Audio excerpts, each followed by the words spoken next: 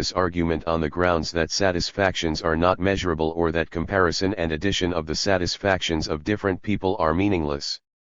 We need not go so far. It is sufficient to point out that the equalitarian argument is particularly open to the objection raised in our analysis of monopolistic practice.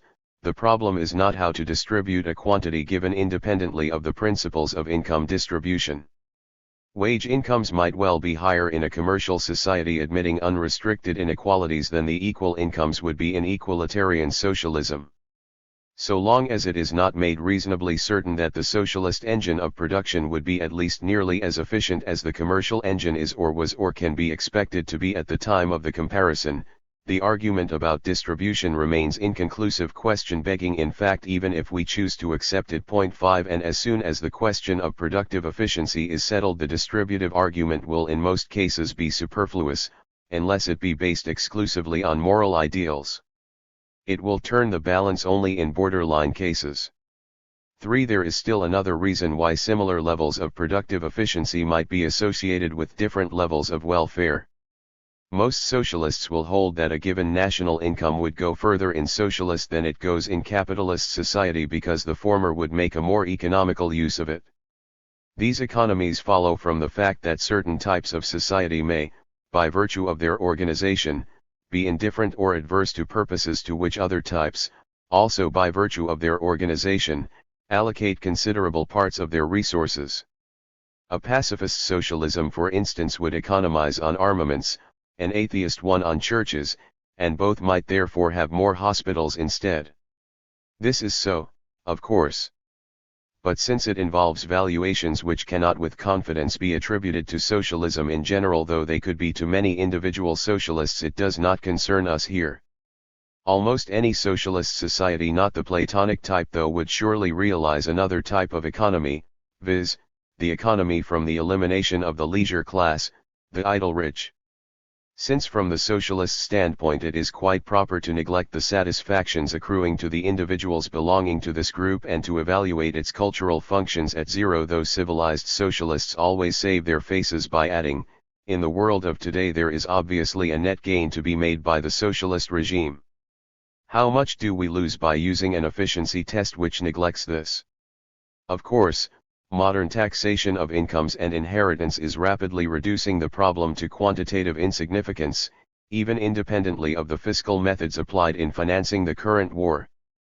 But this taxation itself is the expression of an anti-capitalist attitude and possibly the forerunner of complete elimination of the typically capitalist income brackets.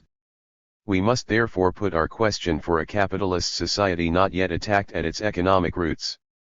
For this country, it seems reasonable to select the data of 1929.6. Let us define rich people as those who have incomes of $50,000 and over. In 1929, they received about $13 billion out of a national total of about $93 billion. 7 From these $13 billion we have to deduct taxes, savings, and gifts for public purposes, because the elimination of these items would not constitute economies for the socialist regime. It is only the expenditure of rich people for their own consumption that would be saved in the proper sense of the word. 8. This expenditure cannot be estimated with any accuracy. All we can hope for is an idea about the orders of magnitude involved. Since most economists who have been willing to take the risk guessed at less than 1/3 of the 13 billions, it will be fairly safe to say that this expenditure did not amount to more than 41/3 billions or to about 4.6% of the total national income. Now this 4.6% includes all of the consumer's expenditure from the higher business and professional incomes, so that the idle rich cannot have absorbed more than 1 or 2% at the outside. And, so far as the family motive is still alive, not even all of that can be considered irrelevant to performance conducive to the efficiency of the economic engine. Some readers will no doubt feel that the $50,000 limit is unduly high. It is clear, of course, that more could be economized by eliminating or reducing to a subsistence level the incomes of all the people who are, economically speaking, idle, whether rich or poor. 9 Still more could be economized, so one would think, by rationalizing the distribution of all higher incomes so as to bring them into closer correspondence with performance. but arguments to be submitted in the next section suggest that the high hopes entertained on that score are likely to meet with disappointment. I do not wish, however, to insist. For if the reader should attach greater importance to these economies than I think justified, the conclusion we are going to arrive at will apply only a fortiori. 3. The case for the superiority of the socialist blueprint. Thus our criterion of superiority or inferiority after all covers more ground than it seems to. But if we stand by it, what is that strong case for the superiority of the socialist blueprint of which I spoke before? The reader who has perused the analysis in Chapter 8 may well wonder. Most of the arguments usually advanced in support of the socialist and against the capitalist regime, as we have seen, fail as soon as proper account is taken of the conditions created for business by a rapid rate of progress. Some of those arguments, on closer inspection, even turn out to cut the other way. Much of what is being considered pathological is seen to be physiological to fulfill important functions in the process of creative destruction. Many wastes carry compensations that sometimes completely, in other cases partly, invalidate the inference. Socially irrational allocation of resources is not nearly as frequent or important as it is made out to be. In some cases, moreover, it is no less likely to occur in a socialist economy. Excess capacity, also partly inevitable in a socialist economy, will often bear an interpretation which rebuts criticism. And even unrelieved blemishes are after all but incidents of an achievement that is great enough to cover a multitude of sins. The answer to our question follows from the last paragraph of the preceding chapter. It might be of doubtful validity as long as capitalist evolution is in full swing, but it will be decisive as soon as it permanently slackens down, whether from reasons inherent in or external to its economic mechanism. There are cases in which capitalist industries are so circumstanced that prices and output become theoretically indeterminate. They may occur, though they do not always occur, whenever there is oligopoly.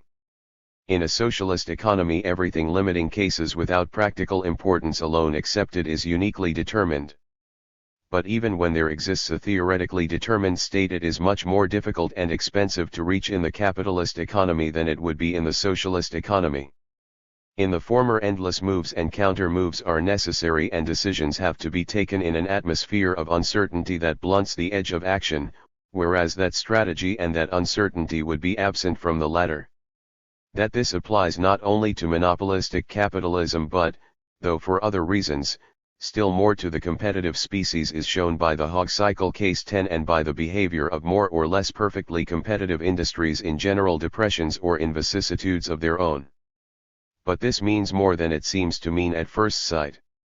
Those determinate solutions of the problems of production are rational or optimal from the standpoint of given data, and anything that shortens, smoothens or safeguards the road that leads to them is bound to save human energy and material resources, and to reduce the costs at which a given result is attained.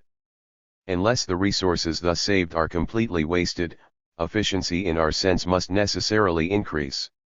Under this heading, some of the sweeping indictments of the capitalist system which have been glanced at above acquire a qualified justification. As an instance, take excess capacity. It is not true that it would be entirely absent in socialism. It would be absurd for the Central Board to insist on full utilization of a new railroad through as yet unsettled country. Nor is it true that excess capacity spells loss in all cases. But there are types of excess capacity which do spell loss and can be avoided by a socialist management, the chief case being that of reserve capacity for the purpose of economic warfare. Whatever the importance of the particular case, I do not think it is very considerable. It shows up a point to which I have already adverted. There are things which within the conditions of capitalist evolution are, or may be, perfectly rational and even necessary, and therefore need not, ex visu of the capitalist order, constitute blemishes at all, nor need they constitute weaknesses of monopolistic as against competitive capitalism if they are associated, as conditions, with achievements of the former that are out of the reach of the latter. But even if that be so, they may yet constitute weaknesses as against the socialist blueprint. This is particularly true of most of the phenomena that make up the mechanism of trade cycles. Capitalist enterprise does not lack regulators, some of which may well be met with again in the practice of the Ministry of Production. But the planning of progress, in particular the systematic coordination and orderly distribution in time of new ventures in all lines, would be incomparably more effective in preventing bursts at some times and depressive reactions at others than any automatic or manipulative variations of the rate of interest or the supply of credit can be. In fact, it would eliminate the cause of the cyclical ups and downs, whereas in the capitalist order it is only possible to mitigate them. And the process of discarding the obsolete that in capitalism, especially in competitive capitalism, means temporary paralysis and losses that are in part functionless, could be reduced to what discarding the obsolete actually conveys to the layman's mind within a comprehensive plan providing in advance for the shifting to other uses of the non-obsolete complements of the obsolete plants or pieces of equipment. Concretely, a crisis centering in the cotton industry may in the capitalist order put a stop to residential construction. In the socialist order it may of course also happen that the production of cotton goods has to be drastically curtailed at short notice, though it is not so likely to happen, but this would be a reason to speed up residential construction instead of stopping it. Whatever the economic goals desired by whoever is in the position to give effect to his desires, socialist management could attain them with less disturbance and loss without necessarily incurring the disadvantages that would attend attempts at planning progress within the framework of capitalist institutions. One aspect of this might be expressed by saying that the socialist management could steer a course approximating the long-run trend of output, thus developing a tendency which, as we have seen, is not foreign to big business policy. And the whole of our argument might be put in a nutshell by saying that socialization means a stride beyond big business on the way that has been chalked out by it, or, what amounts to the same thing, that socialist management may conceivably prove as superior to big business capitalism as big business capitalism has proved to be to the kind of competitive capitalism of which the English industry of 100 years ago was the prototype. It is quite possible that future generations will look upon arguments about the inferiority of the socialist plan as we look upon Adam Smith's arguments about joint stock companies, which, also, were not simply false. Of course, all that I have said so far refers exclusively to the logic of blueprints, hence to objective possibilities which socialism in practice may be quite unable to realize. But as a matter of blueprint logic, it is undeniable that the socialist blueprint is drawn at a higher level of rationality. This, I believe, is the correct way of putting the matter. It is not a case of rationality versus irrationality. The farmer whose reaction to hog and fodder prices produces the hog cycle is, individually and from the standpoint of the moment, acting perfectly rationally. So is the management of a concern that maneuvers in an oligopolistic situation. So is the firm that expands in the boom and restricts in recession. It is the kind and scope of rationality that makes the difference. This is certainly not all that can be adduced on behalf of the socialist plan. But so far as the pure logic of a socialist economy is concerned, most arguments that are not provably wrong are in fact implied in the one submitted. An example of the first importance is afforded by unemployment. We have seen in Part 2 that, as regards the interest of the unemployed themselves, capitalist society in any stage sufficiently advanced to offer a chance for successful socialization need and presumably will not leave very much to be desired.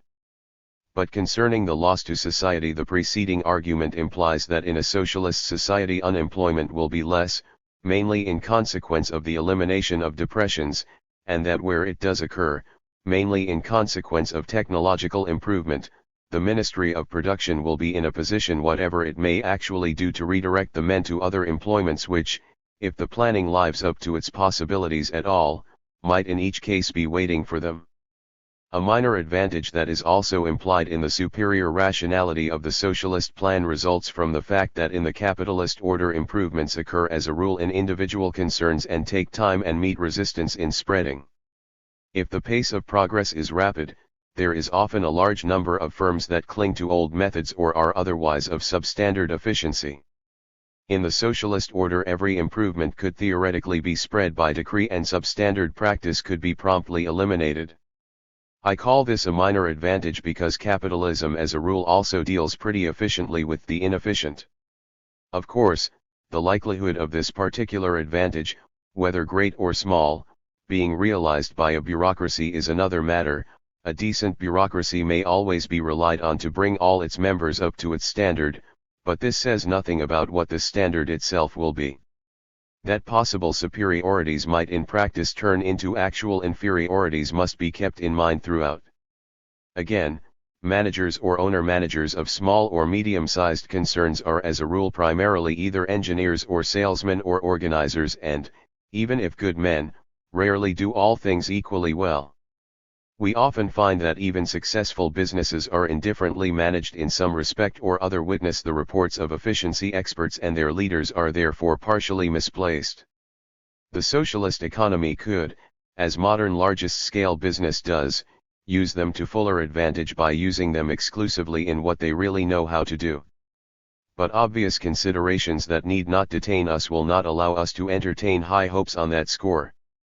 There is, however, an advantage of prime importance that is not visible in our blueprint as drawn.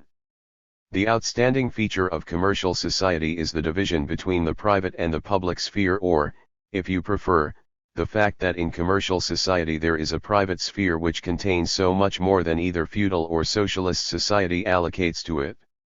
This private sphere is distinct from the public sphere not only conceptually but also actually. The two are to a great extent manned by different people, the history of local self-government offering the most conspicuous exception, and organized as well as run on different and often conflicting principles, productive of different and often incompatible standards. Friction can only temporarily be absent from such an arrangement, the paradoxical nature of which would be a source of wonder to us if we were not so accustomed to it. As a matter of fact, friction was present long before it developed into antagonism in consequence of the wars of conquest waged upon the bourgeois domain with ever-increasing success by the men of the public sphere. This antagonism entails struggle. Most activities of the state in the economic field then appear in the light that is well characterized by the old bourgeois economist's phrase, government interference. These activities do in fact interfere in every sense of the word, especially in the sense that they hamper and paralyze the private engine of production. It cannot be urged that they are frequently successful, even in increasing productive efficiency. But as far as they are, the central board's activity would stand a still greater chance of being so, whereas the costs and losses incident to the struggle as such would be entirely avoided in the socialist case. And these losses are considerable, especially if we count in all the worry caused by incessant inquiries and prosecutions and the consequent discouraging effects on the energies that propel business. One element of these costs should be mentioned specifically. It consists in the absorption of ability in merely protective activities. A considerable part of the total work done by lawyers goes into the struggle of business with the state and its organs. It is immaterial whether we call this vicious obstruction of the common good or defense of the common good against vicious obstruction. In any case, the fact remains that in socialist society there would be neither need nor room for this part of legal activity. The resulting saving is not satisfactorily measured by the fees of the lawyers who are thus engaged. That is inconsiderable. But not inconsiderable is the social loss from such unproductive employment of many of the best brains. Considering how terribly rare good brains are, their shifting to other employments might be of more than infinitesimal importance.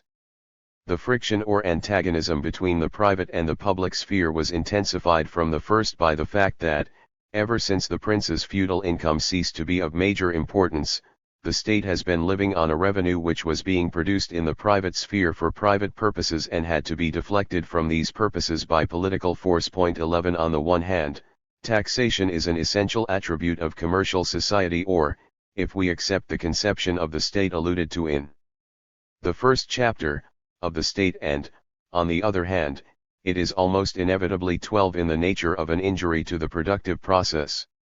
Until 1914 roughly, if we agree to consider modern times only, that injury was confined within narrow bounds. But since then taxes have grown, by degrees, into the dominant item of business and family budgets and into a major factor in the explanation of unsatisfactory economic performance. Moreover, in order to wrench ever-increasing amounts from an unwilling organism, a huge administrative apparatus has come into existence that does nothing but struggle with the bourgeoisie for every dollar of its revenue. That organism has in response developed organs of defense and does an immense amount of work in self-protection. Nothing else brings out so well the wastes that result from the conflict of structural principles in a social body. Modern capitalism relies on the profit principle for its daily bread yet refuses to allow it to prevail. No such conflict, consequently no such wastes, would exist in socialist society. Since it would control all sources of revenue, taxes could vanish with the state or, if my conception of the state does not command approval, with the bourgeois state. For, as a matter of common sense, it would be clearly absurd for the central board to pay out incomes first and, after having done so, to run after the recipients in order to recover part of them.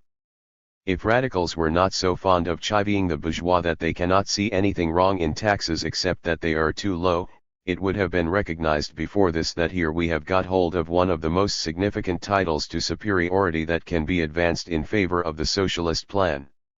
18. The human element. A warning. It is quite likely that many opponents of socialism will accept the result we have just arrived at.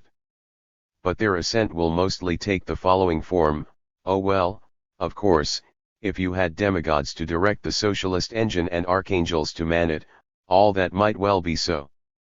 But the point is that you have not, and that, human nature being what it is, the capitalist alternative with its pattern of motivations and its distribution of responsibilities and rewards after all offers, though not the best conceivable, yet the best practicable arrangement.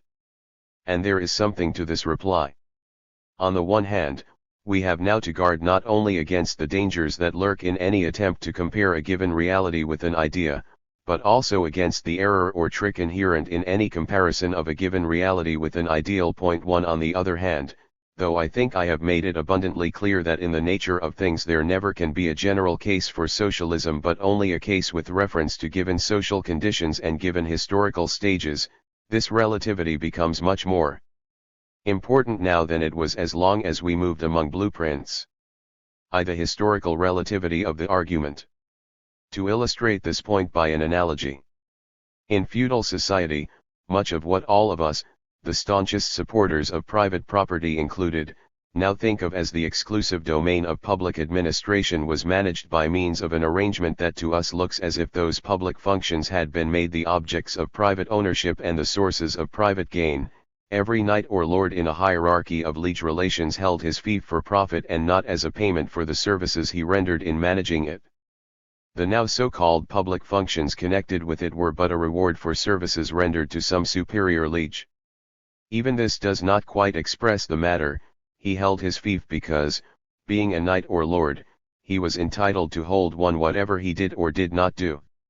This state of things people who lack the historical dimension are prone to look upon as a compound of abuses. But that is nonsense. Under the circumstances of its own epoch, like every bit of institutional framework, feudalism survived what was truly its epoch. This arrangement was the only feasible one and it embodied the only method by which those public functions could be discharged. If Karl Marx had put in appearance, say, in the 14th century, and if he had been so foolish as to advocate another method of public administration, then he would have laid himself open to the reply that such a system was an admirable device for getting done what without it could not have been done at all, and in particular that human nature being what it is, the profit motive was indispensable for the functioning of public administration. Its elimination would in fact have spelled chaos, and could have been well described as an impracticable dream.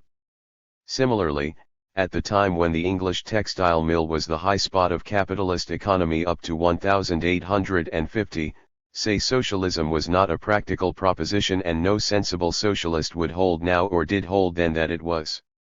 The master's eye that makes the cattle fat and turns sand to gold, the goose that lays the golden eggs, and other such homely phrases then were but the expression, by and for simple and slow-wit people, of an undeniable truth.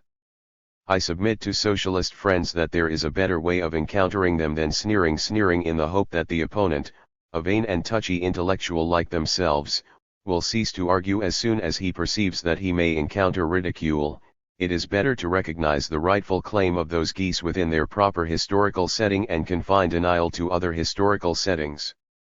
We shall then at least face the relevant question, to wit, how much there is to them now and still retain plenty of parking space for our disagreements. Since we must visualize a definite pattern of capitalism if comparison of capitalist reality with socialist chances of success is to have any meaning, let us choose the capitalism of our own epoch, that is to say, big business capitalism in fetters. And let us observe first, that though this defines an epoch and a pattern, it does not define any particular date, not even in terms of decades, because the question how far the pattern of fettered capitalism has developed and stabilized its features at any given time, say at present, would still have to wait upon factual investigation. Second, that for this part of our argument it becomes irrelevant whether those fetters, whatever they are, have been evolved by the capitalist process itself or may be looked upon as something imposed upon it by an agency that stands outside of it. Third, that though we are now going to deal with somewhat more practical problems, namely, how far socialism can be expected to reap the harvest that is potentially present in its blueprint, we shall still be speaking of chances only, and that assumptions will have to step in to remedy our ignorance about what kind of socialism will be our fate. 2. About demigods and archangels. Returning to our bourgeois who talked about demigods and archangels, we can easily dispose of the first. No demigods will be required to direct the socialist engine because, as we have seen before, the task to be solved will, once transitional difficulties have been disposed of, be not only no more difficult but easier than the task that faces a captain of industry in the modern world. The archangels stand for the well-known proposition that the socialist form of existence presupposes an ethical level that men as they are cannot be expected to reach. Socialists have themselves to blame if arguments of this type ever carried weight with their opponents. They talked about the horrors of capitalist oppression and exploitation which had only to be removed in order to reveal human nature in all its beauty right away, or, at all events, in order to start a process of education that would reform human souls so as to lead up to the ethical level required. Point 2. Thus they laid themselves open not only to the charge of flattering the masses to a ridiculous degree but also to the charge of espousing a Rousseauism which should be sufficiently exploded by now. But it is not at all necessary to do that. A good common sense case can be made out without it. For this purpose, let us adopt a distinction that proves useful though psychologists may object to it. First, a given set of propensities to feel and to act may be altered by changes in the social environment while the fundamental pattern underlying it, human nature, remains what it is. We will call this change by reconditioning. Second, still within that fundamental pattern, reconditioning may impinge on propensities to feel and to act which, though ultimately amenable to change by environmental alterations, particularly if these alterations are carried out rationally, yet resist for a time and create trouble as long as they do. This fact we may associate with the term habits. Third, the fundamental pattern itself may be changed either within the same stock of human material or by means of eliminating refractory elements of it. Human nature is certainly malleable to some extent, particularly in groups whose composition may be changed. How far this malleability goes is a question for serious research and not one that can be usefully dealt with in the platform style by reckless assertion or equally reckless denial. But we need not commit ourselves either way, because no such fundamental reform of the human soul would now be necessary in order to make socialism work. Of this we can easily satisfy ourselves. We can first exclude the agrarian sector, which could be expected to offer the most serious difficulties. Our socialism would still be socialism if the socialist management confined itself to a kind of agrarian planning that would only in degree differ from the practice that is already developing. Settling a plan of production, rationalizing location, land use, supplying farmers with machinery, seeds, stock for breeding purposes, fertilizers, and so on, fixing prices of products and buying them from farmers at these prices. This is all that would be necessary, and yet it would leave the agrarian world and its attitudes substantially intact. There are other possible courses. But what matters to us is that there is one which could be followed with very little friction and could be followed indefinitely without impairing the claim of the society to being called socialist. Second, there is the world of the laborer and of the clerk. No reform of souls, no painful adaptation would be required of them. Their work would remain substantially what it is, and it would, with an important qualification to be added later, turn out similar attitudes and habits. From his work the laborer or clerk would return to a home and to pursuits which socialist fancy may denote as it pleases. He may, for instance, play proletarian football, whereas now he is playing bourgeois football, but which would still be the same kind of home and the same kind of pursuits. No great difficulties need arise in that quarter. Third, there is the problem of the groups that not unnaturally expect to be the victims of the socialist arrangement, the problem, roughly speaking, of the upper or leading stratum. It cannot be settled according to that hallowed doctrine which has become an article of faith much beyond the socialist camp, viz., the doctrine that this stratum consists of nothing but overfed beasts of prey whose presence in their economic and social positions is explicable only by luck and ruthlessness, and who fill no other function than to withhold from the working masses or the consumers, as the case may be, the fruits of their toil, that these beasts of prey, moreover, bungle their own game by incompetence and, to add a more modern touch, produce depressions by their habit of hoarding the greater part of their loot, and that the socialist community need not bother about them beyond seeing to it that they are promptly ousted from those positions and prevented from committing acts of sabotage. Whatever the political and, in the case of the subnormal, the psychotherapeutic virtues of this doctrine, it is not even good socialism.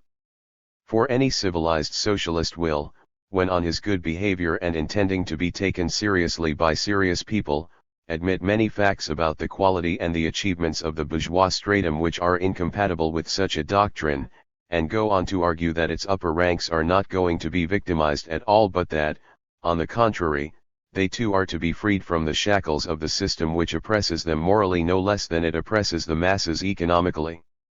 From this standpoint, which agrees with the teaching of Karl Marx, the way is not so very far to the conclusion that a cooperation of the bourgeois elements may make all the difference between success and failure for the socialist order. The problem, then, posits itself like this. Here is a class which, by virtue of the selective process of which it is the result, harbors human material of supernormal quality 3, and hence is a national asset which it is rational for any social organization to use. This alone implies more than refraining from exterminating it. Moreover, this class is fulfilling vital functions that will have to be fulfilled also in socialist society.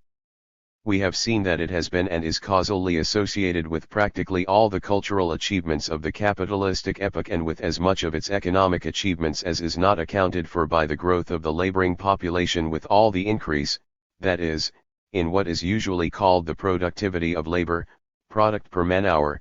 Point 4. And this achievement has been in turn causally associated with a system of prizes and penalties of unique efficiency that socialism is bound to abolish.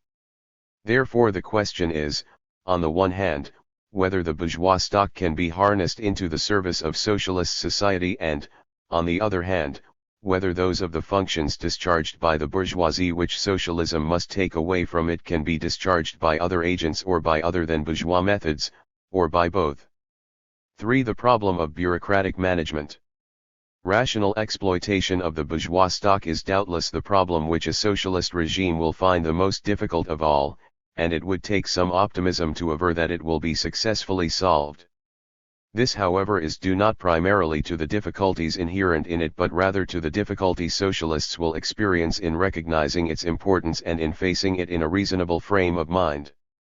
The doctrine about the nature and the functions of the capitalist class that has been alluded to above is in itself a symptom of a strong aversion to doing so, and may be looked upon as a psychotechnic preparation for refusing to do so. Nor is this surprising.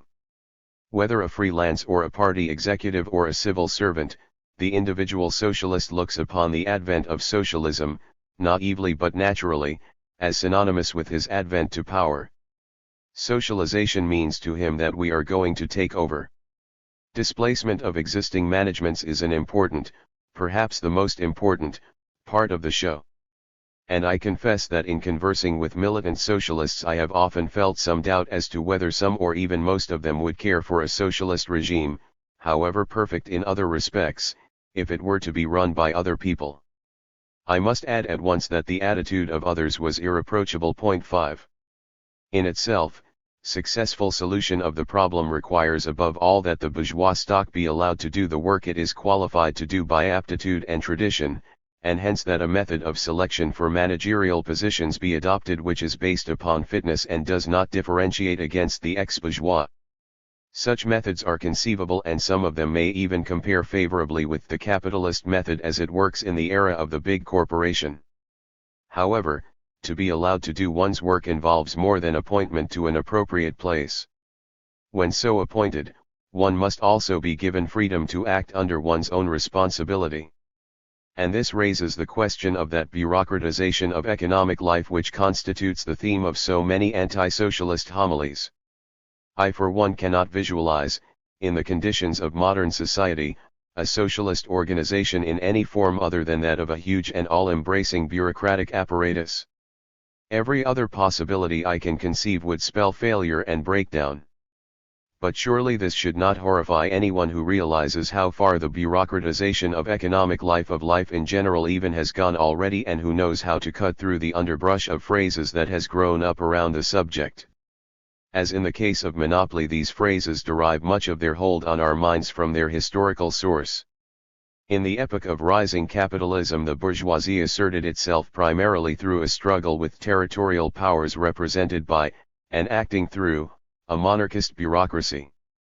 And most of what the merchant and the manufacturer felt to be irksome or silly interference associated itself in the collective mind of the capitalist class with this bureaucracy or civil service. Such an association is an extremely durable thing. This particular one proved so durable that even socialists themselves are afraid of the bugbear and often go out of their way to assure us that nothing is further removed from their plans than the idea of a bureaucratic regime. 6. We shall see in the next part that bureaucracy is not an obstacle to democracy but an inevitable complement to it. Similarly, it is an inevitable complement to modern economic development, and it will be more than ever essential in a socialist commonwealth. But recognition of the inevitability of comprehensive bureaucratization does not solve the problems that arise out of it, and it is just as well to use this opportunity to state what they consist of. The elimination of the profit and loss motive that is often exclusively stressed is not the essential point. Moreover, responsibility in the sense of having to pay for one's mistakes with one's own money is passing anyhow, though not as quickly as wishful thinking would have us believe, and the kind of responsibility that exists in the large-scale corporation could no doubt be reproduced in a socialist society, see below. Nor is the method of selecting leading executives which is peculiar to a bureaucracy or civil service necessarily so inefficient as it is often made out to be. Civil service rules of appointment and promotion are not without an appreciable measure of rationality. Also, they sometimes work better in practice than they appear on paper. In particular, the element of the corporate opinion of the service about a given man may, if given adequate weight, do much toward favoring ability, at least ability of a certain type. 7. Much more important is another point. The bureaucratic method of transacting business and the moral atmosphere it spreads doubtless often exert a depressing influence on the most active minds.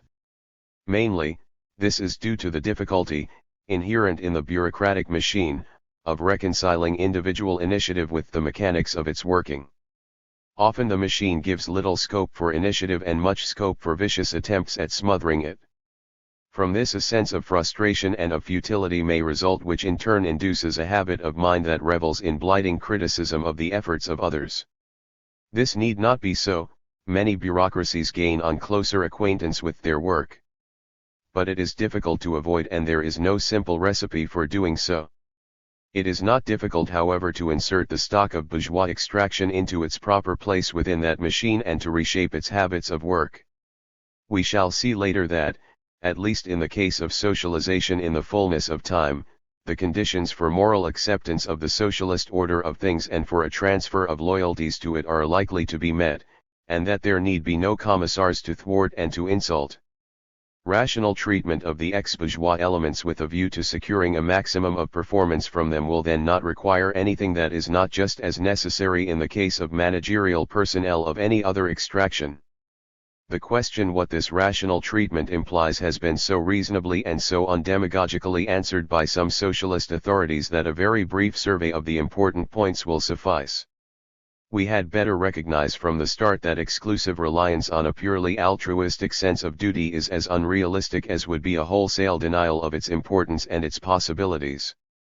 Even if full allowance be made for the various elements that are cognate to sense of duty, such as the satisfaction derived from working and directing, some system of rewards at least in the form of social recognition and prestige would presumably prove advantageous.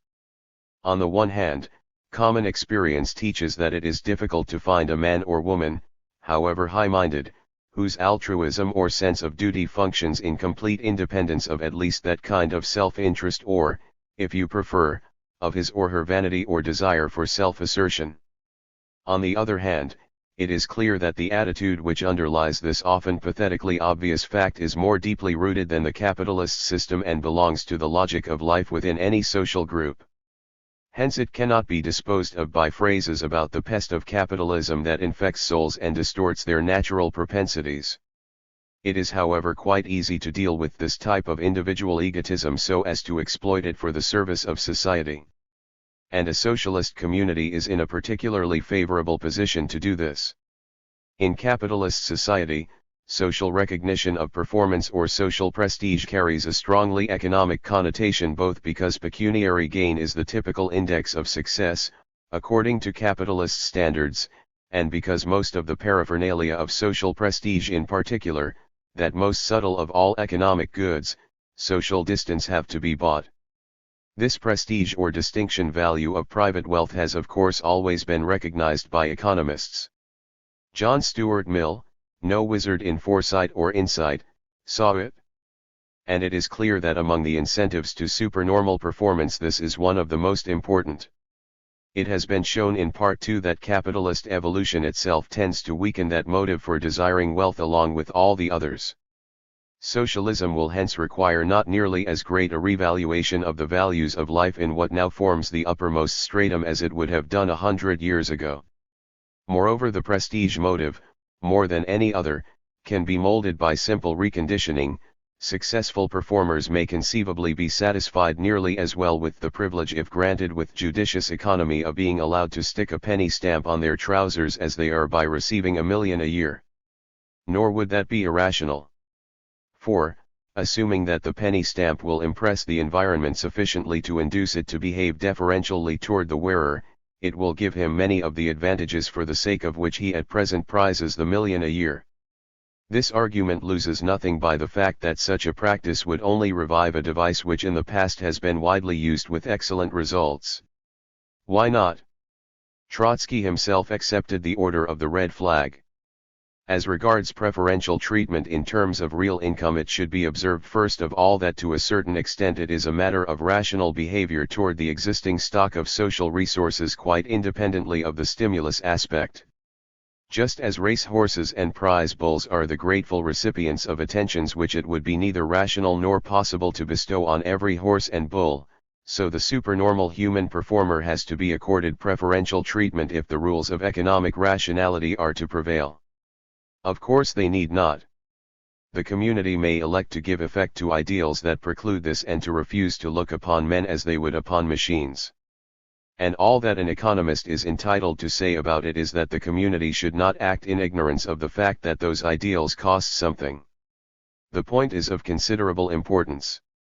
Many incomes high enough to evoke adverse comment do not give their receivers more than the conditions of life and work, distance and freedom from minor worries included, that are sufficient to keep them fit for the kind of thing they are doing. So far as that point is taken account of, it will simultaneously solve, at least in part, the problem of providing purely economic stimuli. But I think that, again as a matter of rationality, the socialist community stands to gain considerably by going much beyond the limits that are imposed by the racehorse or machine aspect. Once more, the reason for this flows, on the one hand, from observation of behavior and, on the other, from analysis of the economy and civilization of capitalism, which fails to support the view that the urge which society may exploit by preferential treatment is a product of capitalist conditions. This urge is a propeller of socially valuable effort. If it is denied all chance of satisfaction, results will be somewhat smaller than they could be, although it is impossible to say by how much, and although the importance of this element will be the smaller the more stationary the economic process when socialism takes over. This does not mean that in order to do justice to the possibilities of stimulation of this kind, nominal incomes would have to go to anything like their present heights. At present, they include taxes, savings, and so on. The elimination of these items would in itself suffice to reduce drastically the figures that are so offensive to the petty bourgeois mentality of our time. Moreover, as we have seen before, the people in the upper income brackets are being increasingly trained to more modest ideas and in fact are losing most of the motives other than the prestige motive for desiring those levels of income that used to support expenditure on the seigneurial scale. Their ideas will be still more modest by the time socialism can be expected to be a success. Naturally, economic Pharisees would still throw up their hands in holy horror. For their benefit, I beg to point out that devices are ready at hand to placate their scruples. These devices have emerged in the capitalist world but have been greatly developed in Russia.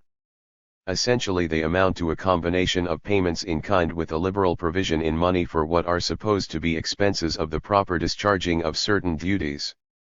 In most countries the higher ranks of the civil service are no doubt very modestly paid, often irrationally so, and the great political offices mostly carry decorously small money salaries. But at least in many cases this is partly, in some cases very amply, compensated not only by honors but also by official residences staffed at the public expense, allowances for official hospitality, the use of admiralty and other yachts, special provisions for service on international commissions or in the headquarters of an army and so on. For saving and discipline. Finally, what about the functions at present discharged by the bourgeoisie that the socialist regime is bound to take away from it? Under this heading we shall discuss saving and discipline. As regards the first, a function almost entirely discharged by the bourgeoisie and especially its higher ranks, I am not going to argue that saving is unnecessary or antisocial. Nor am I going to ask the reader to rely on the individual comrade's propensity to save. Their contribution need not be neglected, but it would be inadequate unless the socialist economy is to be thought of as quasi-stationary. Much more effectively, as we have seen, the central authority can do all that is now being done through private saving by directly allocating part of the national resources to the production of new plant and equipment. The Russian experience may be inconclusive on many points, but it is conclusive on this. Hardships and abstinence have been imposed such as no capitalist society could ever have enforced. In a more advanced stage of economic development it would not, in order to secure progress at the capitalist rate, be necessary to impose nearly as much.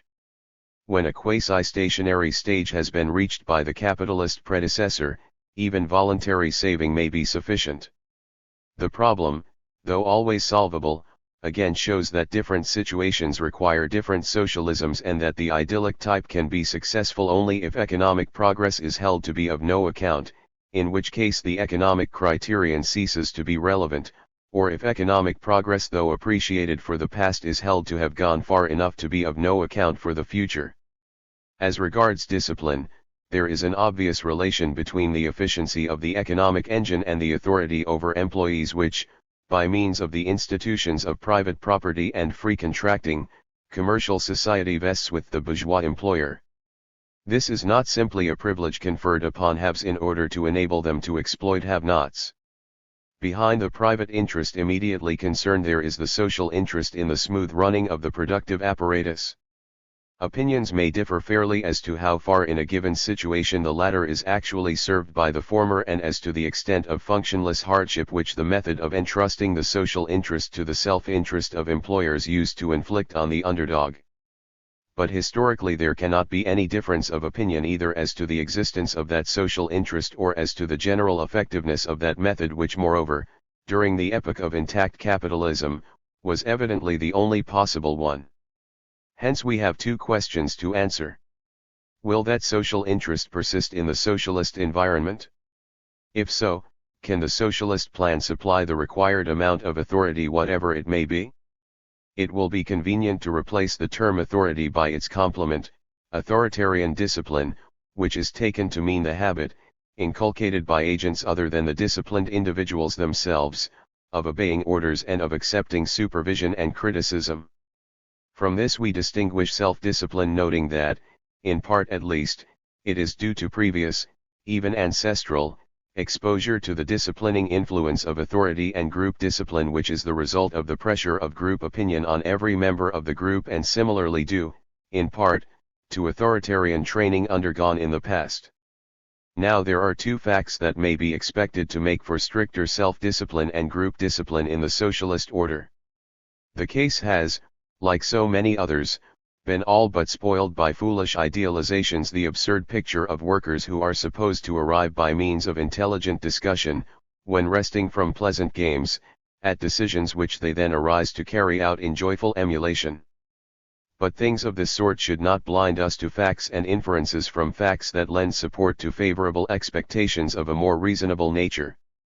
First, the socialist order presumably will command that moral allegiance which is being increasingly refused to capitalism. This, it need hardly be emphasized, will give the workman a healthier attitude toward his duties than he possibly can have under a system he has come to disapprove. Moreover, his disapproval is largely the result of the influences to which he is exposed. He disapproves because he is told to do so. His loyalty and his pride in good performance are being systematically talked out of him. His whole outlook on life is being warped by the class war complex. But what on a previous occasion I have called the vested interest in social unrest will to a large extent disappear or be made to disappear, as we shall presently see, along with all other vested interests. Of course, against this must be set the removal of the disciplining influence exerted by the responsibility for one's own economic fate.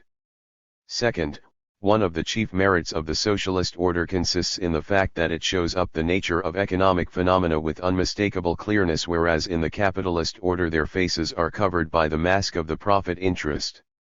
We may think as we please about the crimes and follies which socialists hold are perpetrated behind that mask, but we cannot deny the importance of the mask itself. For instance, in a socialist society nobody could possibly doubt that what a nation gets out of international trade is the imports, and that the exports are the sacrifice which must be undergone in order to procure the imports, whereas in commercial society this common-sense view is as a rule completely hidden from the man in the street, who therefore cheerfully supports policies that are to his disadvantage. Or whatever else the socialist management may bungle, it certainly will not pay any premium to anybody for the express purpose of inducing him not to produce. Or nobody will be able to get away with nonsense about saving.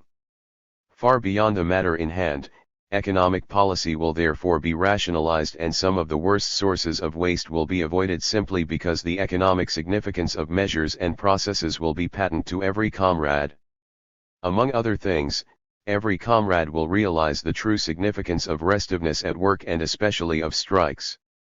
It does not matter in the least that he will not on that account ex post facto condemn the strikes of the capitalist period, provided he comes to the conclusion that strikes would now be nothing else but antisocial attacks upon the nation's welfare. If he struck all the same, he would do so with a bad conscience and meet public disapproval. There would no longer be, in particular, any well-meaning bourgeois of both sexes who think it frightfully exciting to applaud strikers and strike leaders. V. Authoritarian discipline in socialism, a lesson from Russia. But those two facts carry us beyond an inference to the effect that as far as they go there might be more self-discipline and more group discipline in socialist society, hence less need for authoritarian discipline than there is in the society of fettered capitalism. They also suggest that, whenever needed, authoritarian enforcement of discipline will prove an easier task. 8 Before giving the reasons for believing this, I must give the reasons for believing that socialist society will not be able to dispense with authoritarian discipline. First of all, so far as self-discipline and group discipline are, at least to a considerable extent, the result of previous, possibly ancestral, training provided by authoritarian discipline, they will wear away if that training is discontinued for a sufficient length of time, quite irrespective of whether or not the socialist order provides additional reasons for conserving the required type of behavior that may appeal to the rational consideration or the moral allegiance of individuals or groups. Such reasons and their acceptance are important factors in inducing people to submit to the training and to a system of sanctions rather than in enabling them to keep up to the mark of themselves. This aspect gains weight if we reflect that we are considering discipline in the drab routine of everyday life, unglorified by enthusiasm, irksome in some if not in all details, and that the socialist order will remove, to say the least, some of the pressure of the survival motive which largely motivates self-discipline in capitalist society. Second, closely allied to the necessity of incessant training of the normal is the necessity of dealing with the subnormal performer. This term does not refer to isolated pathological cases but to a broad fringe of perhaps 25% of the population. So far as subnormal performance is due to moral or volitional defects, it is perfectly unrealistic to expect that it will vanish with capitalism. The great problem and the great enemy of humanity, the subnormal, will be as much with us as he is now. He can hardly be dealt with by unaided group discipline alone, although of course the machinery of authoritarian discipline can be so constructed as to work, partly at least, through the group of which the subnormal is an element. Third, though the vested interest in social unrest may be expected to disappear in part, there is reason to believe that it will not disappear entirely. Stirring up trouble and putting monkey wrenches into the works will still mean a career or the shortcut to a career. It will no less than now be the natural reaction of both idealists and self-seekers displeased with their position or with things in general. Moreover, there will be plenty to fight about in socialist society. After all, only one of all the great sources of controversy will be eliminated. Beyond the obvious likelihood of the partial survival of sectional interests, geographical and industrial, there may be clashes of opinion, for instance about the relative weight to be attributed to immediate enjoyment versus the welfare of future generations, and a management that espouses the cause of the latter might well be faced by an attitude not entirely dissimilar to the present attitude of labor and of the public in general toward big business and its policy of accumulation. Last but not least, recalling what has been said on the subject of the cultural indeterminateness of socialism, we shall have to realize that many of the great issues of national life will be as open as ever, and that there is little reason to expect that men will cease to fight over them. Now, in appraising the ability of socialist management to cope with the difficulties that may arise under these three heads, we must bear in mind that the comparison is with capitalism as it is today, or even with capitalism as it may be expected to function in a still more advanced stage of disintegration. When discussing the importance, so completely overlooked by many economists since the time of Jeremy Bentham, of unquestioning subordination within the individual firm, we saw that capitalist evolution tends to wear away its socio-psychological basis. The workman's readiness to obey orders was never due to a rational conviction of the virtues of capitalist society or to a rational perception of any advantages accruing to him personally. It was due to discipline inculcated by the feudal predecessor of his bourgeois master. To this master the proletariat transferred part of that respect, by no means all of it, that their ancestors in all normal cases bore to their feudal lords, whose descendants also made things a lot easier for the bourgeoisie by staying in political power for the greater part of capitalist history. By fighting the protecting stratum, by accepting equality in the political sphere, by teaching the laborers that they were just as valuable citizens as anyone else, the bourgeoisie forfeited that advantage. For a time, enough authority remained to veil the gradual but incessant change that was bound to dissolve the discipline in the factory. By now, most of it is gone. Gone are most of the means of maintaining discipline, and, even more, the power to use them. Gone is the moral support of the community that used to be extended to the employer struggling with infractions of discipline. Gone finally is, largely in consequence of the withdrawal of that support, the old attitude of governmental agencies. Step by step we can trace the way that led from backing the master to neutrality, through the various nuances of neutrality to backing the workman's right to being considered an equal partner in a bargain, and from this to backing the trade union against both employers and individual workmen. Point 10. The picture is completed by the attitude of the hired business executive who, knowing that if he claimed to be fighting for a public interest he would not even rouse indignation but only hilarity, concludes that it is more pleasant to be commended for progressiveness or to go on holiday than to incur obloquy or danger by doing what nobody admits to be his duty. Considering this state of things, we need not project the tendencies inherent in it very far ahead in order to visualize situations in which socialism might be the only means of restoring social discipline. But it is clear in any case that the advantages which a socialist management will command in this respect are so considerable as to weigh heavily in the balance of productive efficiencies. First, the socialist management will have at its disposal many more tools of authoritarian discipline than any capitalist management can ever have again.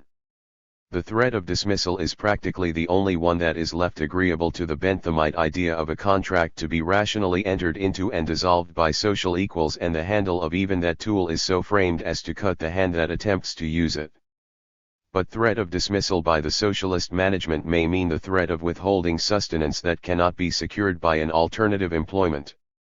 Moreover, whereas in capitalist society it must as a rule be dismissal or nothing because public opinion on principle disapproves of the very idea of one party to a contract disciplining the other, the socialist management may be able to apply that threat to any degree that may seem rational and to apply other sanctions as well. Among the less drastic of the latter are some which a capitalist management cannot use because of its lack of moral authority. In a new social atmosphere, mere admonition may have an effect which it could not possibly have now. Second, the socialist management will find it much easier to use whatever tools of authoritarian discipline it may have. There will be no government to interfere. Intellectuals as a group will no longer be hostile, and those individuals who are will be restrained by a society that once more believes in its own standards. Such a society will in particular be firm in its guidance of the young. And, to repeat, public opinion will no longer countenance what it will consider semi-criminal practice. A strike would be mutiny. Third, there will be infinitely more motive for the managing group to uphold authority than there is for government in capitalist democracy. At present the attitude of governments toward business is akin to the attitude which in political life we associate with opposition. It is critical, checking, and fundamentally irresponsible. That could not be so in socialism. The Ministry of Production will be responsible for the functioning of the engine. To be sure, that responsibility would be political only, and good oratory might possibly cover many sins. Nevertheless, the opposition interest of government will of necessity be eliminated, and a strong motive for successful operation will be substituted for it. Economic necessities will no longer be a laughing matter. Attempts at paralyzing operations and at setting people against their work will amount to attacking the government. And it can reasonably be expected to react to this. Again, as in the case of saving, the various objections that may be raised against generalizations from Russian experience do not impair the value of its lessons in a matter which in a more mature or otherwise more nearly normal socialist society should present less and not more difficulties.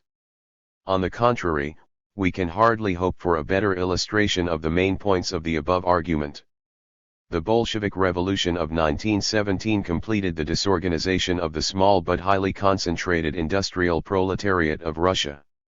The masses got out of hand entirely and gave effect to their conception of the new order of things by innumerable strikes of the holiday-making type and by taking possession of the factories. 11 Management by workmen's councils or by trade unions was the order of the day and was accepted by many leaders as a matter of course. A minimum of influence was with difficulty secured for engineers and for the Supreme Council by a compromise arrived at early in 1918. The thoroughly unsatisfactory working of which was one of the major motives for embarking upon the new economic policy in 1921. Trade unions then for a time relapsed into something like the functions and attitudes they have in a severely fettered capitalism. But the first 5-year plan, 1928, changed all that.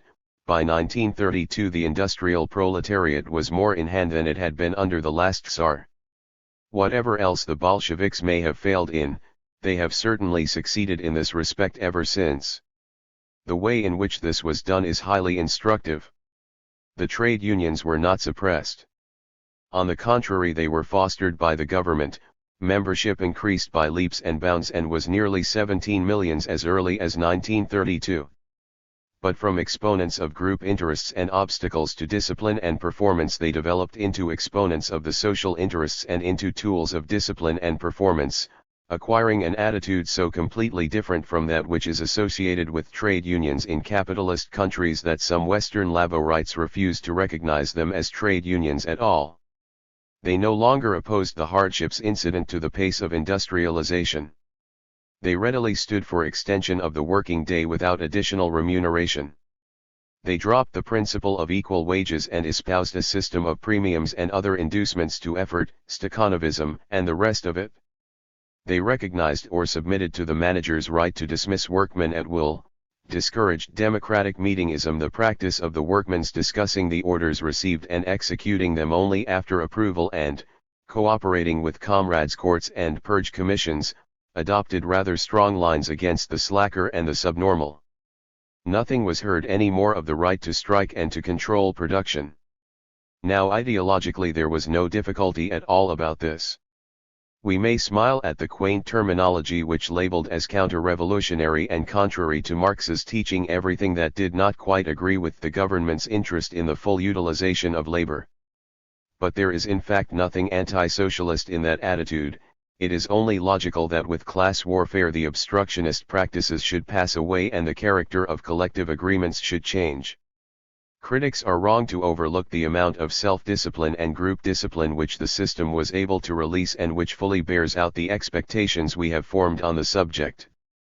At the same time it is no less wrong to overlook the part played in the achievement, such as it is, by the authoritarian kind of discipline which powerfully supports and no less powerfully supplements the other kinds. The individual trade unions as well as their central organ, the General Council, have been subjected to the control of the government and of the Communist Party. What used to be described as the labor opposition in the latter has been suppressed, and labor leaders who persisted in recognizing a distinct interest of the workmen have been removed from their positions. Thus, ever since the governmental reorganization in 1921, certainly since 1929, trade unions have hardly been in a position to say or do anything that might run counter to the wishes of the ruling set. They have become organs of authoritarian discipline, which fact well illustrates a point made before. Again, inasmuch as the modern workman's unhealthy attitude to his work is due to the influences to which he is exposed, it is essential to notice the tremendous difference it makes if sense of duty and pride in performance are incessantly being talked into him instead of being incessantly talked out of him. The fact that the Russian state, unlike the capitalist state, is in a position to enforce, in the teaching and guiding of the young, conformity with its ends and structural ideas immeasurably increases its ability to create an atmosphere favorable to factory discipline. Intellectuals are evidently not at liberty to tamper with it. And there is no public opinion to encourage infractions. Finally, dismissal spelling privation, shifts amounting to deportation, visits by shock brigades and occasionally also by comrades of the Red Army are, whatever their legal construction, practically independent means in the hands of the government by which to safeguard performance. There is motive to use them and, as a matter of universally admitted fact, they have been unflinchingly used. Sanctions which no capitalist employer would think of applying even if he had the power frown sternly from behind all gentler psychotechnics. The sinister connotations of all this are not essential to our argument. There is nothing sinister in what I am trying to convey. The cruelties to individuals and whole groups are largely attributable to the unripeness of the situation, to the circumstances of the country and to the quality of its ruling personnel. In other circumstances, in other stages of development and with other ruling personnel they will not be necessary. If it should prove unnecessary to apply any sanctions at all, so much the better. The point is that at least one socialist regime has actually been able to foster group discipline and to impose authoritarian discipline. It is the principle that matters and not the particular forms in which it was turned into practice. Thus, even apart from the merits or demerits of blueprints, comparison with fettered capitalism does not turn out unfavorably for the socialist alternative. It must be emphasized again that we have been talking, though in a sense different from that which was relevant to our discussion of the blueprint of possibilities only.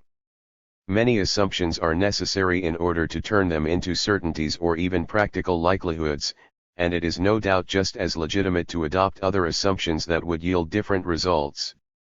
In fact, we need only assume that the ideas prevail which constitute what I have termed idyllic socialism in order to convince ourselves of the likelihood of complete and even ludicrous failure. This would not even be the worst possible outcome. Failure so patent as to be ludicrous could be remedied. Much more insidious as well as likely is failure not so complete, which political psychotechnics could make people believe to be a success. Moreover, deviations from the blueprint of the engine and from the principles of running the system are of course no less likely than they are in commercial society, but they may prove to be more serious and less self-corrective. But if the reader glances once more over the steps of our argument, he will, I think, be able to satisfy himself that the objections which have their roots in this class of considerations do not substantially impair our case, or that, more precisely, they are objections not to socialism per se, as defined for our purpose, but to the features particular types of socialism may present. It does not follow from them that it is nonsense or wickedness to fight for socialism. It only follows that fighting for socialism means no determinate thing unless it is coupled with a perception of what kind of socialism will work. Whether such a socialism is compatible with what we usually mean by democracy is another question. 19. Transition. Two different problems distinguished. It is, I believe, recognized by everybody and in particular by all orthodox socialists that the transition from the capitalist to the socialist order will always raise problems sui generis, whatever the conditions under which it may take place. But the nature and extent of the difficulties to be expected differ so greatly according to the stage of the capitalist evolution at which the transition is to be made and according to the methods which the socializing group is able and willing to use, that it will be convenient to construct two different cases in order to typify two different sets of circumstances. This device is all the more easy to apply because there is an obvious connection between the when and the how. Nevertheless, both cases will be dealt with in reference to fully developed and fettered capitalism only. I shall not waste space on the possibilities or impossibilities presented by any earlier stages. Bearing this in mind, we shall call them the cases of mature and premature socialization. Most of the argument of Part 2 may be summed up in the Marxian proposition that the economic process tends to socialize itself and also the human soul. By this we mean that the technological, organizational, commercial, administrative, and psychological prerequisites of socialism tend to be fulfilled more and more. Let us again visualize the state of things which looms in the future if that trend be projected. Business, excepting the agrarian sector, is controlled by a small number of bureaucratized corporations. Progress has slackened and become mechanized and planned. The rate of interest converges toward zero, not temporarily only or under the pressure of governmental policy, but permanently owing to the dwindling of investment opportunities. Industrial property and management have become depersonalized, ownership having degenerated to stock and bond holding, the executives having acquired habits of mind similar to those of civil servants. Capitalist motivation and standards have all but wilted away. The inference as to the transition to a socialist regime in such fullness of time is obvious. But 2 points deserve to be mentioned. First, different people, different socialists even, will differ from one another both in the degree of approximation to that state which will be satisfactory to them and in their diagnosis of the degree of approximation which has been actually reached at any given time. This is quite natural because the progress towards socialism which is inherent in the capitalist process goes on by slow degrees and will never pass any traffic light that, recognizable to all, would show beyond the possibility of doubt exactly when the road is open. Room for honest difference of opinion is greatly increased by the additional fact that the required conditions of success do not necessarily evolve pari passu. For instance, it might be plausibly argued that in 1913 the industrial structure of this country, taken by itself, was more nearly ripe than that of Germany. Yet few people will doubt that, had the experiment been made in both countries, the chances of success would have been infinitely greater with the state-broken Germans, led and disciplined as they were by the best bureaucracy the world has ever seen and by her excellent trade unions. But beyond honest differences of opinion, including those that are explainable on differences of temperament similar to those which will make equally competent and honest doctors differ as to the advisability of an operation, there will always be a suspicion, often but too well founded, that the one party to the discussion does not and will never want to admit maturity because it does not really want socialism, and that the other party will, for reasons that may or may not spring from idealistic bases, assume maturity under any circumstances whatsoever. Second, even supposing that an unmistakable state of maturity be reached, transition will still require distinct action and still present a number of problems. The capitalist process shapes things and souls for socialism. In the limiting case, it might do this so completely that the final step would not be more than a formality. But even then the capitalist order would not of itself turn into the socialist order. Such a final step, the official adoption of socialism as the community's law of life, would still have to be taken, say, in the form of a constitutional amendment. In practice, however, people will not wait for the limiting case to emerge. Nor would it be rational for them to do so, for maturity may to all intents and purposes be reached at a time when capitalist interests and attitudes have not yet completely vanished from every nook and cranny of the social structure. And then the passing of the constitutional amendment would be more than a formality. There would be some resistance and some difficulties to overcome. Before considering these, let us introduce another distinction. Fundamentally, things and souls shape themselves for socialism automatically, i.e., independently of anyone's volition and of any measures taken to that effect. But among other things, that process also produces such volition and hence such measures, enactments, administrative actions, and so on. The sum total of these measures is part of the policy of socialization, which therefore must be thought of as covering a long stretch of time, at all events many decades. But its history naturally divides into two segments separated by the act of adopting and organizing the socialist regime. Before that act, the policy of socialization is, no matter whether intentionally or unintentionally, preparatory. After that act it is constitutive. The former segment will come in for only a short discussion at the end of this chapter. Now we are going to concentrate on the latter. 2. Socialization in a state of maturity.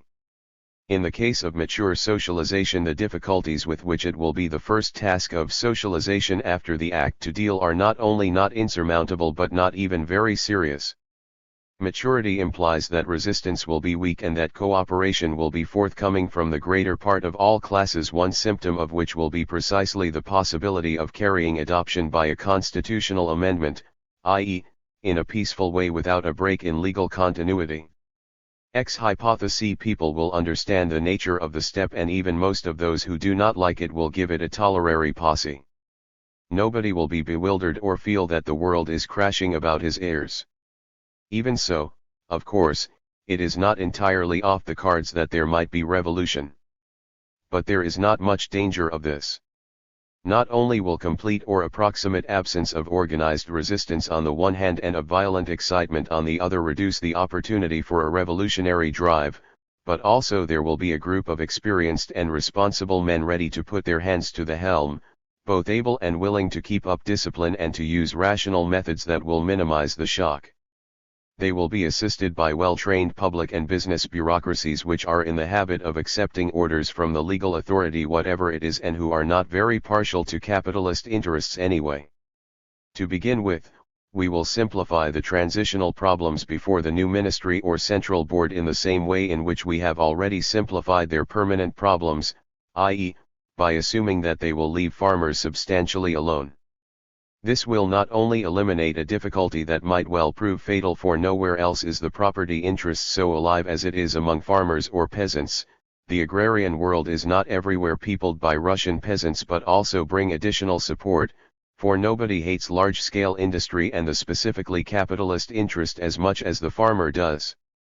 The board may also be expected to conciliate small men of other types. Around the socialized industries, the small craftsman might, for a time at least, be allowed to do his jobs for profit, and the small independent retailer to sell as the tobacconist does today in countries where tobacco and tobacco products are monopolized by the state. On the other end of the scale, the personal interests of the man whose work counts individually, the executive type, let us say, could easily be taken care of, on the lines indicated before, so as to avoid any serious hitch in the running of the economic engine. Drastic assertion of equalitarian ideals of course might spoil everything. What about the capitalist interest? In the fullness of time, as indicated above, we may roughly equate it to the interest of stock and bond holders, the latter standing also for holders of mortgages and insurance policies. For the socialist who knows nothing except the Holy Writ and who thinks of this group as composed of a small number of immensely rich idlers, there would be a surprise in store. At maturity this group might possibly comprise a majority of the electorate, which then would look with little favor on proposals for the confiscation of their claims, however small individually. But never mind whether or not the socialist regime could or should expropriate them without indemnity. All that matters to us is that it would be under no economic necessity to do so, and that, if it should decide for confiscation, this would be the community's free choice, in obedience, say, to the ethical principles it might adopt, and not because there is no other way. For payment of the interest on bonds and mortgages as far as owned by individuals, plus payment of claims from insurance contracts, plus payment, in lieu of dividends, of interest on bonds to be issued to former stockholders by the central board, so that these stockholders, while losing their voting power, would still retain an income roughly equal to a suitably chosen average of past dividends, would not, as a glance at the relevant statistics will show, constitute an unbearable burden. So far as the socialist commonwealth continues to make use of private savings, it obviously might be policy to shoulder it. Limitation in time could be achieved either by turning all these payments into terminable annuities, or else by an appropriate use of income and inheritance taxes that might thus render their last service before disappearing forever. This, I think, sufficiently characterizes a feasible method of socialization after the act that, under the circumstances envisaged, might be expected to perform the task of transition firmly, safely, and gently, with a minimum of loss of energy and of injury to cultural and economic values. The managements of large-scale concerns would be replaced only in cases in which there are specific reasons for replacement. If at the moment of transition there are still private partnerships among the firms to be socialized, they would be first transformed into companies and then socialized in the same way as others. Foundation of new firms would of course be prohibited. The structure of intercorporate relations holding companies in particular would be rationalized, i.e., reduced to those relations that serve administrative efficiency. Banks would all be turned into branch offices of the central institution, and in this form might still retain not only some of their mechanical functions, part at least of the social bookkeeping would almost necessarily devolve upon them, but possibly also some power over industrial managements that might take the form of power to grant and to refuse credits. If so, the central bank might be left independent of the Ministry of Production itself and become a sort of general supervisor. Thus, the central board going slowly at first and gradually taking up the reins without a jerk, the economic system would have time to settle down and find its bearings, while the minor problems incident to transition could be solved one by one. Little adjustment of production would be necessary at the beginning, a matter of 5% of total output at the outside. For unless equalitarian ideas assert themselves much more strongly than I have assumed, the structure of demand will not be very materially affected. Transfer of men, lawyers for instance, to other employments would, it is true, be on a somewhat larger scale, because there are functions to be served in capitalist industry which will no longer have to be served in the socialist economy. But this too would not create any serious difficulty. The larger problems of the elimination of subnormal units of production, of further concentration on the best opportunities, of locational rationalization with the incidental redistribution of the population, of standardization of consumers and producers' goods and so on would, or, at all events, need not emerge before the system has digested the organic change and is running smoothly on the old lines. Of socialism of this type it may without absurdity be expected that it would in time realize all the possibilities of superior performance inherent in its blueprint. 3. Socialization in a state of immaturity.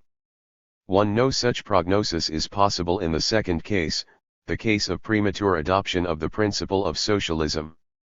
It may be defined as transition from the capitalist to the socialist order occurring at a time when it has become possible for socialists to gain control of the central organs of the capitalist state while nevertheless both things and souls are as yet unprepared. We are not, let me repeat, going to discuss situations so immature that the hope of success would seem fantastic to any sane person and the attempt at conquering power could not be more than a ridiculous putsch. Hence I am not going to argue that immature socialization must unavoidably end in complete discomfiture or that the resulting arrangement is bound to break down. I am still envisaging fettered capitalism of the present-day type with reference to which the problem can at least be reasonably raised. In such a setting it is even likely to be raised sooner or later. The long-run situation becomes more and more favorable to socialist ambitions. It is still more important that short-run situations may occur. The German situation in 1918 and 1919 is a good example. Some people would also point to the American situation in 1932 in which temporary paralysis of the capitalist strata and their organs offers tempting opportunities. 2. Just what this unpreparedness or immaturity of things and souls means, the reader can easily realize by turning to the picture of a mature situation that has been drawn a few pages back. Nevertheless, I wish to add a few touches for the particular case of this country in 1932. A period of vigorous, though, in terms of rates of change, not abnormal industrial activity had preceded a depression the very violence of which testified to the extent of the necessary adjustments to the results of progress. That progress, in the leading lines, was obviously not completed. It is enough to point to the fields of rural electrification, of the electrification of the household, to all the new things in chemistry and to the possibilities opening up in the building industry. Hence considerable loss in entrepreneurial energy, in productive efficiency and in the future welfare of the masses could have been confidently predicted from bureaucratizing socialization. It is amusing to realize that the general opinion which in the hysteria of the Depression the intellectuals of socialist leanings were able to impart to the public was exactly the opposite.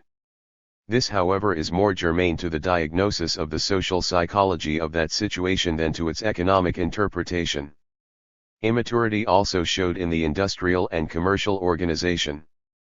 Not only was the number of small and medium-sized firms still very considerable and their cooperation in trade associations and so on far from perfect, but the development of big business itself, though the subject of much uncritical wonder and hostility, had not gone nearly far enough to make it safe and easy to apply our method of socialization. If we draw the line of large-scale business at firms having $50 million of assets, then only 53.3% of the national total was owned by large corporations, only 36.2% if we exclude finance and public utilities, and only 46.3% in the division of manufactures. 1 But corporations smaller than this will not in general lend themselves easily to socialization and cannot be expected to work on under it in their existing form. If nevertheless we descend to a $10 million limit, we still find no more than 67.5, 52.7, and 64.5%, respectively. The mere task of taking over an organism structured like this would have been formidable. The still more formidable task of making it function and of improving it would have had to be faced without an experienced bureaucracy and with a labor force so imperfectly organized and, in part, so questionably led as to be likely to get out of hand. Souls were still more unprepared than things. In spite of the shock imparted by the Depression, not only business people but a very large part of the workmen and farmers thought and felt in the terms of the bourgeois order and did not really have a clear conception of any alternative. For them the conception of socialization and even of much less than this was still un-American. There was no efficient socialist party, in fact no quantitatively significant support for any of the official socialist groups excepting the communists of Stalinist persuasion. The farmers disliked socialism, though every trouble was taken to reassure them, only a shade less than they disliked big business in general or railroads in particular. While support would have been weak and much of it either blatantly interested or else lukewarm, resistance would have been strong. It would have been the resistance of people who honestly felt that what they were doing nobody, least of all the state, could do as well, and that in resisting they were fighting not for their interests only but also for the common good, for the absolute light against absolute darkness. The American bourgeoisie was losing its vitality but had not lost it completely. It would have resisted with a clear conscience and would have been in a position to refuse both assent and cooperation. One symptom of the situation would have been the necessity to use force not against isolated individuals but against groups and classes. Another would have been the impossibility of carrying adoption of the socialist principle by constitutional amendment, i.e., without break in legal continuity. The new order would have had to be established by revolution, more likely than not by a sanguinary one. This particular example of an immature situation may be open to the objection that it comes within the category of absurdly hopeless cases. But the picture combines and illustrates the main features presented by every immature socialization and will hence serve for the purposes of a discussion of the general case. This case is of course the one contemplated by orthodox socialists, most of whom would be unable to put up with anything less fascinating than the spectacular slaying of the capitalist dragon by the proletarian St. George. It is not, however, because of that unfortunate survival of early bourgeois revolutionary ideology that we are going to survey the consequences which follow from the combination of political opportunity and economic unpreparedness, but because the problems characteristic of the act of socialization as usually understood arise only in this case. 3. Suppose then that the revolutionary people in the Bolshevist revolution, this became a sort of official title like most Christian king, have conquered the central offices of the government, the non-socialist parties, the non-socialist press, etc., and installed their men. The personnel of these offices as well as the personnel of the industrial and commercial concerns is partly goaded into ex hypothesi unwilling cooperation and partly replaced by the labor leaders and by the intellectuals who rush from the cafe to these offices. To the new central board we shall concede two things: a Red Army strong enough to quell open resistance and to repress excesses, wild socializations in particular too, by firing impartially to right and left, and sense enough to leave peasants or farmers alone in the way indicated above. No assumption is made as to the degree of rationality or humanity in the treatment dealt out to the members of what had been the ruling strata. In fact, it is difficult to see how any but the most ruthless treatment could be possible under the circumstances. People who know that their action is felt to be nothing else but vicious aggression by their opponents and that they are in danger of meeting the fate of Karl Liebknecht and Rosa Luxemburg will soon be driven to courses violent beyond any original intention. They will hardly be able to help behaving with criminal ferocity toward opponents whom they will look upon as ferocious criminals, those opponents that still stand for the old order and those opponents that form the new leftist party which cannot fail to emerge. Neither violence nor sadism will solve problems, however. What is the Central Board to do except complain about sabotage and call for additional powers in order to deal with conspirators and wreckers? The first thing which must be done is to bring about inflation.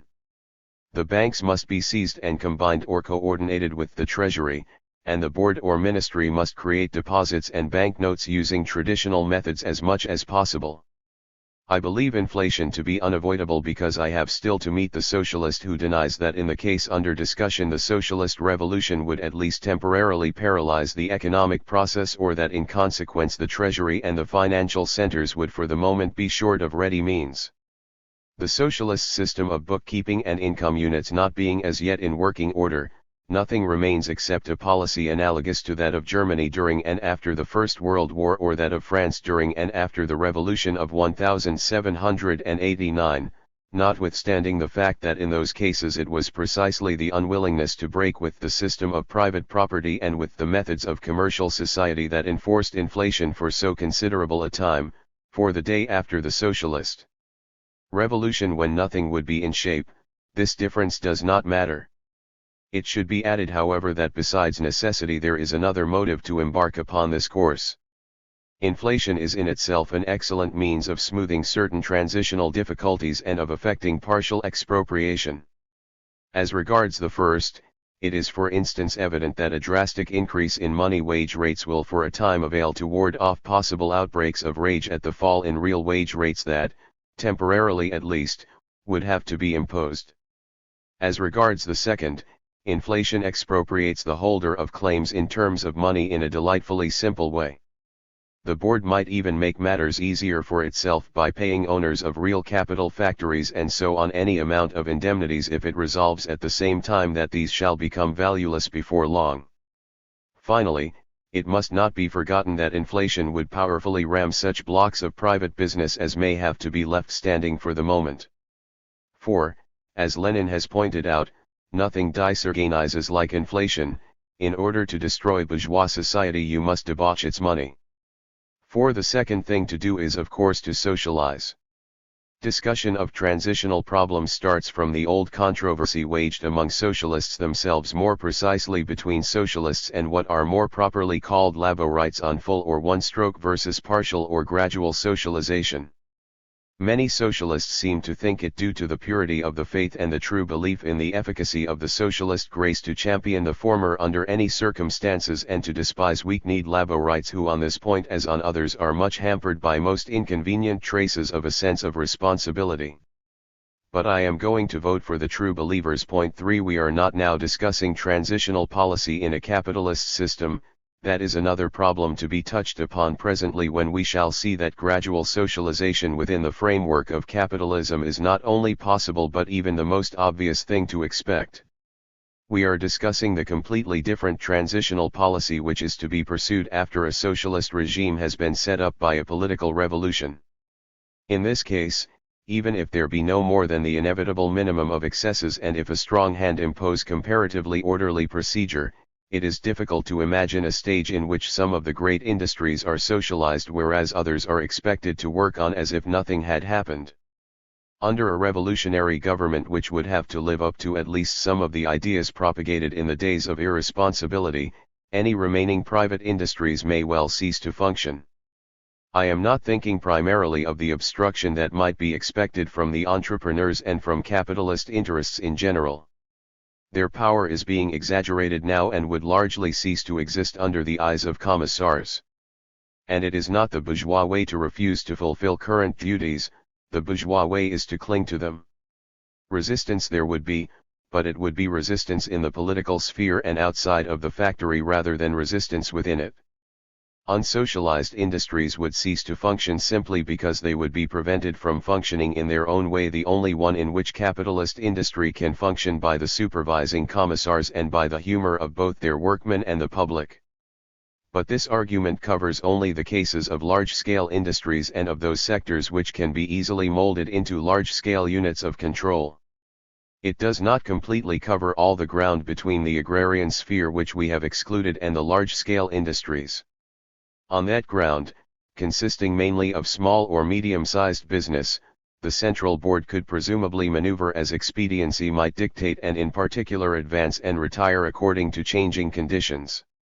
This would still be full socialization within our meaning of the term. One point remains to be added.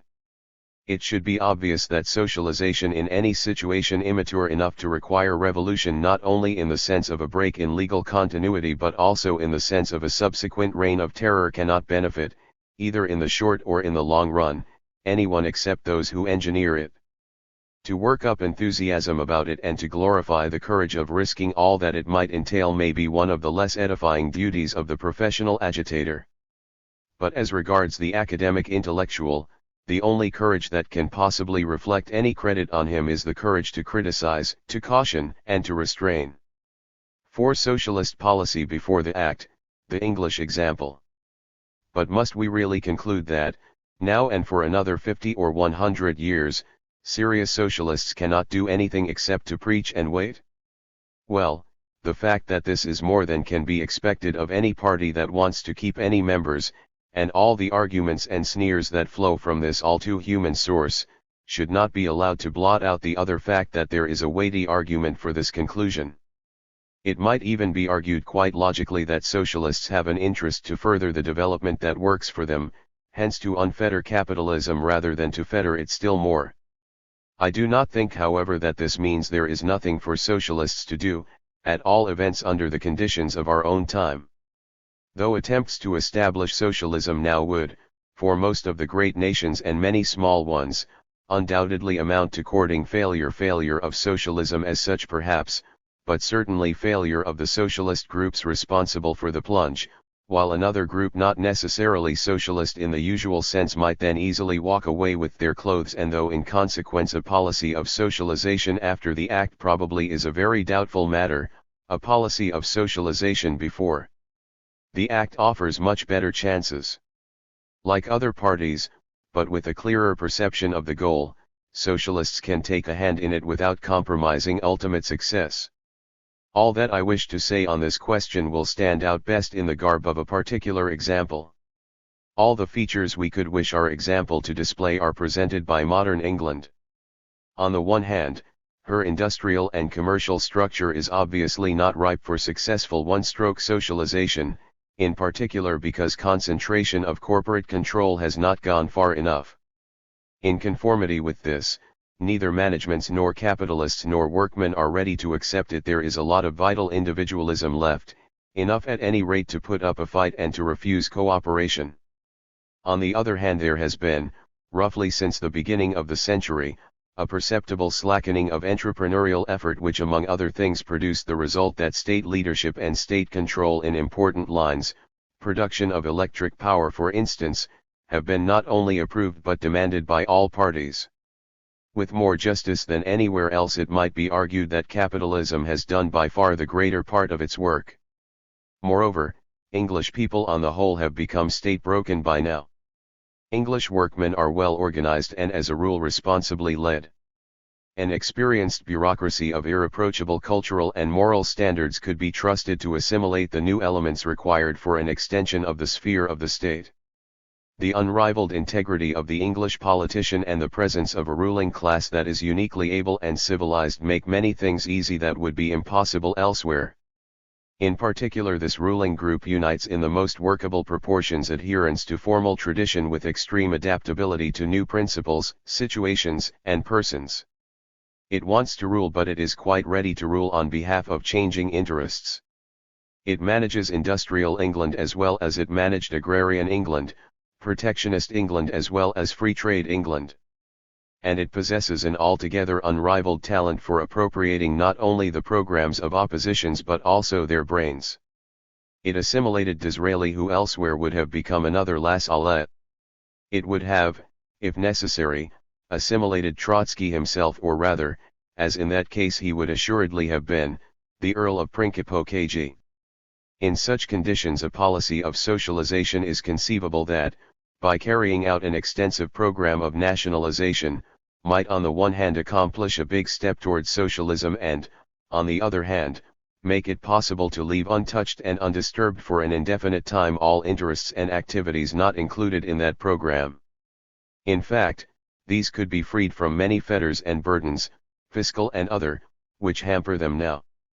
The following departments of business activity could be socialized without serious loss of efficiency or serious repercussions on the departments that are to be left to private management. The question of indemnities could be settled on the lines suggested in our discussion of mature socialization. With modern rates of income tax and death duties, this would not be a serious matter. First, the banking apparatus of England is no doubt quite ripe for socialization. The Bank of England is little more than a treasury department, in fact less independent than a well-ordered socialist community may well wish its financial organ to be. In commercial banking, concentration and bureaucratization seem to have done full work. The big concerns could be made to absorb as much of independent banking as there is left to absorb and then be merged with the Bank of England into the National Banking Administration, which could also absorb savings banks, building societies, and so on without any customer becoming aware of the change except from his newspaper. The gain from rationalizing coordination of services might be substantial. From the socialist standpoint, there would also be a gain in the shape of an increase in the government's influence on non-nationalized sectors. Second, the insurance business is an old candidate for nationalization and has to a large extent become mechanized by now.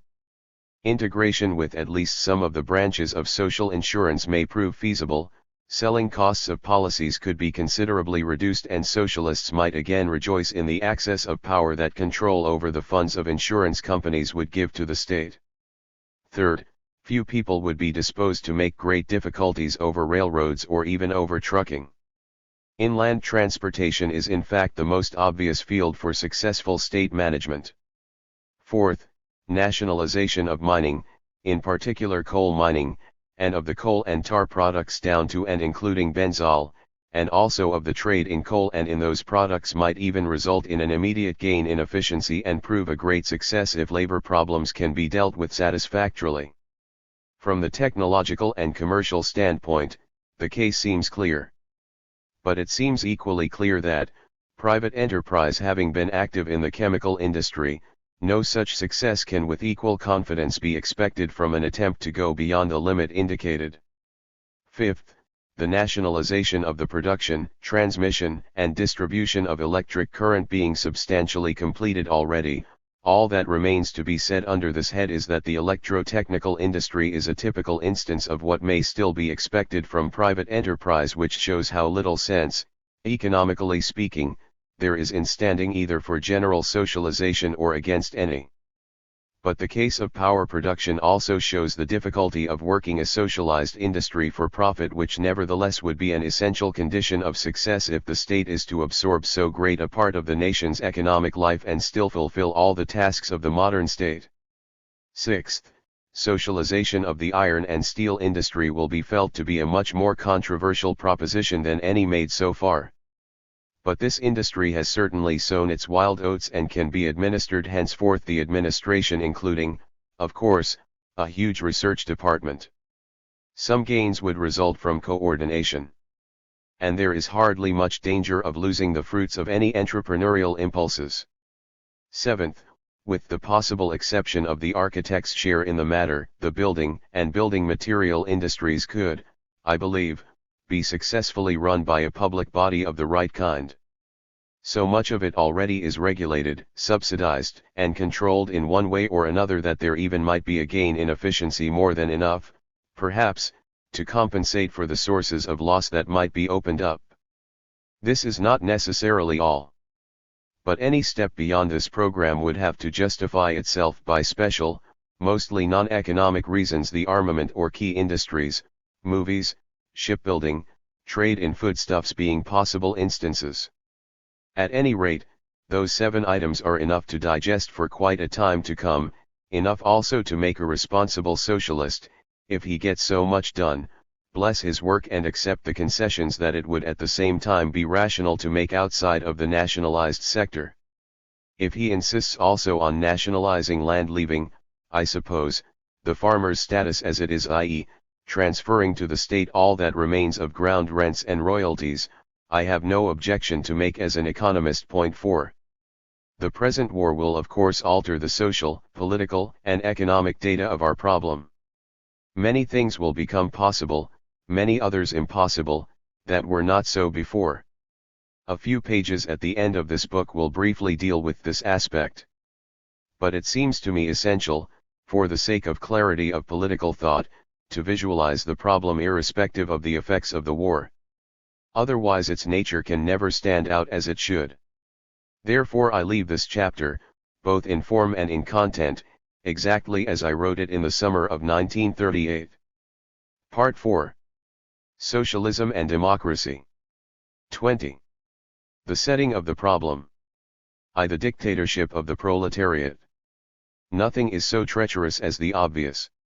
Events during the past 20 or 25 years have taught us to see the problem that lurks behind the title of this part. Until about 1916 the relation between socialism and democracy would have seemed quite obvious to most people, and to nobody more so than to the accredited exponents of socialist orthodoxy. It would hardly have occurred to anyone to dispute the socialists' claim to membership in the Democratic Club. Socialists themselves, of course, except a few syndicalist groups, even claim to be the only true Democrats, the exclusive sellers of the genuine stuff, never to be confused with the bourgeois fake. Not only was it natural for them to try to enhance the values of their socialism by the values of democracy, but they had also a theory to offer that proved to their satisfaction that the two were indissolubly wedded. According to this theory, private control over the means of production is at the bottom both of the ability of the capitalist class to exploit labor and of its ability to impose the dictates of its class interest upon the management of the political affairs of the community, the political power of the capitalist class thus appears to be but a particular form of its economic power. The inferences are, on the one hand, that there cannot be democracy so long as that power exists, that mere political democracy is of necessity a sham, and, on the other hand, that the elimination of that power will at the same time end the exploitation of man by man and bring about the rule of the people. This argument is essentially Marxian, of course. Precisely because it follows logically tautologically, in fact from the definitions of terms in the Marxian schema, it will have to share the fate of the latter, and in particular the fate of the doctrine of exploitation of man by man. What seems to me a more realistic analysis of the relation between socialist groups and the democratic creed will presently be offered. But we also want a more realistic theory of the relation that may exist between socialism and democracy themselves, that is to say, of the relation that may exist, independently of wishes and slogans, between the socialist order as we have defined it and the modus operandi of democratic government. In order to solve this problem we must first inquire into the nature of democracy. Another point, however, calls for immediate clarification. Socialism in being might be the very ideal of democracy. But socialists are not always so particular about the way in which it is to be brought into being. The words revolution and dictatorship stare us in the face from sacred texts, and many modern socialists have still more explicitly testified to the fact that they have no objection to forcing the gates of the socialist paradise by violence and terror, which are to lend their aid to more democratic means of conversion. Marx's own position concerning this matter is no doubt capable of an interpretation that will clear him in the eyes of Democrats. In part it was shown how his views on revolution and evolution may be reconciled. Revolution need not mean an attempt by a minority to impose its will upon a recalcitrant people, it may mean no more than the removal of obstructions opposed to the will of the people by outworn institutions controlled by groups interested in their preservation. The dictatorship of the proletariat will bear a similar interpretation.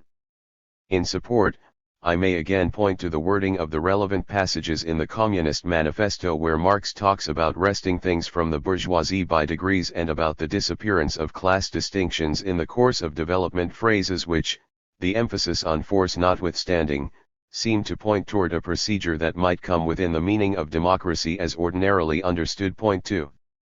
But the grounds for this interpretation, which all but reduces the famous social revolution and the no less famous dictatorship to agitatorial flourishes intended to fire the imagination, are not quite conclusive. Many socialists who were, and many others who declared themselves to be, disciples of Marx were of a different opinion. Yielding to the authority of the true scribes and Pharisees who should know the law better than I do, and to an impression based upon perusal of the volumes of the Neuezeit, I must admit the possibility that, if he had had to choose, Marx might have put socialism above the observance of democratic procedure. In that case he would no doubt have declared, as so many have done after him, that he was not really deviating from the truly democratic path, because in order to bring true democracy to life it is necessary to remove the poisonous fumes of capitalism that asphyxiate it. Now for the believer in democracy, the importance of observing democratic procedure obviously increases in proportion to the importance of the point at issue. Hence its observance never needs to be more jealously watched and more carefully safeguarded by all available guarantees than in the case of fundamental social reconstruction. Whoever is prepared to relax this requirement and to accept either frankly undemocratic procedure or some method of securing formally democratic decision by undemocratic means, thereby proves conclusively that he values other things more highly than he values democracy. The thoroughgoing Democrat will consider any such reconstruction as vitiated in its roots, however much he might approve of it on other grounds. To try to force the people to embrace something that is believed to be good and glorious but which they do not actually want, even though they may be expected to like it when they experience its results, is the very hallmark of anti-democratic belief. It is up to the casuist to decide whether an exception may be made for undemocratic acts that are perpetrated for the sole purpose of realizing true democracy, provided they are the only means of doing so. For this, even if granted, does not apply to the case of socialism, which, as we have seen, is likely to become democratically possible precisely when it can be expected to be practically successful. In any case, however, it is obvious that any argument in favor of shelving democracy for the transitional period affords an excellent opportunity to evade all responsibility for it. Such provisional arrangements may well last for a century or more, and means are available for a ruling group installed by a victorious revolution to prolong them indefinitely or to adopt the forms of democracy without the substance. 2. The record of socialist parties. As soon as we turn to an examination of the records of socialist parties, doubts will inevitably arise about the validity of their contention that they have uniformly championed the democratic creed. In the first place, there is the great socialist commonwealth that is ruled by a party in a minority and does not offer any chance to any other. And the representatives of that party, assembled in their 18th Congress, listened to reports and unanimously passed resolutions without anything resembling what we should call a discussion.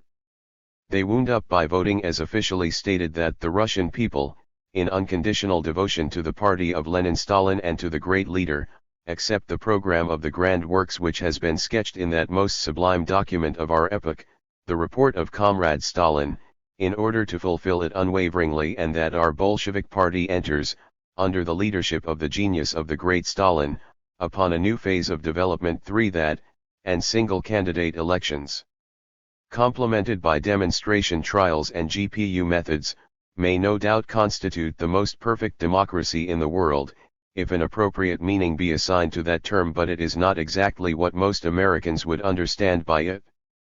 Yet in essence and principle at least, this commonwealth is a socialist one, and so were the short-lived creations of this type, of which Bavaria and especially Hungary were the scenes.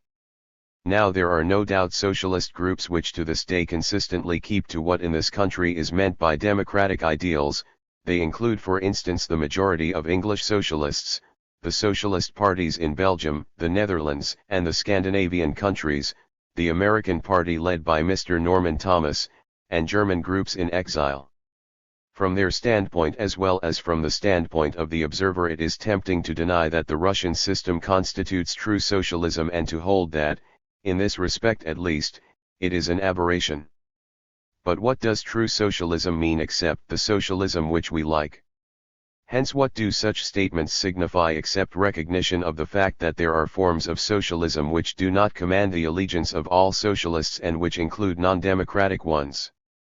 That a socialist regime may be non-democratic is indeed undeniable, as we have seen before, on the purely logical ground that the defining feature of socialism does not imply anything about political procedure. As far as that goes, the only question is whether and in what sense it can be democratic. In the second place, those socialist groups that have consistently upheld the democratic faith never had either a chance or a motive for professing any other. They lived in environments that would have strongly resented undemocratic talk and practice, and in fact always turned against syndicalists. In some cases they had every reason to espouse democratic principles that sheltered them and their activity. In other cases most of them were satisfied with the results, political and other, that advance on democratic lines promised to yield. It is easy to visualize what would have happened to the socialist parties of, say, England or Sweden if they had displayed serious symptoms of anti-democratic propensities.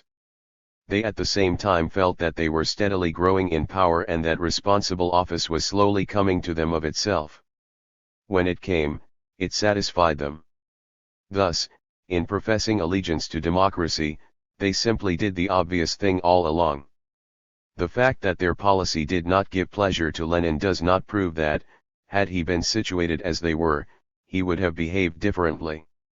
In Germany, where the party developed still better but where until 1918 the avenue to political responsibility seemed to be blocked, socialists, facing a strong and hostile state and having to rely for protection on bourgeois sympathies and on the power of trade unions that were at best semi-socialistic, were still less free to deviate from the democratic creed, since by doing so they would only have played into the hands of their enemies. 4 To call themselves social democrats was for them a matter of common prudence. But, in the third place, the test cases that turned out favorably are few and not very convincing. 5 It is true in a sense that in 1918 the Social Democratic Party of Germany had a choice, that it decided for democracy, and, if this is a proof of democratic faith, that it put down the communists with ruthless energy. But the party split on the issue. It lost heavily from its left wing, and the seceding dissenters have more, not less, claim to the badge of socialism than those who stayed. Many of the latter, moreover, though submitting to party discipline, disapproved. And many of those who approved did so merely on the ground that, from the summer of 1919 at least, chances of succeeding in more radical, i.e., in this case, anti-democratic, courses had become negligible, and that, in particular, a leftist policy in Berlin would have meant serious danger of secession in the Rhineland and the countries south of the Main, even if it had not met smashing defeat immediately. Finally, to the majority, or at all events to the trade union element in it, democracy gave everything they really cared for, including office. They had no doubt to share the spoils with the centrist, Catholic, party. But the bargain was satisfactory to both. Presently the socialists did indeed become vociferously democratic. This, however, was when an opposition associated with an anti-democratic creed began to rise against them. I am not going to blame German Social Democrats for the sense of responsibility they displayed, or even for the complacency with which they settled down in the comfortable armchairs of officialdom. The second is a common human failing, the first was entirely to their credit, as I shall try to show in the last part of this book. But it takes some optimism to cite them as witnesses for the unswerving allegiance of socialists to democratic procedure. Nor can I think of any better test case, unless indeed we agree to accept the Russian and Hungarian cases, both of which present the crucial combination of a possibility of the conquest of power with the impossibility of doing so by democratic means. Our difficulty is well illustrated by the Austrian case, the importance of which is enhanced much beyond the importance of the country by the exceptional standing of the leading, neo-Marxist, group. The Austrian socialists did adhere to democracy in 1918 and 1919, when it was not yet, as it soon afterwards became, a matter of self-defense. But during the few months when monopolization of power seemed within their reach, the position of many of them was not unequivocal. At that time Fritz Adler referred to the majority principle as the fetishism of the vagaries of arithmetics, Zufalder arithmetic, and many others shrugged their shoulders at democratic rules of procedure. Yet these men were regular party members and not communists. When Bolshevism ruled in Hungary, the question of the course to choose became burning.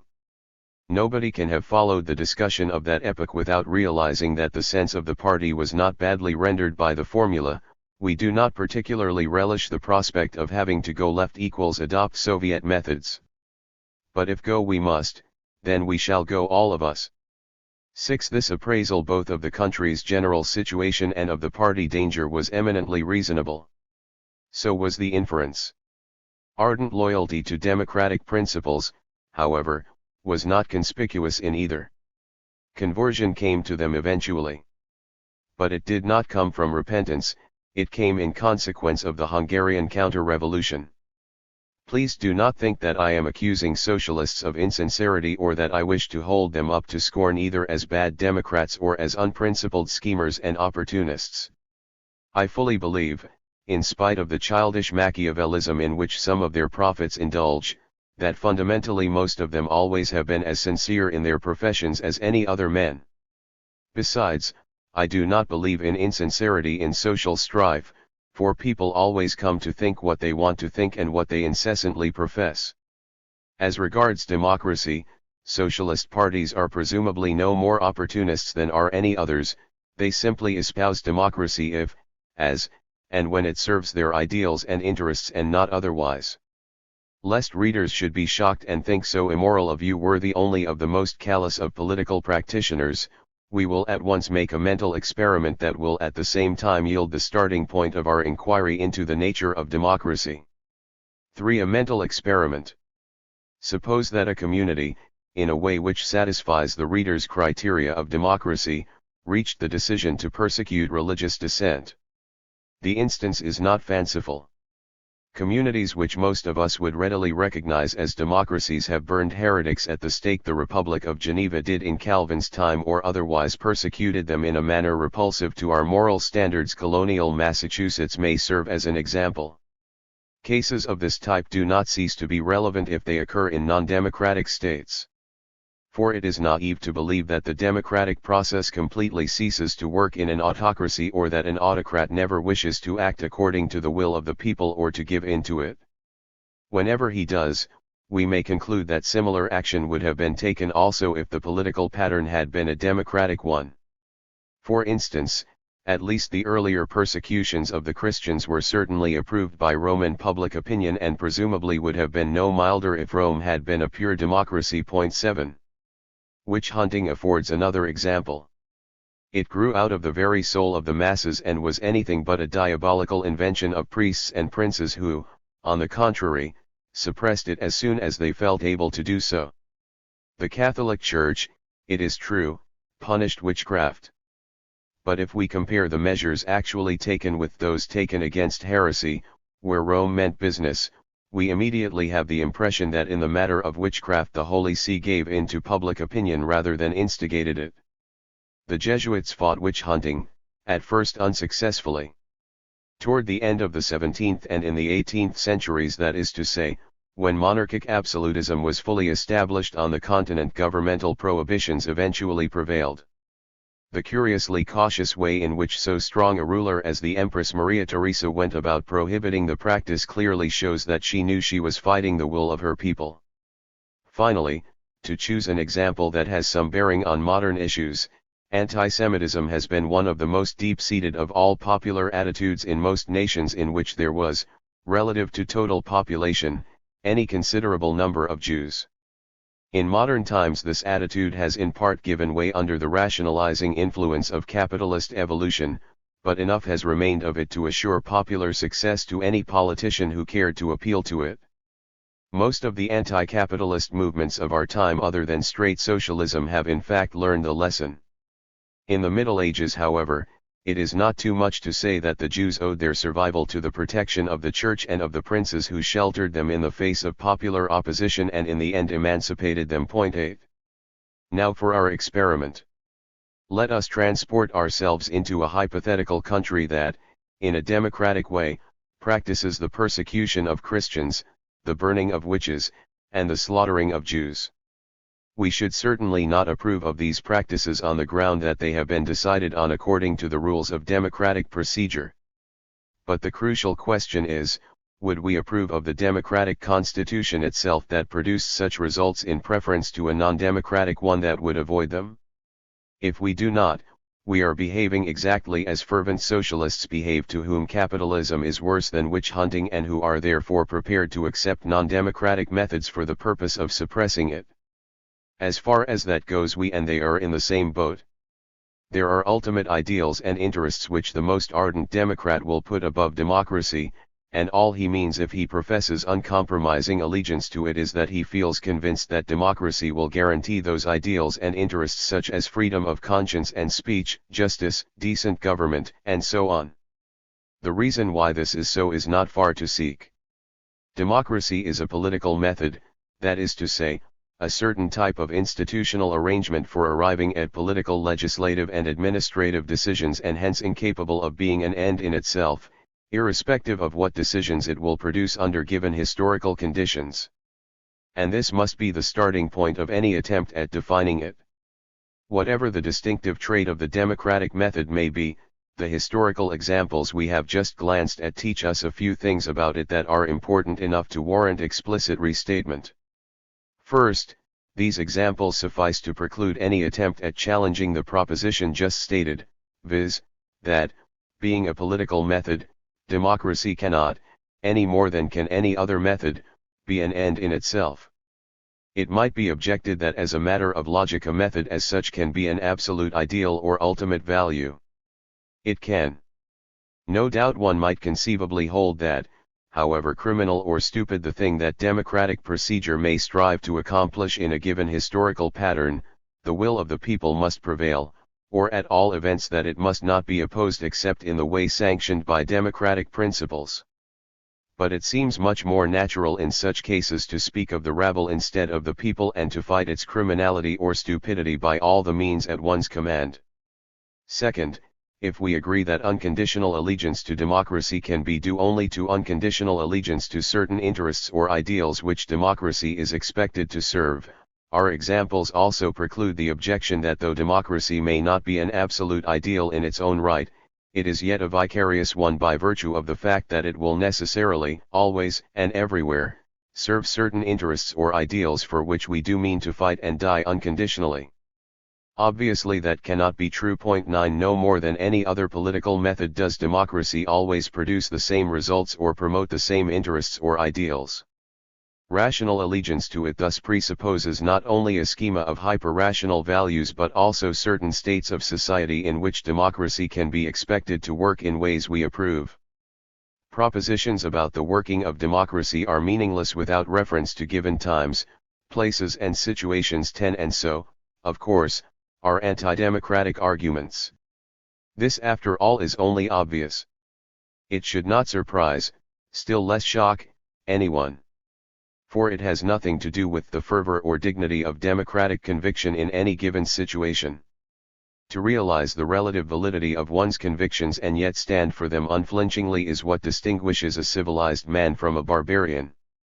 For in search of a definition, we have a starting point from which to proceed with our investigation. But a definition that is to serve us in an attempt to analyze the relations between democracy and socialism is not yet in sight. A few preliminary difficulties still bar the outlook. It would not help us much to look up Aristotle, who used the term in order to designate one of the deviations from his ideal of a well-ordered commonwealth.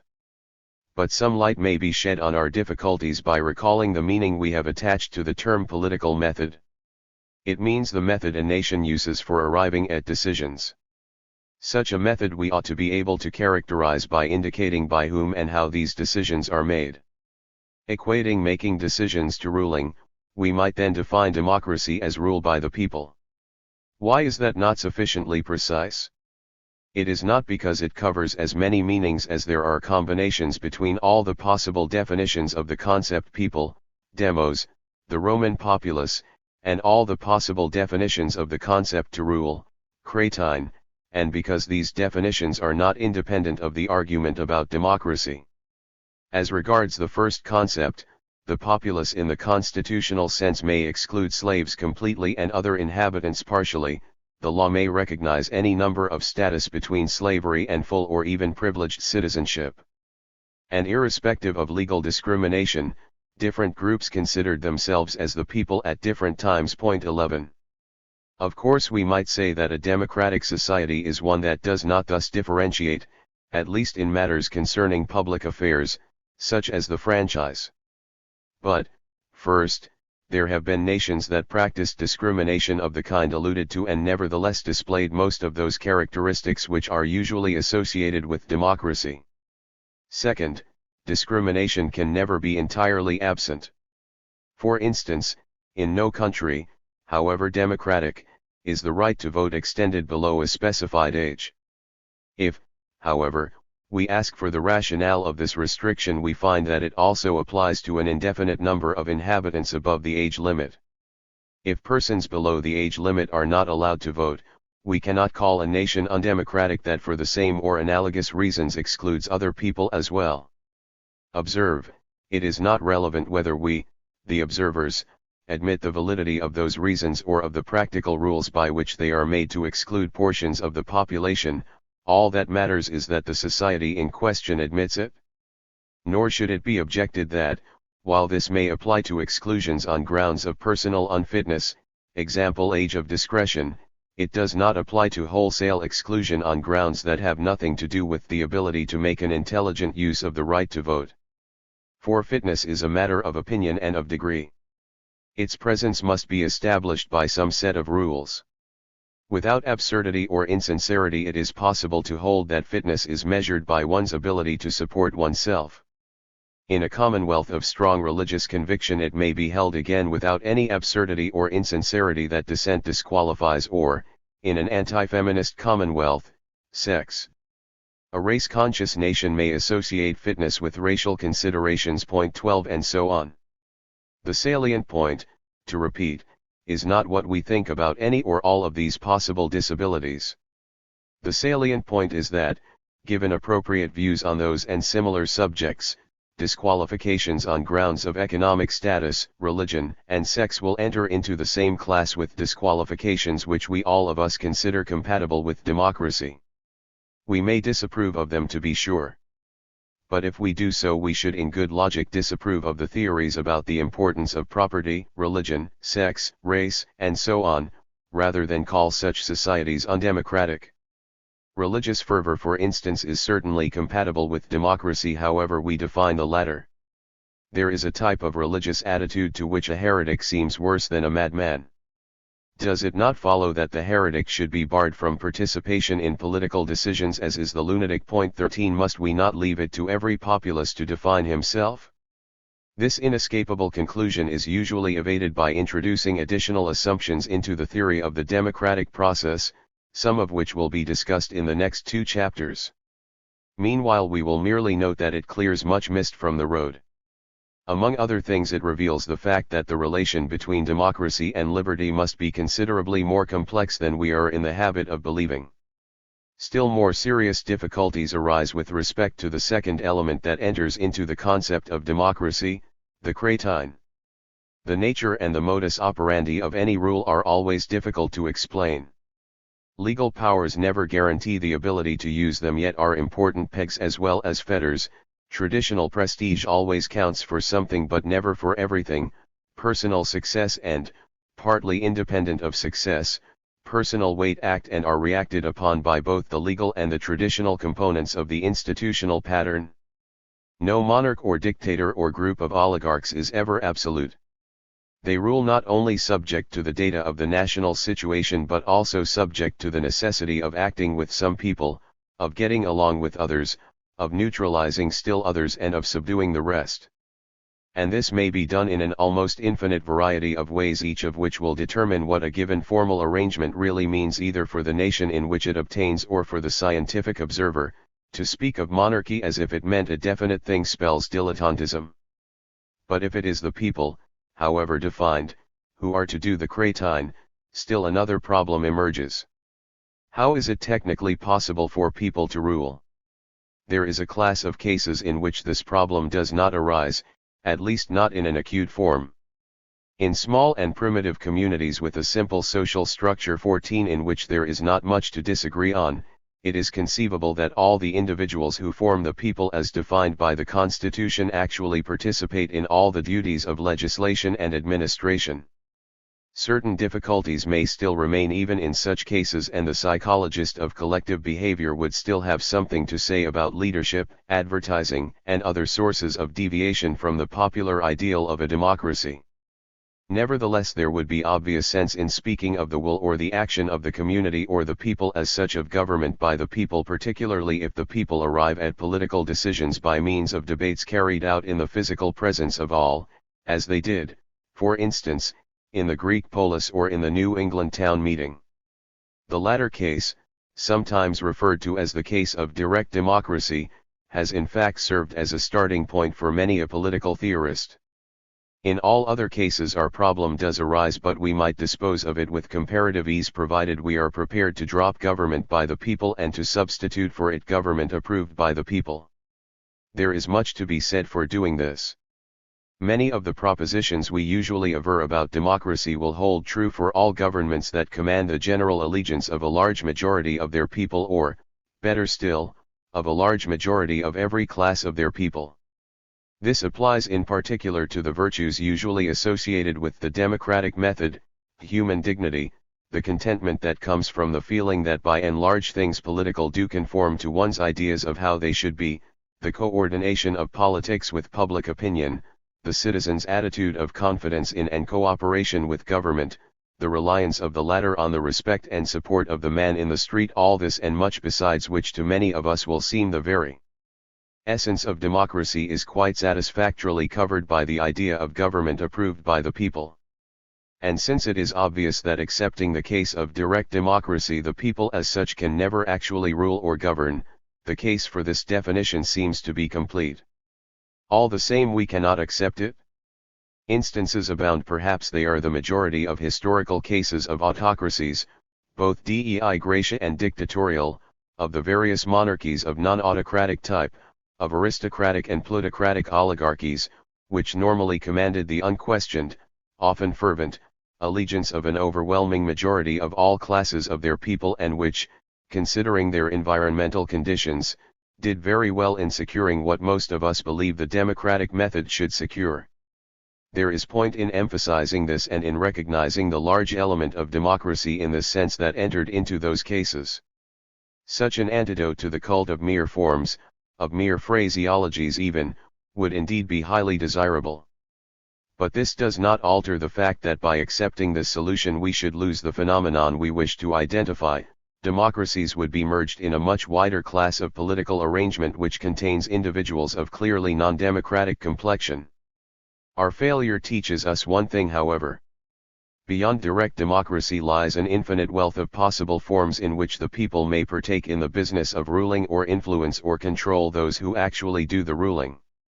None of these forms, particularly none of the workable ones, has any obvious or exclusive title to being described as government by the people if these words are to be taken in their natural sense. If any of them is to acquire such a title, it can do so only by virtue of an arbitrary convention defining the meaning to be attached to the term to rule. Such a convention is always possible, of course. The people never actually rule, but they can always be made to do so by definition. The legal theories of democracy that evolved in the 17th and 18th centuries were precisely intended to provide such definitions as would link certain actual or ideal forms of government to the ideology of the rule by the people. Why this ideology should have imposed itself is not difficult to understand. At that time, with the nations of Western Europe at least, the trappings of God-ordained authority were rapidly falling from the shoulders of royalty. 15 The process set in much earlier, of course, and, as a matter of both ethical and explanatory principle, the will of the people or the sovereign power of the people stood out as the substitute most acceptable to a mentality which, while prepared to drop that particular charisma of ultimate authority, was not prepared to do without any.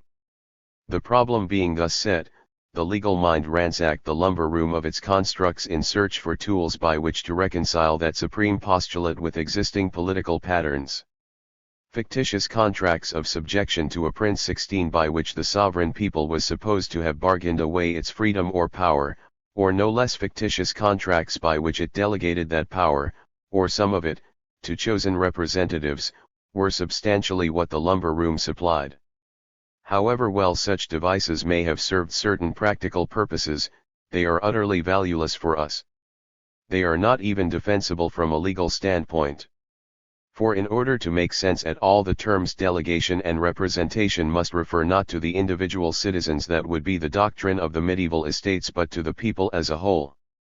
The people as such, then, would have to be conceived as delegating its power to, say, a parliament that is to represent it. But only a physical or moral person can legally delegate or be represented. Thus the American colonies or states that sent delegates to the Continental Congresses which met from 1774 on in Philadelphia, the so-called Revolutionary Congresses, were in fact represented by these delegates. But the people of those colonies or states were not, since a people as such has no legal personality, to say that it delegates powers to, or is represented by, a parliament is to say something completely void of legal meaning. 17 What, then, is a parliament? The answer is not far to seek. It is an organ of the state exactly as the government or a court of justice is. If a parliament represents the people at all, it must do so in another sense which we have still to discover. However, these theories about the sovereignty of the people and about delegation and representation reflect something more than an ideological postulate and a few pieces of legal technique. They complement a sociology or social philosophy of the body politic that, partly under the influence of the revival of Greek speculations on the subject, partly under the influence of the events of the time 18 took shape and reached its apogee toward the end of the 18th century and actually tried to solve the problem. Though such general terms are never adequate or strictly correct, I will risk describing it in the usual way as fundamentally rationalist, hedonist and individualist. The happiness, defined in hedonic terms, of individuals endowed with a clear perception or amenable to education that will impart clear perception both of this end and of the appropriate means, was conceived as the meaning of life and the grand principle of action in the private as well as in the political sphere. We may just as well designate this sociology or social philosophy, the product of early capitalism, by the term introduced by John Stuart Mill, utilitarianism. According to it, behavior conforming to that principle was not merely the only rational and justifiable but ipso facto also the natural one. This proposition is the bridge between the otherwise very different theories of Bentham and Rousseau's contrat social names that may serve us for beacons in what for the rest must be left in darkness here. If such desperate brevity does not prevent readers from following my argument, the bearing of this philosophy on the subject of democracy should be clear. It evidently yielded, among other things, a theory of the nature of the state and the purposes for which the state exists. Moreover, by virtue of its emphasis on the rational and hedonistic individual and his ethical autonomy, it seemed to be in a position to teach the only right political methods for running that state and for achieving those purposes the greatest happiness for the greatest number and that sort of thing. Finally, it provided what looked like a rational foundation for belief in the will of the people, volonté générale, and in the advice that sums up all that democracy meant to the group of writers who became known as philosophical radicals. 19. Educate the people and let them vote freely. Adverse criticism of this construction arose almost immediately as a part of the general reaction against the rationalism of the 18th century that set in after the Revolutionary and Napoleonic Wars. Whatever we may think about the merits or demerits of the movement usually dubbed Romanticism, it certainly conveyed a deeper understanding of pre-capitalist society and of historical evolution in general, and thus revealed some of the fundamental errors of utilitarianism and of the political theory for which utilitarianism served as base. Later historical, sociological, biological, psychological, and economic analysis proved destructive to both, and today it is difficult to find any student of social processes who has a good word for either. But strange though it may seem, action continued to be taken on that theory all the time it was being blown to pieces. The more untenable it was being proved to be, the more completely it dominated official phraseology and the rhetoric of the politician. This is why in the next chapter we must turn to a discussion of what may be termed the classical doctrine of democracy. But no institution or practice or belief stands or falls with the theory that is at any time offered in its support. Democracy is no exception. It is in fact possible to frame a theory of the democratic process that takes account of all the realities of group-wise action and of the public mind. This theory will be presented in Chapter 22, and then we shall at last be able to say how democracy may be expected to fare in a socialist order of things. 21. The classical doctrine of democracy. I. The common good and the will of the people. The 18th century philosophy of democracy may be couched in the following definition: the democratic method is that institutional arrangement for arriving at political decisions which realizes the common good by making the people itself decide issues through the election of individuals who are to assemble in order to carry out its will. Let us develop the implications of this. It is held, then, that there exists a common good, the obvious beacon light of policy, which is always simple to define and which every normal person can be made to see by means of rational argument. There is hence no excuse for not seeing it, and in fact no explanation for the presence of people who do not see it except ignorance, which can be removed stupidity and antisocial interest. Moreover, this common good implies definite answers to all questions, so that every social fact and every measure taken or to be taken can unequivocally be classed as good or bad. All people having therefore to agree, in principle at least, there is also a common will of the people, equals will of all reasonable individuals, that is exactly coterminous with the common good or interest or welfare or happiness. The only thing, barring stupidity and sinister interests, that can possibly bring in disagreement and account for the presence of an opposition is a difference of opinion as to the speed with which the goal, itself common to nearly all, is to be approached. Thus every member of the community, conscious of that goal, knowing his or her mind, discerning what is good and what is bad, takes part, actively and responsibly, in furthering the former and fighting the latter, and all the members taken together control their public affairs. It is true that the management of some of these affairs requires special aptitudes and techniques and will therefore have to be entrusted to specialists who have them. This does not affect the principle, however, because these specialists simply act in order to carry out the will of the people exactly as a doctor acts in order to carry out the will of the patient to get well. It is also true that in a community of any size, especially if it displays the phenomenon of division of labor, it would be highly inconvenient for every individual citizen to have to get into contact with all the other citizens on every issue in order to do his part in ruling or governing. It will be more convenient to reserve only the most important decisions for the individual citizens to pronounce upon, say by referendum, and to deal with the rest through a committee appointed by them in assembly or parliament whose members will be elected by popular vote. This committee or body of delegates, as we have seen, will not represent the people in a legal sense, but it will do so in a less technical one. It will voice, reflect, or represent the will of the electorate. Again, as a matter of convenience, this committee, being large, may resolve itself into smaller ones for the various departments of public affairs. Finally, among these smaller committees there will be a general purpose committee, mainly for dealing with current administration, called cabinet or government, possibly with a general secretary or scapegoat at its head, a so-called prime minister. Point 1. As soon as we accept all the assumptions that are being made by this theory of the polity, or implied by it, democracy indeed acquires a perfectly unambiguous meaning, and there is no problem in connection with it except how to bring it about. Moreover, we need only forget a few logical qualms in order to be able to add that in this case the democratic arrangement would not only be the best of all conceivable ones, but that few people would care to consider any other.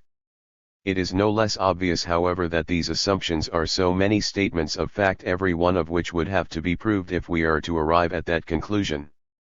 And it is much easier to disprove them. There is, first, no such thing as a uniquely determined common good that all people could agree on or be made to agree on by the force of rational argument. This is due not primarily to the fact that some people may want things other than the common good, but to the much more fundamental fact that to different individuals and groups the common good is bound to mean different things. This fact, hidden from the utilitarian by the narrowness of his outlook on the world of human valuations, will introduce rifts on questions of principle which cannot be reconciled by rational argument, because ultimate values are conceptions of what life and what society should be are beyond the range of mere logic. They may be bridged by compromise in some cases but not in others.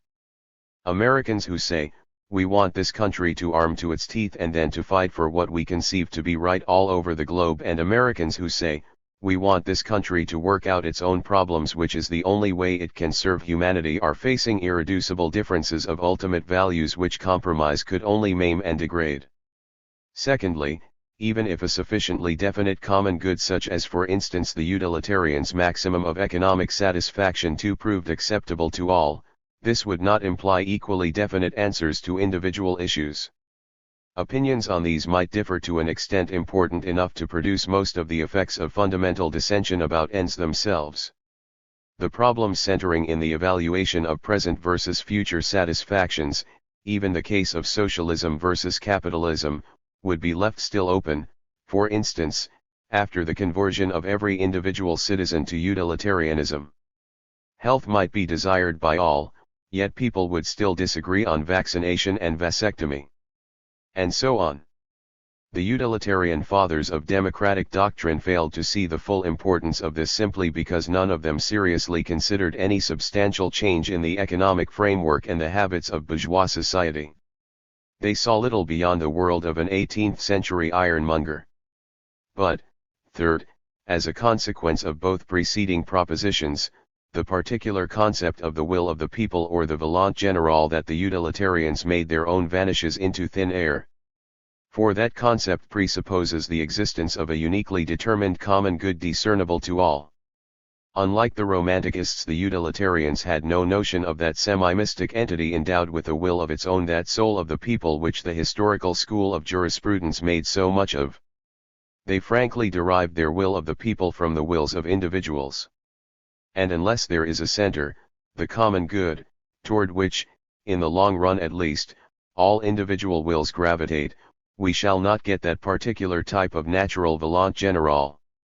The utilitarian center of gravity, on the one hand, unifies individual wills, tends to weld them by means of rational discussion into the will of the people and, on the other hand, confers upon the latter the exclusive ethical dignity claimed by the classic democratic creed.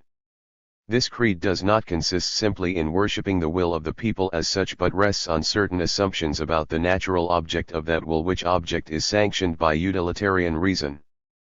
Both the existence and the dignity of this kind of volonté générale are gone as soon as the idea of the common good fails us. And both the pillars of the classical doctrine inevitably crumble into dust. 2. The will of the people and individual volition. Of course, however conclusively those arguments may tell against this particular conception of the will of the people, they do not debar us from trying to build up another and more realistic one. I do not intend to question either the reality or the importance of the socio-psychological facts we think of when speaking of the will of a nation. Their analysis is certainly the prerequisite for making headway with the problems of democracy. It would however be better not to retain the term because this tends to obscure the fact that as soon as we have severed the will of the people from its utilitarian connotation we are building not merely a different theory of the same thing, but a theory of a completely different thing. We have every reason to be on our guard against the pitfalls that lie on the path of those defenders of democracy who, while accepting, under pressure of accumulating evidence, more and more of the facts of the democratic process, yet try to anoint the results that process turns out with oil taken from 18th century jars. But though a common will or public opinion of some sort may still be said to emerge from the infinitely complex jumble of individual and group-wise situations, volitions, influences, actions, and reactions of the democratic process, the result lacks not only rational unity but also rational sanction. The former means that, though from the standpoint of analysis, the democratic process is not simply chaotic for the analyst, nothing is chaotic that can be brought within the reach of explanatory principles, yet the results would not, except by chance, be meaningful in themselves, as for instance the realization of any definite end or ideal would be. The latter means, since that will is no longer congruent with any good, that in order to claim ethical dignity for the result it will now be necessary to fall back upon an unqualified confidence in democratic forms of government, as such a belief that in principle would have to be independent of the desirability of results. As we have seen, it is not easy to place oneself on that standpoint. But even if we do so, the dropping of the utilitarian common good still leaves us with plenty of difficulties on our hands. In particular, we still remain under the practical necessity of attributing to the will of the individual an independence and a rational quality that are altogether unrealistic. If we are to argue that the will of the citizens per se is a political factor entitled to respect, it must first exist. That is to say, it must be something more than an indeterminate bundle of vague impulses loosely playing about given slogans and mistaken impressions. Everyone would have to know definitely what he wants to stand for. This definite will would have to be implemented by the ability to observe and interpret correctly the facts that are directly accessible to everyone and to sift critically the information about the facts that are not.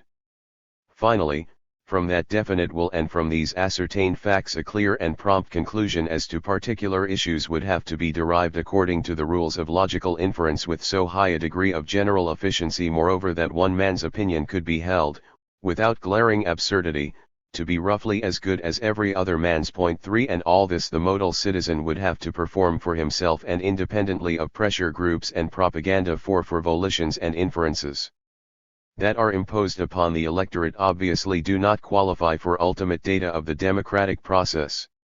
The question whether these conditions are fulfilled to the extent required in order to make democracy work should not be answered by reckless assertion or equally reckless denial. It can be answered only by a laborious appraisal of a maze of conflicting evidence. Before embarking upon this, however, I want to make quite sure that the reader fully appreciates another point that has been made already.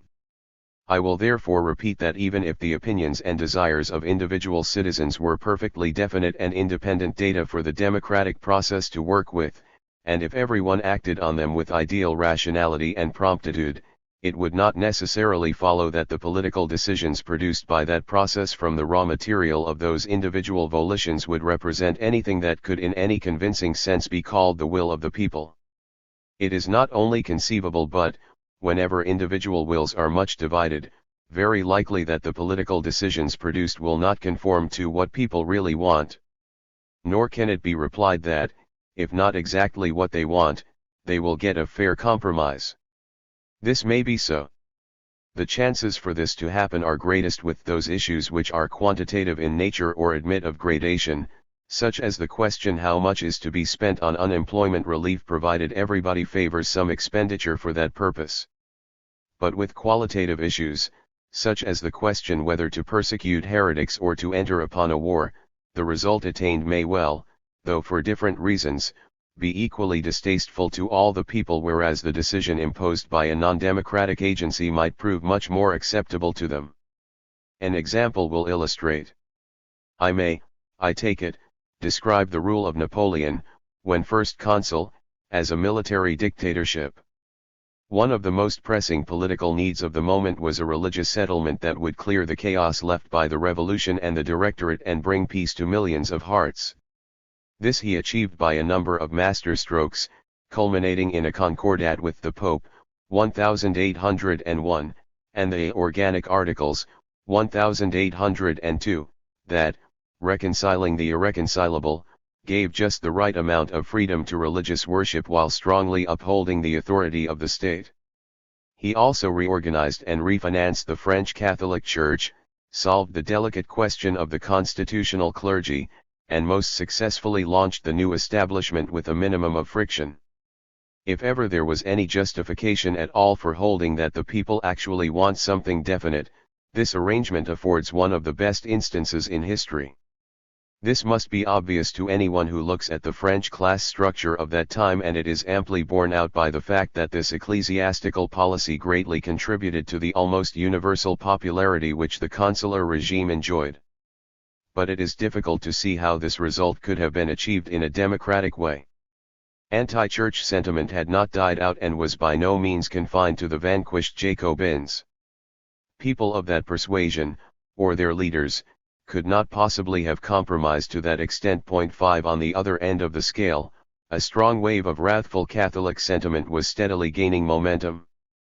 People who shared that sentiment, or leaders dependent on their goodwill, could not possibly have stopped at the Napoleonic limit. In particular, they could not have dealt so firmly with the Holy See, for which moreover there would have been no motive to give in, seeing which way things were moving. And the will of the peasants, who more than anything else wanted their priests, their churches, and processions, would have been paralyzed by the very natural fear that the revolutionary settlement of the land question might be endangered once the clergy, the bishops especially, were in the saddle again. Deadlock or interminable struggle, engendering increasing irritation, would have been the most probable outcome of any attempt to settle the question democratically. But Napoleon was able to settle it reasonably, precisely because all those groups which could not yield their points of their own accord were at the same time able and willing to accept the arrangement if imposed. This instance of course is not an isolated one. 6 If results that prove in the long run satisfactory to the people at large are made the test of government for the people, then government by the people, as conceived by the classical doctrine of democracy, would often fail to meet it. 3. Human nature in politics. It remains to answer our question about the definiteness and independence of the voter's will, his powers of observation and interpretation of facts, and his ability to draw, clearly and promptly, rational inferences from both. This subject belongs to a chapter of social psychology that might be entitled Human Nature in Politics. 7. During the second half of the last century, the idea of the human personality that is a homogeneous unit and the idea of a definite will that is the prime mover of action have been steadily fading even before the times of Theodule Ribot and of Sigmund Freud.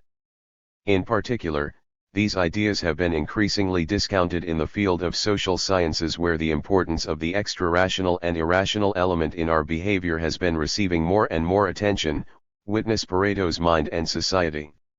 Of the many sources of the evidence that accumulated against the hypothesis of rationality, I shall mention only two. The one, in spite of much more careful later work, may still be associated with the name of Gustav Le Bon, the founder, or, at any rate, the first effective exponent of the psychology of crowds, Psychologie des foules. Point 8. By showing up, though overstressing, the realities of human behavior when under the influence of agglomeration, in particular the sudden disappearance, in a state of excitement, of moral restraints and civilized modes of thinking and feeling, the sudden eruption of primitive impulses, infantilisms, and criminal propensities. He made us face gruesome facts that everybody knew but nobody wished to see, and he thereby dealt a serious blow to the picture of man's nature which underlies the classical doctrine of democracy and democratic folklore about revolutions. No doubt there is much to be said about the narrowness of the factual basis of Le Bon's inferences which, for instance, do not fit at all well the normal behavior of an English or Anglo-American crowd. Critics, especially those to whom the implications of this branch of social psychology were ungenial, did not fail to make the most of its vulnerable points. But on the other hand, it must not be forgotten that the phenomena of crowd psychology are by no means confined to mobs rioting in the narrow streets of a Latin town. Every parliament, every committee, every council of war composed of a dozen generals in their 60s, displays, in however mild a form, some of those features that stand out so glaringly in the case of the rabble, in particular a reduced sense of responsibility, a lower level of energy of thought, and greater sensitiveness to non-logical influences. Moreover, those phenomena are not confined to a crowd in the sense of a physical agglomeration of many people. Newspaper readers, radio audiences, members of a party, even if not physically gathered together, are terribly easy to work up into a psychological crowd and into a state of frenzy in which attempt at rational argument only spurs the animal spirits. The other source of disillusioning evidence that I am going to mention is a much humbler one. No blood flows from it, only nonsense. Economists, learning to observe their facts more closely, have begun to discover that, even in the most ordinary currents of daily life, their consumers do not quite live up to the idea that the economic textbook used to convey. On the one hand, their wants are nothing like as definite and their actions upon those wants nothing like as rational and prompt. On the other hand, they are so amenable to the influence of advertising and other methods of persuasion that producers often seem to dictate to them instead of being directed by them. The technique of successful advertising is particularly instructive. There is indeed nearly always some appeal to reason. But mere assertion, often repeated, counts more than rational argument, and so does the direct attack upon the subconscious, which takes the form of attempts to evoke and crystallize pleasant associations of an entirely extra-rational, very frequently of a sexual nature. The conclusion, while obvious, must be drawn with care. In the ordinary run of often repeated decisions, the individual is subject to the salutary and rationalizing influence of favorable and unfavorable experience. He is also under the influence of relatively simple and unproblematical motives and interests which are but occasionally interfered with by excitement. Historically, the consumer's desire for shoes may, at least in part, have been shaped by the action of producers offering attractive footgear and campaigning for it. Yet at any given time it is a genuine want, the definiteness of which extends beyond shoes in general, and which prolonged experimenting clears of much of the irrationalities that may originally have surrounded it. 9. Moreover, under the stimulus of those simple motives, consumers learn to act upon unbiased expert advice about some things, houses, motor cars, and themselves become experts in others. It is simply not true that housewives are easily fooled in the matter of foods, familiar household articles, wearing apparel. And, as every salesman knows to his cost, most of them have a way of insisting on the exact article they want. This of course holds true still more obviously on the producer's side of the picture. No doubt, a manufacturer may be indolent, a bad judge of opportunities, or otherwise incompetent, but there is an effective mechanism that will reform or eliminate him. Again, Taylorism rests on the fact that man may perform simple handicraft operations for thousands of years and yet perform them inefficiently. but neither the intention to act as rationally as possible nor a steady pressure toward rationality can seriously be called into question at whatever level of industrial or commercial activity we choose to look. Point 10. And so it is with most of the decisions of daily life that lie within the little field which the individual citizen's mind encompasses with a full sense of its reality.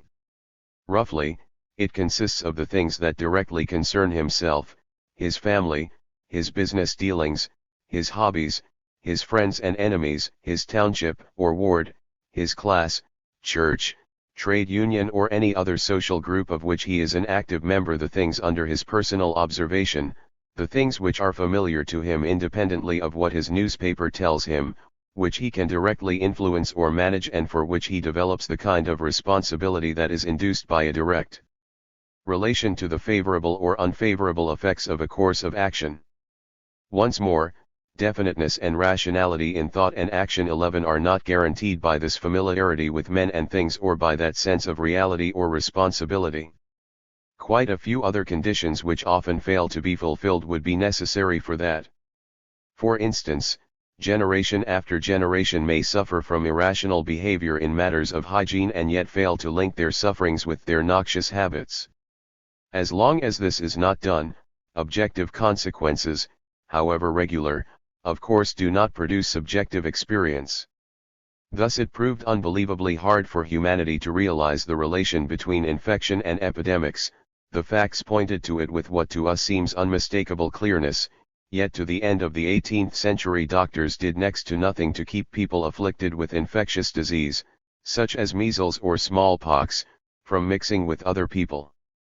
And things must be expected to be still worse whenever there is not only inability but reluctance to recognize causal relations or when some interest fights against recognizing them. Nevertheless, and in spite of all the qualifications that impose themselves, there is for everyone, within a much wider horizon, a narrower field widely differing in extent as between different groups and individuals and bounded by a broad zone rather than a sharp line which is distinguished by a sense of reality or familiarity or responsibility. And this field harbors relatively definite individual volitions. These may often strike us as unintelligent, narrow, egotistical, and it may not be obvious to everyone why, when it comes to political decisions, we should worship at their shrine, still less why we should feel bound to count each of them for one and none of them for more than one. If, however, we do choose to worship, we shall at least not find the shrine empty. Point 12. Now this comparative definiteness of volition and rationality of behavior does not suddenly vanish as we move away from those concerns of daily life in the home and in business which educate and discipline us. In the realm of public affairs there are sectors that are more within the reach of the citizen's mind than others. This is true, first, of local affairs. Even there we find a reduced power of discerning facts, a reduced preparedness to act upon them, a reduced sense of responsibility. We all know the man, and a very good specimen he frequently is, who says that the local administration is not his business and callously shrugs his shoulders at practices which he would rather die than suffer in his own office. High-minded citizens in a hortatory mood who preach the responsibility of the individual voter or taxpayer invariably discover the fact that this voter does not feel responsible for what the local politicians do. Still, especially in communities not too big for personal contacts, local patriotism may be a very important factor in making democracy work. Also, the problems of a town are in many respects akin to the problems of a manufacturing concern. The man who understands the latter also understands, to some extent, the former. The manufacturer, grocer, or workman need not step out of his world to have a rationally defensible view, that may of course be right or wrong, on street cleaning or town halls. Second, there are many national issues that concern individuals and groups so directly and unmistakably as to evoke volitions that are genuine and definite enough. The most important instance is afforded by issues involving immediate and personal pecuniary profit to individual voters and groups of voters, such as direct payments, protective duties, silver policies, and so on. Experience that goes back to antiquity shows that by and large voters react promptly and rationally to any such chance. But the classical doctrine of democracy evidently stands to gain little from displays of rationality of this kind. Voters thereby prove themselves bad and indeed corrupt judges of such issues. 13 And often they even prove themselves bad judges of their own long-run interests, for it is only the short-run promise that tells politically and only short-run rationality that asserts itself effectively. However, when we move still farther away from the private concerns of the family and the business office into those regions of national and international affairs that lack a direct and unmistakable link with those private concerns, individual volition, command of facts and method of inference soon cease to fulfill the requirements of the classical doctrine. What strikes me most of all and seems to me to be the core of the trouble is the fact that the sense of reality 14 is so completely lost. Normally, the great political questions take their place in the psychic economy of the typical citizen with those leisure hour interests that have not attained the rank of hobbies, and with the subjects of irresponsible conversation. These things seem so far off, they are not at all like a business proposition, dangers may not materialize at all, and if they should they may not prove so very serious. One feels oneself to be moving in a fictitious world. This reduced sense of reality accounts not only for a reduced sense of responsibility but also for the absence of effective volition. One has one's phrases, of course, and one's wishes and daydreams and grumbles, especially, one has one's likes and dislikes. But ordinarily they do not amount to what we call a will, the psychic counterpart of purposeful responsible action. In fact, for the private citizen musing over national affairs there is no scope for such a will and no task at which it could develop. He is a member of an unworkable committee, the committee of the whole nation, and this is why he expends less disciplined effort on mastering a political problem than he expends on a game of bridge. 15.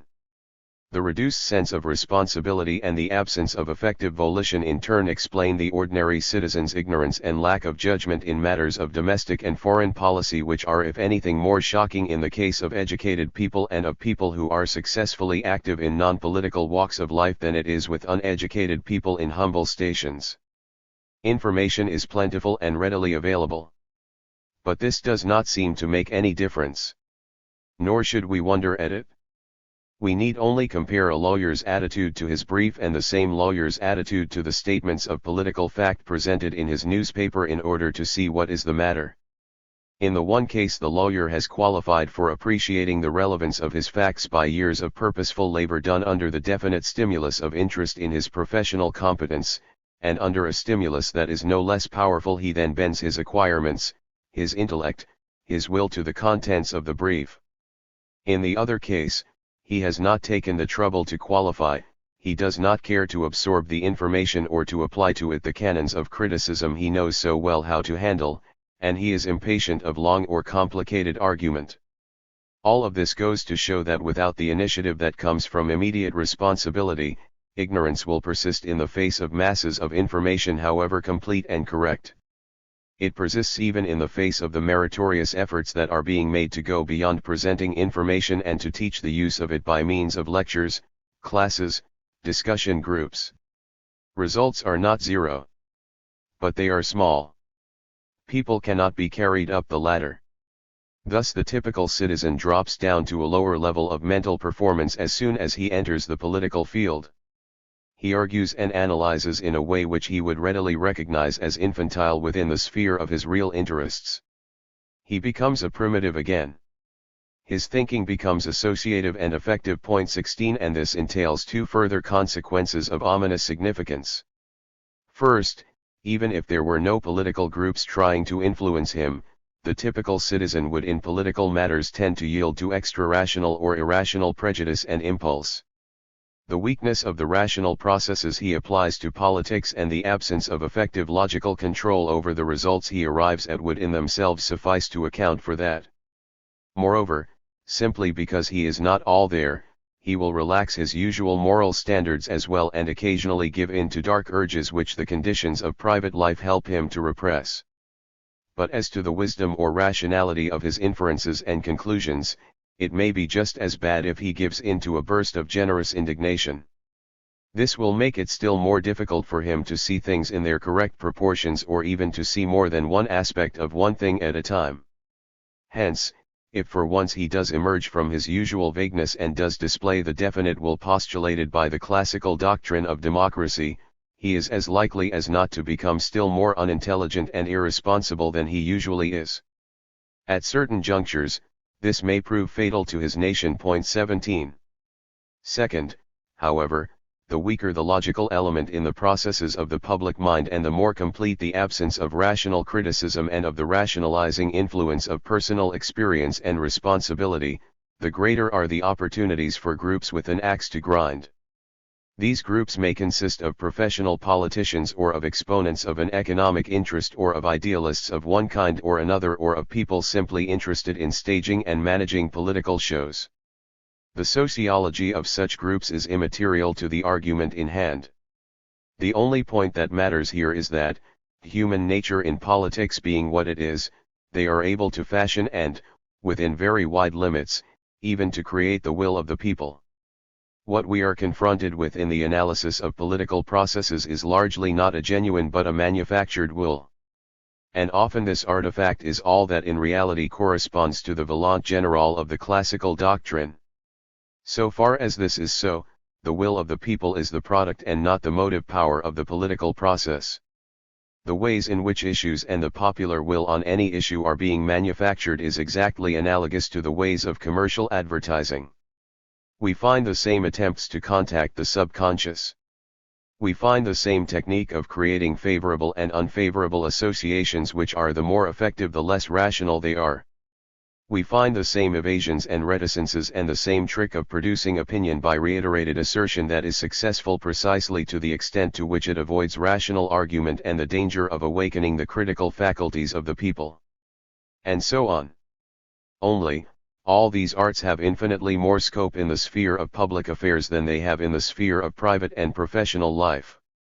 The picture of the prettiest girl that ever lived will in the long run prove powerless to maintain the sales of a bad cigarette. There is no equally effective safeguard in the case of political decisions. Many decisions of fateful importance are of a nature that makes it impossible for the public to experiment with them at its leisure and at moderate cost. Even if that is possible, however, judgment is as a rule not so easy to arrive at as it is in the case of the cigarette, because effects are less easy to interpret. But such arts also vitiate, to an extent quite unknown in the field of commercial advertising, those forms of political advertising that profess to address themselves to reason. To the observer, the anti-rational or, at all events, the extra-rational appeal and the defenselessness of the victim stand out more and not less clearly when cloaked in facts and arguments. We have seen above why it is so difficult to impart to the public unbiased information about political problems and logically correct inferences from it, and why it is that information and arguments in political matters will register only if they link up with the citizens' preconceived ideas. As a rule, however, these ideas are not definite enough to determine particular conclusions. Since they can themselves be manufactured, effective political argument almost inevitably implies the attempt to twist existing volitional premises into a particular shape and not merely the attempt to implement them or to help the citizen to make up his mind. Thus information and arguments that are really driven home are likely to be the servants of political intent. Since the first thing man will do for his ideal or interest is to lie, we shall expect, and as a matter of fact we find, that effective information is almost always adulterated or selective. 18 And that effective reasoning in politics consists mainly in trying to exalt certain propositions into axioms and to put others out of court. It thus reduces to the psychotechnics mentioned before. The reader who thinks me unduly pessimistic need only ask himself whether he has never heard or said himself that this or that awkward fact must not be told publicly, or that a certain line of reasoning, though valid, is undesirable. If men who according to any current standard are perfectly honorable or even high-minded reconcile themselves to the implications of this, do they not thereby show what they think about the merits or even the existence of the will of the people? There are of course limits to all this. 19 And there is truth in Jefferson's dictum that in the end the people are wiser than any single individual can be, or in Lincoln's about the impossibility of fooling all the people all the time. But both dicta stress the long-run aspect in a highly significant way. It is no doubt possible to argue that given time the collective psyche will evolve opinions that not infrequently strike us as highly reasonable and even shrewd. History, however, consists of a succession of short-run situations that may alter the course of events for good.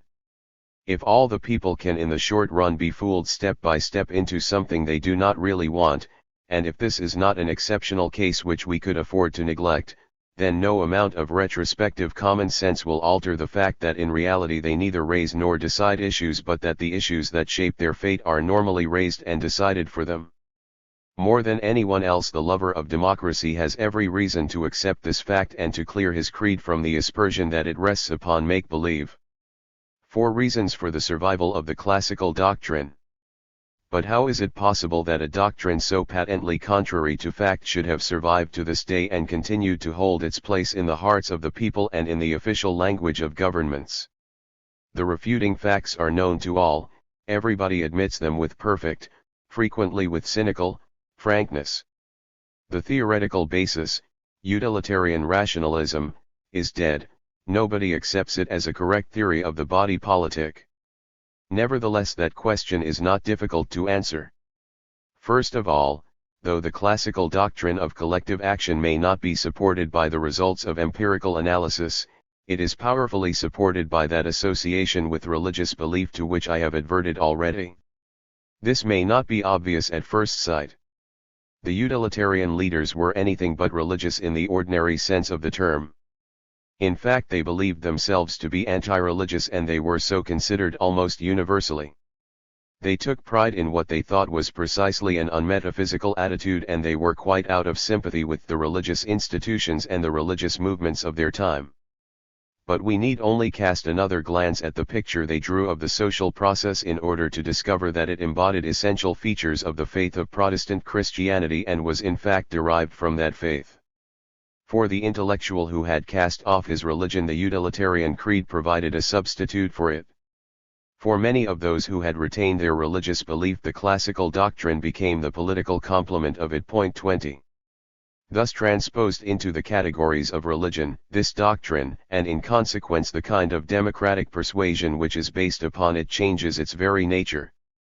There is no longer any need for logical scruples about the common good and ultimate values. All this is settled for us by the plan of the Creator, whose purpose defines and sanctions everything. What seemed indefinite or unmotivated before is suddenly quite definite and convincing. The voice of the people, that is the voice of God, for instance. Or take equality. Its very meaning is in doubt, and there is hardly any rational warrant for exalting it into a postulate, so long as we move in the sphere of empirical analysis. But Christianity harbors a strong equalitarian element. The Redeemer died for all. He did not differentiate between individuals of different social status.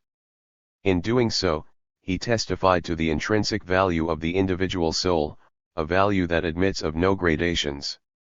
Is not this a sanction and, as it seems to me, the only possible sanction? 21 Of everyone to count for one, no one to count for more than one, a sanction that pours supermundane meaning into articles of the democratic creed for which it is not easy to find any other?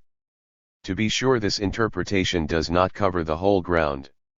However, so far as it goes, it seems to explain many things that otherwise would be unexplainable and in fact meaningless. In particular, it explains the believer's attitude toward criticism. Again, as in the case of socialism, fundamental dissent is looked upon not merely as error but as sin. It elicits not merely logical counterargument but also moral indignation.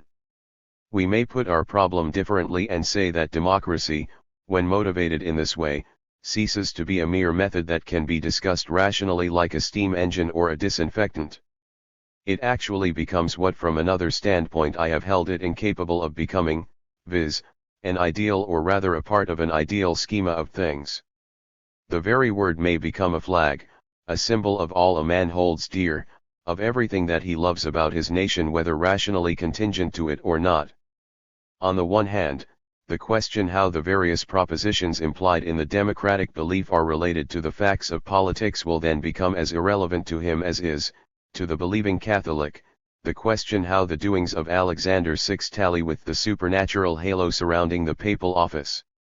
On the other hand, the Democrat of this type, while accepting postulates carrying large implications about equality and brotherliness, will be in a position also to accept, in all sincerity, almost any amount of deviations from them that his own behavior or position may involve.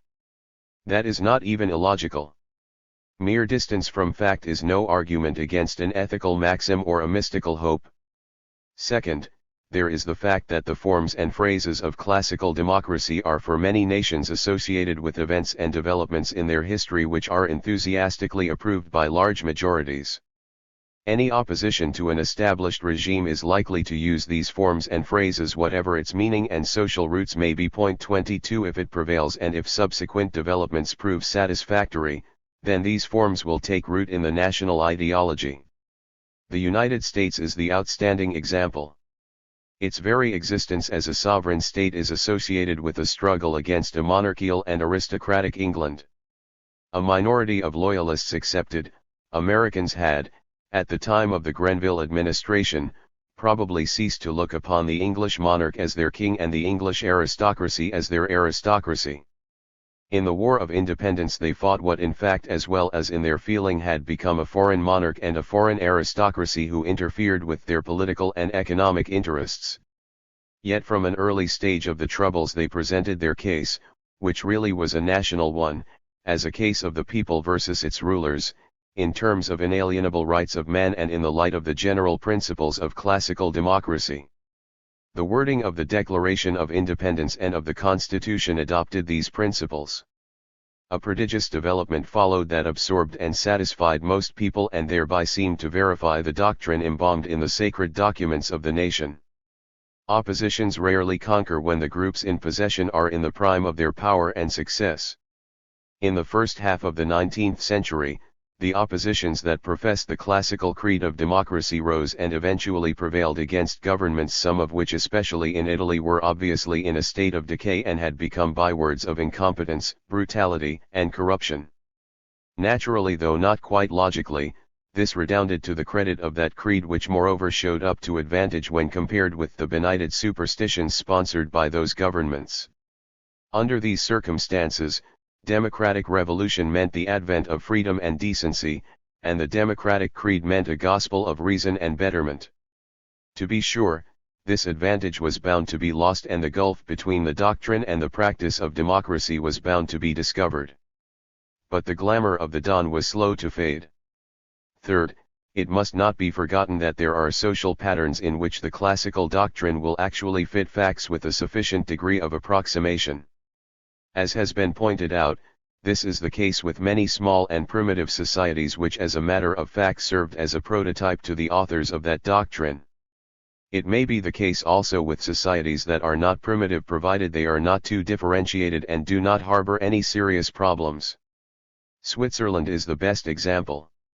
There is so little to quarrel about in a world of peasants which, excepting hotels and banks, contains no great capitalist industry, and the problems of public policy are so simple and so stable that an overwhelming majority can be expected to understand them and to agree about them.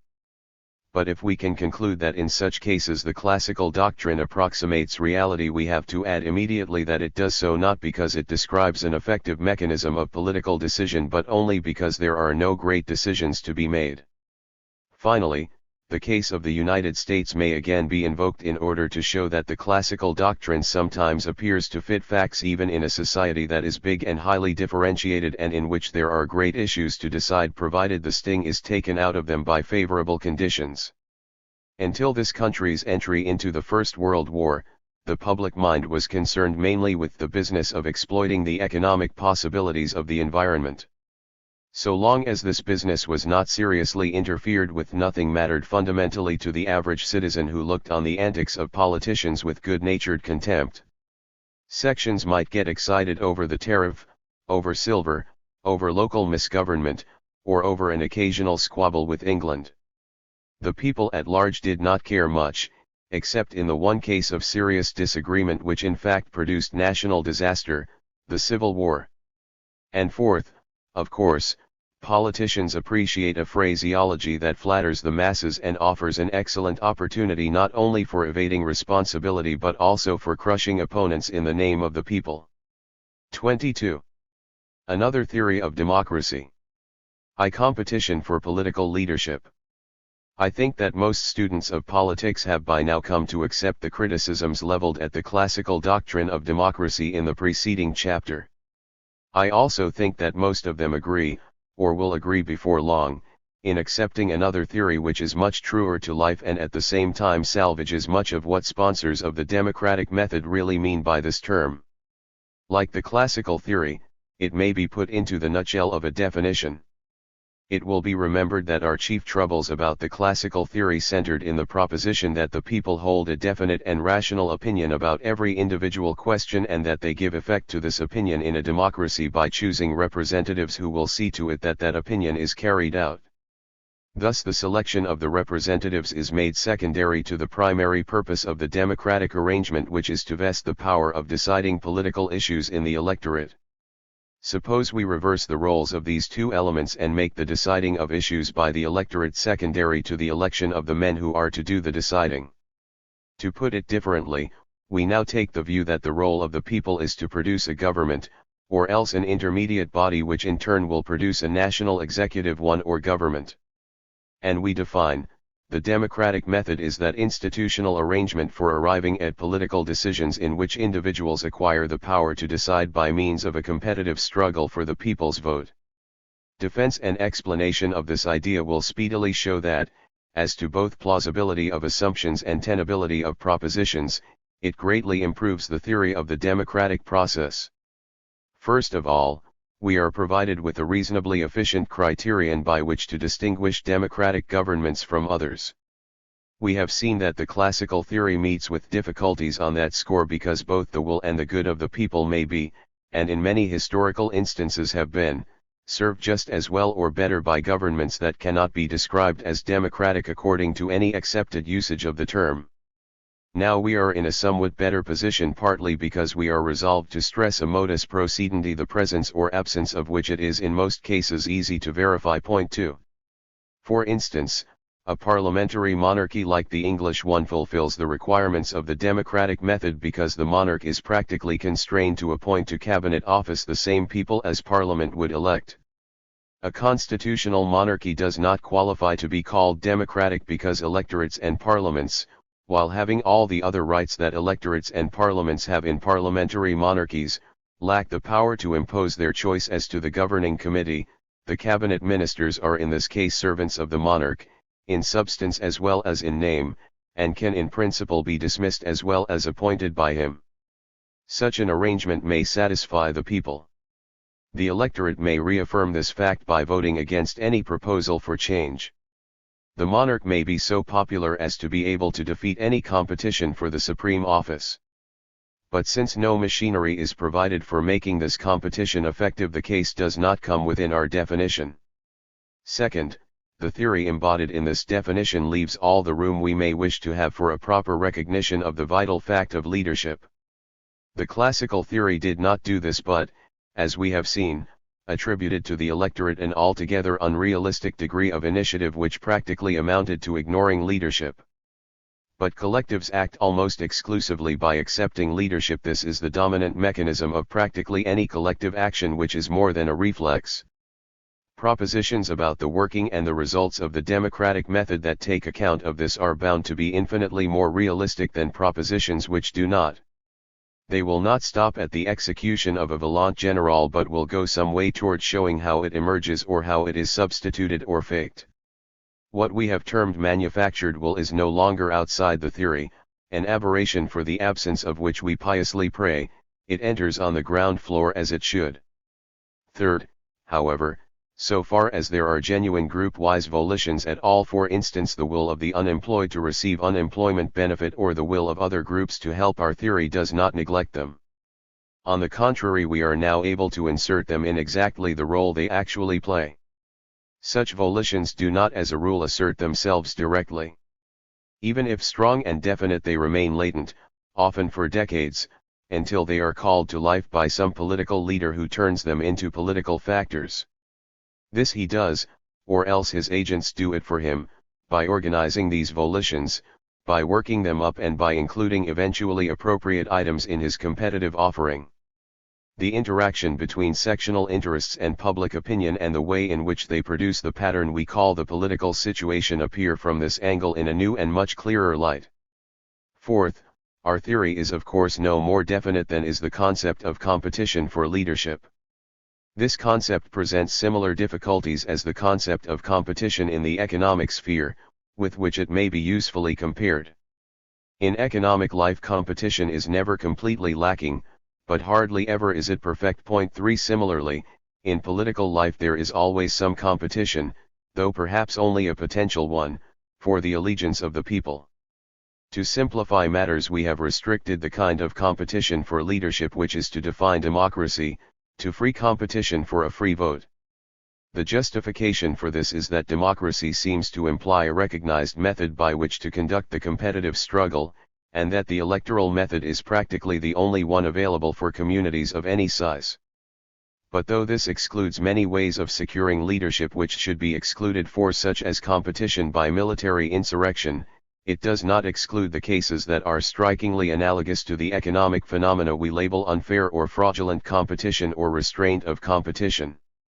And we cannot exclude them because if we did we should be left with a completely unrealistic ideal. Point 5 Between this ideal case which does not exist and the cases in which all competition with the established leader is prevented by force, there is a continuous range of variation within which the democratic method of government shades off into the autocratic one by imperceptible steps. But if we wish to understand and not to philosophize, this is as it should be. The value of our criterion is not seriously impaired thereby. Fifth, our theory seems to clarify the relation that subsists between democracy and individual freedom. If by the latter we mean the existence of a sphere of individual self-government the boundaries of which are historically variable, no society tolerates absolute freedom even of conscience and of speech, no society reduces that sphere to zero. The question clearly becomes a matter of degree. We have seen that the democratic method does not necessarily guarantee a greater amount of individual freedom than another political method would permit in similar circumstances. It may well be the other way round. But there is still a relation between the two. If, on principle at least, everyone is free to compete for political leadership 6 by presenting himself to the electorate, this will in most cases though not in all mean a considerable amount of freedom of discussion for all. In particular it will normally mean a considerable amount of freedom of the press. This relation between democracy and freedom is not absolutely stringent and can be tampered with. But, from the standpoint of the intellectual, it is nevertheless very important. At the same time, it is all there is to that relation. Sixth, it should be observed that in making it the primary function of the electorate to produce a government, directly or through an intermediate body, I intended to include in this phrase also the function of evicting it. The one means simply the acceptance of a leader or a group of leaders, the other means simply the withdrawal of this acceptance. This takes care of an element the reader may have missed. He may have thought that the electorate controls as well as installs. But since electorates normally do not control their political leaders in any way except by refusing to re-elect them or the parliamentary majorities that support them, it seems well to reduce our ideas about this control in the way indicated by our definition.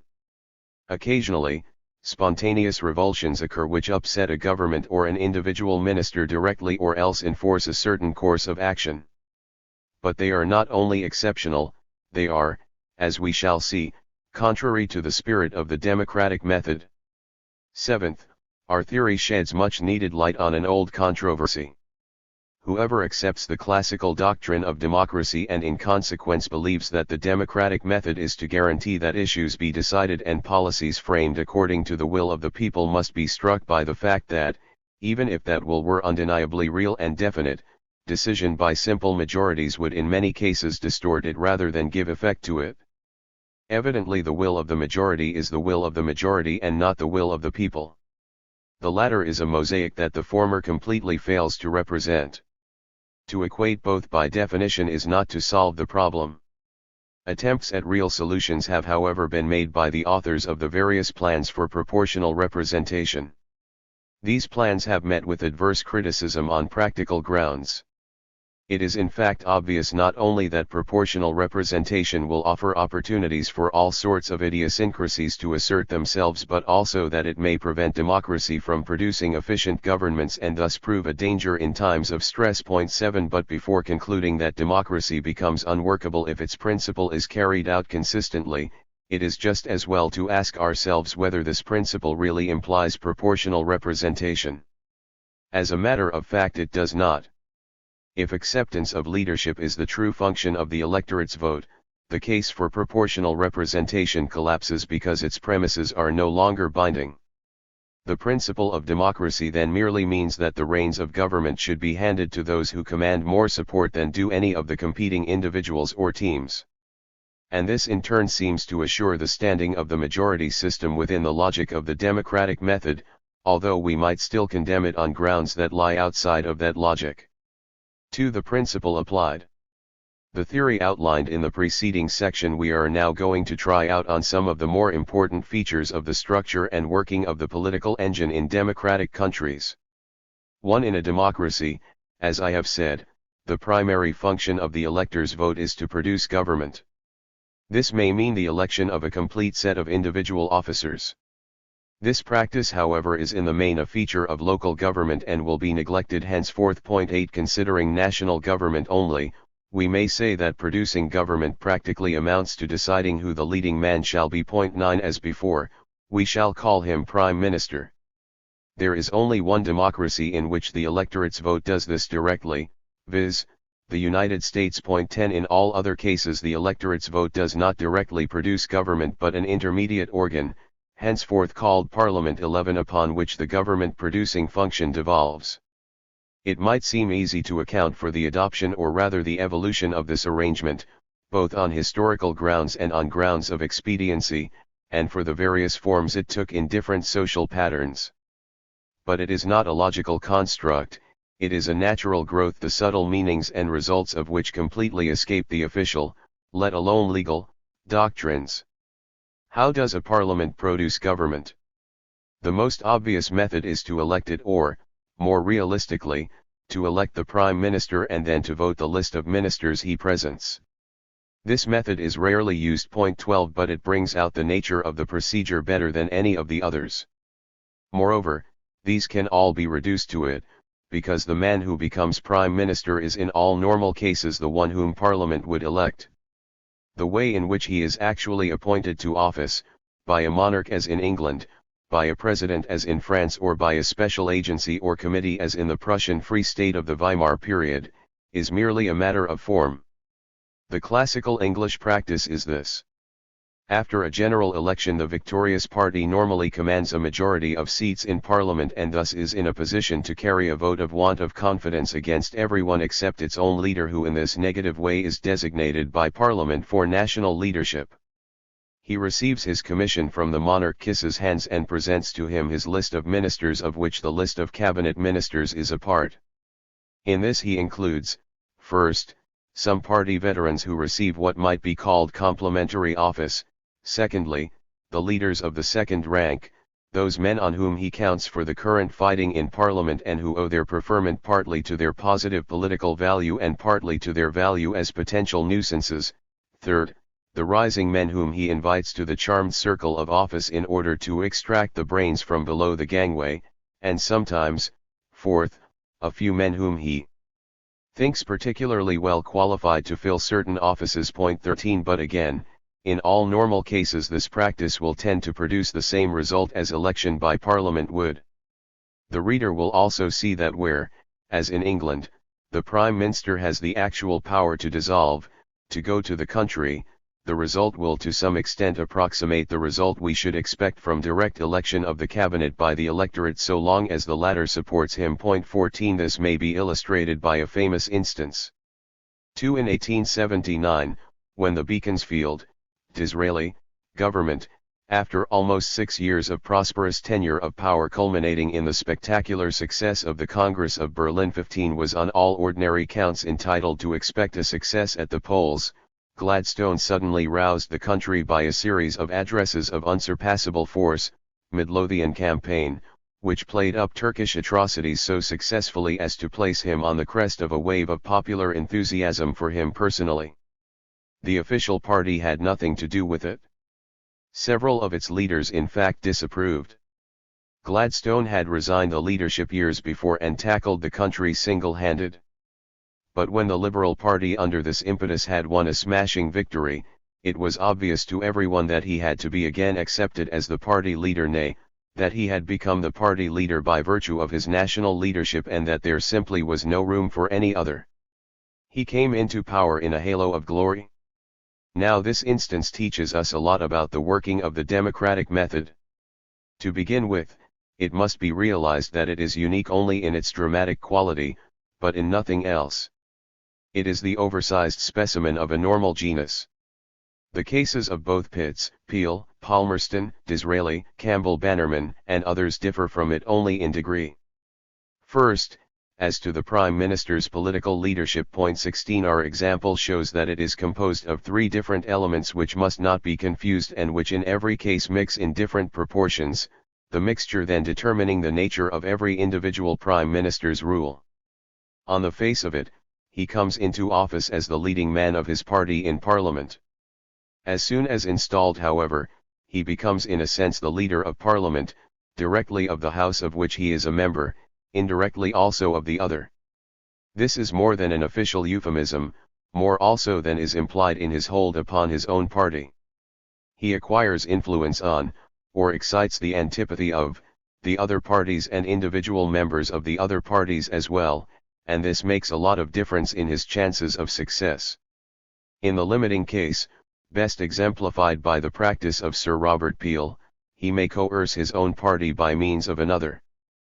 Finally, though in all normal cases he will also be the head of his party in the country, the well-developed specimen of the prime ministerial genus will have a position in the country distinct from what he automatically acquires by heading the party organization.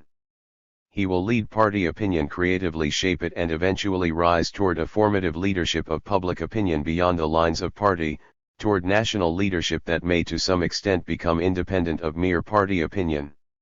It is needless to say how very personal such an achievement is and how great the importance of such a foothold outside of both party and Parliament.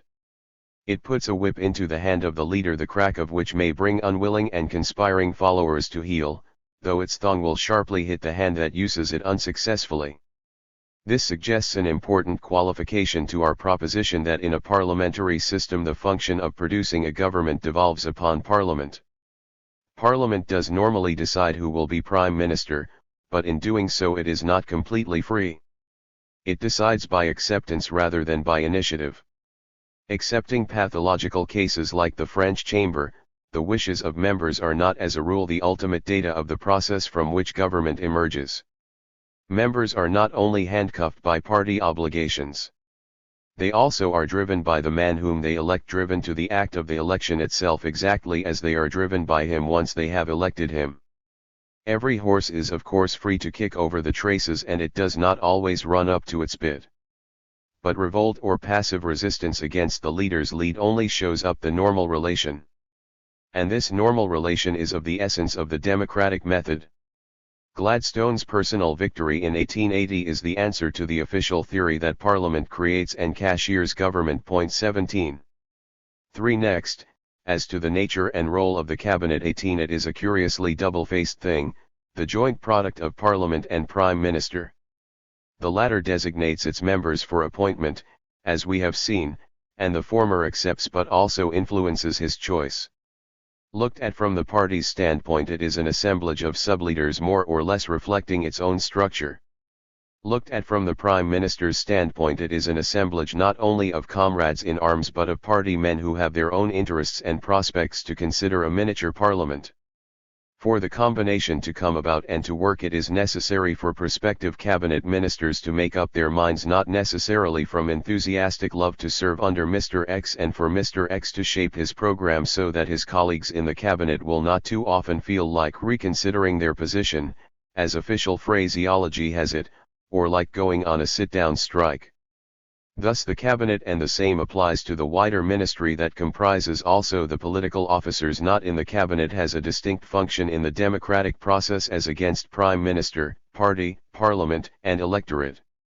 This function of intermediate leadership is associated with, but by no means based upon, the current business transacted by the individual cabinet officers in the several departments to which they are appointed in order to keep the leading group's hands on the bureaucratic engine.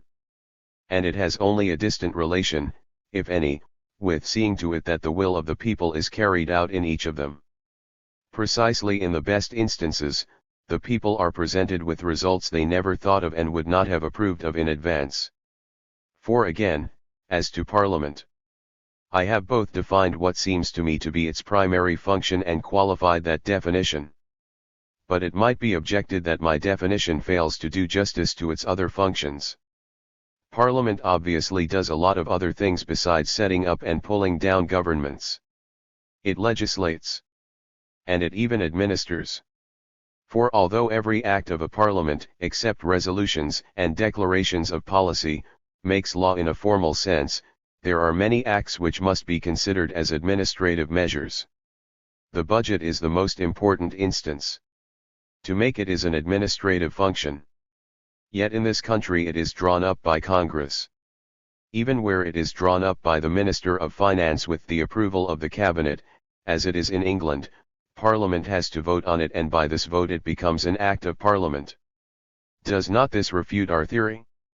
When two armies operate against each other, their individual moves are always centered upon particular objects that are determined by their strategical or tactical situations. They may contend for a particular stretch of country or for a particular hill. But the desirability of conquering that stretch or hill must be derived from the strategical or tactical purpose, which is to beat the enemy. It would be obviously absurd to attempt to derive it from any extra military properties the stretch or hill may have.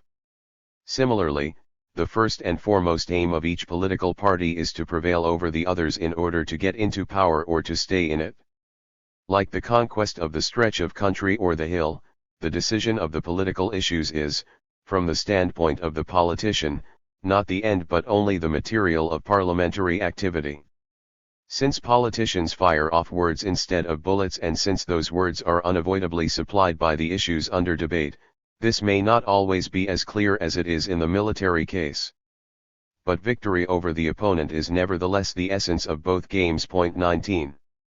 Fundamentally, then, the current production of parliamentary decisions on national questions is the very method by which Parliament keeps or refuses to keep a government in power, or by which Parliament accepts or refuses to accept the Prime Minister's leadership. Point 20. With the exceptions to be noticed presently, every vote is a vote of confidence or want of confidence, and the votes that are technically so called merely bring out in abstracto the essential element that is common to all. Of this we can satisfy ourselves by observing that the initiative in bringing up matters for parliamentary decision as a rule lies with the government, or else with the opposition's shadow cabinet, and not with private members. It is the Prime Minister who selects from the incessant stream of current problems those which he is going to make parliamentary issues, that is to say, those on which his government proposes to introduce bills, or, if he is not sure of his ground, at least resolutions. Of course every government receives from its predecessor a legacy of open questions which it may be unable to shelve, others are taken up as a matter of routine politics. It is only in the case of the most brilliant achievement that a prime minister is in a position to impose measures about a political issue which he has created himself. In any case, however, the government's choice or lead, whether free or not, is the factor that dominates parliamentary activity. If a bill is brought in by the opposition, this means that it is offering battle. Such a move is an attack which the government must either thwart by purloining the issue or else defeat.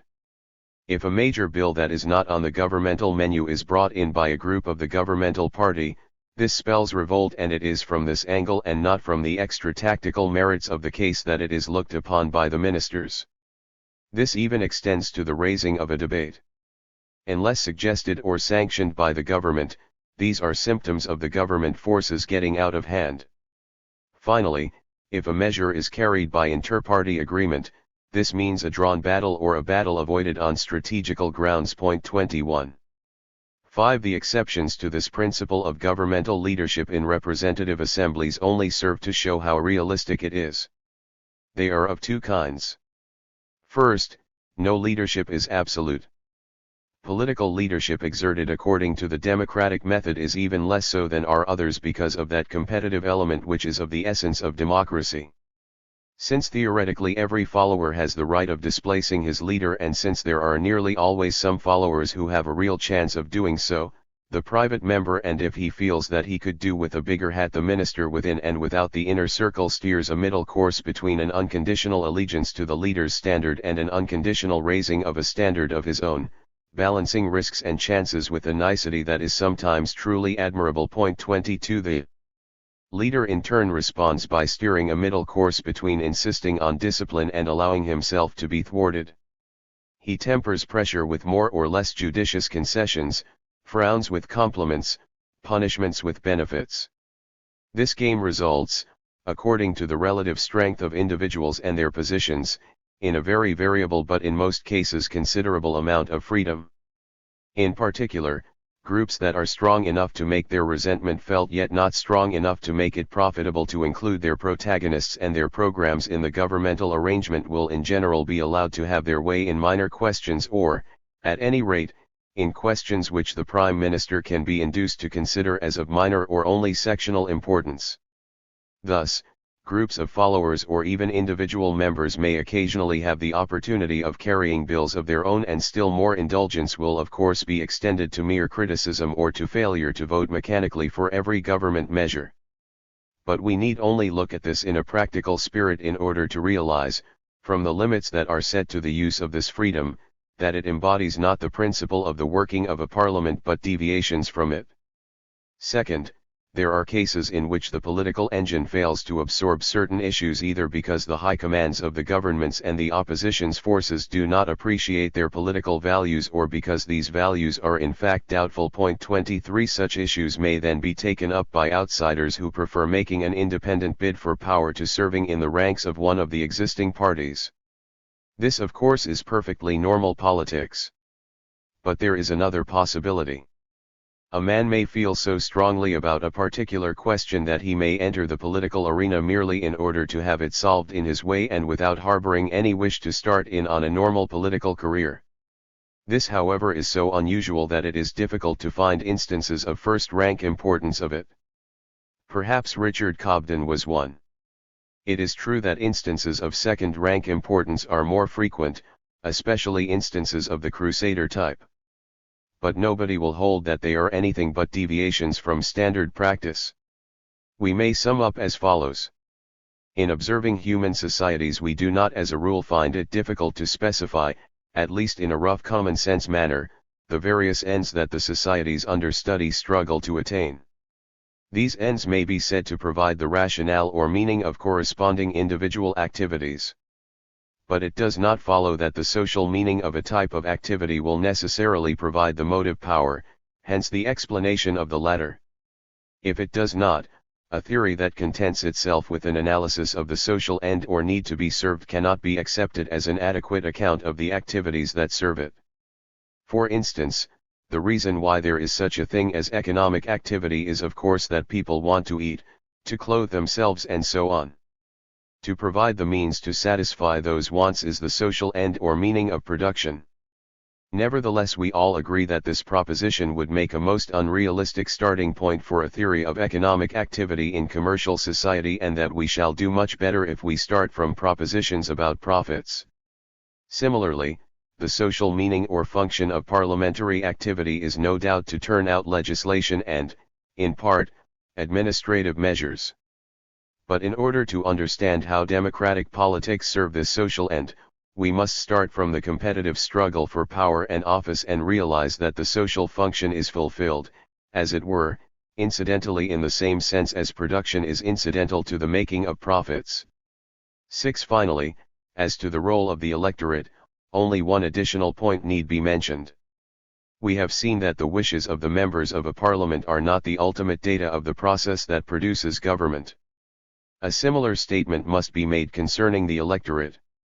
Its choice ideologically glorified into the call from the people does not flow from its initiative but is being shaped, and the shaping of it is an essential part of the democratic process. Voters do not decide issues. But neither do they pick their members of parliament from the eligible population with a perfectly open mind. In all normal cases the initiative lies with the candidate who makes a bid for the office of member of parliament and such local leadership as that may imply. Voters confine themselves to accepting this bid in preference to others or refusing to accept it. Even most of those exceptional cases in which a man is genuinely drafted by the electors come into the same category for either of two reasons. Naturally, a man need not bid for leadership if he has acquired leadership already, or it may happen that a local leader who can control or influence the vote but is unable or unwilling to compete for election himself designates another man who then may seem to have been sought out by the voters acting on their own initiative. But even as much of electoral initiative as acceptance of one of the competing candidates would in itself imply is further restricted by the existence of parties. A party is not, as classical doctrine, or Edmund Burke, would have us believe, a group of men who intend to promote public welfare upon some principle on which they are all agreed. This rationalization is so dangerous because it is so tempting. For all parties will of course, at any given time, provide themselves with a stock of principles or planks, and these principles or planks may be as characteristic of the party that adopts them and as important for its success as the brands of goods a department store sells are characteristic of it and important for its success. But the department store cannot be defined in terms of its brands and a party cannot be defined in terms of its principles. A party is a group whose members propose to act in concert in the competitive struggle for political power. If that were not so, it would be impossible for different parties to adopt exactly or almost exactly the same program. Yet this happens, as everyone knows. Party and machine politicians are simply the response to the fact that the electoral mass is incapable of action other than a stampede, and they constitute an attempt to regulate political competition exactly similar to the corresponding practices of a trade association. The psychotechnics of party management and party advertising, slogans, and marching tunes, are not accessories. They are of the essence of politics. So is the political boss. 23. The inference. Some implications of the preceding analysis. The theory of competitive leadership has proved a satisfactory interpretation of the facts of the democratic process. So we shall naturally use it in our attempt to unravel the relation between democracy and a socialist order of things. As has been stated before, socialists claim not only compatibility, they claim that democracy implies socialism and that there cannot be true democracy except in socialism. On the other hand, the reader cannot but be familiar with at least some of the numerous pamphlets that have been published in this country during the last few years in order to prove that a planned economy, let alone full-fledged socialism, is completely incompatible with democracy. Both standpoints are of course easy to understand from the psychological background of the contest and from the natural wish of both parties to it to secure the support of a people the great majority of whom fervently believes in democracy. But suppose we ask, where lies the truth? Our analysis in this and preceding parts of this book readily yields an answer. Between socialism as we defined it and democracy as we defined it there is no necessary relation, the one can exist without the other. At the same time there is no incompatibility. In appropriate states of the social environment the socialist engine can be run on democratic principles. But observe that these simple statements depend upon our view about what socialism and democracy are. Therefore they mean not only less than, but also something different from, what either party to the contest has in mind. For this reason and also because behind the question of mere compatibility there inevitably arises the further question whether the democratic method will work more or less effectively in a socialist as compared with a capitalist regime, we have still a lot of explaining to do. In particular we must try to formulate the conditions under which the democratic method can be expected to give satisfaction. This will be done in the second section of this chapter. Now we shall look at some of the implications of our analysis of the democratic process. First of all, according to the view we have taken, Democracy does not mean and cannot mean that the people actually rule in any obvious sense of the terms people and rule. Democracy means only that the people have the opportunity of accepting or refusing the men who are to rule them. But since they might decide this also in entirely undemocratic ways, we have had to narrow our definition by adding a further criterion identifying the democratic method, viz., free competition among would-be leaders for the vote of the electorate. Now one aspect of this may be expressed by saying that democracy is the rule of the politician. It is of the utmost importance to realize clearly what this implies. Many exponents of democratic doctrine have striven hard to divest political activity of any professional connotation. They have held strongly, sometimes passionately, that politics ought not to be a profession and that democracy degenerates whenever it becomes one. But this is just ideology. It is true that, say, businessmen or lawyers may be elected to serve in parliament and even take an office occasionally and still remain primarily businessmen and lawyers. It is also true that many who become primarily politicians continue to rely on other activities for their livelihood. Point 1 But normally, personal success in politics, more than occasional rise to cabinet office in particular, will imply concentration of the professional kind and relegate a man's other activities to the rank of sidelines or necessary chores. If we wish to face facts squarely, we must recognize that, in modern democracies of any type other than the Swiss, politics will unavoidably be a career. This in turn spells recognition of a distinct professional interest in the individual politician and of a distinct group interest in the political profession as such. It is essential to insert this factor into our theory. Many a riddle is solved as soon as we take account of it. Point 2 Among other things, we immediately cease to wonder why it is that politicians so often fail to serve the interest of their class or of the groups with which they are personally connected. Politically speaking, the man is still in the nursery who has not absorbed, so as never to forget, the saying attributed to one of the most successful politicians that ever lived: what businessmen do not understand is that exactly as they are dealing in oil, so I am dealing in votes. 3. Let us note that there is no reason to believe that this will be either better or worse in a socialist organization of society. The doctor or engineer who means to fill the cup of his ambitions by means of success as a doctor or engineer will still be a distinct type of man and have a distinct pattern of interests. The doctor or engineer who means to work or reform the institutions of his country will still be another type and have another pattern of interests. Second, students of political organization have always felt doubts concerning the administrative efficiency of democracy in large and complex societies. In particular, it has been urged that, as compared with other arrangements, the efficiency of democratic government is inevitably impaired because of the tremendous loss of energy which the incessant battle in Parliament and outside of it imposes upon the leading men. It is further impaired, for the same reason, by the necessity of bending policies to the exigencies of political warfare. Neither proposition is open to doubt. Both are but corollaries to our previous statement that the democratic method produces legislation and administration as byproducts of the struggle for political office. Visualize, for instance, the situation of a prime minister. Where governments are as unstable as they have been in France from 1871 to the breakdown in 1940, his attention must be almost monopolized by a task that is like trying to build a pyramid from billiard balls. Only men of quite unusual force under such conditions can have had any energy to spare for current administrative work on bills and so on, and only such exceptional men can have acquired any authority with their civil service subordinates who, like everybody else, knew that their chief would be out before long. Of course, this is not anything like as bad in the English case. Unstable governmental combinations are exceptions, and normally a government can count on a life of about 5 or 6 years. Ministers can settle down in their offices and are not so easy to unhorse in Parliament. But this does not mean that they are exempt from fighting. There always is a current contest, and if governments are not constantly on trial for their lives, it is only because they are as a rule able to smother current attacks this side of the danger point.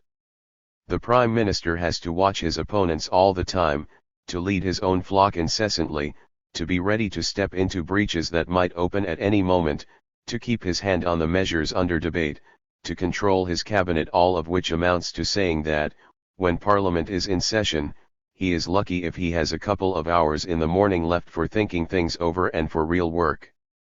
Individual miscarriages and defeats of a government as a whole are not infrequently due to physical exhaustion of the leading man or men. Point 4. How could he, so it might well be asked, undertake to lead and supervise an administrative organism that is to embrace all the problems of economic life? But this wastage of governmental energy is not all. The incessant competitive struggle to get into office or to stay in it imparts to every consideration of policies and measures the bias so admirably expressed by the phrase about dealing in votes.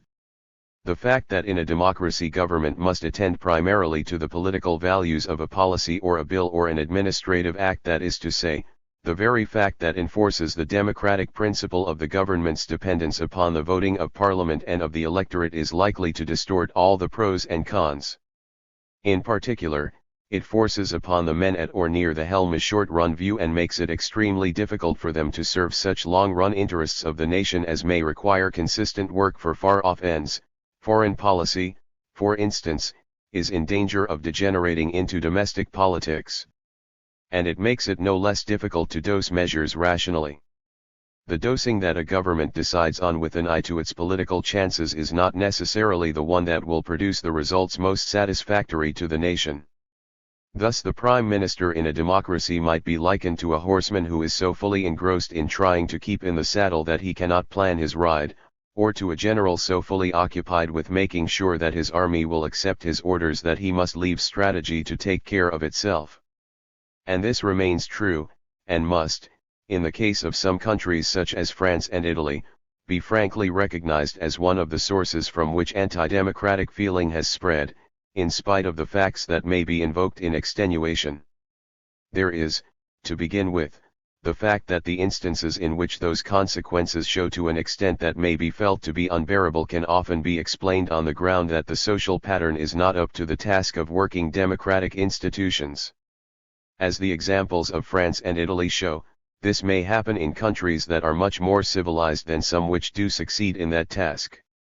But nevertheless the weight of the criticism is thereby reduced to the statement that the satisfactory working of the democratic method is contingent upon fulfillment of certain conditions, a subject that will be taken up presently. Then there is the question of the alternative. These weaknesses are obviously not absent in non-democratic patterns. Paving one's way to a leading position, say, at a court, may absorb quite as much energy and distort one's views about issues quite as much as does the democratic struggle, though that waste or distortion does not stand out so publicly. This amounts to saying that attempts at comparative appraisal of engines of government will have to take account of many other factors besides the institutional principles involved.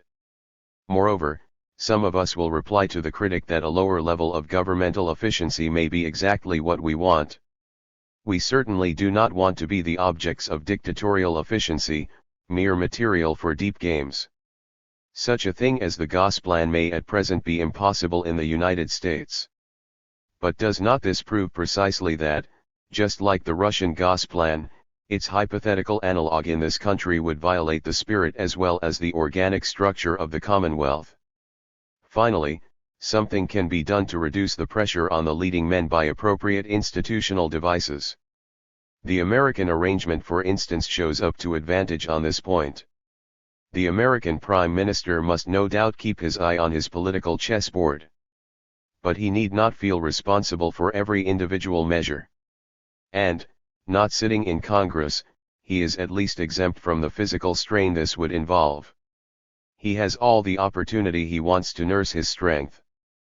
Third, our analysis in the preceding chapter brings into bold relief the problem of the quality of the men the democratic method selects for positions of leadership. The well-known argument about this hardly needs recalling. The democratic method creates professional politicians whom it then turns into amateur administrators and statesmen. Themselves lacking all the acquirements necessary for dealing with the tasks that confront them, they appoint Lord Macaulay's judges without law and diplomatists without French, ruining the civil service and discouraging all the best elements in it. Worse still, there is another point, distinct from any question of specialized competence and experience, the qualities of intellect and character that make a good candidate are not necessarily those that make a good administrator, and selection by means of success at the polls may work against the people who would be successes at the head of affairs. And even if the products of this selection prove successes in office, these successes may well be failures for the nation. The politician who is a good tactician can successfully survive any number of administrative miscarriages. Recognition of the elements of truth in all this should again be tempered by the recognition of the extenuating facts. In particular, the case for democracy stands to gain from a consideration of the alternatives. No system of selection whatever the social sphere, with the possible exception of competitive capitalism, tests exclusively the ability to perform and selects in the way a stable selects its derby crack. Though to varying degrees, all systems put premiums on other qualities as well, qualities that are often inimical to performance. But we may perhaps go further than this. It is not quite true that in the average case political success proves nothing for a man, or that the politician is nothing but an amateur. There is one very important thing that he knows professionally, viz., the handling of men. And, as a broad rule at least, the ability to win a position of political leadership will be associated with a certain amount of personal force and also of other aptitudes that will come in usefully in a prime minister's workshop. There are after all many rocks in the stream that carries politicians to national office which are not entirely ineffective in barring the progress of the moron or the windbag. That in such matters general argument one way or another does not lead to a definite result is only what we should expect. It is much more curious and significant that factual evidence is not, at first sight at least, any more conclusive. Nothing is easier than to compile an impressive list of failures of the democratic method, especially if we include not only cases in which there was actual breakdown or national discomfiture but also those in which, though the nation led a healthy and prosperous life, the performance in the political sector was clearly substandard relative to the performance in others. But it is just as easy to marshal hardly less impressive evidence in favor of the politician.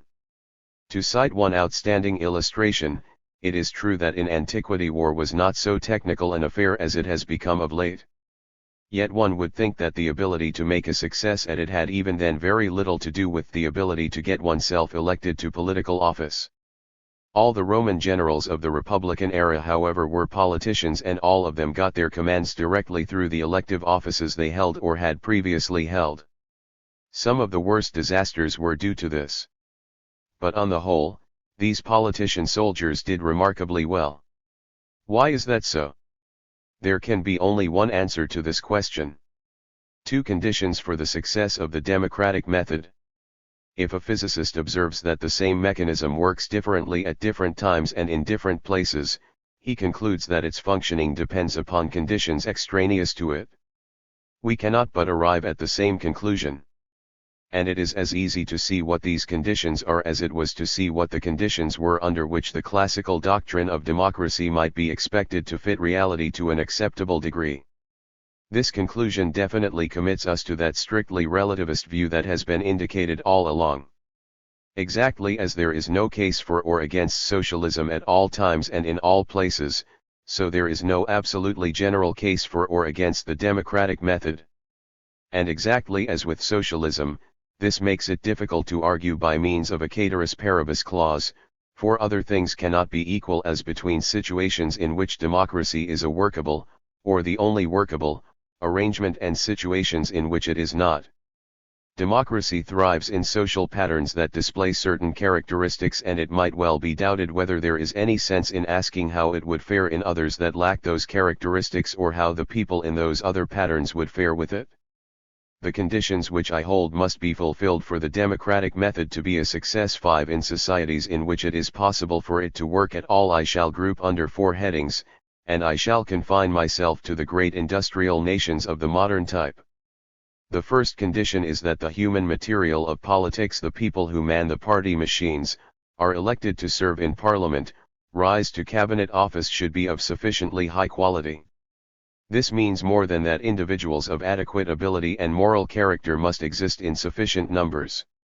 As has been pointed out before, the democratic method selects not simply from the population but only from those elements of the population that are available for the political vocation or, more precisely, that offer themselves for election. All methods of selection do this, of course. All of them therefore may, according to the degree to which a given vocation attracts talent and character, produce in it a level of performance that is above or below the national average. But the competitive struggle for responsible office is, on the one hand, wasteful of personnel and energy. On the other hand, the democratic process may easily create conditions in the political sector that, once established, will repel most of the men who can make a success at anything else. For both these reasons, adequacy of material is particularly important for the success of democratic government. It is not true that in a democracy people always have the kind and quality of government they want or merit. There may be many ways in which politicians of sufficiently good quality can be secured. Thus far, however, experience seems to suggest that the only effective guarantee is in the existence of a social stratum, itself a product of a severely selective process, that takes to politics as a matter of course. If such a stratum be neither too exclusive nor too easily accessible for the outsider, and if it be strong enough to assimilate most of the elements it currently absorbs, it not only will present for the political career products of stocks that have successfully passed many tests in other fields served, as it were, an apprenticeship in private affairs, but it will also increase their fitness by endowing them with traditions that embody experience, with a professional code and with a common fund of views. It is hardly mere coincidence that England, which is the only country to fulfill our condition completely, is also the only country to have a political society in this sense. Still more instructive is the case of Germany in the period of the Weimar Republic, 1918 to 1933. As I hope to show in Part V, there was nothing about the German politicians of that period that would ordinarily be considered a glaring defect. The average member of parliament and the average prime and cabinet minister were honest, reasonable, and conscientious. This applies to all parties. However, with due respect for the sprinkling of talent that showed here and there, though rarely in a position of or near high command, it must be added that most of them were distinctly below par, in some cases pitifully so. Obviously this cannot have been due to any lack of ability and energy in the nation as a whole. But ability and energy spurned the political career. And there was no class or group whose members looked upon politics as their predestined career. That political system missed fire for many reasons.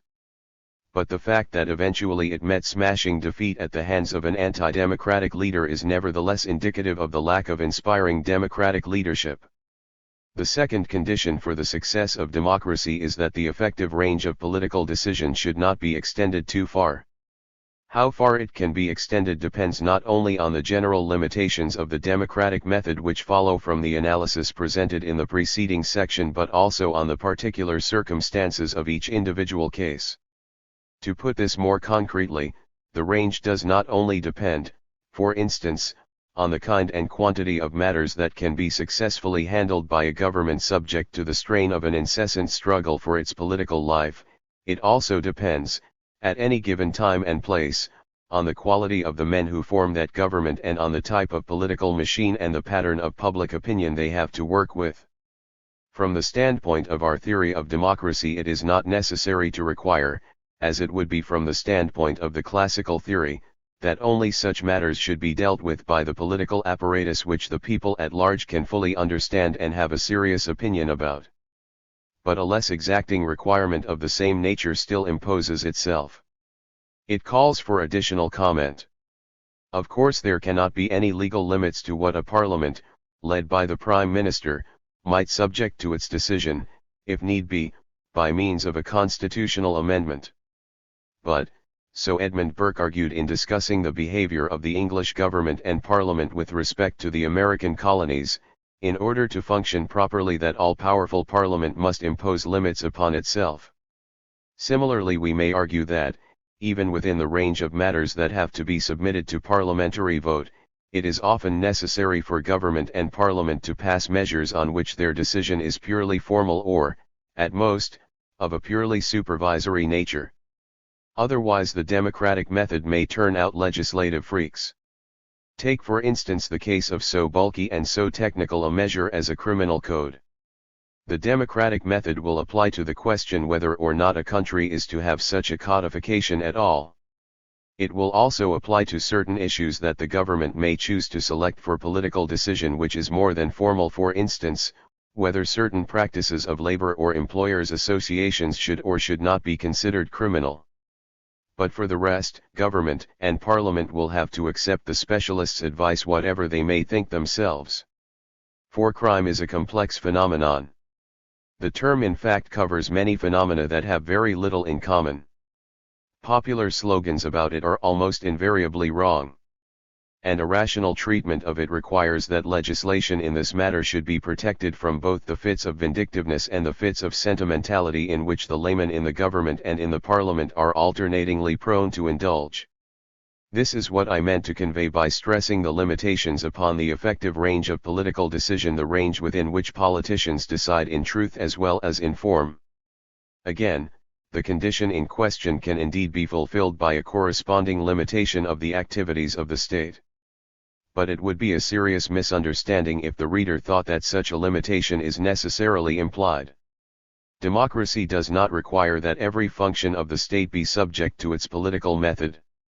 For instance, in most democratic countries a large measure of independence from political agencies is granted to the judges.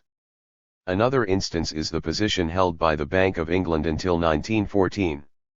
Some of its functions were in fact of a public nature. Nevertheless, these functions were vested with what legally was just a business corporation that was sufficiently independent of the political sector to have a policy of its own. Certain federal agencies in this country are other cases in point. The Interstate Commerce Commission embodies an attempt to extend the sphere of public authority without extending the sphere of political decision.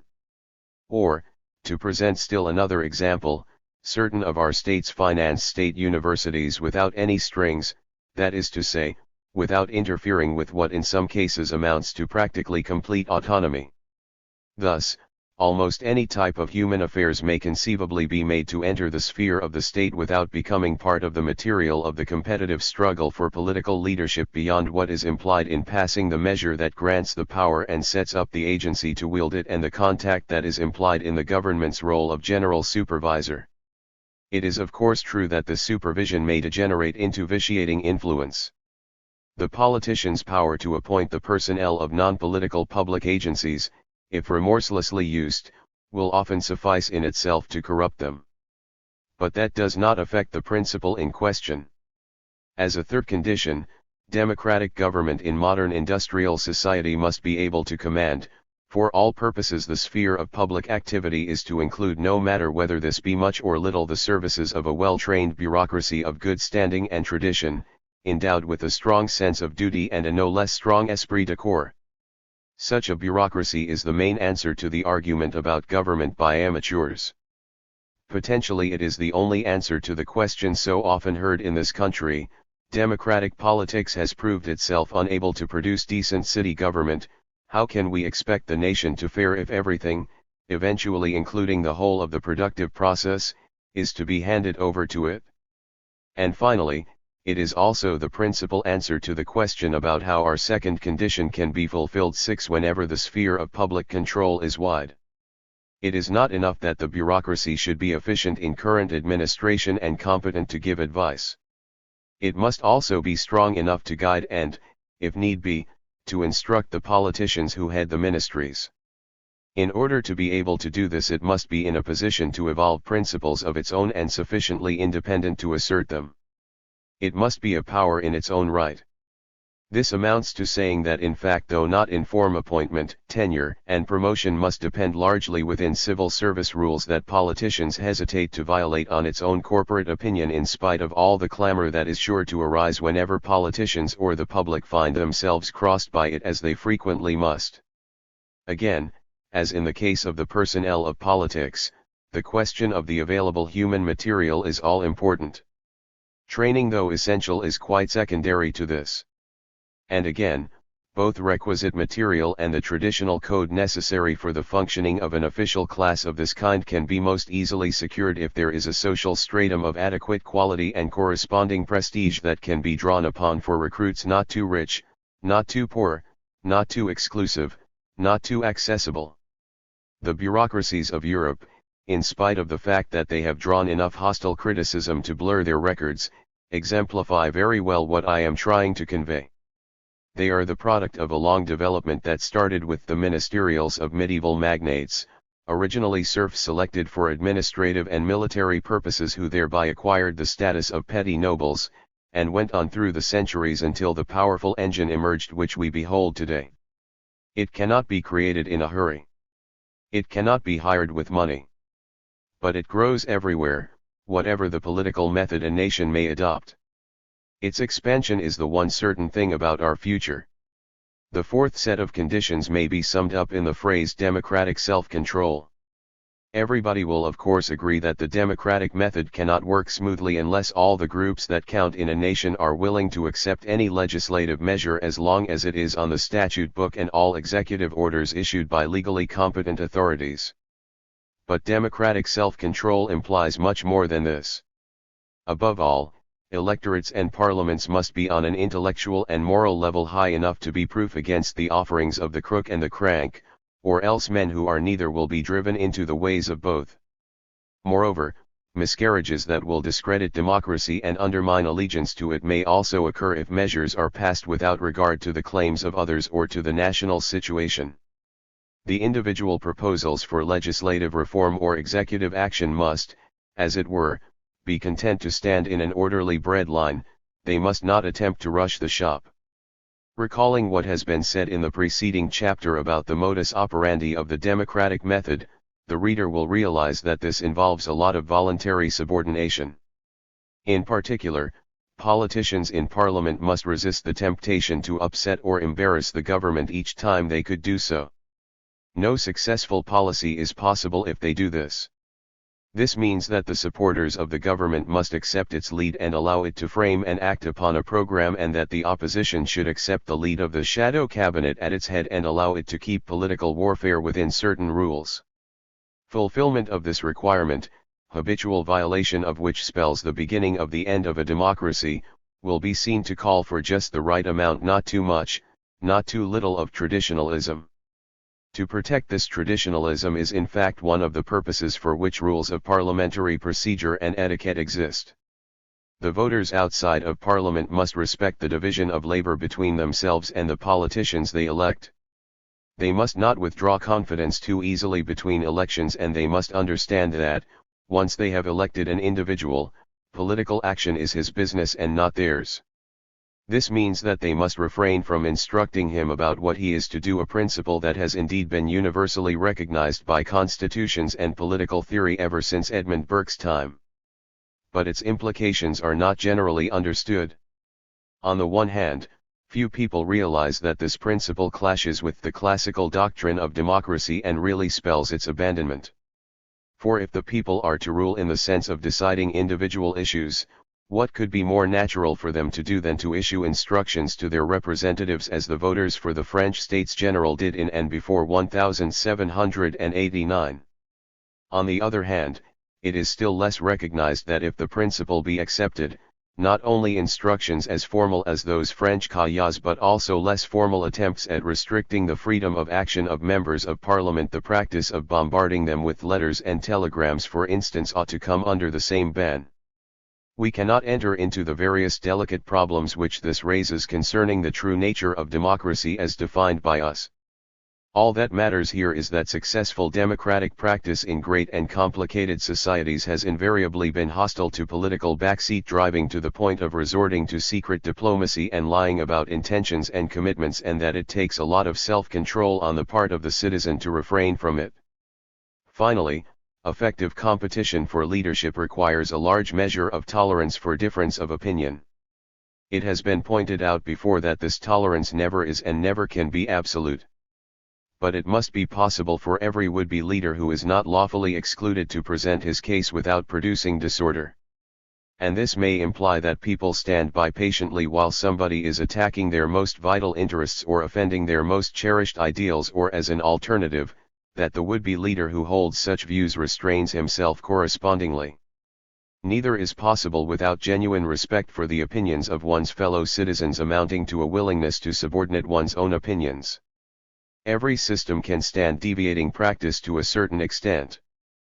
But even the necessary minimum of democratic self-control evidently requires a national character and national habits of a certain type which have not everywhere had the opportunity to evolve, and which the democratic method itself cannot be relied on to produce. And nowhere will that self-control stand tests beyond a varying degree of severity. In fact, the reader need only review our conditions in order to satisfy himself that democratic government will work to full advantage only if all the interests that matter are practically unanimous, not only in their allegiance to the country but also in their allegiance to the structural principles of the existing society. Whenever these principles are called in question and issues arise that rend a nation into two hostile camps, democracy works at a disadvantage. And it may cease to work at all as soon as interests and ideals are involved on which people refuse to compromise. This may be generalized to read that the democratic method will be at a disadvantage in troubled times.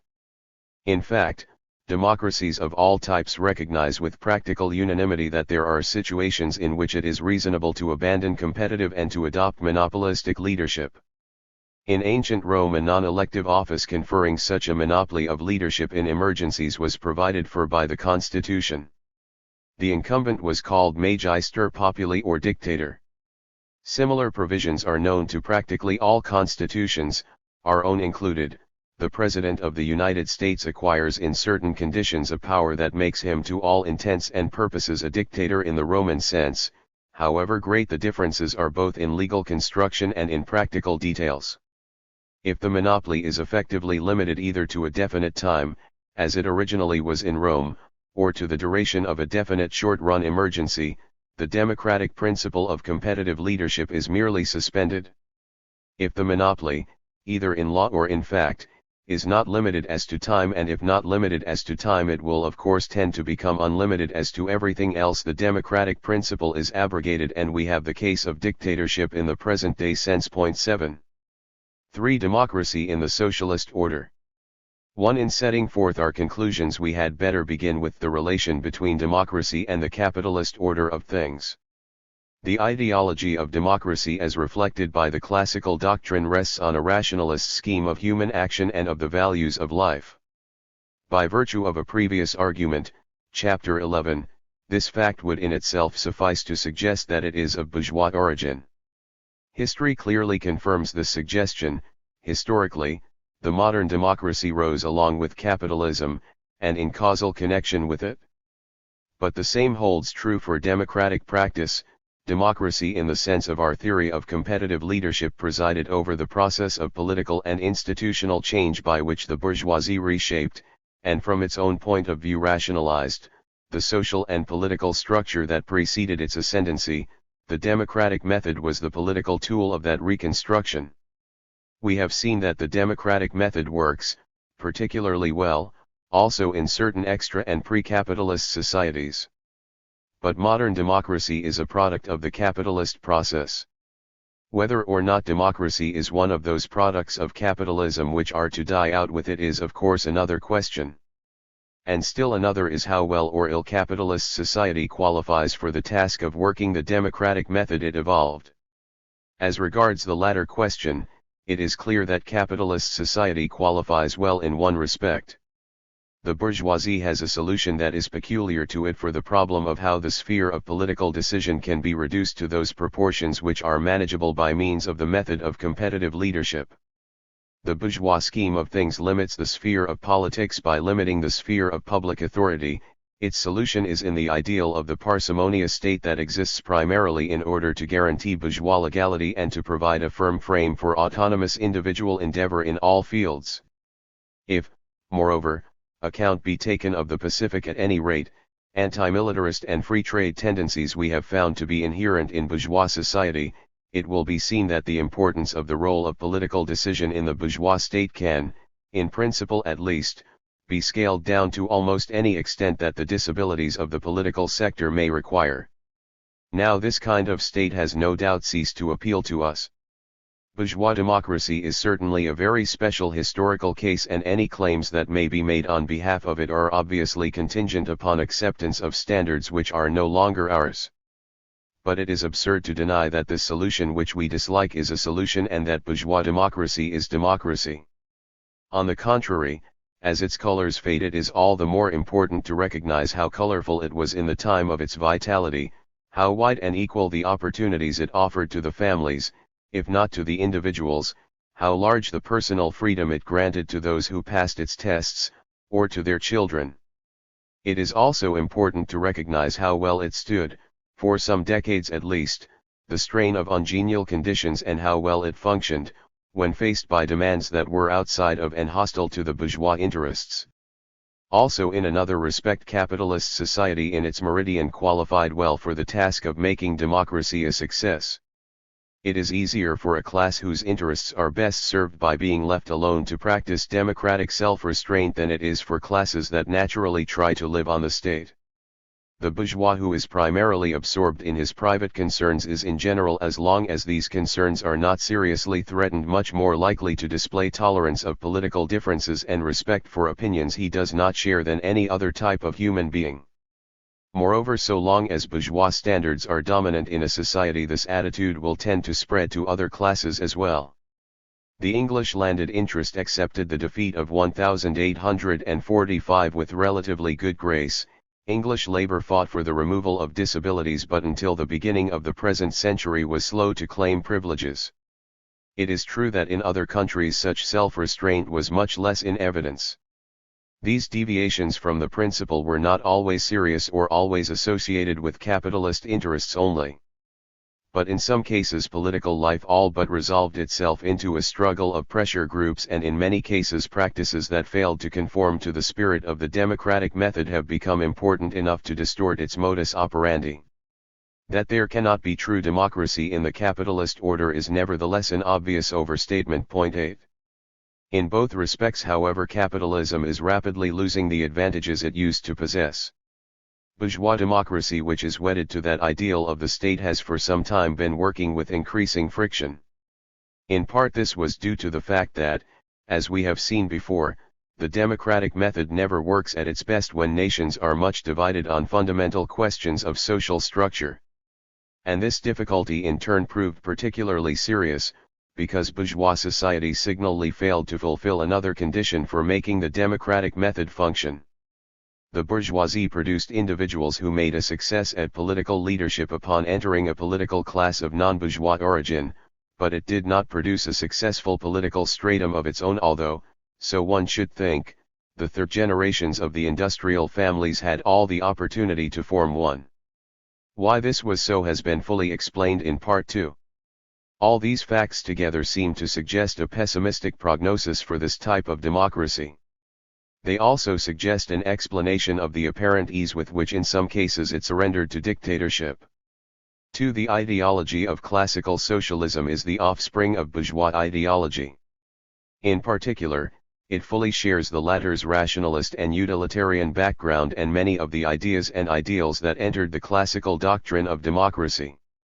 So far as this goes, socialists in fact experienced no difficulty whatever in appropriating this part of the bourgeois inheritance and in making out a case for the proposition that those elements of the classical doctrine which socialism is unable to absorb, the emphasis on protection of private property for instance, are really at variance with its fundamental principles. Creeds of this kind could survive even in entirely non-democratic forms of socialism, and we may trust the scribes and Pharisees to bridge by suitable phrases any gap there may be between creed and practice. But it is the practice that interests us, the fate of democratic practice as interpreted by the doctrine of competitive leadership. And so, since we have seen that non-democratic socialism is perfectly possible, the real question is again how well or ill socialism qualifies for the task of making the democratic method function should it attempt to do so. The essential point to grasp is this. No responsible person can view with equanimity the consequences of extending the democratic method, that is to say the sphere of politics, to all economic affairs. Believing that democratic socialism means precisely this, such a person will naturally conclude that democratic socialism must fail. But this does not necessarily follow. As has been pointed out before, extension of the range of public management does not imply corresponding extension of the range of political management. Conceivably, the former may be extended so as to absorb a nation's economic affairs while the latter still remains within the boundaries set by the limitations of the democratic method. It does follow, however, that in socialist society these limitations will raise a much more serious problem. For socialist society lacks the automatic restrictions imposed upon the political sphere by the bourgeois scheme of things. Moreover, in socialist society it will no longer be possible to find comfort in the thought that the inefficiencies of political procedure are after all a guarantee of freedom. Lack of efficient management will spell lack of bread.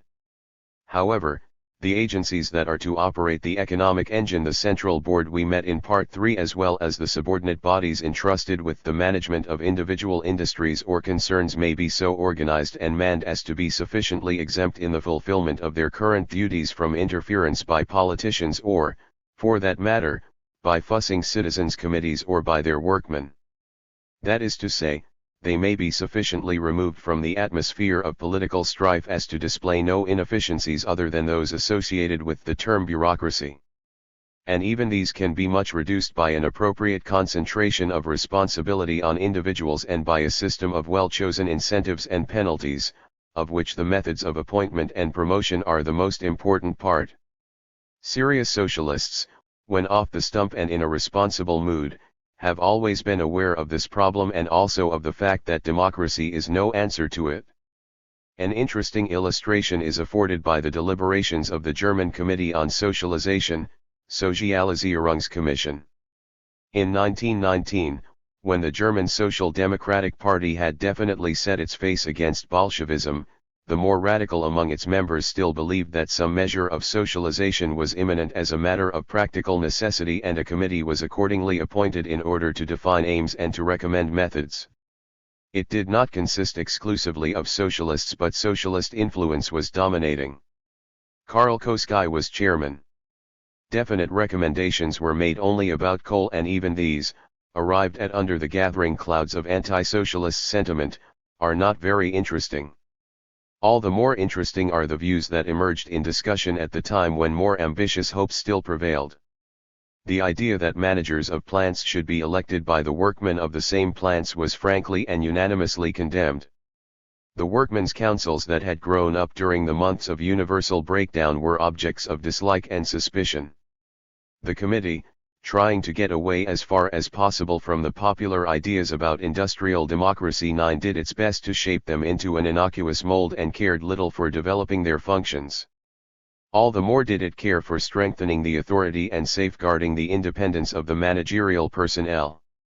Much thought was bestowed on how to prevent managers from losing capitalist vitality and sinking into bureaucratic ruts. In fact, if it be possible to speak of results of discussions that were soon to lose practical importance, these socialist managers would not have differed very much from their capitalist predecessors, and in many cases the same individuals would have been reappointed. We thus reach, by a different route, the conclusion already arrived at in Part 3. But we are now in a position to link up this conclusion with an answer to the problem of democracy in socialism. In a sense, of course, the present-day forms and organs of democratic procedure are as much the outgrowth of the structure and the issues of the bourgeois world as is the fundamental principle of democracy itself. But this is no reason why they should have to disappear along with capitalism. General elections, parties, parliaments, cabinets, and prime ministers may still prove to be the most convenient instruments for dealing with the agenda that the socialist order may reserve for political decision. The list of these agenda will be relieved of all those items that at present arise from the clash of private interests and from the necessity of regulating them. Instead, there will be new ones. There will be such questions to decide as what the volume of investment should be, or how existing rules for the distribution of the social product should be amended, and so on. General debates about efficiency, investigation committees of the type of the English Royal Commissions would continue to fulfill their present functions. Thus the politicians in the cabinet, and in particular the politician at the head of the Ministry of Production, would no doubt assert the influence of the political element, both by their legislative measures concerning the general principles of running the economic engine and by their power to appoint, which could not be entirely absent or entirely formal. But they need not do so to an extent incompatible with efficiency. And the Minister of Production need not interfere more with the internal working of individual industries than English Ministers of Health or of War interfere with the internal working of their respective departments. 3. It goes without saying that operating socialist democracy in the way indicated would be a perfectly hopeless task except in the case of a society that fulfills all the requirements of maturity listed in Part 3, including, in particular, the ability to establish the socialist order in a democratic way and the existence of a bureaucracy of adequate standing and experience. But a society that does fulfill these requirements I shall not deal with. Any other would first of all command an advantage of possibly decisive importance. I have emphasized that democracy cannot be expected to function satisfactorily unless the vast majority of the people in all classes are resolved to abide by the rules of the democratic game, and that this in turn implies that they are substantially agreed on the fundamentals of their institutional structure. At present the latter condition fails to be fulfilled. So many people have renounced, and so many more are going to renounce, allegiance to the standards of capitalist society that on this ground alone democracy is bound to work with increasing friction. At the stage visualized, however, socialism may remove the rift. It may re-establish agreement as to the tectonic principles of the social fabric. If it does, then the remaining antagonisms will be exactly of the kind with which the democratic method is well able to cope. It has also been pointed out in Part 3 that those remaining antagonisms will be further decreased in number and importance by the elimination of clashing capitalist interests.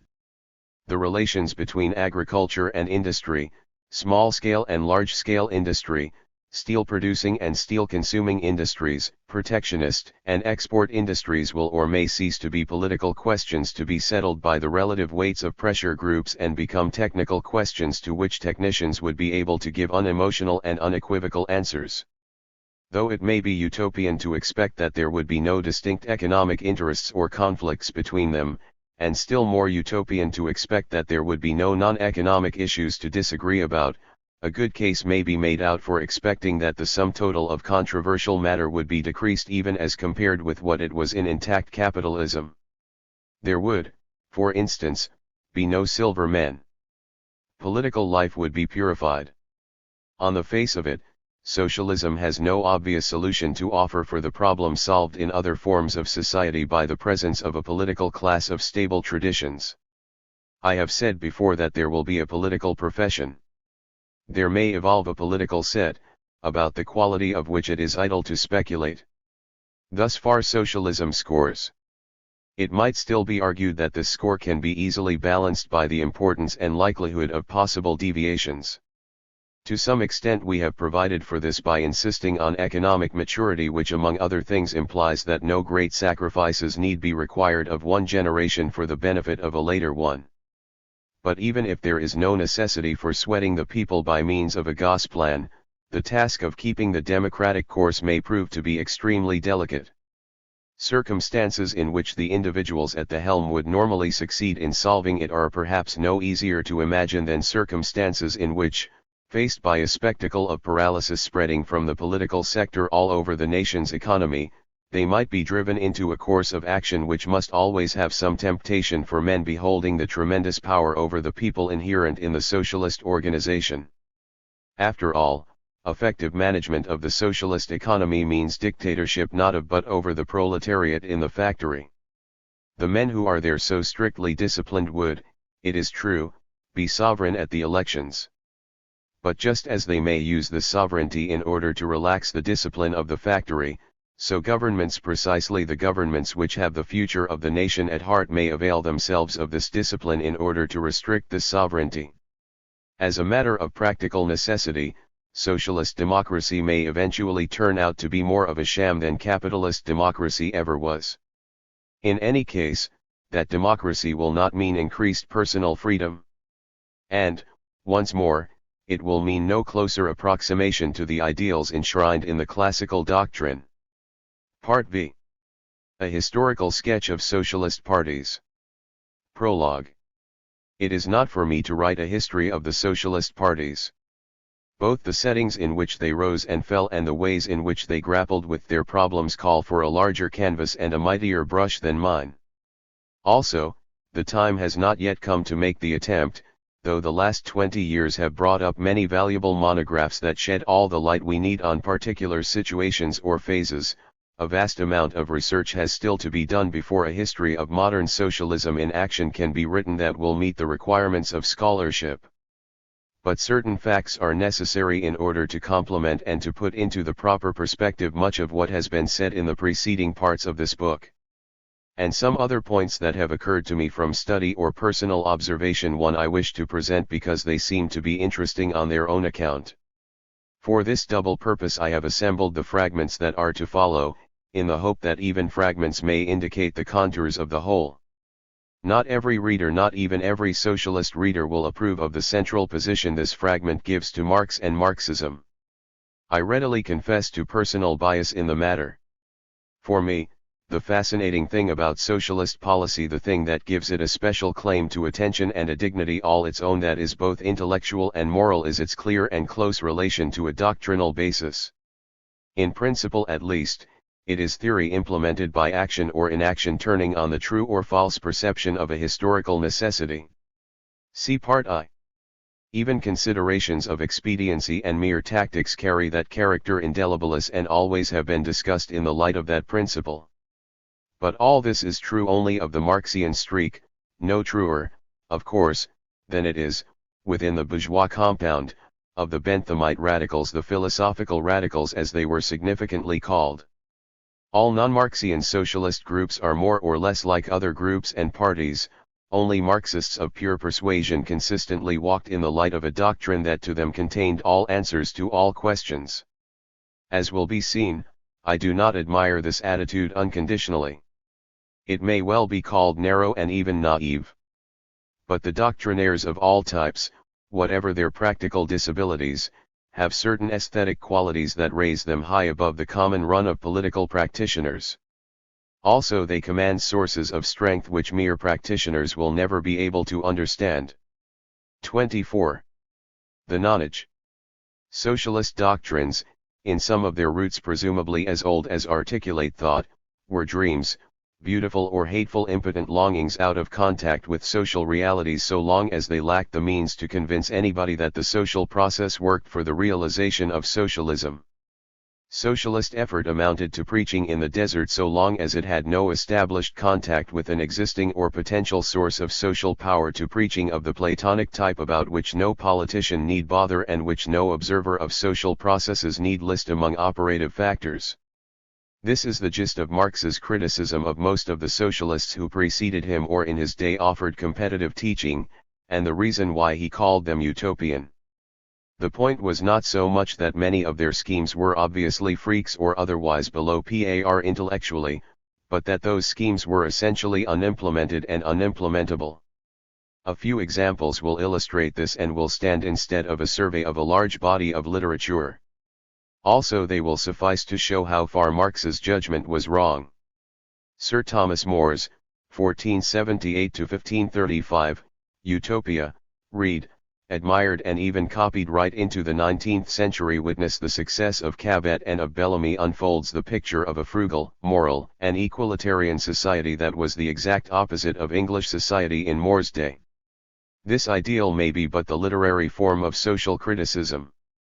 Perhaps we need not accept it for a presentation of More's opinion about the aims of practical social planning. However, if it be understood in the latter sense, and so it was, the trouble with it does not lie in its impracticability. In some respects it is less impracticable than are certain present-day forms of idyllic socialism.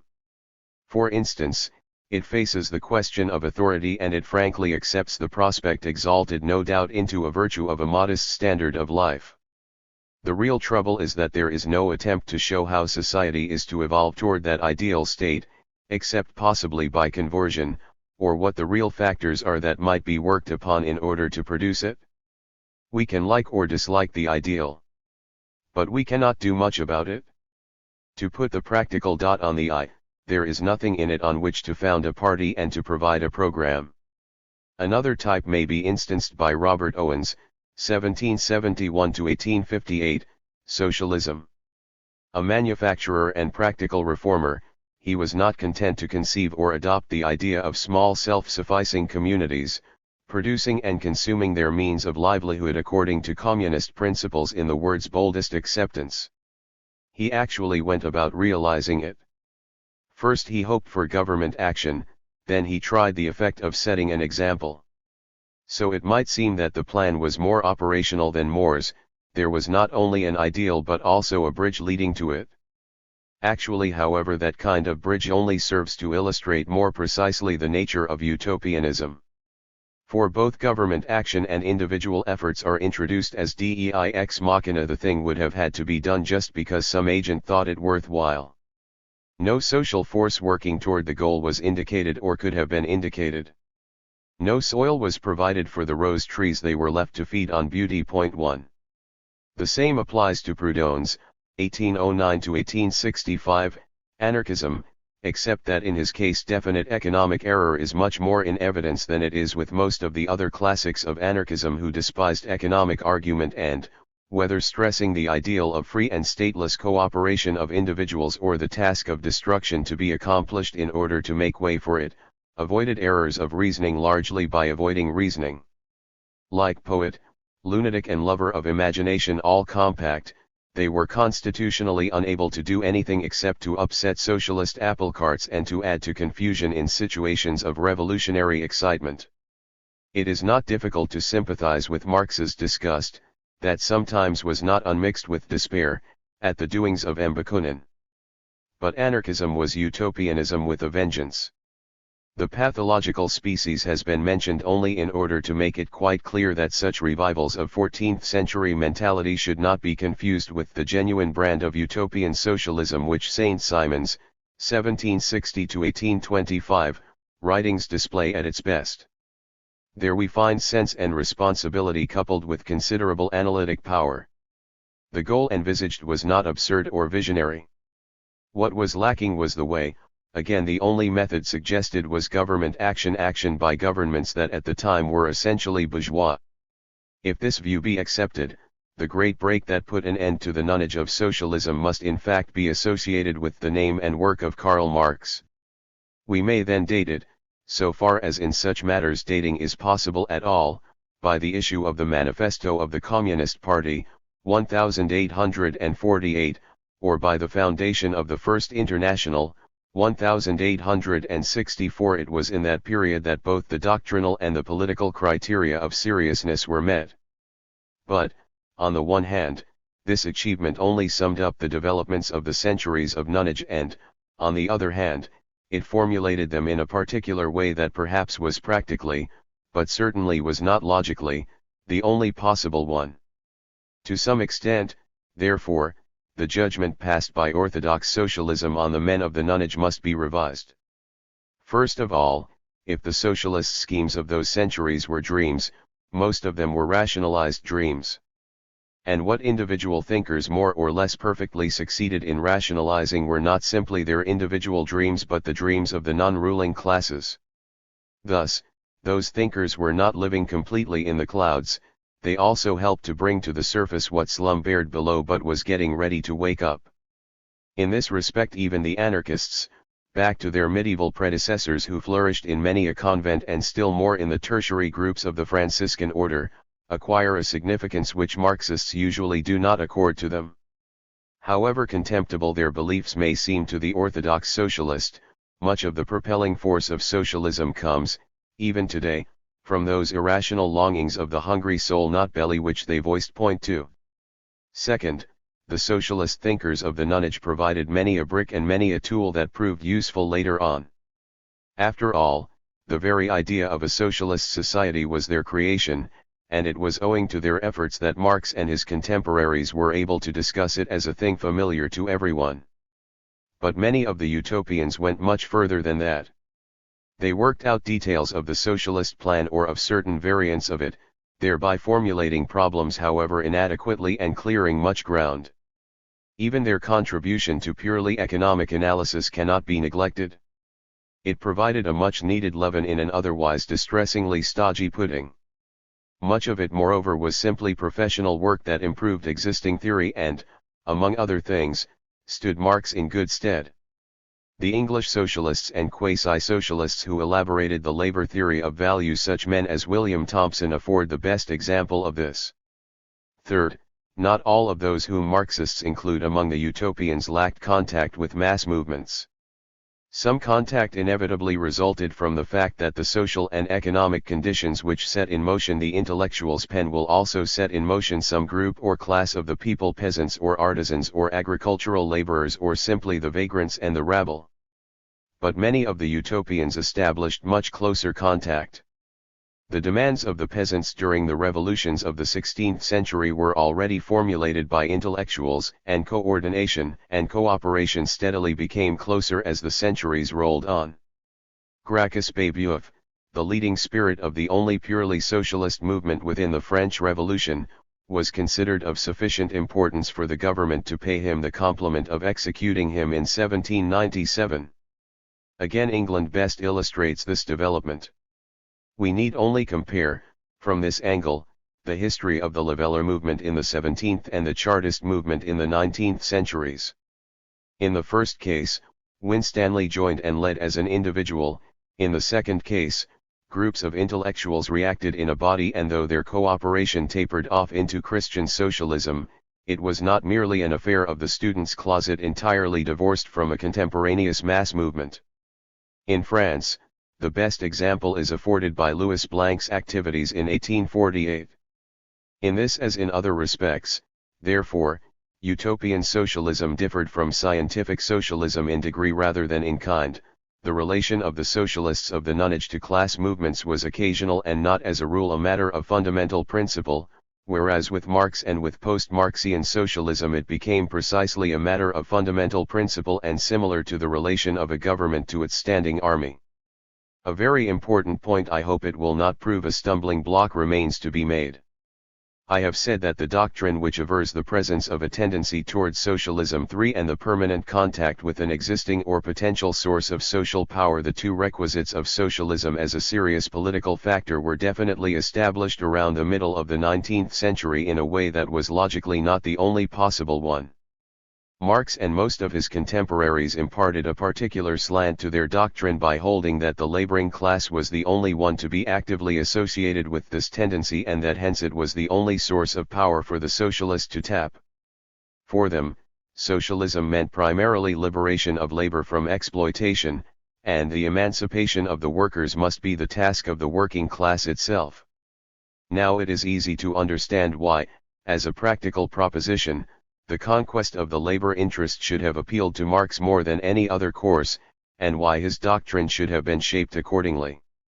But the idea has become so firmly rooted, also in some non-socialist minds, as to blot out completely some facts which it takes a lot of trouble to explain away, viz., that the labor movement, though often allied with socialism, has remained distinct from it to this day, and that it proved by no means so easy for socialists to establish in the workers' world spheres of influence in which their creed is accepted as a matter of course. However we may interpret these facts, it should be clear that the labor movement is not essentially socialist, just as socialism is not necessarily Laborite or proletarian.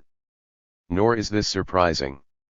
For we have seen in Part 2 that though the capitalist process slowly socializes economic life and much besides, this spells transformation of the whole of the social organism, all parts of which are equally affected. The real income and the social weight of the working class rise in this process, and capitalist society becomes more and more incapable of dealing with labor difficulties. But this is a poor substitute for the Marxian picture of labor being goaded into the grand revolution by increasingly intolerable suffering. If we discard this picture and realize that what actually increases is labor's stake in the capitalist system, we shall inevitably think less of the particular call addressed to the working class by the logic of evolution. Still less convincing is the role that Marxism assigns to the proletariat in the catastrophe of the social drama. There is little for it to do if the transformation is gradual. And if there be a grand revolution, the proletariat will simply be talked and bullied into consent. The spearhead will be formed by intellectuals assisted by the semi-criminal rabble. And Marx's ideas on the subject are nothing but ideology, just as utopian as any beliefs of the utopists.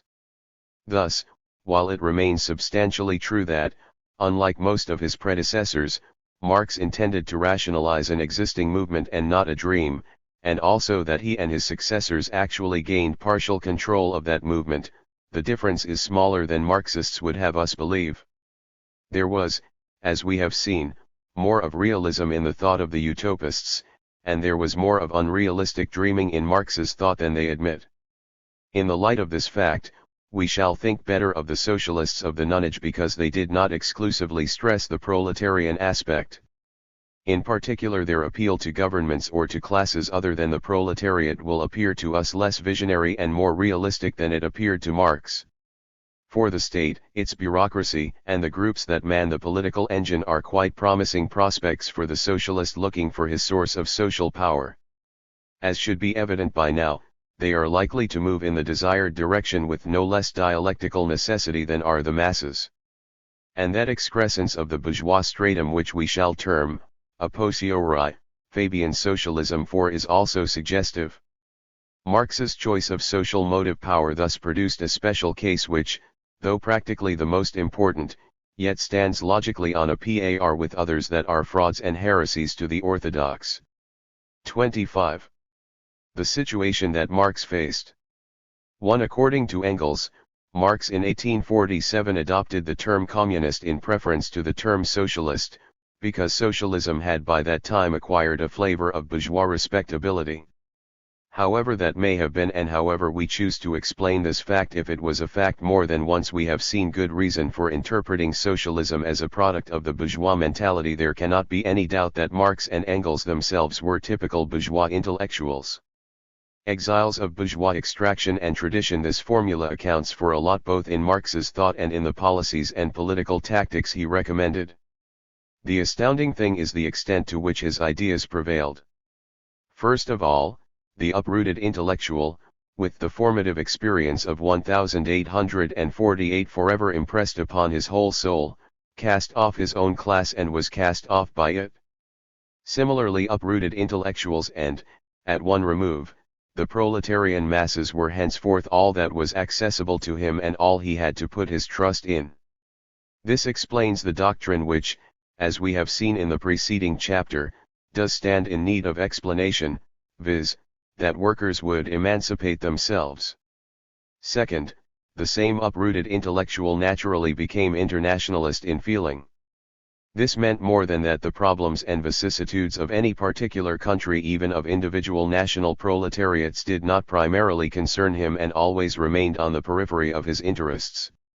It meant that it was so much easier for him to create the hypernational socialist religion and to conceive of an international proletariat, the component parts of which were, in principle at least, much more closely wedded to each other than each of them was to its own connationals of a different class. Anyone could in cold logic have framed this obviously unrealistic conception and all that it implies for the interpretation of past history and for the views of Marxist parties on foreign policy. But then it would have had to contend with all the effective influences exerted by the national environments and could never have been passionately embraced by a man tied to a country by innumerable bonds. No such bonds existed for Marx. Having no country himself, he readily convinced himself that the proletariat had none. We shall presently see why and how far this teaching survived and what, under varying circumstances, it was made to mean. Marx himself no doubt accepted its non-interventionist and pacifist implications. He certainly thought not only that capitalist wars were of no concern to the proletariat but also that they were the means of subjugating it still more completely. The concession he may be held to have made, i.e., that participation in the defense of one's own country against attack is not incompatible with the duties of the faithful, obviously was no more than a very necessary tactical device. Third, whatever his doctrine may have been, the uprooted bourgeois had democracy in his blood. That is to say, belief in that part of the bourgeois scheme of values which centers in democracy was for him not alone a matter of the rational perception of the conditions peculiar to the social pattern of his or any other time. Nor was it merely a matter of tactics. It is true that socialist activities, and his personal work, could not have been carried on, not with any comfort at all events, in any environment professing other than democratic principles as then understood. Save in very exceptional cases, every opposition must stand for freedom, which for him meant democracy, and throw itself on the mercy of the people. Of course this element was, and in some countries is even now, very important.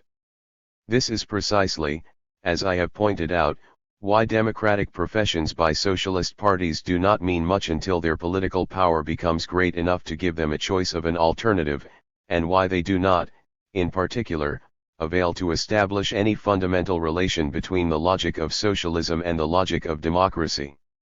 But it nevertheless seems safe to say that for Marx democracy was above discussion and any other political pattern below it. This much must be granted to the revolutionary of the 1848 type. Point 2. Of course it was out of the question for him to accept so important an article of the bourgeois faith as it stood. That would have uncovered a most inconveniently large expanse of common ground. But we have seen in the preceding part that he knew how to meet this difficulty by boldly claiming that only socialist democracy was true democracy and that bourgeois democracy was no democracy at all. To such then was Marx's political a priori. Point 3. No need to emphasize that it was totally different from the a prioris of the average English socialist, not only of his own but of any time, so different as to render mutual sympathy and even full mutual understanding almost impossible, quite irrespective of Hegelianism and other doctrinal barriers. The same difference will stand out still better if we compare Marx to another German intellectual of very similar background, Ferdinand Lassalle, 1825 to 1864. The scion of the same race, the product of the same stratum, molded by a closely similar cultural tradition, similarly conditioned by the experiences of 1848 and by the ideology of bourgeois democracy, Lassalle yet differs from Marx in a manner that cannot be explained wholly by the personal equation. Much more vital than this was the fact that Marx was an exile and Lassalle was not. Lassalle never cut himself off from his country or from classes other than the proletariat. He never was an internationalist like Marx. By proletariat he meant primarily the German proletariat. He had no objection to cooperation with the state that was. He did not object to personal contact with Bismarck or with the King of Bavaria. Such things are important, more important perhaps than the most profound doctrinal differences, important enough to produce different kinds of socialism and irreconcilable antagonisms. Let us now take our stand on Marx's a priori and survey the political data that confronted him. At first, the huge industrial masses of which Marx wrote and thought existed nowhere except in England. Even there, the Chartist movement having petered out by the time he had found his bearings, the working class was becoming increasingly realistic and conservative. Disappointed by the failure of earlier radical activities, the men were turning away from flashy programs and from songs about their right to the total product. They soberly embarked upon an attempt to increase their share in it. The leaders were cautiously trying to establish, to buttress and to increase the legal status and the economic power of the trade unions within the political framework of bourgeois society. On principle as well as for obvious tactical considerations, they were bound to look upon revolutionary ideas or activities as a nuisance and as a stupid or frivolous sabotage of labor's serious business. Also, they concerned themselves with the upper stratum of the working class, for the lower, they harbored feelings that were akin to contempt. In any case, however, Marx and Engels, circumstanced as they were and being the types they were, could never have thought of going forth in order to organize the industrial proletariat, or any particular group of it, according to ideas of their own. All they could hope for was contact with leaders and with the union bureaucracy. Beholding, on the one hand, that attitude of the respectable workman and, on the other hand, the attitude of the, then, unorganizable mob of the big cities with which they hardly wished to act, for they faced a disagreeable dilemma. They could not fail to recognize the importance of the trade union movement that was about to accomplish, step by step, the gigantic task of organizing the masses into something like an articulate class, that is to say, to solve the problem which they themselves felt to be the most important of all. But, being completely out of it and realizing the danger that this class might acquire bourgeois standing and adopt a bourgeois attitude, they were bound to dislike and to distrust the trade unions as much as they were disliked and distrusted as far as they were noticed at all by them. They were thus driven back upon the position that has become characteristic of classical socialism and that, though much reduced in importance, to this day expresses the fundamental antagonism between the socialist intellectuals and labor, which may in important cases be roughly equated to the antagonism between socialist parties and trade unions. For them, the trade union movement was something to be converted to the doctrine of class war. As a means of such conversion, occasional cooperation with it was proper for the faithful whenever labor troubles radicalized the masses and sufficiently worried or excited trade union officials to induce them to listen to the gospel. But so long as conversion was not complete, and in particular so long as trade union opinion remained on principle averse to revolutionary or simply to political action, the movement was not in a state of grace but on the contrary in error, misconceiving its own true ends, deluding itself with trivialities that were worse than futile. Hence, except for the purpose of boring from within, the faithful had to keep aloof. This situation changed even during Marx's and still more during Engels' lifetime.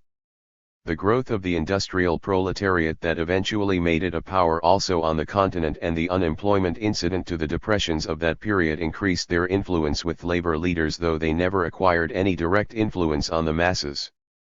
To the end, however, it was mainly the intellectuals that supplied them the material to work with. But though their success in that quarter was considerable, the intellectuals gave them still more trouble than did the indifference, occasionally amounting to hostility, of the labor men. There was a fringe of socialist intellectuals that had no objection to identifying themselves either with the trade unions or with social reform of the bourgeois radical or even the conservative type. And these of course dispensed a very different socialism which, holding out the promise of immediate benefit, was a dangerous competitor. There were moreover intellectuals, foremost among them Lassalle, who had conquered positions among the masses that were still more directly competitive. And finally there were intellectuals who went far enough as regards revolutionary ardor, but whom Marx and Engels quite rightly looked upon as the worst enemies of serious socialism, the putschists like Blanqui, the dreamers, the anarchists, and so on. Doctrinal as well as tactical considerations rendered it imperative to meet all of these groups with an unflinching no. 3. That doctrinal background and that tactical situation made it extremely difficult for Marx to find answers for two vital questions which every follower or would-be follower was sure to ask: the question of the attitude toward the policies of the bourgeois parties and the question of the immediate program. As regards the first, socialist parties could not be advised to watch bourgeois politics in silence. Their obvious task was to criticize capitalist society, to expose the masquerade of class interests, to point out how much better everything would be in the socialist paradise and to beat up for recruits, to criticize and to organize. However, a wholly negative attitude, though quite satisfactory as a principle, would have been impossible for any party of more than negligible political importance to keep up. It would inevitably have collided with most of the real desiderata of organized labor and, if persisted in for any length of time, would have reduced the followers to a small group of political ascetics. Considering the influence that Marx's teaching exerted, right up to 1914, on the great German party and on many smaller groups, it is interesting to see how he dealt with this difficulty. So far as he felt it possible to do so, he took the only position that was logically unimpeachable. Socialists must refuse to participate in the sham improvements by which the bourgeoisie tried to deceive the proletariat. Such participation, later dubbed reformism, spelled lapse from the faith, betrayal of the true aims, an insidious attempt to patch up what should be destroyed. Disciples like Babel, who made the pilgrimage to the shrine after having thus strayed from the right path, were soundly rated. It is true that Marx and Engels themselves had at the time of their Communist Party of 1847 contemplated cooperation with left-wing bourgeois groups. Also, the Communist Manifesto recognized the necessity of occasional compromises and alliances, just as it allowed that tactics would have to differ according to the circumstances of time and place. So much was implied in the maxim enjoined upon the faithful to make use of all the antagonisms between the bourgeoisies of different countries and between bourgeois groups within every country, for this can hardly be done without a measure of cooperation with some of them. But all that only amounted to qualifying a principle in order to uphold it the more effectively. In each case, the exception had to be severely scrutinized, the presumption being always against it.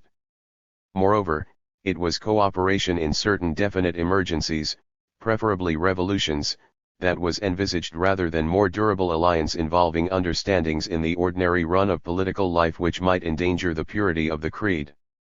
How Marxists should behave when confronted by a particular policy of the bourgeois enemy that clearly benefits the proletariat, we may infer from the example set by the master himself in a very important instance.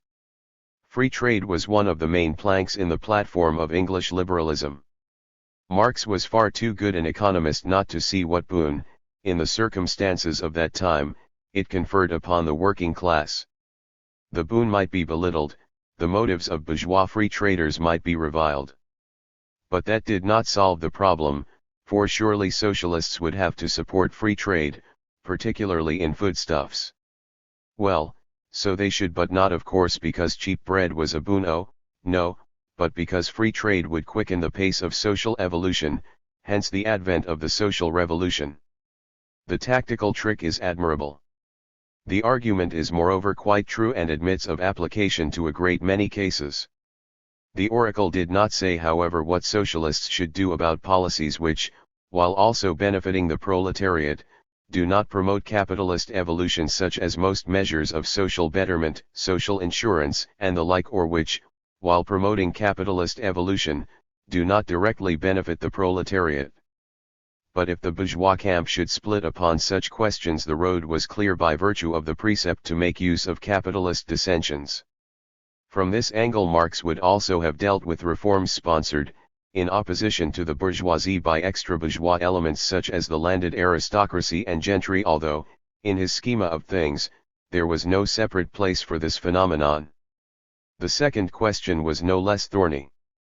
No party can live without a program that holds out the promise of immediate benefits. But in strict logic, Marxism had no such program to offer. Anything positive done or to be done in the vitiated atmosphere of capitalism was ipso facto tainted. Marx and Engels were in fact worrying about this, and always discouraged programs that involved constructive policy within the capitalist order and inevitably savored of bourgeois radicalism. However, when they themselves faced the problem in 1847, they resolutely cut the Gordian knot. The Communist Manifesto quite illogically lists a number of immediate objects of socialist policy, simply laying the socialist barge alongside the liberal liner. Free education, universal suffrage, suppression of child labor, a progressive income tax, nationalization of land, banking, and transportation, expansion of state enterprise, reclamation of wastelands, compulsory industrial service for all, the spreading out of industrial centers over the country. All this clearly measures the extent to which, at that time, Marx and Engels allowed themselves to be opportunist, though they were inclined to deny the privilege to other socialists. For the striking thing about this program is the absence of any plank that we should recognize as typically or exclusively socialist. If we met it in another entourage, any single one of them could figure in a non-socialist program. Even the nationalization of land has been advocated, on special grounds, by otherwise bourgeois writers, and most of them are simply taken from the radical stockpot. This was of course the only sensible thing to do. But all the same it was a mere makeshift, obviously intended to serve no other purpose than that of covering an embarrassing practical weakness. Had Marx been interested in those items for their own sake, he would have had no alternative but to coalesce with the radical wing of bourgeois liberalism. As it was, they mattered little to him, and he felt no obligation to make any sacrifice for their sake. Had the bourgeois radicals carried them all, this would presumably have come to Marx as a very disagreeable surprise. For the same principles, The same tactics and similar political data produced the inaugural address to the International Workmen's Association, the First International, in 1864. The foundation of the latter meant indeed a great stride beyond the German Arbiterbildungsverein of 1847 or the Little International Group of the same year. It was of course no organization of socialist parties, though for instance the two German ones joined.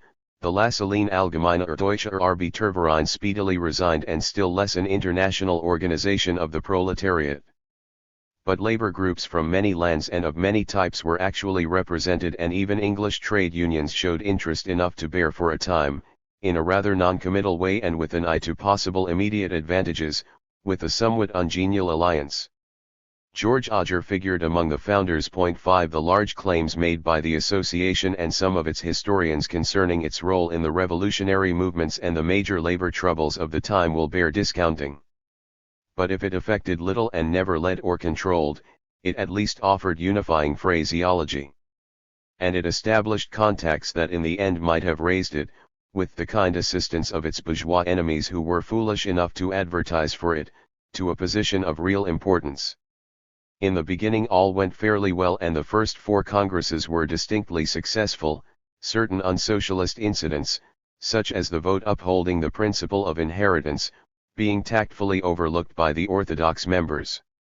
Bakunin's invasion, 1869, and expulsion, 1872, however dealt a blow from which the association proved unable to recover, though it lingered until 1874.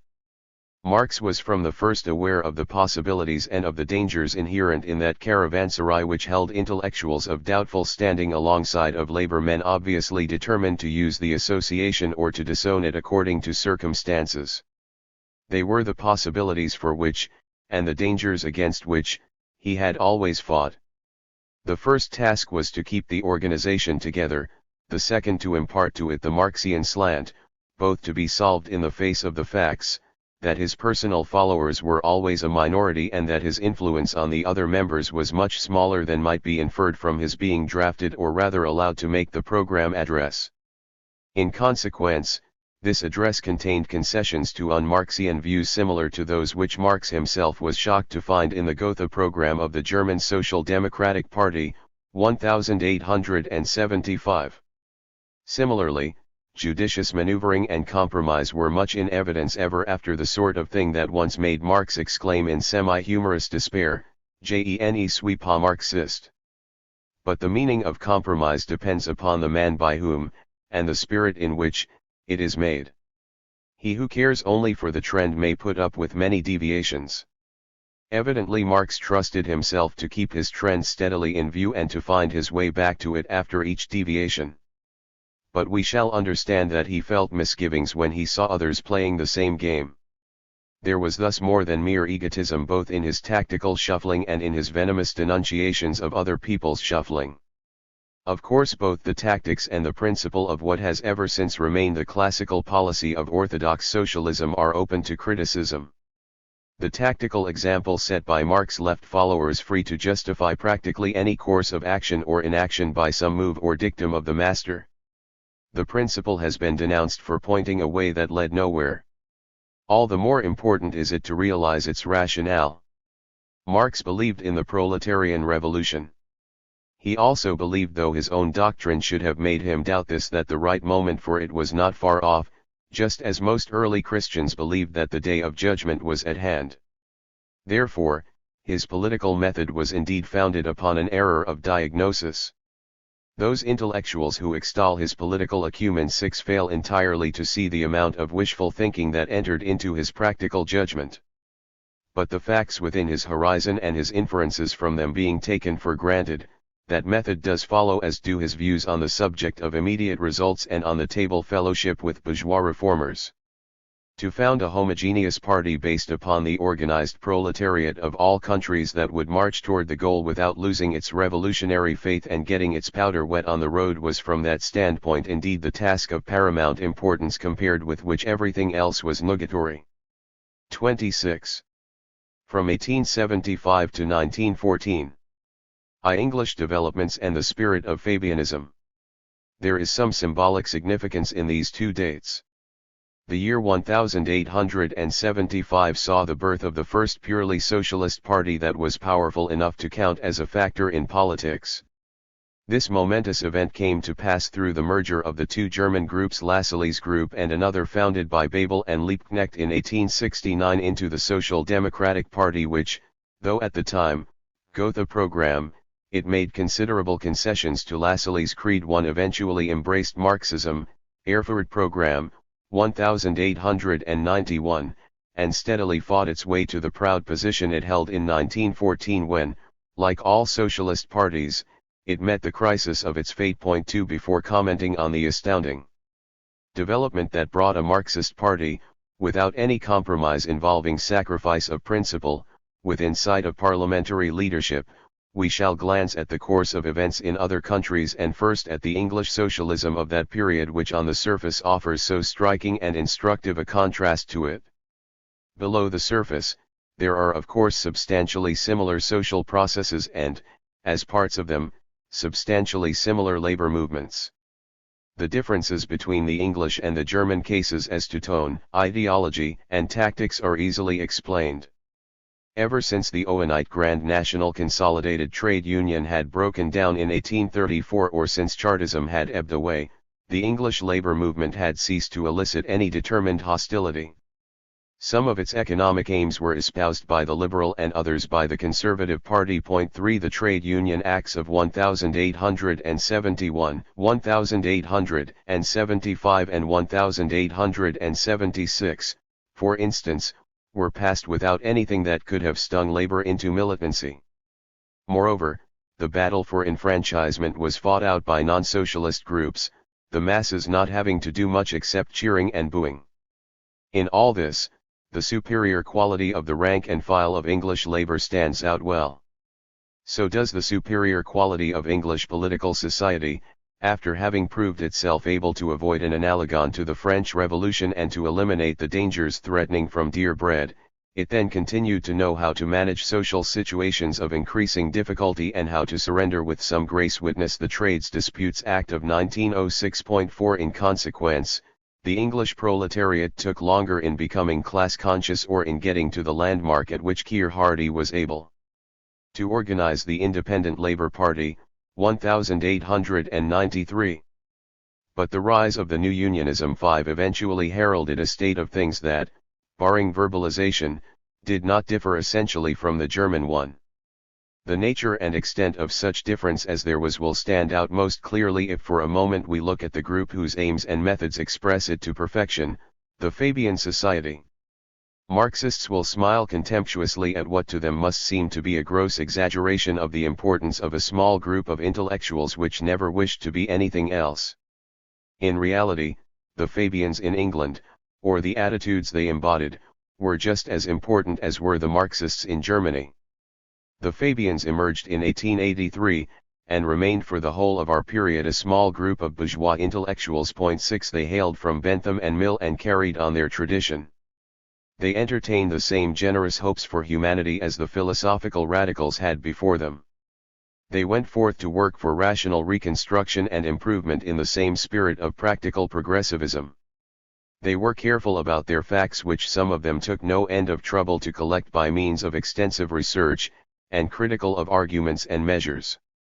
But they were quite uncritical as to the fundamentals, cultural and economic, of their aims.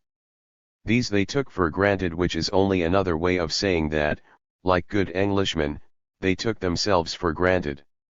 They were unable to see the difference between a slum and the House of Lords. Why both of these were obviously bad things, that's common sense, is it not? And greater economic equality or self-government in India or trade unions or free trade were no less obviously good things, who could doubt it? All the thinking that was necessary was on how to clean up the bad things and on how to secure the good things, everything else was irritating futility. Single-minded devotion to public service was as much in evidence in all this as was intolerance of other views about individual and national values, in its way quite as pronounced as was that of the Marxists, and an element of petty bourgeois resentment against everything aristocratic, including beauty. At first there was nothing behind the Fabians. They set out to persuade whoever would listen. They lectured to working class and to bourgeois crowds. They pamphleteered ably and extensively. They recommended or fought particular policies, plans and bills. The most important of all their avenues to influence, however, was their contact with individual keymen, or rather with individuals in the entourage of political, industrial and labor leaders. Their country and their own social and political location in their country offered a unique opportunity for establishing and exploiting such contacts. English political society does not always accept outsiders' advice, but, much more than any other society, it is ready to listen to it. And some of the Fabians were not simply outsiders. A few were able to avail themselves of connections formed in Oxford and Cambridge students' unions and common rooms. They were not living, morally speaking, on another planet. Most of them were not straight enemies of the established order. All of them stressed willingness to cooperate much more than hostility. They were not out to found a party and greatly disliked the phraseology of class war and revolution. Whenever possible, they preferred making themselves useful to making themselves a nuisance. And they had something to offer to the parliamentarian or administrator, who often welcomed suggestions as to what should be done and how to do it. A modern cabinet minister can in general find within the walls of his ministry most of the information and suggestions he needs. In particular, he can never suffer from lack of statistics. That was not so in the 80s and 90s. With rare exceptions, civil servants of all ranks knew their routine and little else. Outside of the lines of established policies, the parliamentarian in office, still more the parliamentarian out of office, was often hard up for facts and ideas, especially in the field of the new social problems. A group that had them in stock and was always willing to serve them up, neatly arranged and ready for use from the Treasury or any other bench, was sure to have entree, especially by the back door. The civil service accepted this. And not only that, being to a considerable extent in sympathy with at least the immediate aims of the Fabians, it allowed itself to be educated by them. The Fabians in turn also accepted this role of unofficial public servants. In fact, it suited them perfectly. They were not personally ambitious. They liked to serve behind the scene. Action through the bureaucracy, whose growth in numbers and in power they foresaw and approved, fitted in very well with the general scheme of their democratic state socialism. But how so, Marx would have asked, and so the little group of English Marxists, Hindman's Democratic Federation, born in 1881, actually did ask, could that kind of achievement ever amount to anything if, indeed, it did not amount to conspiracy with the political exponents of the bourgeois interests? How could it be called socialist at all, and, if so, was this not another edition of utopian socialism, in the Marxist sense defined above? It is easy to visualize how perfectly nauseating Fabians and Marxists must have been to each other, and how heartily they must have despised each other's illusions, though it was the practice of the Fabians to avoid the discussions of fundamental principles and tactics in which Marxists delighted, and to bear with the latter in an attitude of slightly patronizing sympathy. Yet for the detached observer there is no difficulty in answering these questions. Socialist endeavor of the Fabian type would not have amounted to anything at any other time. But it did amount to much during the 3 decades preceding 1914, because things and souls were ready for that kind of message, and neither for a less nor for a more radical one. Formulation and organization of existing opinion were all that was needed in order to turn possibilities into articulate policy, and this organizing formulation the Fabians provided in a most workmanlike manner. They were reformers. The spirit of the times made socialists of them. They were genuine socialists because they aimed at helping in a fundamental reconstruction of society, which in the end was to make economic care a public affair. They were voluntarist socialists, and therefore they would at any earlier stage have come within the Marxian concept of utopists. But as it was, they had their bearings waiting for them, so that the implications of that concept did not fit their case. From their standpoint it would have been nothing short of madness to rouse the bourgeois quarry into awareness of danger by talking about revolutions and class wars. The awakening of class consciousness was precisely what they wanted to avoid, at least at first, since it would have rendered impossible the peaceful but effective spread of their principles throughout the political and administrative organs of bourgeois society. When things had sufficiently matured, they did not hesitate to help the Independent Labour Party into existence, to cooperate with, and on, the Labour Representation Committee of 1900, to start the trade unions on their political career, to shape the course of the Progressive Party in the London County Council, to preach first municipal and then general socialism and, eventually, the virtues of the Soviet system. No doubt there is a side to all this which it would be easy to make the subject of adverse comment. But, after all, if they never issued a resounding declaration of war more Marxiano and never told the quarry exactly what they were going to do to it, they also never undertook to protect it. Another criticism that might be leveled against the Fabians from the opposite standpoint, viz., that their modus procedendi courted the danger of getting stuck in the outlying defenses of the capitalist system and that it might never lead to the grand pitched battle, fails to take account of their peculiar attitude. On their behalf it can be replied that if, parl impossible, their attack on the capitalist system succeeded in reforming it sufficiently without killing it, why, that would only be a matter for congratulation. And as to the pitched battle, they answered their revolutionary critics in advance by adopting, with singular felicity, the name of the Roman general who, for all his circumspection, did more than any of his impetuous predecessors had done toward driving Hannibal from Italy. Thus, though it might be said with truth that, in the matter of class war as in others, Fabianism is the very opposite of Marxism, it might also be held that the Fabians were in a sense better Marxists than Marx was himself. To concentrate on the problems that are within practical politics, to move in step with the evolution of things social, and to let the ultimate goal take care of itself is really more in accord with Marx's fundamental doctrine than the revolutionary ideology he himself grafted upon it. To have no illusions about an imminent catastrophe of capitalism, to realize that socialization is a slow process which tends to transform the attitudes of all classes of society, even spells superiority in fundamental doctrine. To Sweden on the one hand and Russia on the other. Every country has its own socialism. But things did not differ greatly from the English paradigma in those continental countries whose contributions to humanity's fund of cultural values is so strikingly out of proportion to their size, the Netherlands and the Scandinavian countries in particular. Take Sweden for an instance. Like her art, her science, her politics, her social institutions and much besides, her socialism and her socialists owe their distinction not to any peculiar features of principle or intention, but to the stuff the Swedish nation is made of and to its exceptionally well-balanced social structure. That is why it is so absurd for other nations to try to copy Swedish examples. The only effective way of doing so would be to import the Swedes and to put them in charge. The Swedes being the people they are and their social structure being what it is, we shall have no difficulty in understanding the two outstanding characteristics of their socialism. The Socialist Party, almost always ably and conscientiously led, grew slowly in response to a very normal social process, without any attempt to push ahead of normal development and to antagonize for the sake of antagonizing. Hence its rise to political power produced no convulsions.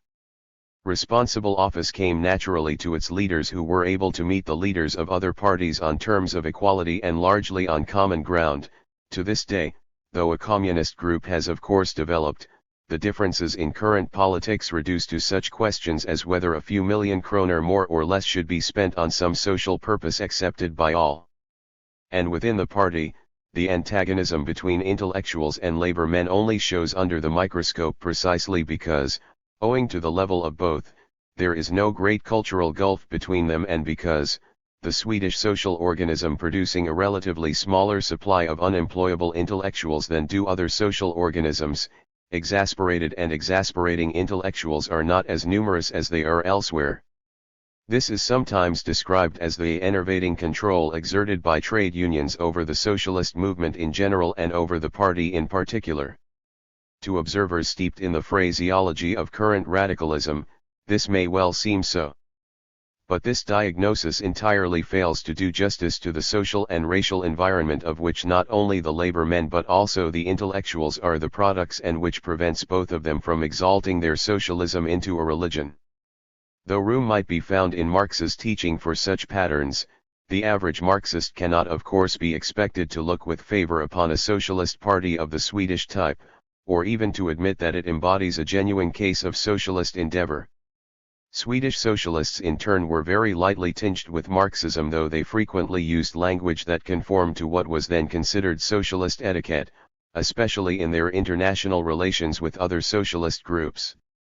On the other end of the scale, in Russia, we find a socialism that was almost purely Marxist and hence enjoyed that favor to the full, but is no less easy to understand from its environment. Tsarist Russia was an agrarian country of largely pre-capitalist complexion. The industrial proletariat, so far as it was accessible to the professional socialist, formed but a small part of the total population of about 150 million. 7 The commercial and industrial bourgeoisie, correspondingly weak in numbers, was not much more efficient than was anyone else, though capitalist evolution fostered by the government was rapidly gathering momentum. Inserted into this structure was an intelligentsia whose ideas were as foreign to the soil as were the Paris dresses of Russian society women. To many of the intellectuals, the form of government then prevailing, an absolute monarch, autocrator, heading a huge bureaucracy and allied with the landed aristocracy and the church, was of course abomination. And public opinion all over the world has accepted their reading of history. Even writers most hostile to the regime that followed upon that of the Tsars invariably make haste to assure their readers that they are duly horrified at the monstrosity of Tsarism. Thus the simple truth has been entirely lost in a maze of cant phrases. As a matter of fact, that form of government was no less appropriate to the social pattern that had produced it than was the parliamentary monarchy in England and the democratic republic in the United States. The performance of the bureaucracy, considering the conditions under which it had to work, was far above what the world has been made to believe. Its social reforms, agrarian and other, and its halting steps toward a diluted type of constitutionalism were all that could have been expected in the circumstances. It was the imported radicalism and the group interest of the intellectuals that clashed with the spirit of the nation, and not the Tsarist monarchy, which on the contrary had a strong hold upon the vast majority of all classes. From this, two conclusions follow which at first sight seem paradoxical, though no serious student of history will consider them so. On the one hand, any big or sudden move in the direction desired by those liberal lawyers, doctors, professors, and civil servants that formed the Cadet Party, the party of the constitutional Democrats, was impossible, not so much because their program was inacceptable to the monarchy as because they were so weak. Admitting them to power would have meant admitting an element that commanded not more but less support among the masses and was not more but less in sympathy with their feelings and interests than were the groups that ran Tsarism. There was no scope for a bourgeois regime, let alone a socialist one. And there was no analogy between the French situation of 1789 and the Russian situation of 1905. The social structure that crumbled in 1789 was obsolete, stood in the way of almost everything that had any vitality in the nation, and was unable to cope with the fiscal, economic, and social problems of the hour. This was not so in the Russia of 1905. There had been loss of prestige owing to the defeat suffered at the hands of Japan, and there were disaffection and disorder in consequence. But the state proved itself equal to the tasks not only of suppressing the disorder but also of attacking the problems behind it. In France the result was Robespierre, in Russia it was Stolypin. This would not have been possible if the life had gone out of Tsarism as it had gone out of the French Ancien regime. There is no reason for assuming that, but for the strain the World War put upon the social fabric, the Russian monarchy would have failed to transform itself peacefully and successfully under the influence of, and in step with, the economic development of the country. 8. On the other hand, it was precisely because of the fundamental stability of the social structure that the intellectuals, who could not hope to prevail by anything like normal methods, were driven into a desperate radicalism and into courses of criminal violence. Theirs was the kind of radicalism whose intensity is in inverse proportion to its practical possibilities, the radicalism of impotence. Assassinations might be futile and productive of nothing but repression, but there was not much else to do. The brutality of the methods of repression in turn produced retaliation, and thus that tragedy unfolded, the tragedy of cruelty and crime incessantly reinforcing each other, which is all that the world saw and felt, and which it diagnosed as we should expect. Now Marx was no putschist. For some of the antics of Russian revolutionaries, especially for those of the Bakunin type, he harbored as much hatred as is compatible with contempt. Moreover, he should have seen, perhaps he did see, that the social and economic structure of Russia failed to fulfill every one of the conditions which according to his own doctrine are essential for the success and even for the emergence of his type of socialism. But if, on logical grounds, this should have prevented the Russian intellectuals from embracing his teaching, we shall understand readily why, on the contrary, it was a tremendous success with them. They were more or less seriously revolutionaries, and they were at loose ends. Here was a revolutionary gospel of unsurpassable force. Marx's glowing phrases and chiliastic prophecy were exactly what they needed in order to get out of the dreary desert of nihilism. Moreover, this compound of economic theory, philosophy, and history suited the Russian taste to perfection. Never mind that the gospel was quite inapplicable to their case and really held out no promise to them. The believer always hears what he wants to hear, no matter what the prophet actually says. The further removed the actual situation was from the state of maturity which Marx visualized, the more ready were the Russian intellectuals, not only the professed socialists among them, to look to him for a solution of their problems. Thus, a Marxist group emerged as early as 1883, to evolve into the Social Democratic Party in 1898. Leadership and, at the beginning, membership were primarily intellectual, of course, though sufficient success attended the underground organizing activity among the masses to enable sympathetic observers to speak of a fusion of labor groups under Marxist leadership. This accounts for the absence of many of the difficulties met by other Marxist groups in countries with strong labor unions. In any case, at first, the workmen who entered the organization accepted the intellectuals' leadership with the utmost docility and hardly even pretended to decide anything for themselves. In consequence, developments in doctrine and in action were on strictly Marxian lines and on a high level. Naturally, this drew the blessings of the German defenders of the faith who, beholding such disarming virtue, evidently felt that there must be some exceptions to the Marxian thesis that serious socialism can spring only from full-fledged capitalism. Plekhanov, however, the founder of the group of 1883 and the leading figure of the first 2 decades, whose able and learned contributions to Marxist doctrine commanded universal respect, really accepted this thesis and therefore cannot have hoped for the early realization of socialism. While valiantly fighting the good fight against reformism and all the other contemporaneous heresies that threatened the purity of the faith, and while upholding belief in the revolutionary goal and method, this true Marxist must have felt early misgivings at the rise, within the party, of a group that seemed bent on action in the immediate future, though he sympathized with it and with its leader, Lenin.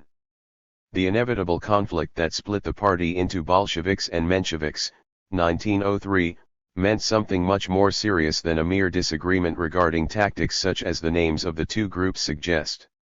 At the time, no observer, however experienced, could have realized fully the nature of the rift.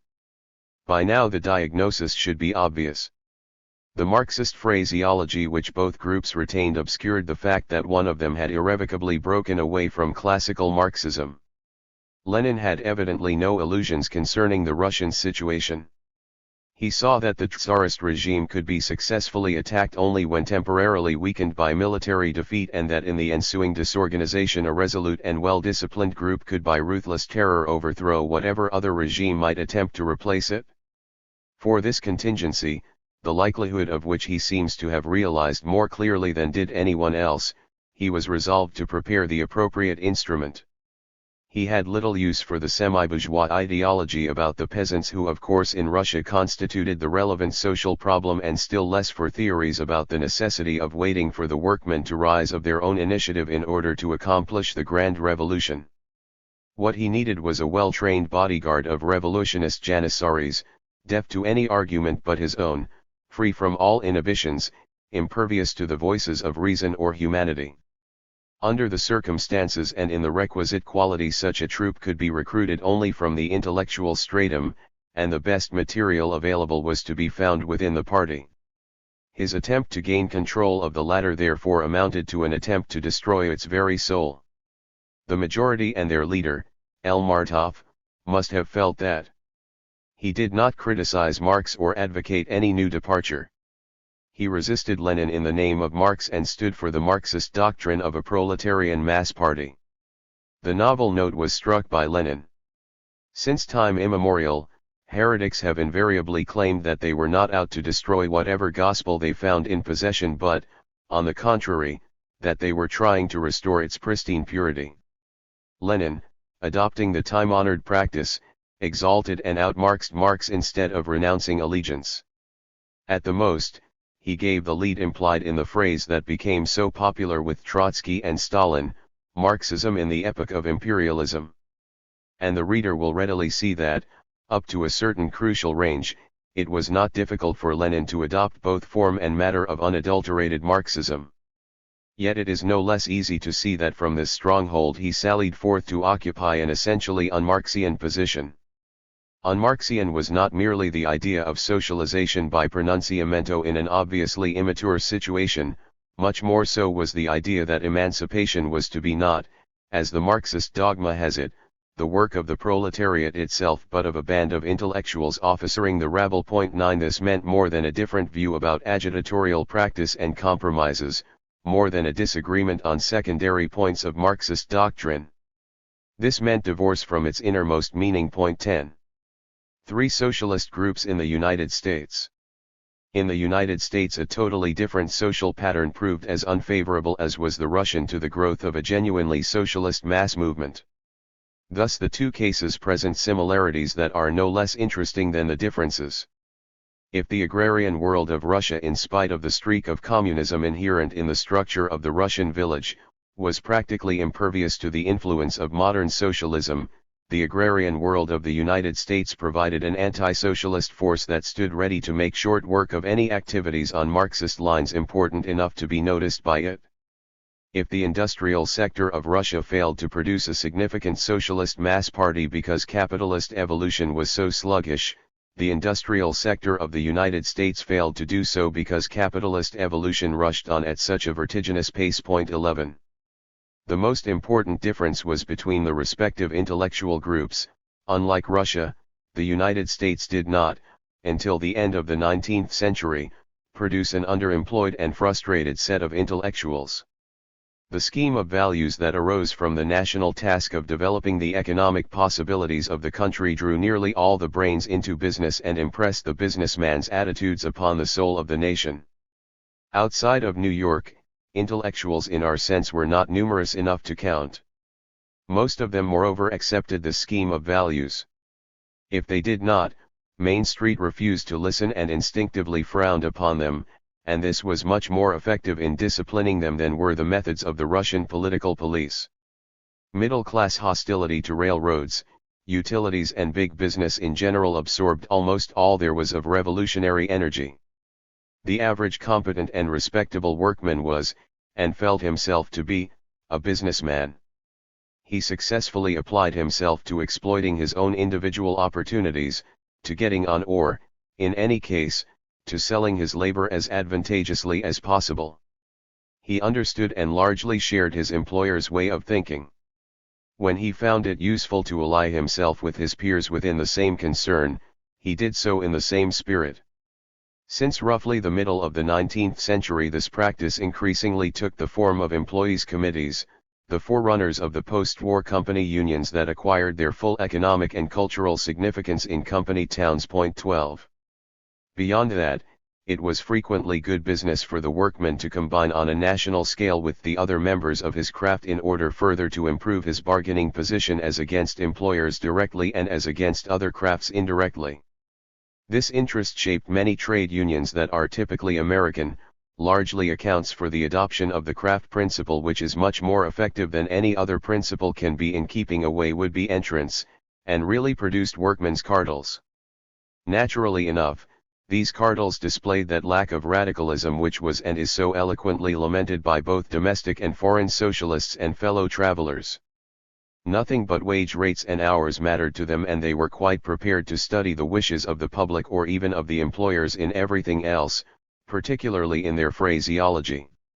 This is illustrated to perfection by the type and behavior of the leaders both of individual unions and of the American Federation of Labor, which embodied that spirit, as well as by the attempts of the trade union bureaucracy to enter, with trade union funds, the sphere of industrial and financial enterprise that was quite congenial to them. Point 13. To be sure, the fact that the creeds and slogans, the ideologies, were so unrevolutionary and so averse to class war is in itself of limited importance. American trade unionists were not much given to theorizing. If they had been, they might have put a Marxist interpretation upon their practice. It remains true, however, that, bargaining aside, they did not consider themselves on the other side of the fence in all things, and that cooperation, which those of us who do not like it will call collusion with employers, was in accord not only with their principles but also with the logic of their situation. Beyond a narrow range of questions, political action was not only unnecessary but even meaningless to them. And for the influence he was able to exert, the radical intellectual might just as well have tried to convert the board of the Pennsylvania Railroad. But there was another world within the world of American labor. Along with elements of supernormal quality, immigration included from the first some substandard ones also, which increased in relative as well as absolute numbers after the Civil War. These numbers were swelled by individuals who, though not subnormal as to physical fitness or intelligence or energy, yet gravitated into that group, owing to past misfortunes or to the persistence of the influence of the unfavorable environments from which they sprang, or simply owing to restlessness, inadaptable temperament, or criminal proclivities. All these types were an easy prey to exploitation, which was facilitated by the absence of moral bonds, and some of them reacted by a blind and impulsive hatred that readily crystallized into crime. In many new and rapidly growing industrial communities where people of the most varied origins and propensities were thrown together and law and order had to be kept, if at all, by action that was itself outside of the law, rough people, made still rougher by the treatment they received, faced employers, or agents of employers, who had not yet developed a sense of responsibility and were often driven to brutal courses by a fear not only for their property but also for their lives. There, so the socialist observer is inclined to say, was class war in the most literal sense, actual guns going off to illustrate the Marxist concept. As a matter of fact, it was nothing of the sort. It is hard to imagine any set of conditions less favorable to the development of political laborism or of serious socialism, and very little of either showed as long as those conditions lasted. The history of the Knights of Labor, the one really important and nationwide organization of all wage workers regardless of skill or craft, and in fact of all who cared to join, covers about a decade of significant power and activity, 1878 to 1889. In 1886 the Noble Order's membership was almost 700,000. The part of it which consisted of industrial, mainly unskilled laborers energetically participated in or even initiated the strikes or boycotts that accompanied the depressions of that time. A scrutiny of programs and pronouncements reveals a somewhat incoherent medley of all sorts of socialist, cooperative and, occasionally, anarchist ideas that we can trace, if we wish, to a wide variety of sources, Owen, the English agrarian socialists, Marx, and the Fabians among them. The political point of view was much in evidence, and so was the idea of general planning and of social reconstruction. But such definiteness of aims as we may discover is really due to our reading back from the standpoint of our own time. In reality there were no definite aims, and it was precisely the comprehensive character of the ideology of the good life Uriah S. Stevens, the founder, had been trained for the ministry and of the American Constitution, which appealed to so many people, farmers and professional men included. The order thus was a sort of exchange for the plans of all kinds of reformers. In this respect it indeed filled a function which its leaders had in mind when they stressed the educational aspect of its activities. But an organization formed of such different clays was constitutionally incapable of action. When definitely socialist profession was insisted on, it broke. Similar movements, populists, Henry George's and others, tell the same tale. The obvious inference is that in the American environment of that time there was not and could not be either the requisite material or the requisite motive power for a socialist mass movement. This can be verified by following the thread that leads from the knights to the industrial workers of the world. This thread is embodied in the career of a Marxist intellectual, Daniel de Leon, and hence should have, for the faithful, considerable specific weight. 14 It was under his command that, in 1893, socialists within the order of the Knights rose against the old leader, Powderly, thereby, as it turned out, dealing a death blow to the organization. The idea was to create an instrument for political action on more or less Marxian lines. Class war, revolution, destruction of the capitalist state and the rest of it were to be sponsored by a proletarian party. But neither the Socialist Labor Party, 1890, nor de Leon's Socialist Trade and Labor Alliance, 1895, had any life in it. Not only was the working class following small, this would not in itself have been decisive, but success even of the Russian kind, that is to say, conquest of a controlling nucleus of intellectuals, was not attained. The Socialist Labor Party first split and then lost most of the remaining ground to the new Socialist Party. The latter came as near to being an orthodox success as any group did in this country. To begin with, its origin was orthodox. It arose from the labor struggles during 1892 to 1894, when strikes were broken by the use of force, the federal government and the judiciary lending resolute support to the employers. 15 This converted many a man who had been previously a conservative craft unionist. At any rate, it converted Eugene V. Debs first to industrial unionism and then to the principle of political action. Secondly, the general attitude adopted by the Socialist Party was orthodox. It tried to work with and to bore from within the trade unions. It gave itself a regular political organization. It was in principle revolutionary in the same sense as were the great socialist parties of Europe. Its doctrine was not quite orthodox. In fact, it did not stress doctrinal aspects to any great extent either under Debs or later, and it allowed considerable latitude to the teaching activities within its ranks. But though it never succeeded in absorbing the little local labor parties that kept on cropping up all over the country, it developed fairly well up to the post-war period when communist competition asserted itself. A majority of socialists would, I think, agree in calling it the one genuine socialist party of this country. Its voting strength, though swelled as that of most socialist parties is by non-socialist sympathizers, measures the scope there was for serious socialist effort. De Leon, however, had another chance. It came from and went with the Western Federation of Miners, whose radicalism, quite independent of any doctrinal background, was nothing but the product of rough people reacting to a rough environment.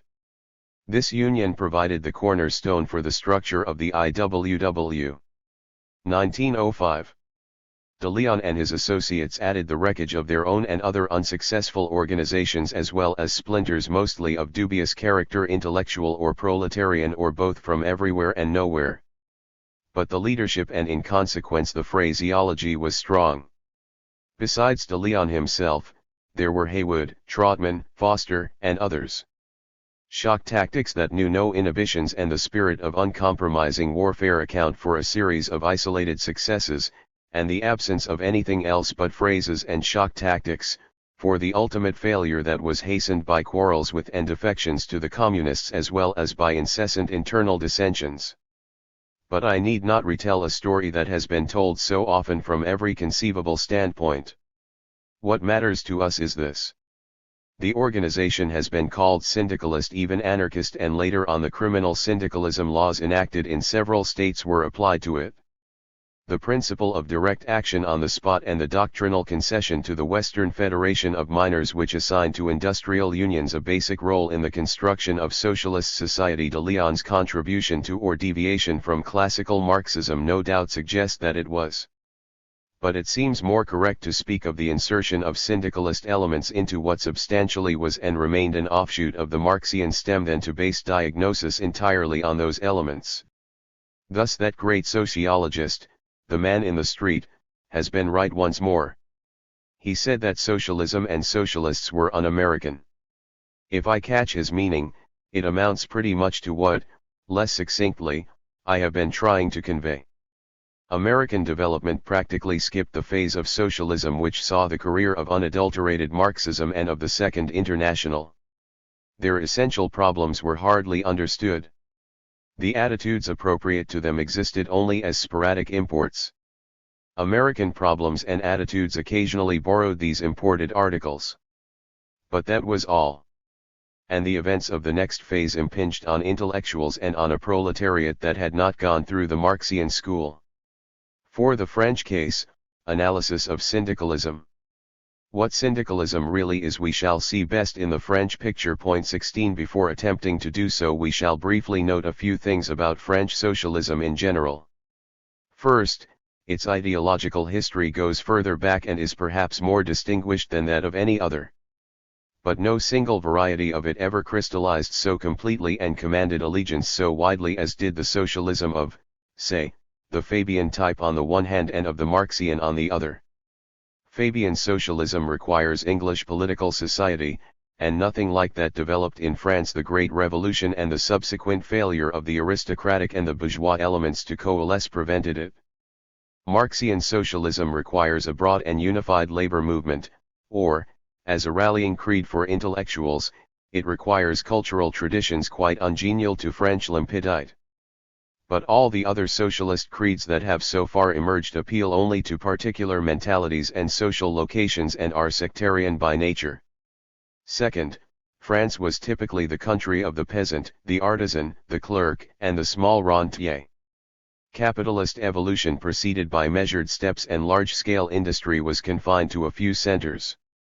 Whatever the issues that divided these classes, they were economically conservative at first. Nowhere else did conservatism rest on so broad a basis and later on lent increasing support to groups that sponsored middle-class reform, among them the Radical Socialists, a party that can be best described by saying that it was neither radical nor socialist.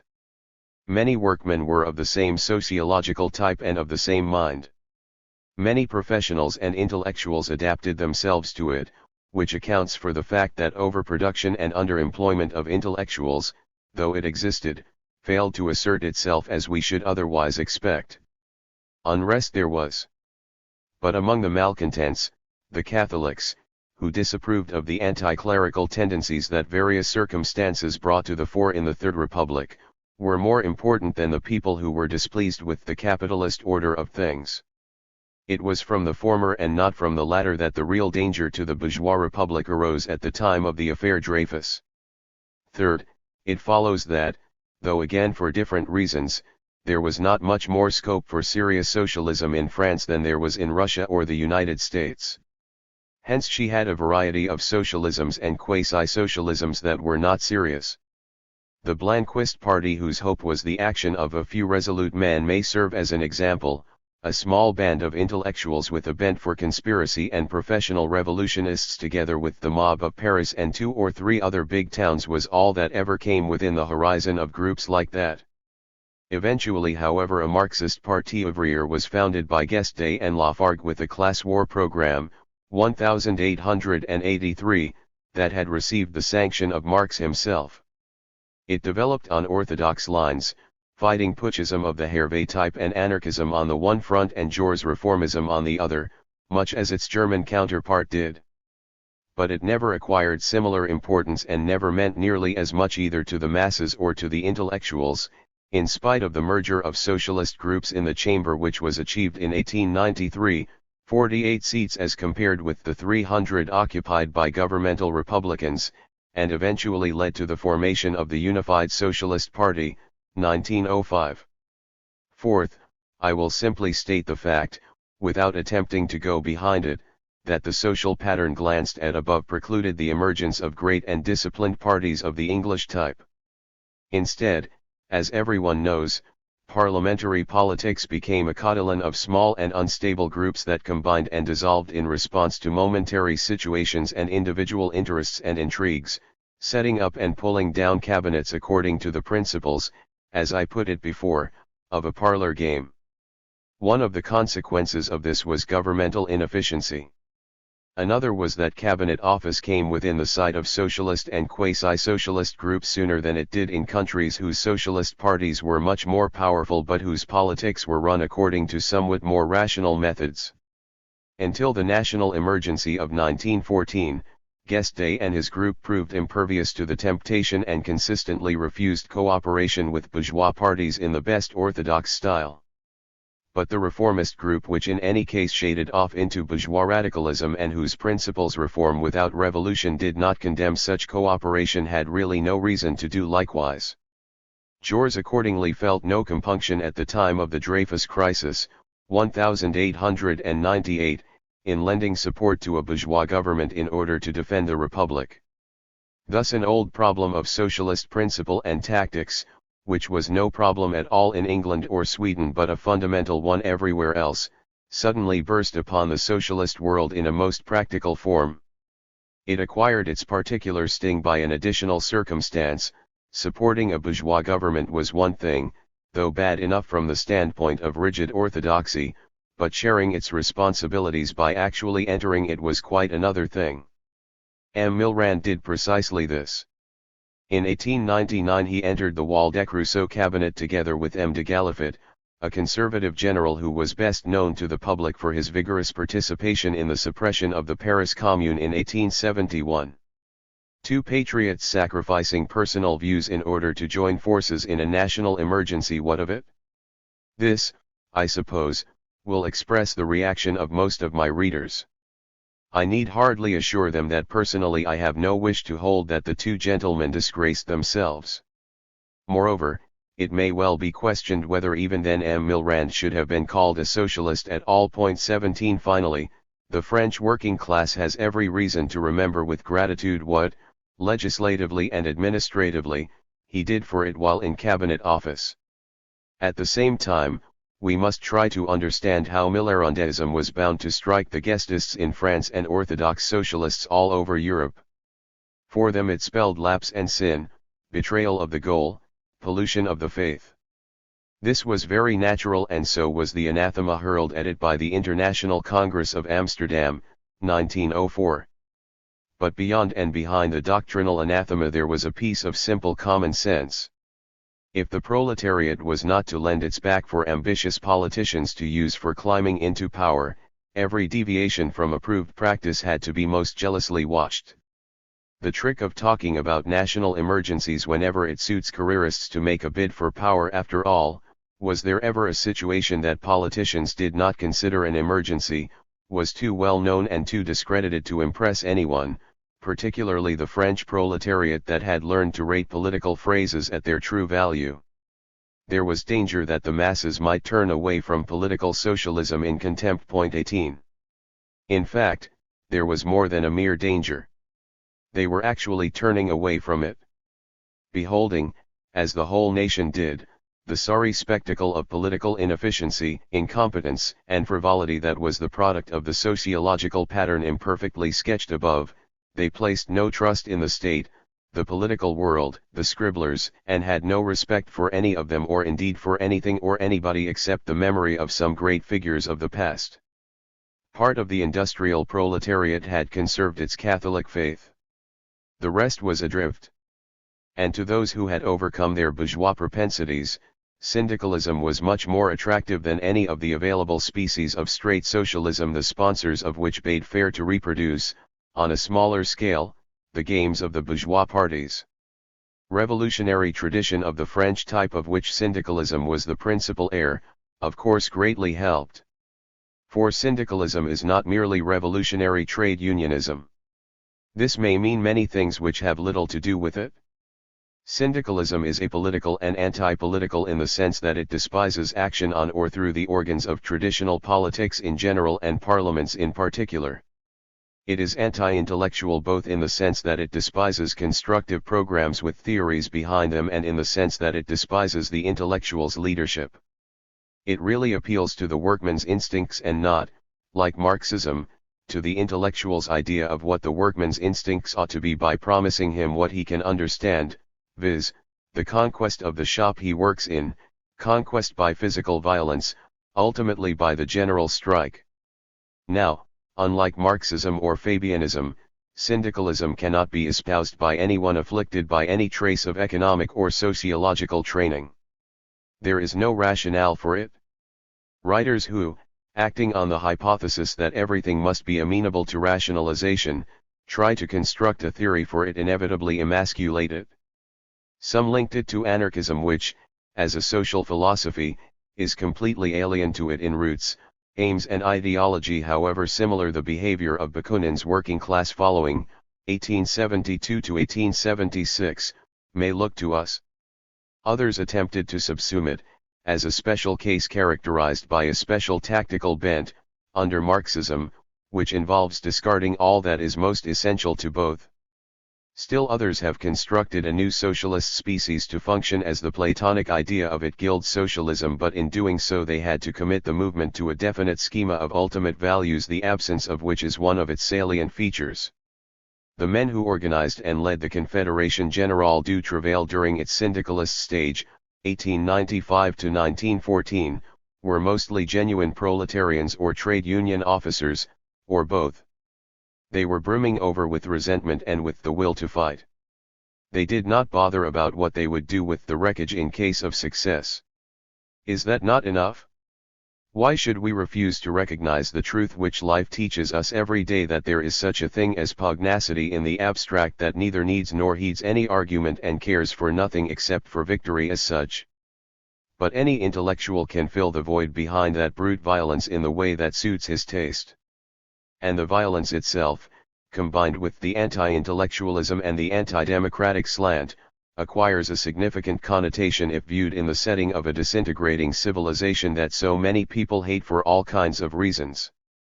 Those who at the time felt like that but hated not so much the economic arrangements of capitalist society as its democratic rationalism were not free to fall back on orthodox socialism, which promises still more rationalism.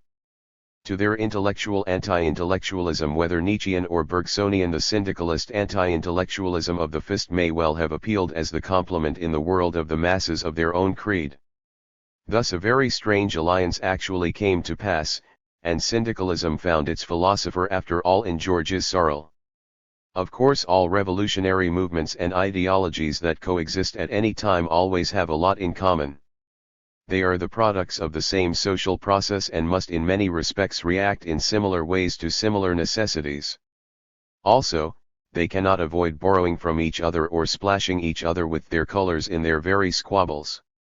Finally, individuals as well as groups often do not know where, if anywhere, they belong, and, sometimes from ignorance, at other times from a correct perception of advantage, they mix up contradictory principles into mongrel creeds of their own. All this confuses observers and accounts for the wide variety of current interpretations. It is particularly confusing in the case of syndicalism, which flourished only so short a time and was soon to be deserted by its intellectual exponents. Nevertheless, however we may appraise what syndicalism meant to Sorel and what Sorel meant to syndicalism, his reflections sur la violence and his allusions du progrès do help us toward a diagnosis. That his economics and his sociology completely differed from those of Marx may in itself not mean much.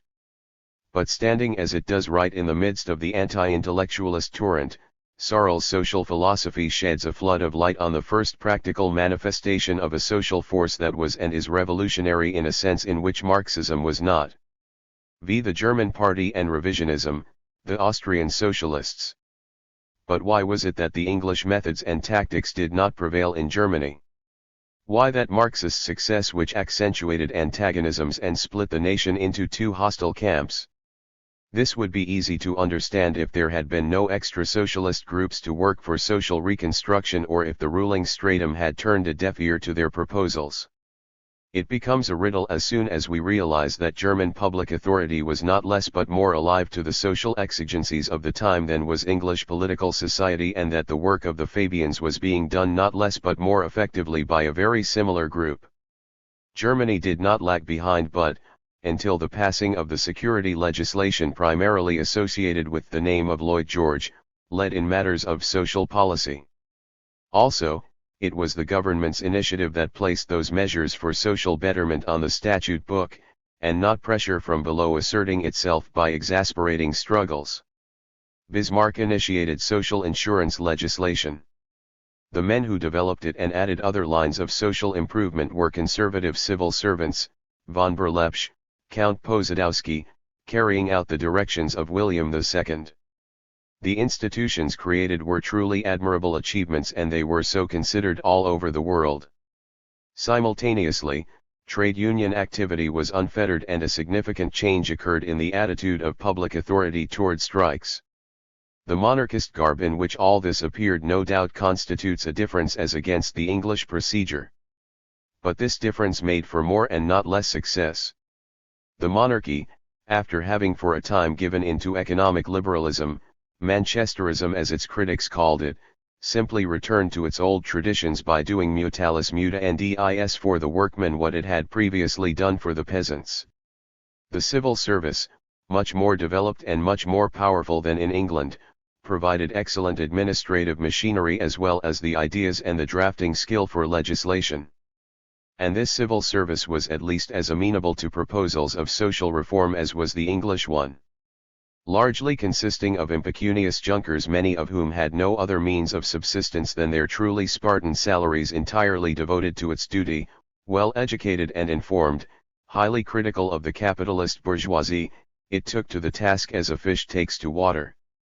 Ideas and proposals normally came to the bureaucracy from its teachers at the universities, the socialists of the chair.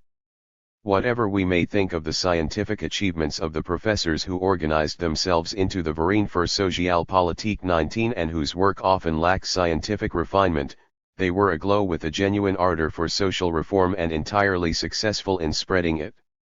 They resolutely faced bourgeois displeasure not only in framing individual measures of practical reform but also in propagating the spirit of reform.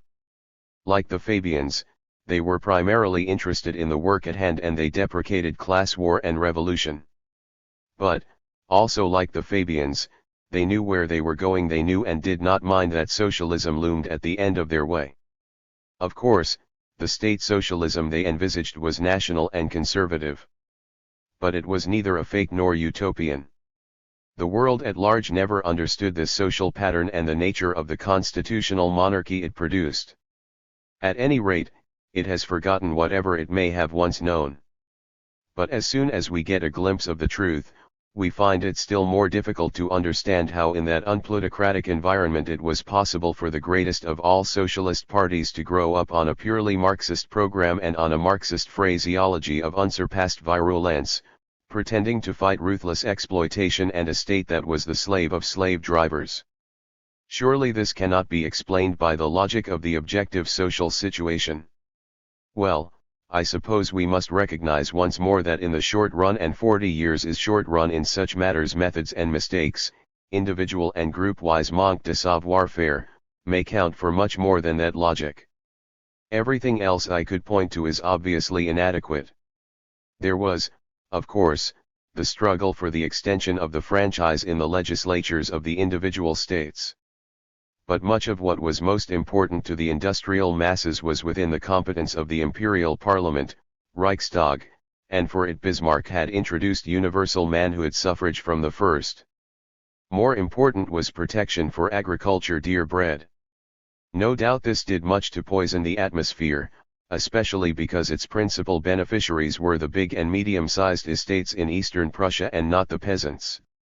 However, as to the real pressure exerted by it, the fact is conclusive that around 1900 emigration practically ceased.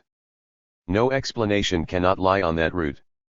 But that manque de savoir-faire plus German manners. We may make things clearer by the obvious analogy with Germany's behavior in matters of international relations. Before 1914, Germany's colonial and other foreign ambitions were, so it seems right to say at this distance of time, distinctly modest, especially if we compare them with the neat and effective moves by which England and France at that time increased their empires.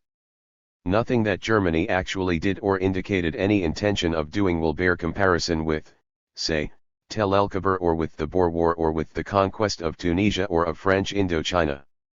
All the less modest and all the more aggressive, however, was the talking that Germans indulged in, and unbearably offensive was the swashbuckling manner in which even reasonable claims were presented.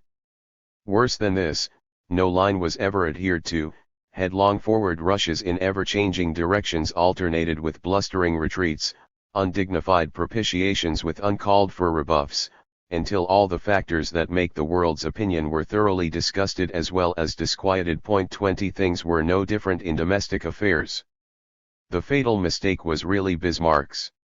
It consisted in the attempt, explicable only on the hypothesis that he completely misconceived the nature of the problem, at suppressing socialist activities by coercion, culminating in a special enactment, Socialistengesetz, which he carried in 1878 and which remained in force until 1890, when William II insisted on its repeal, that is to say, long enough to educate the party and to subject it for the rest of the pre-war period to the leadership of men who had known prison and exile and had acquired much of the prisoners' and exiles' mentality. Through an unfortunate combination of circumstances, it so happened that this vitiated the whole course of subsequent events. For the one thing those exile-shaped men could not stand was militarism and the ideology of military glory. And the one thing which the monarchy, otherwise in sympathy with a large part of what reasonable socialists considered as immediately practical aims, could not stand was sneers at the army and at the glories of 1870. More than anything else, this was for both what defined the enemy as distinguished from the mere opponent. Add Marxian phraseology, however obviously academic, at the party conventions on the one hand and the aforesaid blustering on the other, and you have the picture. No amount of fruitful social legislation and no amount of law-abiding behavior availed against that reciprocal non-possumus, that cardboard barrier across which the two hosts reviled each other, made the most terrible faces at each other, devoured each other in principle, all without really meaning any serious harm. From this state of things a situation developed that no doubt had its dangers. Great power without responsibility is always dangerous, but was not anything like as uncomfortable as it might seem. The federal and state governments, or the old civil servants promoted to cabinet rank who formed those governments, cared primarily for honest and efficient administration, for beneficial and on the whole progressive legislation, and for the army and navy estimates. None of these objects was seriously jeopardized by the adverse votes of the socialists, the passing of the army and navy estimates in particular being assured most of the time by the support of a large majority of the population. The Social Democratic Party in turn, well organized and brilliantly led by August Bebel, was absorbed in consolidating and expanding its vote, which in fact increased by leaps and bounds. This was not seriously interfered with by the governments, the bureaucracy scrupulously observing the letter of the law, which gave all the freedom of action really necessary for partisan activity. 21 And both the managing bureaucracy and the party had reason to be grateful to each other, especially during Bülow's tenure of power, for providing outlets for oratorical excess capacity of which both of them stood in need. Thus the party not only developed satisfactorily but also settled down. A party bureaucracy, a party press, a staff of elder statesmen developed, all adequately financed, as a rule secure in their positions and, on the whole, highly respectable in every and also in the bourgeois sense of the word. A nucleus of working-class members grew up for whom membership was no longer a question of choice but a matter of course. More and more people were born into the party and educated to unquestioning acceptance of its leadership and catechism, which then, for some of them, meant as much and no more than religious catechisms mean to the average man or woman of today. All this was greatly facilitated by the inability of the non-socialist parties to compete effectively for the labor vote. There was an exception to this. The centrist, Catholic, party, on the one hand, commanded all the talent required because it had the support of a priesthood of quite exceptionally high quality and, on the other hand, was prepared to make a bid for the labor vote by going as far in the direction of social reform as it felt itself able to do without affronting its right wing, and by taking its stand on the doctrines of the encyclicals Immortale Dei, 1885, and Rerum Novarum, 1891.22. But all the other parties, though for different reasons and in different degrees, stood on a footing of mutual distrust, if not of hostility, with the industrial proletariat, and never so much as attempted to sell themselves to any significant number of labor voters. These, unless they were active Catholics, accordingly had hardly any party to turn to other than the Social Democratic Party. Unbelievable as such ineptitude seems in the light of English and American experience, it is yet a fact that the Socialist army was allowed, amid all the clamor about the horrible dangers threatening from it, to march into politically unguarded territory. We are now in a position to understand what, on the face of it, seems so incomprehensible, viz., why German socialists so tenaciously clung to the Marxian creed. For a powerful party that could afford a distinctive creed yet was completely excluded not only from political responsibility but from any immediate prospect of it, it was natural to conserve the purity of the Marxian faith once it had been embraced. That purely negative attitude toward non-socialist reform and all the doings of the bourgeois state, which as we have seen above was the tactical principle Marx recommended for all save exceptional cases, was really thrust upon it. The leaders were not irresponsible nor were they desperados. But they realized that in the given situation there was not much for the party to do except to criticize and to keep the banner flying. Any sacrifice of revolutionary principle would have been perfectly gratuitous.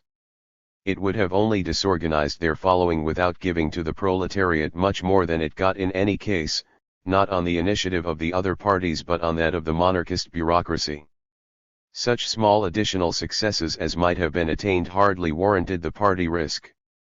Thus, serious, patriotic and law-abiding men continued to repeat the irresponsible slogans of revolution and treason, the sanguinary implications of which came so strangely from many a pacific and bespectacled countenance blissfully conscious of the fact that there was little likelihood of their having to act upon them. Before long, however, the suspicion began to dawn upon a few of them that some day or other the revolutionary talk might meet the most deadly weapon of political controversy, smiles. Perhaps it was an apprehension of this kind, or simply the perception of the almost ludicrous discrepancy between Marxian phraseology and the social reality of those times, that eventually prompted no less a personage than old Engels to pronounce ex cathedra, that is to say, in a preface he wrote to a new edition of Marx's Class Struggles in France 23, that street fighting presented certain inconveniences after all, and that the faithful need not necessarily feel committed to it. 1895. This timely and modest adjustment roused the wrath of a small minority of thoroughgoing Hotspurs, Mrs. Rosa Luxemburg in particular surpassing herself in fiery denunciations of the old man. But it was acquiesced in by the party, possibly with a sigh of relief, and further cautious steps in the same direction might perhaps have been tactfully made. When however Edward Bernstein coolly proceeded to revise the whole structure of the party creed, there was a major row. After what I have said about the situation, this should not be surprising. Even the most worldly party is aware of the dangers involved in altering any of its more important planks. In the case of a party whose program and whose very existence were based on a creed every detail of which had been worked out with theological fervor, root and branch reform was bound to mean a terrific shock. That creed was the object of quasi-religious reverence. It had been upheld for a quarter of a century. Under its flag the party had marched to success. It was all the party had to show. And now the beloved revolution that was to them what the second coming of the Lord was to the early Christians was to be unceremoniously called off. No class war any more. No thrilling war cries. Cooperation with bourgeois parties instead. All this from a member of the old guard, a former exile, and, as it happened, one of the most lovable members of the party. But Bernstein 24 went further still. He laid sacrilegious hands on the hallowed foundations of the doctrine. He attacked the Hegelian background. The labor theory of value and the exploitation theory came in for stricture. He doubted the inevitability of socialism and reduced it to tame desirability. He looked askance at the economic interpretation of history. Crises would not kill the capitalist dragon, on the contrary, with time capitalism would gain instability. Growing misery was nonsense, of course. Bourgeois liberalism had produced lasting values which it was worthwhile trying to conserve. He even said that the proletariat was not everything. Think of that. This of course was more than the party could stand. It would have been unbearable even if Bernstein had been incontestably right on every point, for creeds embodied in an organization cannot be reformed by means of holocausts. But he was not. He was an excellent man, but he was not Marx's intellectual peer. We have seen in part that he went too far in the matter of the economic interpretation of history, which he can hardly have fully understood. He also went too far in his assertion that developments in the agrarian sector refute Marx's theory of the concentration of economic control. And there were other points inviting effective reply, so that the champion of orthodoxy, Karl Koski 25, found it not too difficult to hold his ground or some of it. Nor is it so clear that it would have been to the advantage of the party had Bernstein's tactical recommendations prevailed. A wing would certainly have broken away. The prestige of the party would have suffered greatly. And, as has been stated before, no immediate gain would have accrued. There was hence a lot to be said for the conservative view. Under the circumstances, the course which Bebel took was neither so obviously unwise nor so obviously tyrannical as fellow travelers and other critics made out at the time. He denounced revisionism vigorously, so vigorously as to keep his hold on his leftists. He had it anathematized at the conventions in Hanover, 1899, and Dresden, 1903. But he saw to it that the resolutions reaffirming class war and other articles of faith were so framed as to make it possible for revisionists to submit. They did, and no further measures were taken against them, though there was, I believe, some cracking of the whip. Bernstein himself was allowed to enter the Reichstag with the support of the party. Von Vollmer remained in the fold. Trade union leaders shrugged their shoulders and murmured about the chewing of doctrinal cud. They had been revisionists all along. But so long as the party did not interfere in their immediate concerns, and so long as it did not call upon them to do anything they really disliked, they did not much care. They extended protection to some revisionists and also to some of their literary organs. They made it quite clear that, whatever the party's philosophy, business was business. But that was all. The intellectual revisionists, for whom doctrine was not a matter of indifference, and the non-socialist sympathizers, some of whom would have liked to join a socialist party that did not stress class war and revolution, thought differently, of course. It was they who talked about a party crisis and shook their heads about the future of the party. They had every reason to do so. For their future in and around the party was indeed jeopardized. In fact, Bebel, himself no intellectual and no friend to parlor pinks, lost no time in warning them off the premises. The rank and file of the party, however, were but little disturbed about all this. They followed their leaders and repeated their slogans until, without any compunction about what Marx or, for that matter, Bebel would have said, they rushed to arms in order to defend their country. Some interesting light is shed on the development we have just been surveying by the parallel yet different development in Austria. 26. As we should expect from the much slower pace of capitalist development, it took 20 years longer to become a political factor of importance. Rising slowly from small and not very creditable beginnings, it eventually established itself in 1888, Convention of Heinfeld, under Victor Adler, who had succeeded in the almost desperate task of welding together the socialists of all the nations who inhabited that country and who was to lead them, with consummate ability, for another 30 years. Now this party was also officially Marxist.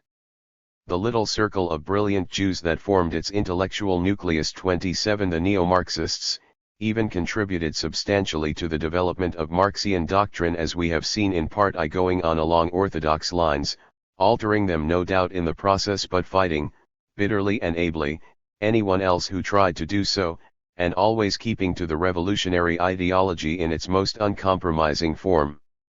The relations with the German party were close and cordial. At the same time, everyone knew that Adler would stand no nonsense.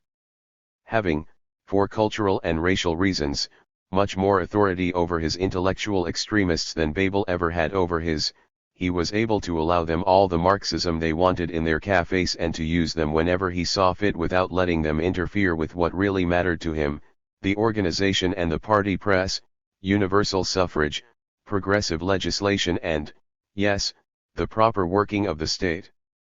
This combination of Marxist doctrine and reformist practice answered admirably. The Austrian governments soon discovered that here was a factor, no less important than the church or the army, that from its own interest was bound to support the central authority in its perennial struggle with filibustering nationalist oppositions, particularly the German and the Czech. These governments, mostly civil servants' cabinets as in Germany, although attempts were made incessantly by the crown to insert politicians, at least as ministers without portfolio, thereupon proceeded to extend favors to the party, which reciprocated in full. 28 And when a government, a civil servants' cabinet headed by Baron Gotz, took up the cause of universal suffrage, Adler, without encountering any opposition among his followers, was able to declare publicly that, for the time being, the Socialists were a governmental party, Regierungspartei, although cabinet office was neither offered nor would have been acceptable to them. 29. 6. The Second International. The internationalist plank in the program of the Marxist parties called for an international organization like the defunct First International. The other socialist and Labo-right groups were not internationalist in the sense of the Marxian creed. But, partly from the inheritance of bourgeois radicalism and partly from aversion to the upper-class governments of their respective nations, they had all of them acquired, though in varying degrees, internationalist and pacifist views and sympathies, so that international cooperation occurred readily to them. The foundation of the Second International, 1889, thus embodied a compromise that really attempted to reconcile the irreconcilable but worked until 1914. A few remarks will suffice on this subject. There was the International Bureau. And there were the congresses with their full-dress debates on questions of tactics and of principle. Measured by tangible achievements, the importance of the Second International might well be equated to zero. And at zero it has indeed been evaluated both by revolutionary activists and by Labo-rights. As a matter of fact, however, it was not meant for immediate action of any sort. Action, whether revolutionary or reformist, could at that time have been only national. It was to organize contacts between the affiliated parties and groups, to standardize views, to coordinate lines of advance, to restrain the irresponsible, and to urge on the laggard, to create, as far as possible, an international socialist opinion. All of this was, from the socialist standpoint, extremely desirable and important, though in the nature of things positive results would have taken many decades to mature. Accordingly, the chief and the members of the Bureau were anything but a directing board of international socialism. There was no policy for them to shape and no program to impose, such as there had been in the case of the First International. The national parties and labor groups were left perfectly autonomous and free to join other international organizations that might suit their particular aims. Trade unions, also cooperatives and educational bodies, were welcomed and even courted, but they did not play the leading role. The national parties were nevertheless kept on a common ground that was sufficiently broad for Stauning and Branting on the one hand and Lenin and Guesde on the other to move on. Some of the members of that international institute no doubt sneered at the chicken-hearted reserve of others, and the latter objected to the hot-headed radicalism of the former. And sometimes things came perilously near a showdown. On the whole, however, they all took a course in socialist diplomacy at the hands of one another. Since this modus vivendi with plenty of freedom for agreeing to differ was the only possible one, this was in itself a great achievement. Strange as it may sound, it was the Germans who were, with Russian and Guesdist support, primarily responsible for it. They were the one great Marxist party, and they gave the common ground a coating of Marxism. but they realized quite clearly that the majority of the men who represented the socialist forces outside of Germany were not Marxists. For most of these men it was a case of signing the 39 Articles while reserving an unlimited freedom of interpretation. Naturally enough, the more ardent believers were shocked at this and talked about the faith being degraded to a matter of form that had no substance in it. The German leaders, however, put up with it. They even tolerated straight heresy, which they would have attacked furiously at home. Bebel knew how far he could go and that his forbearance, immediately met as it was by English forbearance, would pay in the end as, without the war, it assuredly would have done. Thus he maneuvered to cement the proletarian front with a view to vitalizing it in time, and in doing so he showed an ability that, if Germany's diplomacy had had it, might have prevented the First World War. Some results did mature. The somewhat indefinite discussions of the first decade or so were eventually focused on foreign policy, and something like a common view began eventually to emerge. It was a race against time. This race was lost. Every journalist who now refers to that epoch feels entitled to condemn the International for what he styles the failure of international socialism at the outbreak of the catastrophe. But this is a most superficial view to take. The Extraordinary Congress at Basel, 1912, and its appeal to the workers of all nations to exert themselves for peace was surely all that it was possible to do under those circumstances. A call for a general strike issued to an international proletariat that exists nowhere except in the imagination of a few intellectuals would not have been more effective, it would have been less so. To achieve the possible is not failure but success, however inadequate the success may prove in the end. If failure there was, it occurred at the domestic fronts of the individual national parties. 27. From the First to the Second World War. I. The Gran Rifiuto. As members of their international organization, the socialist parties had done all they could to avert the war. But when nevertheless it broke out, they rallied to their national causes with a readiness that was truly astounding. The German Marxists hesitated even less than the English Laborites. 1. Of course it must be borne in mind that every belligerent nation was fully convinced that it was waging a purely defensive war. Every war is defensive or at least preventive in the eyes of the nations that wage it. 2. Still, if we reflect that the socialist parties had an indubitable constitutional right to vote against war budgets and that within the general moral schema of bourgeois democracy there is no obligation to identify oneself with national policy, men far removed from socialist anti-militarism in fact disapproved of the war in all the belligerent countries, we seem to face a problem that is not solved by doubtful references to Marx or to previous declarations by Bebel and von Vollmer that they would defend their country if attacked. There should have been no difficulty in recalling Marx's true teaching on the subject. Moreover, defending one's country means only doing one's duty with the army. It does not imply voting with the government and entering into union. Sakers. 3. Guesde and Sembat in France and Vandervelde in Belgium, who took office in war cabinets, and the German socialists who voted the war budgets, thus did more than loyalty to their nations required, as then commonly understood. 4. There is but one solution to the puzzle.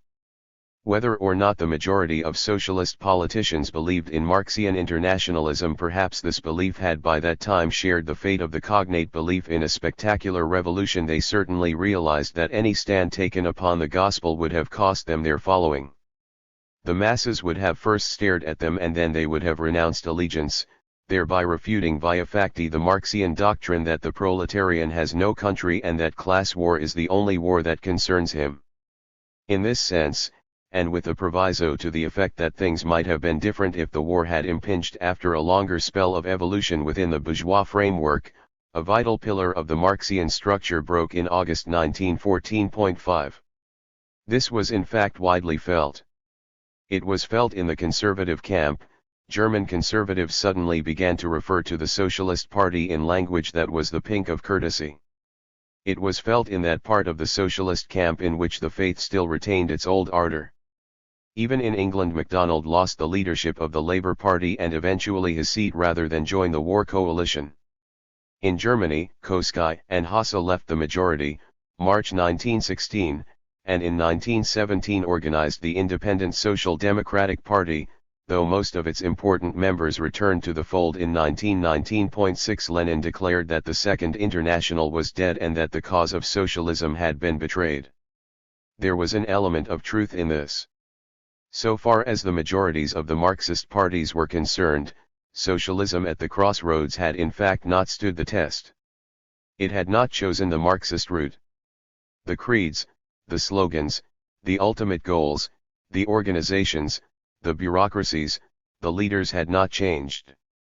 They remained on the morrow of the Gran Refuto what they had been on its eve. But what they meant and stood for had changed all the more. After that experimentum crucis, neither socialists nor anti-socialists could any longer look at those parties in the same light as before. Nor could those parties themselves go on with their old antics. For better and for worse they had stepped out of their ivory tower. They had testified to the fact that the fate of their countries meant more to them than did the socialist goal. The case was different, however, with those of them who, like the social democratic parties of the Scandinavian countries, never had been in any ivory tower. And even with the others the case will look different to observers who never took those revolutionary antics seriously. As regards the German party in particular, it may well be nearer the truth to say that the social traders, as they were dubbed, simply came down from unrealistic clouds, and that the national emergency taught them to stand on their feet instead of on their heads, which, so some of us will add, was all to their credit and no refuto at all. But whichever view we take, there cannot be any doubt that the new attitude of responsibility drastically shortened the long stretch that before 1914 seemed to lie between them and the natural goal of every party office. I am far indeed from attributing to German Social Democrats any calculations of this kind, or from doubting the sincerity of their decision not to take office in bourgeois society. But it is obvious that, as a result of the stand they took at the beginning of the war, they were, if I may say so, sitting pretty at the end of it. Unlike the other parties, they had not compromised themselves by running along in full cry. But neither had they deserted their nation in the hour of danger. To the effects of the First World War on the chances of the socialist parties of Europe. 1. Any major war that ends in defeat will shake the social fabric and threaten the position of the ruling group. The loss of prestige resulting from military defeat is one of the hardest things for a regime to survive. I do not know of any exception to this rule. But the converse proposition is not so certain.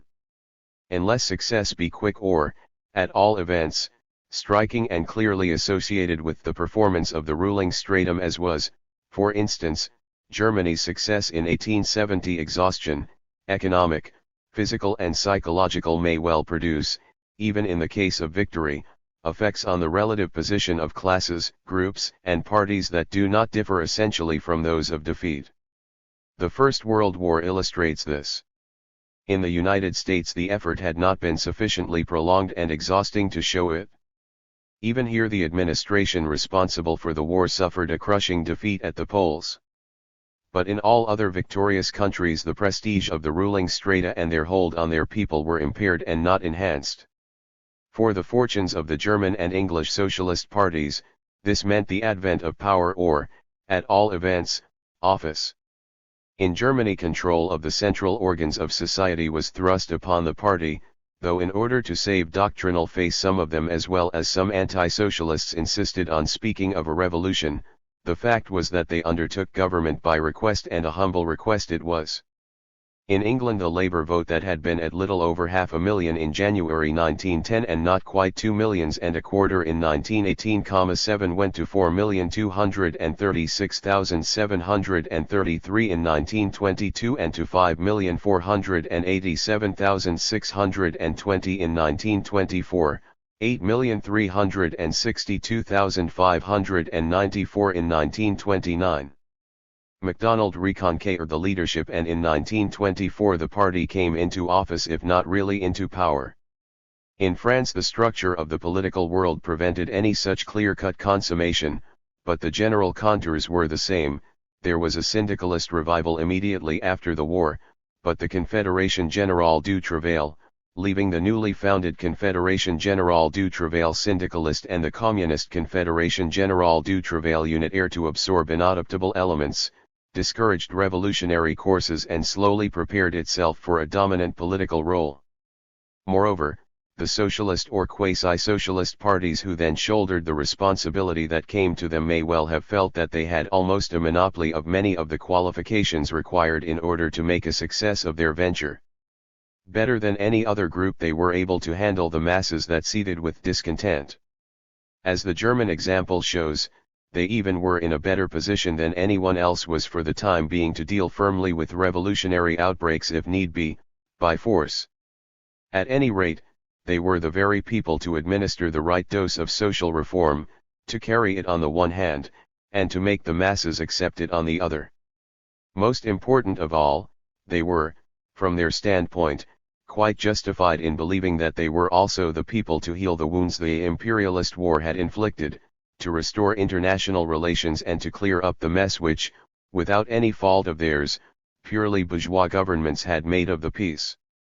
In this they committed the same kind of error which from a different standpoint was committed by their bourgeois competitors who believed in collective security, the League of Nations, the reconstruction of gold currencies and the removal of trade barriers. But once we grant the erroneous premise, we must also grant that the socialists were right in hoping for success, particularly in the field of foreign policy. The achievements of the two MacDonald governments, Macdonald's and Henderson's work at the Foreign Office, are sufficient to illustrate this. But the German case is still more significant. First of all, only the Social Democrats were in a moral position to accept the peace treaty and to support a policy that aimed at fulfilling its provisions. They lamented the national catastrophe, of course, and the burdens it imposed. But feeling as they did about military glory, neither the defeat itself nor the peace spelled unbearable humiliation for them. Some of them almost subscribed to the Anglo-French theory of the war. Most of them cared little for rearmament.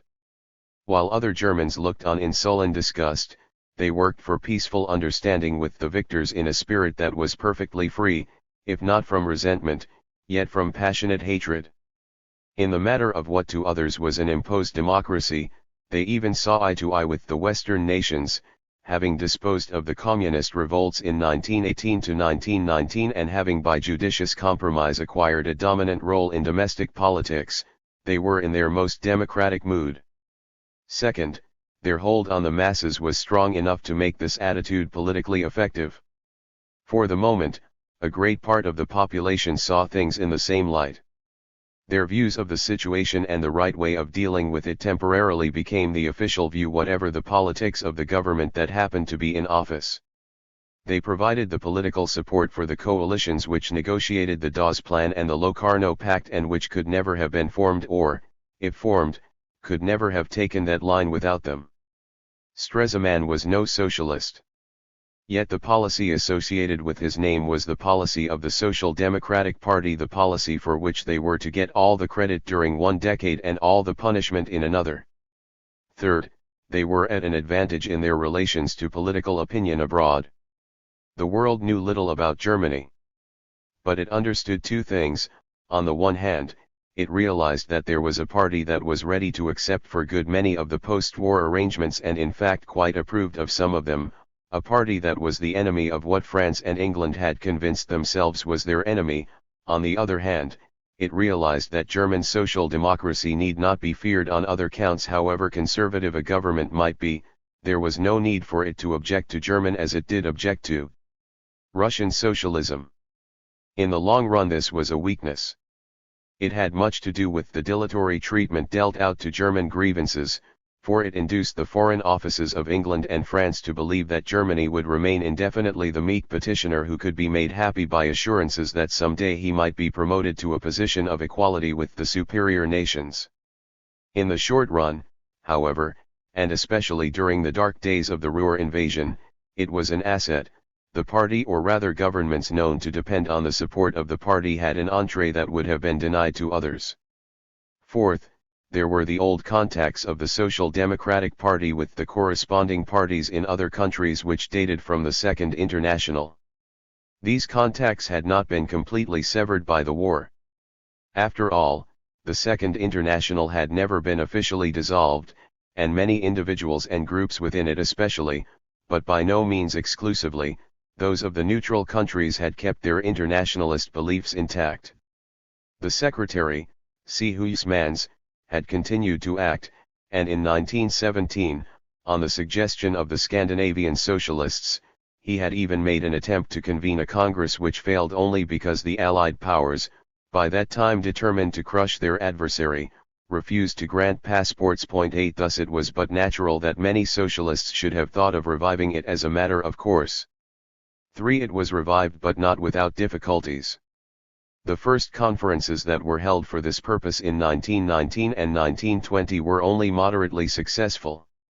The Communist, Third, International that had emerged meanwhile, see below, exerted an attraction that proved a serious obstacle to unity among the Labourite and Socialist parties of the world. And several important groups that were in no mind to throw in their lot with the Communists still wanted something more up to date than the Second International. This situation was met successfully by a clever tactical device. On the initiative of the Austrian Socialists, who were joined by the German Independents and the English Independent Labour Party, a new organization, the Workers' International Union of Socialist Parties, the so-called Vienna International, was formed in order to radicalize the groups in the revived Second International, to restrain the groups that leaned too much toward communism and to bring them both into line by judicious formulations of aims. 9. The meaning of the venture is exactly rendered by the sobriquet the Communists immediately found for it, the International No. 2 1/2. That is precisely why it was able to serve the needs of the time. At the Congress of Hamburg, 1923, the Second and the Vienna Internationals were united in order to form the Labour and Socialist International, to stigmatize the peace as imperialist and to call for a united front against international reaction, which at any rate sounded well for the 8-hour day and for international social legislation. The reduction of Germany's indemnity to a definite and reasonable figure, the abolishment of inter-alia debts and the evacuation of German territory had been declared necessary a year before, Frankfurt Resolutions, 1922. In the light of subsequent events we cannot fail to realize how great an achievement and service that was. 3. Communism and the Russian element. 1. Meanwhile, communist parties were rapidly developing. In itself this is only what we should have expected. Nor was it dangerous. Any party that experiences the sobering influence of responsibility will unavoidably have to leave room for groups further to the left, or right, to develop in, and such room is not likely to remain unoccupied for long. Provided defection can be kept within bounds, this need not be more than a nuisance. It may even be preferable to keeping unruly elements in the fold. Socialist parties had always had trouble with hyper-radical wings. 10 That such leftist groups should gain ground in the troubled days that followed upon the war and that they should seize the opportunity to acquire the status of distinct parties is no more surprising than that they should follow classical usage and call themselves communist, or that they should display a much stronger internationalist slant than the official parties did at the time. Bear in mind that all this is completely independent of the Russian aspect of the case. There would be communist parties and there would be a communist international if the Tsars still reigned over Russia. But since the Russian element became a factor in shaping the fortunes of both socialism and communism all over the world, in fact, in shaping the social and political history of our time, it is essential to restate how it developed and to appraise its nature and importance. For this purpose we shall divide its development into 3 stages. 2. At first, that is to say, until the Bolsheviks seized power in 1917, there was nothing particularly Russian about the development of the communist groups, except that the strongest man happened to be a Russian and that a streak of Mongol despotism was present in his scheme of thought. When at the outbreak of the war the Second International suspended itself via facti, and when Lenin declared that it was dead and that the hour had struck for more effective methods, it was natural for those who felt as he did to get together. Opportunity presented itself at the 2 conventions that were held in Switzerland, at Zimmerwald, 1915, and at Kienthal, 1916. Since practically all of those who had espoused the causes of their nation stayed away, the attending militants found little difficulty in more or less rallying to Lenin's program of converting the imperialist war into an international revolution. There was more in this than a mere profession of faith in pristine Marxism and its messianic promise. There was, with some of them, also the clear perception of the truth, to which the bourgeois of all countries were so completely blind, that the fabric of bourgeois society is unequal to the strains and stresses of prolonged total warfare, and that breakdowns would occur at least in some countries. Beyond that, however, Lenin's leadership was not accepted. Most of those who were present thought of convincing, bullying, and using existing socialist parties rather than of destroying them. Moreover, and in this Lenin agreed, the international revolution was to be brought about by the individual actions of the national proletariats, and in the advanced countries first. The second stage I date from 1917 to 1927, that is to say, from the rise of the Bolsheviks to power in Russia to Trotsky's expulsion from the Central Committee of the Bolshevik Party, October 1927. That decade witnessed the emergence of communist parties and of a communist, the Third International. It also witnessed the, for the time being, definitive break with the socialist and Labourite parties, which, in the case of Germany, was embittered beyond remedy by the severely repressive measures adopted by the Social Democrats in power during the winter of 1918 to 1919. And finally it witnessed the forging of the Russian chain. But during the whole of that decade, the chain neither galled nor distorted. It must be remembered that the Bolshevik conquest of the rule over the most backward of all the great nations was nothing but a fluke. 11 To a certain extent Lenin himself recognized this. He repeated over and over again that final victory would be won only by the action of the revolutionary forces in more advanced countries, and that this action was the really important thing. Of course he dictated to communists as he had done before, and he insisted on a strictly centralist organization of the Communist International, whose bureau took power to prescribe every move of the individual parties, but he did so in his role of communist leader and not in his role of Russian despot. That made all the difference. The headquarters of the International were in Moscow, the actual leader was Russian, but policy was directed in a thoroughly internationalist spirit, without any particular reference to Russian national interests and on principles with which the communists of all countries substantially agreed. Though the personal relation between the Bureau of the International and the political bureau of the Soviet Power 12 was then much closer than it was later on, the two were nevertheless much more nearly distinct agencies. Thus the International itself and the individual parties did not behave differently than they would have behaved in the absence of the link with Russia. During that decade, therefore, the importance of the Russian connection, though great, did not amount to more than this. First of all, there was the weighty fact that however insignificant in quality and quantity of membership a communist group might be, and however little claim to being taken seriously it might have, it could bask in the glory reflected by that other group which had conquered an empire, and it could derive encouragement from such a backing. Second, Bolshevist reality notwithstanding the terror, the misery, the confession of failure implied in the adoption of the new economic policy after the Kronstadt revolt, it was henceforth possible to point to a socialist system that worked. The Bolsheviks proved themselves masters in the art of exploiting the fact that public opinion in England and the United States will swallow anything provided it is served up in the garb of familiar slogans. This of course also redounded to the advantage of the other communist parties. Third, so long as communists of all countries, Lenin himself included, believed in the imminence of a world revolution, the Russian army meant as much to them as the army of Tsar Nicholas I had meant to the reactionary groups during the second quarter of the 19th century. 13 In 1919 such hopes were less unreasonable and nearer to fulfillment than people are now prepared to believe.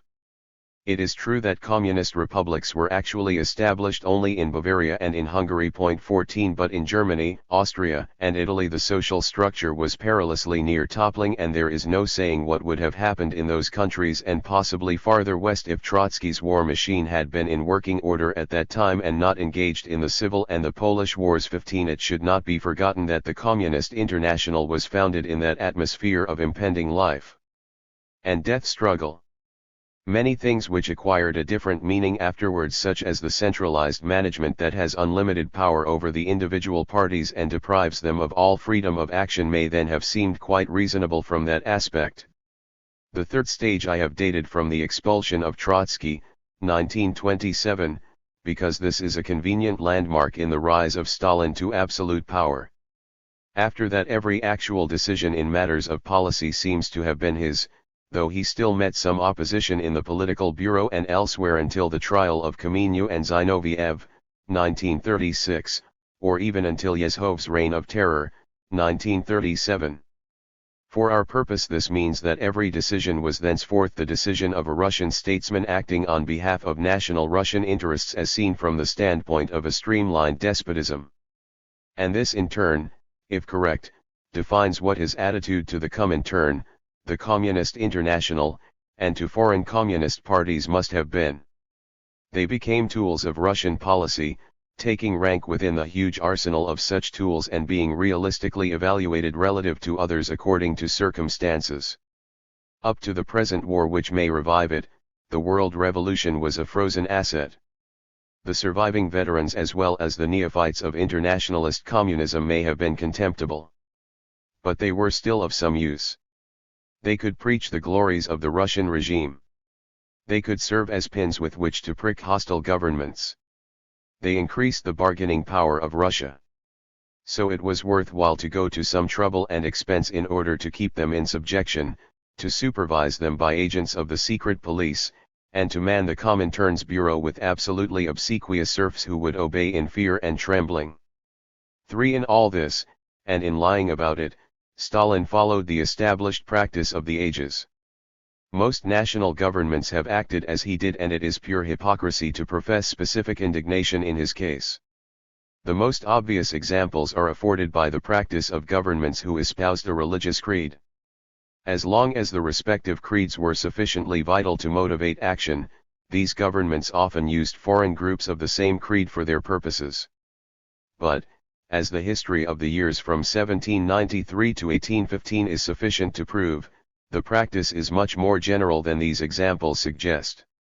No less standardized is the reaction phraseological and other by the governments which are affected by it. Politicians of all types and classes are happy to seize the opportunity of calling an opponent a traitor. But for the communist parties outside of Russia it was a serious matter to receive orders from a caput mortuum in the hands of a modernized Tsar. Their abject servility raises two questions, one as to its causes and another as to its possible bearing on the future character and fate of revolutionary socialism. The first question is perhaps less difficult to answer than it seems. All we have to do is to put ourselves in the communist's chair and, taking account of his type, look at his situation in a practical spirit. He would not object to the Stalin regime on humanitarian considerations. He may even glory in the slaughter some neurasthenic degenerates do, and others, the communists from failure and resentment, experience satisfaction at the sufferings of a certain class of victims. Moreover, why should he resent cruelties that do not prevent thoroughly bourgeois people from idolizing the regime? Why should he, on that ground, condemn Bolshevism when the Dean of Canterbury does not? 16. Why indeed? Again, there was hardly any reason for communists to object on the ground of thermidism. This phrase was first used by the opponents of the new economic policy, but Trotsky adopted it later in order to stigmatize Stalin's regime as reactionary in the sense in which the action of the men who overthrew Robespierre in 1794 was reactionary. But it is completely meaningless. After all, it was Stalin who collectivized agriculture, liquidated the kulaks, reversed the new economic policy. In fact, like a good tactician, he suppressed opposition and substantially carried out the opposition's program. Finally, what the protecting power does at home is not of primary importance to the communist in another country as long as that power plays fair with him. And even if it does not play fair with him, what is he to do? The chain tightened and galled. But it also supported. The socialist parties would not have accepted him. The normal healthy-minded workman turned from him with a groan. He would have been at loose ends like Trotsky. He was in no position to do without the chain 17, and in accepting his slavery he may still hope that junctures will arise in which he may be able to pull it his way, after the present world war perhaps. The last point goes some way toward answering the second question. Certainly there is a possibility that Russian despotism will spread over the ruins of European civilization or even beyond them, and that in this case the communist parties all over the world will be turned into Russian garrisons. But there are many other possibilities. And one of them is that the Russian regime will founder in the process, or that in spreading over other countries it will acquire traits more congenial to the individual national soils. A special case of this kind would be that in the end the Russian element will have changed nothing in the future character of revolutionary socialism. To bank on this is no doubt risky. But it is not as foolish as it is to hope that our civilization will emerge unscathed from the present conflagration, unless of course this conflagration subsides more quickly than we have a right to expect. For administering capitalism. So far, then, we have not seen any convincing reason why the experiments in political responsibility that socialist parties made after 1918 should not have been perfectly successful.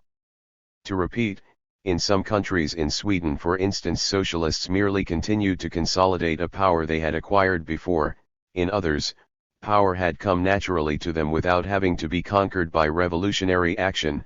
In all countries, they seemed to be much more in a position to grapple with the great problems of the time than was any other party. As I have put it before, they almost seemed to monopolize the essential conditions for success. Moreover, though most of them had not had any previous experience in office, they had acquired plenty of experience of a most useful sort in organizing, negotiating, and in administration. In fact, it should be stated at once that they hardly ever did a downright foolish thing. Finally, neither the inevitable emergence of a new party to the left of the socialists nor the connection of that party with Moscow was as serious for them as their opponents tried to make out. But in spite of all this, their situation was everywhere precarious. To the true believer it might well have seemed an impossible one. For all those tactical advantages hid a fundamental difficulty which they were powerless to remove. The war and the upheaval caused by the war had brought the socialists into office, but below the tatters of the old garb, the social organism, and in particular the economic process, were still what they had been before. That is to say, socialists had to govern in an essentially capitalist world. Marx had visualized the conquest of political power as the prerequisite of socialization, which was to be taken in hand immediately.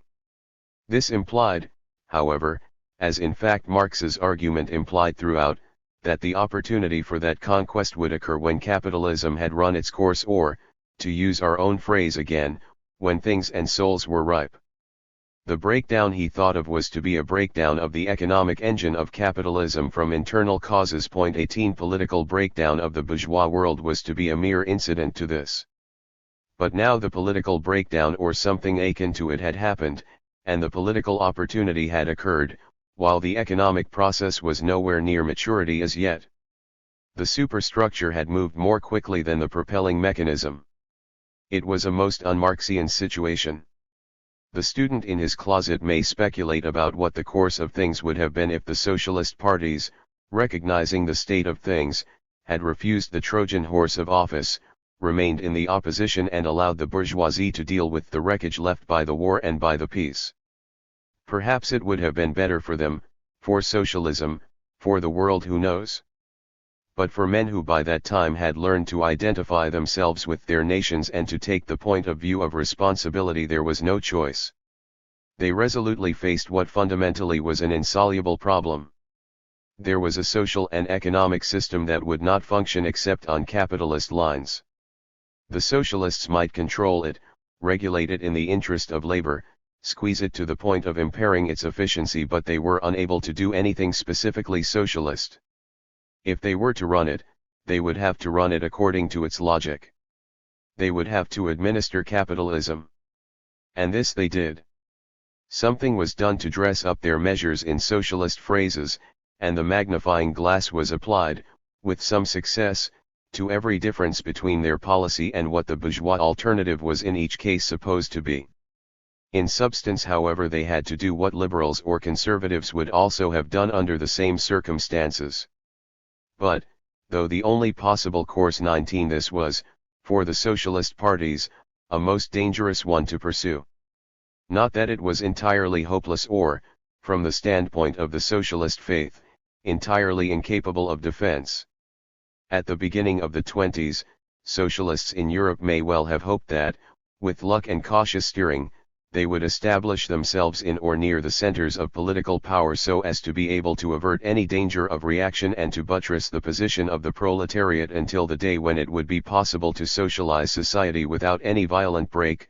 They would preside over the euthanasia of bourgeois society and at the same time make sure that the process of dying went on all right and that the victim would not experience a comeback.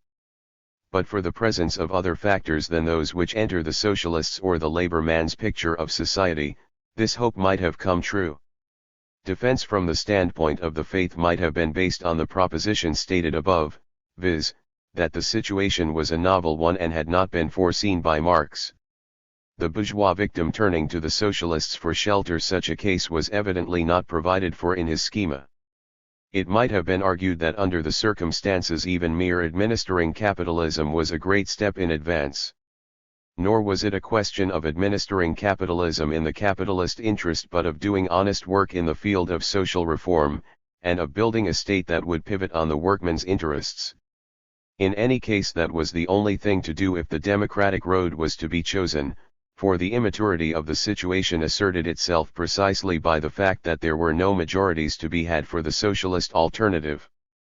No wonder that the socialist parties which had resolved to accept office under such circumstances loudly proclaimed their allegiance to democracy. Thus, the political hack's craving for office was capable of justification on the highest grounds of doctrine and proletarian interest. The reader will have no difficulty in visualizing how such comfortable concordance must have impressed radical critics. But since later events have induced so many people to speak of the failure of that policy and to lecture the leaders of that time on what they ought to have done, I do wish to emphasize both the rationale of their views and the compelling nature of the pattern within which they had to act. If failure there was, its causes must be looked for elsewhere than in stupidity or treason. In order to convince ourselves of this, we need only glance at the English and German cases. As soon as the orgy of nationalist sentiment that accompanied the close of the war subsided, a genuinely revolutionary situation developed in England, the temper of the masses asserting itself, for instance, by political strikes. Responsible socialists and responsible laborites were so completely driven together by these events and by the danger of the nations being goaded into a truly reactionary mood that they henceforth accepted a common leadership, at least as far as parliamentary maneuvering was concerned. The lion's share of the combined weight went to the labor interest and, within the labor interest, to the bureaucracy of a few big unions, so that an opposition of disgruntled intellectuals developed almost at once. These intellectuals objected to the laborite character of the alliance and professed themselves unable to see anything socialist about it. The ideological opportunism of the laborites lends some color to this view, but, stressing the facts of the situation rather than slogans, we shall nevertheless equate the whole of the political labor forces, as far as they then accepted MacDonald's leadership, with the Social Democratic Party of Germany. Having successfully emerged from that revolutionary situation, the party steadily improved its position until MacDonald came into office in 1924. He and his men made so creditable a showing that even malcontent intellectuals were temporarily subdued.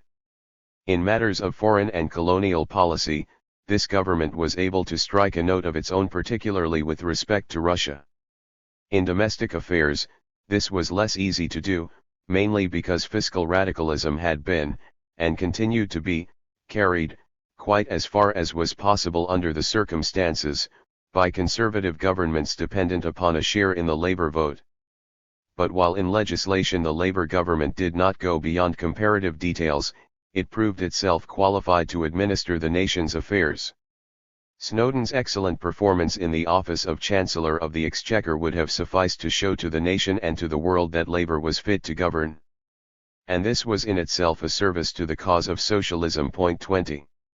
Of course that success was greatly facilitated, and any other kind of success was rendered more difficult or even impossible by the fact that the labor government was in a minority and had to rely not only on the cooperation of the liberals with whom they had much in common, for instance their free trade views, but also, to some extent, on the tolerance of the conservatives. They were in much the same situation as the Conservatives were during their short spells of office in the 1850s and 1860s. It would not have been so easy for them to take a responsible attitude if they had had a majority. But, as stated above, the very fact that they had not should have proved even to a Marxist tribunal that the time had not yet come for a stronger course of action at all events, on any plan that would answer democratic requirements. The rank and file, however, did not appreciate all this. Still less did the masses realize that they owed to the Labour Party not only what that party itself accomplished but also part of what was being done for them by its conservative competitor for the Labour vote. They missed spectacular proposals of reconstruction and promises of immediate benefits, and did not know how unfair they were when they naively asked, "Why don't the socialists do something for us now they are in power?" The intellectuals who did not relish being sidetracked naturally availed themselves of the opportunity afforded by this mood in order to attack the sway of the Laborites over the true socialists and to work up current grievances into horrible wrongs callously neglected by tyrannical trade union bureaucrats. Under their influence the Independent Labour Party grew increasingly restive during the subsequent years of opposition, especially when MacDonald proved impervious to their arguments for a more radical program. 21 Thus, to many people, success looked much like failure, and responsibility much like cowardice. This was unavoidable, however. The difficulties and dangers that are inherent in a policy of socialist parties which involves accepting office under conditions of immaturity are still better illustrated by the history of MacDonald's second ministry. 22 Historians have learned to do justice to the statesmanship of Sir Robert Peel. 23 I trust that they will learn to do justice to the statesmanship of MacDonald. He had the singular misfortune of coming in at the very beginning of the World Depression, which, moreover, was the immediate cause of the breakdown of the international system embodied in the League of Nations. Lesser men might have thought, lesser men did think, as a matter of fact, that an opportunity had come for fundamental reconstruction. This would have rent the nation in two, and there cannot be any doubt about what the result would have been.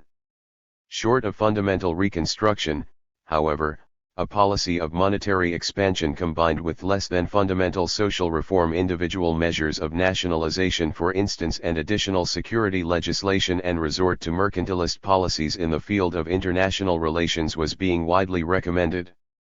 But part of this program would undoubtedly have intensified the depression, and the rest of it abandonment of the gold parity of the pound, and mercantilism meant so radical a break with the national tradition and with the tradition of the Labour Party itself that the socialists would hardly have been able to carry it, still less to make a success of it. To carry it safely and effectively it had to be carried by consent, that is to say, by a coalition. So long as coalition was not possible, therefore, MacDonald and his men applied themselves to the task of working the system as they found it. This, under such conditions, was the most difficult of all the tasks they could have undertaken. While everybody was clamoring that something must be done at once, while irresponsibles of all types had the floor to themselves, while the masses were grumbling, businessmen despairing, intellectuals ranting, they steadily fought every inch of their ground. At home they kept order in the finances, they supported the pound, and they refrained from speeding up the legislative machine. Abroad they strove with desperate energy and considerable success to make the Geneva system work and to reduce dangers and tensions all around. When the time had come and the national interest seemed to warrant the party risk, they took the plunge and helped the national government into existence. It is a melancholy reflection that, in many and important cases, a policy is bound to be the more unpopular with the public and with the intellectual critic the wiser it is. This is a case in point. To the radical critic who failed to link up that policy with the comparative mildness of the Depression in England and with the steadiness of the subsequent recovery, there was nothing in it except weakness, incompetence, hidebound traditionalism, if not traitorous abandonment of the socialist cause. What probably was one of the best performances in the history of democratic politics and one of the best examples of action responsibly decided on from a correct perception of an economic and social situation, the critic looked upon with shame and disgust. At best he considered MacDonald simply as a bad jockey who had brought the horse to its knees. But the hypothesis that appealed to him most was that the MacDonald government yielded to the diabolical whisperings, or worse, of English bankers or to the pressure of their American backers. Unfortunately, such nonsense is a factor of real importance and must be taken account of in any attempt at prognosis. It may seriously interfere with the ability of socialist parties to serve the cause of civilization during the transitional age in which we live. But if we discard this element and also the truism that any party which makes a sacrifice in the national interest will suffer for it in the short run, we shall have little difficulty in recognizing that in the long run the labor influence may well turn out to have been strengthened by MacDonald's second tenure of office. Again, the analogy with Sir Robert Peel's second ministry will help to illustrate this. Peel's Conservative majority split on the issue of the repeal of the Corn Laws. The Peelite wing, though much more numerous and important than MacDonald's personal following, soon disintegrated. The Conservative Party was maimed and proved unable to get into power, though it got 3 times into office until Disraeli's great victory in 1873. But after that, and until Sir Henry Campbell Bannerman's victory in 1905, it held power for about 2/3 of the time.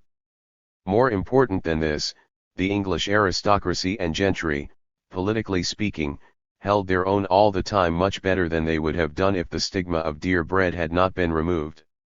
As a matter of fact, the Labour Party quickly recovered and consolidated its position in the country during the years that followed upon the split. It is safe to say that even in the normal course of things, irrespective of the war, that is, the socialists would have again come into office before long, with increased power and better chances of success, and that they would have been able to take a stronger line than they had taken previously. But it is equally safe to say that both as to their program and as to their ability to give effect to it, their policy would have differed only in degree from the MacDonald policy, principally by some individual measures of socialization. 3. The post-war career of the German Social Democratic Party of course differs from that of the English Labour Party in many particulars. But as soon as the German socialists who stayed in the Social Democratic Party had accepted office and made up their minds to fight communism, they were just as much committed to administer capitalism as were their English colleagues. If we grant these premises and take account of the fact that they did not have, and could not expect to have in the calculable future, a majority either in the federal parliament or in the Prussian Diet or in the population, everything else follows with inexorable logic. In 1925 the total population was about 62 millions. The proletariat, laborers and their families, I include the domestic servants, numbered not quite 28 millions, and part of the vote of this class went to other parties. The independent population was not much smaller, about 24 millions, and largely impervious to the socialist persuasion. Even if we exclude an upper stratum, say 1 million, and confine ourselves to the groups that count at the polls, the peasants, artisans, retailers, there was not much to be conquered there, not only for the moment but even for the near future. Between these two groups there were the white-collar employees, no less than 10 millions of them, including their families. The Social Democratic Party of course realized that this class held the key position, and made great efforts to conquer it. But in spite of considerable success, these efforts only served to show that the white collar is a much more serious barrier than it should be according to the Marxian theory of social classes. Point 24. Thus, even if the communists had been the allies of the Social Democrats instead of being their bitterest enemies, the party would still have been in the minority. It is true that the non-socialist majority was not actively hostile in all its sections. The left-wing liberals, the Democratic People's Party, stronger in talent than in numbers, were always ready for cooperation, up to a point. It is also true that this majority was split up into many groups which were quite incapable of acting in unison, and whose members and supporters were not anything like as disciplined as were the Social Democrats themselves. But sensible people who were neither able nor willing to embark upon hazardous courses would nevertheless feel that there was for them but one line to take, the line of democracy, and that this line spelled coalition. The party that best qualified for the role of an ally was the Catholic Party, the Centre. It was powerful. Before the advent of Hitler it seemed that nothing could shake the loyalty of its supporters. Its organization was excellent. Provided the interests of the Church were safeguarded, it was prepared to go nearly as far in social reform of the immediately practical kind as were the socialists themselves, in some respects even further. Not harboring any particularly fervent feelings for the displaced dynasties, it stood squarely behind the Weimar Constitution. Last but not least, it welcomed spoils-sharing arrangements that would guarantee its preserves. Thus understanding came about with what to the foreign observer might seem surprising ease. The socialists treated the Catholic Church with the utmost deference and tact. They made no difficulties about a concordat with the Pope that gave the clergy more than it ever had had under the heretic Hohenzollerns. As to policies, there were hardly any dissensions at all. But although this alliance was fundamental, no party that professed allegiance to the Weimar Constitution was excluded from office. Democrats, national liberals, nationals, equals conservatives, were all of them admitted, even to positions of high command. Coalition as a universal principle meant compromise as a universal principle. The necessary concessions as to measures were in fact readily made. The army was left alone, practically under management of its own choosing, and adequately provided with means. Eastern Prussia was subsidized and agriculture in general was the object of solicitous care. Some implications of this which might not quite tally with socialist professions were made more palatable to the proletariat that paid the bill by calling this sort of thing planning. Perhaps the reader feels that there is nothing new under the sun. In its attitude toward the industrial masses and toward its own program, the Social Democratic Party laborized itself. At the beginning a token payment was made by the passing of a very moderate bill of which the most radical feature consisted in the word socialization that was inserted in its title, 1919. But the socialists soon shelved all this in order to apply themselves to labor legislation of the kind made familiar to Americans by the New Deal. This satisfied the trade unions whose bureaucracy was increasingly allowed to form the operative section of the party's policy-making machine. This, so one might think, should have been difficult for a party with a Marxian tradition that continued to prevail in the party schools. But it was not. Except for a certain amount of communist defection, the intellectuals from whom opposition within the party could have been expected to arise were kept well in hand. Unlike the English party, the German one had settled down in the administrative apparatus of the Reich, the states, and the municipalities. Moreover, it had, in its press and elsewhere, many jobs of its own to offer. This patronage was energetically used. Obedience spelled preferment in the civil service, in the academic career, in the numerous public enterprises and so on. These means were effective in bringing radicals to heel. The firm hold the Social Democrats acquired on all the parts of the machinery of public administration not only made for stricter discipline but also helped to increase membership and, beyond membership, the vote on which the party was able to count.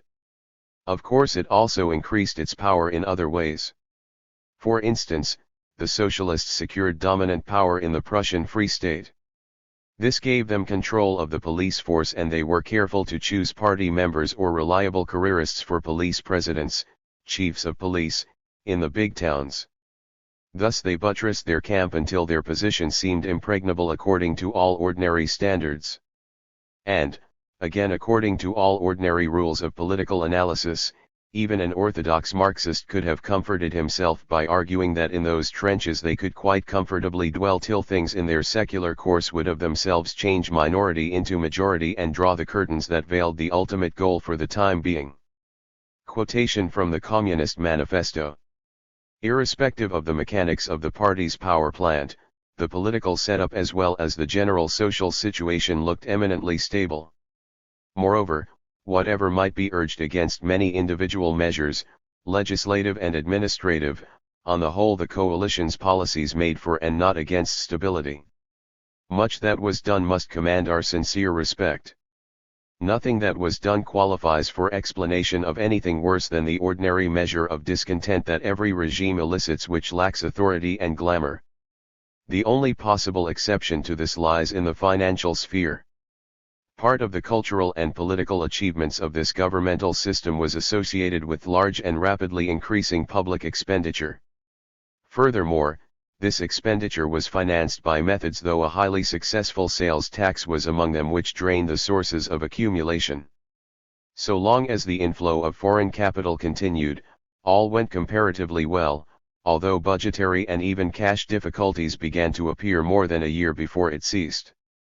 When it did cease, that well-known situation emerged which would have undermined the position of the most magnetic of leaders.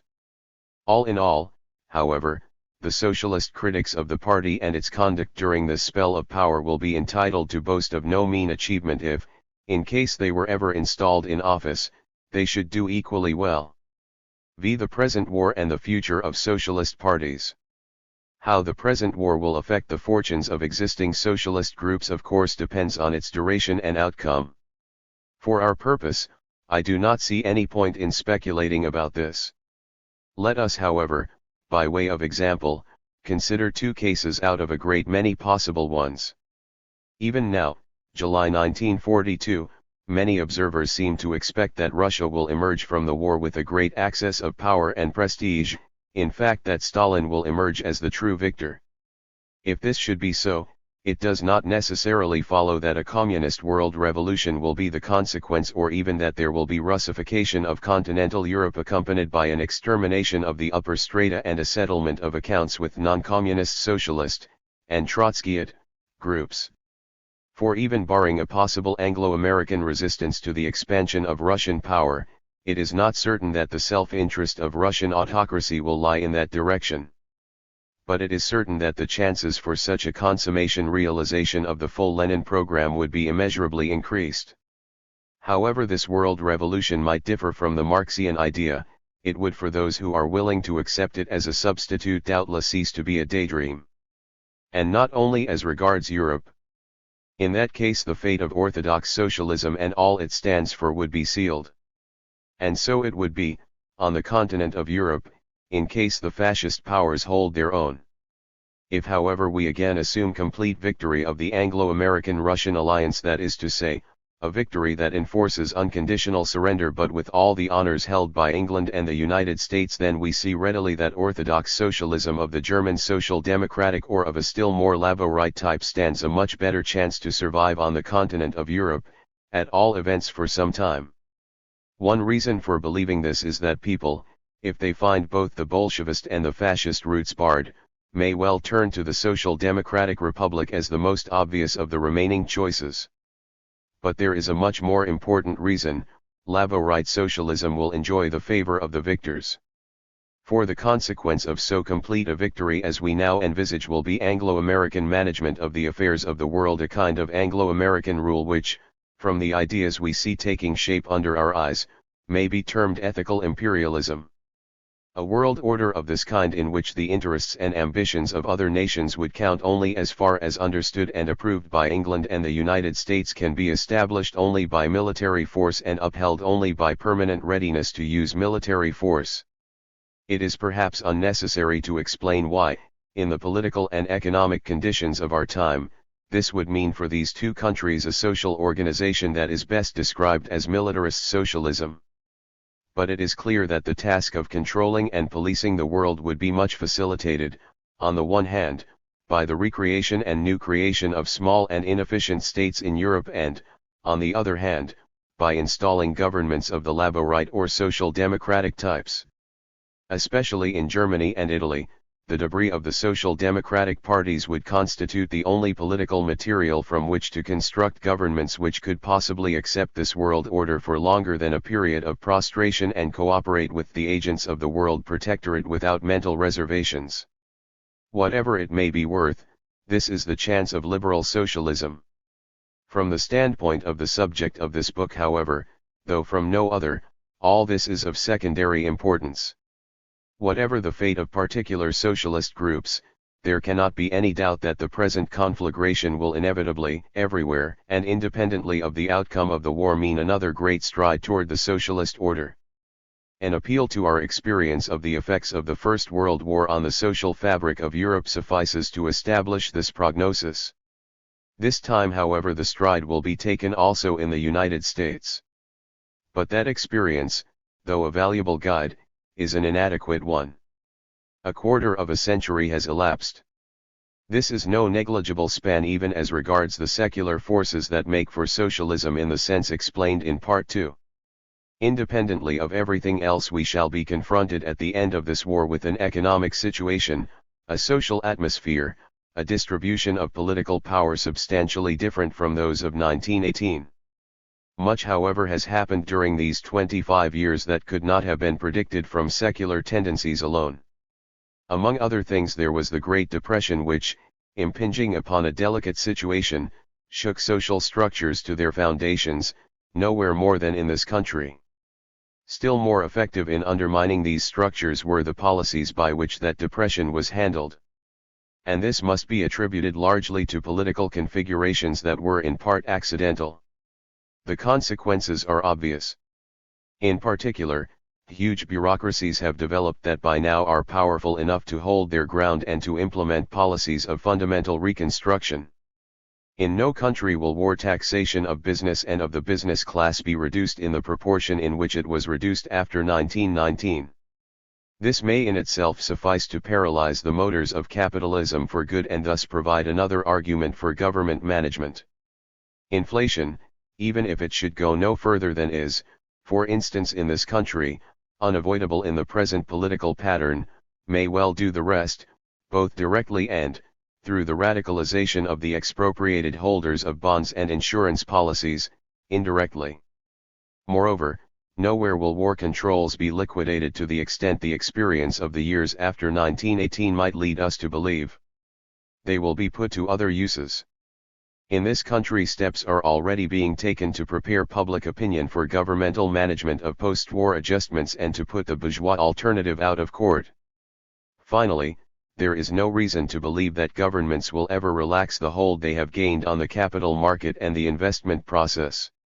To be sure, this does not sum up to socialism. But socialism may, under such conditions, impose itself as the only practicable alternative to deadlocks and incessant friction. Details and phrases will of course differ in different countries. So will political tactics and economic results. English developments are comparatively easy to foresee. The Labour men entered the Churchill government in response to the call of emergency. But, as has been pointed out before, they were then well advanced on the road to office and power irrespective of any emergency. Therefore they will quite naturally be in a position to manage post-war reconstruction alone, or which may prove to be the most effective method in a coalition they would control. The war economy will have realized some of their immediate aims. To a considerable extent they will only have to keep what they have got already. Further advance toward the socialist goal can be expected to be relatively easy in conditions in which there is not much left for capitalists to fight for. And it may prove possible to be quite frank about it and to carry out socialization soberly, in an orderly way, and largely by consent. For many reasons, but principally because of the weakness of the official Socialist Party, prognosis is less easy in the case of this country. But ultimate results are not likely to be different, though slogans are almost sure to be, and costs in terms of both welfare and cultural values. Once more, it is only socialism in the sense defined in this book that is so predictable. Nothing else is. In particular, there is little reason to believe that this socialism will mean the advent of the civilization of which orthodox socialists dream. It is much more likely to present fascist features. That would be a strange answer to Marx's prayer. But history sometimes indulges in jokes of questionable taste. 28. The consequences of the Second World War. Mundus regitur parva sapientia. A little more can now, July, 1946, be added to what was said in the last section about the effects of the war on the social structure of our epoch and on the position and prospects of orthodox, i.e. non-communist, socialist groups. It was obvious in July, 1942, that, whatever the fate of particular socialist groups, there would be another great stride toward the socialist order, and that this time the stride would be taken also in the United States. It was also clear that the fortunes of existing socialist groups would depend on the duration and outcome of the war. It was finally suggested that, in the event of a complete victory, implying unconditional surrender for the enemy, of the Anglo-American-Russian alliance, the results for orthodox socialism would differ according to whether Stalin emerged as the true victor or whether all the honors were held by England and the United States. In the latter eventuality, orthodox socialism of the German social democratic type or laborism of the English type would stand a good chance to improve their position on the continent of Europe. Stalin has emerged master of Eastern Europe. England and the United States are struggling to maintain some influence in Central and Western Europe. The fortunes of socialist and communist parties reflect these conditions. But there is another element that may substantially affect the social situation all over the world, namely, economic developments in the United States which may possibly tell in favor of the capitalist order. This chapter will therefore deal, first, with the position of orthodox socialism and laborism and in particular with the English situation, second, with the possible effects of conspicuous industrial success in the United States, third, with the possible effects of Russia's political success. Our argument thus divides up naturally into three parts, namely, I. England and Orthodox Socialism. 2. Economic possibilities in the United States. 3. Russian imperialism and communism. I. England and Orthodox Socialism. Many facts go to show that, irrespective of the Russian element in the case, the effects of the Second World War on the social situation in Europe would have been similar to those of the First World War, only stronger. That is to say, we should have witnessed acceleration of the existing trend toward a socialist organization of production in the sense defined in this book. The most important of those facts is the success of the English Labour Party. As has been pointed out in the last chapter, this success was to be expected and should not have surprised anybody. Nor was it more complete than we should have expected. Owing to the English electoral system, the actual redistribution of seats is apt to give an exaggerated picture. There were about 12 million Labour votes against about 10 million Conservative votes. The days of liberalism are over, of course, but even the surviving dozen of Liberal members represent more votes than do 72 Labour members taken at random. In other words, under a system of proportional representation, the Labour Party would not have gained a parliamentary majority over Conservatives and Liberals combined, though a Labour-Liberal coalition would have enjoyed a comfortable margin. The very rationale of the English electoral system is to produce strong governments and to avoid deadlocks. This is what it has done in this case. But the national situation as distinguished from the parliamentary one is, nevertheless, not a matter of indifference for an estimate of what is and what is not, politically possible. The obvious inference is strengthened by the fact that the groups to the left of the official Labour Party failed conspicuously to improve their parliamentary position. The Independent Labour Party just retained its 3 seats and the Commonwealth plus the Communist parties lost one of the 4 they previously held. In view of the many reasons there were to expect radicalization, this is truly remarkable and a striking proof of England's political maturity. This situation is bound to assert itself. In fact, it has done so already, both in the complexion of the cabinet and in the measures taken or foreshadowed. The reader is asked to read again what has been written in this book under the heading of Socialist Policy Before the Act, Chapter 19, Section 4. He will observe, first, that all the Labour government does, or is proposing to do, is in the spirit and on the principles of the programme there outlined, and, second, that actual practice does not go nearly as far. The nationalisation of the Bank of England, in particular, is a highly significant symbol and may therefore stand out as a historical landmark. But its practical importance may well be equated to zero. The bank has been practically a department of the Treasury ever since 1914, and under modern conditions no central bank can be anything else. And such things as the coal measure or full employment legislation are hardly controversial anymore in England. The way in which the Labour government deals or is likely to deal with them will presumably command all but universal consent. Tournaments on questions of fundamental principle will no doubt enliven the serious work, but not because these questions or the differences about them are so very important, but because governments and parliaments cannot live without them. All this is as it should be. No doubt it is once more a case of administering capitalism, but, both because of the war and the lapse of time, this will be done with clearer purpose and a firmer hand than before, and with ultimate liquidation of private enterprise more clearly in view.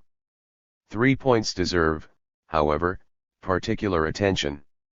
First, it is precisely this almost ideal conformity of political action to the data of the social and economic situation which is so important and, from the standpoint of private property society, so dangerous. Whatever intellectual extremists might say, and, of course, the attitude of the Labour government makes business for them, the stride toward a socialist England will be the more substantial because there is so little nonsense about it. Steps so responsibly taken will not have to be retraced. Barring upsets from outside, social, political, and economic disaster may be successfully avoided. If the government succeeds in keeping to its line, it will fulfill exactly the task that lies between the tasks of Labour-right governments without power, such as MacDonald's were, see above Chapter 27, Section 4, and the tasks of Labour-right governments of the future whose parliamentary majority will be paralleled by a majority of the electorate. This is the only hope for democratic socialism. Such hope as there is for it on the continent of Europe is, of course, somewhat strengthened by the English paradigma. Second, we have noticed in the preceding chapter that the earlier socialist thinkers never foresaw, and could not have been expected to foresee, a situation in which political power would be thrust upon labor and in which the bourgeois victim would turn to it for protection. We have also noticed another thing they did not and could not foresee, namely, the extent to which it would prove possible to expropriate the bourgeois structure, without formally destroying the legal framework of the capitalist order and by such unrevolutionary methods as taxation and wage policies. War taxation and war control certainly cannot be fully maintained. But retreat from them may be brought to a halt at a line at which some of the most popular items of the socialist program are automatically fulfilled. Equalization of incomes after taxes is already carried so far as to impair the efficiency, to use the Russian phrase, of specialists such as physicians or engineers. This is indeed done by means of a clumsy and costly apparatus, and it may before long occur to people that it might be better to limit incomes paid out to what direct taxes leave of them instead of paying out what has to be recovered again. In any case, however, the orange to be squeezed, and with it much radical rhetoric, is apt to run dry. Third, suppose that in the next election Labour improves upon its present position and gains the support of a substantial majority of the electorate. What is the government to do? They may go a little further in the direction of equalizing incomes, they may improve social services, on beverage plan and other lines, a little beyond what any government would do, they may go considerably further in socializing industries. But none of this will be easy going. We have seen that, in the conditions of modern England, there is little purely economic objection to a large measure of socialization. Nor is bourgeois resistance likely to prove a serious obstacle. England depends on her industrialists' work much more than did Russia in 1917, but unless they are unnecessarily antagonized their cooperation may be secured. Nor, finally, need we attach much importance to the argument that appeals so much to more ardent votaries of socialization, viz., that the cabinet system is not adequate to the task of carrying socialization. Intellectuals who delight in the vision of dictatorial methods may indeed doubt its efficiency, but it is the only system that is available for carrying socialization democratically. The actual administration of the socialized industries will of course require semi-autonomous organs with which cabinets would have to cooperate as they do, say, with the general staff of their armies. But the real problem is labor. Unless socialization is to spell economic breakdown, a socializing government cannot possibly tolerate present trade union practice. The most irresponsible of politicians would, in the case envisaged, have to face the basic problem of modern society that only Russia has solved, the problem of industrial discipline. A government that means to socialize to any great extent, will have to socialize trade unions. And, as things actually are, labor is of all things the most difficult to socialize. Not that the problem is insoluble. In England, the chances for successful solution by the political method of democracy are greater than they are anywhere else. But the road to solution may be tortuous and long. Except for the Russian element, the political situation on the continent of Europe is essentially similar. Where there is a free choice, we observe a strong tendency for the masses to keep or revert to their allegiance to either social democratic or else to Catholic parties. The most obvious instances are the Scandinavian countries. But a similar trend may be discerned even in Germany, and it is safe to assert that if she were free and uninfluenced, something very like the Weimar Republic would emerge from all the present misery. Though the evidence to this effect is in part invalidated by the favor shown to the Social Democrats by the English and American authorities, it is strengthened by the fact that the Russian authority also permitted reconstruction of a social democratic organization in its zone. Impossible political and economic conditions, irrationally imposed upon the German people, will of course discredit the Labo-right governments and annihilate their chances, such as they are, of establishing themselves. But still, if for the sake of a mental experiment we choose to neglect the Russian element of the case, and if we further choose to postulate that the United States and England act toward Germany in the manner dictated alike by common decency and common sense, this would be the general diagnosis and prognosis to adopt. A similar prognosis suggests itself for other countries, though with various qualifications.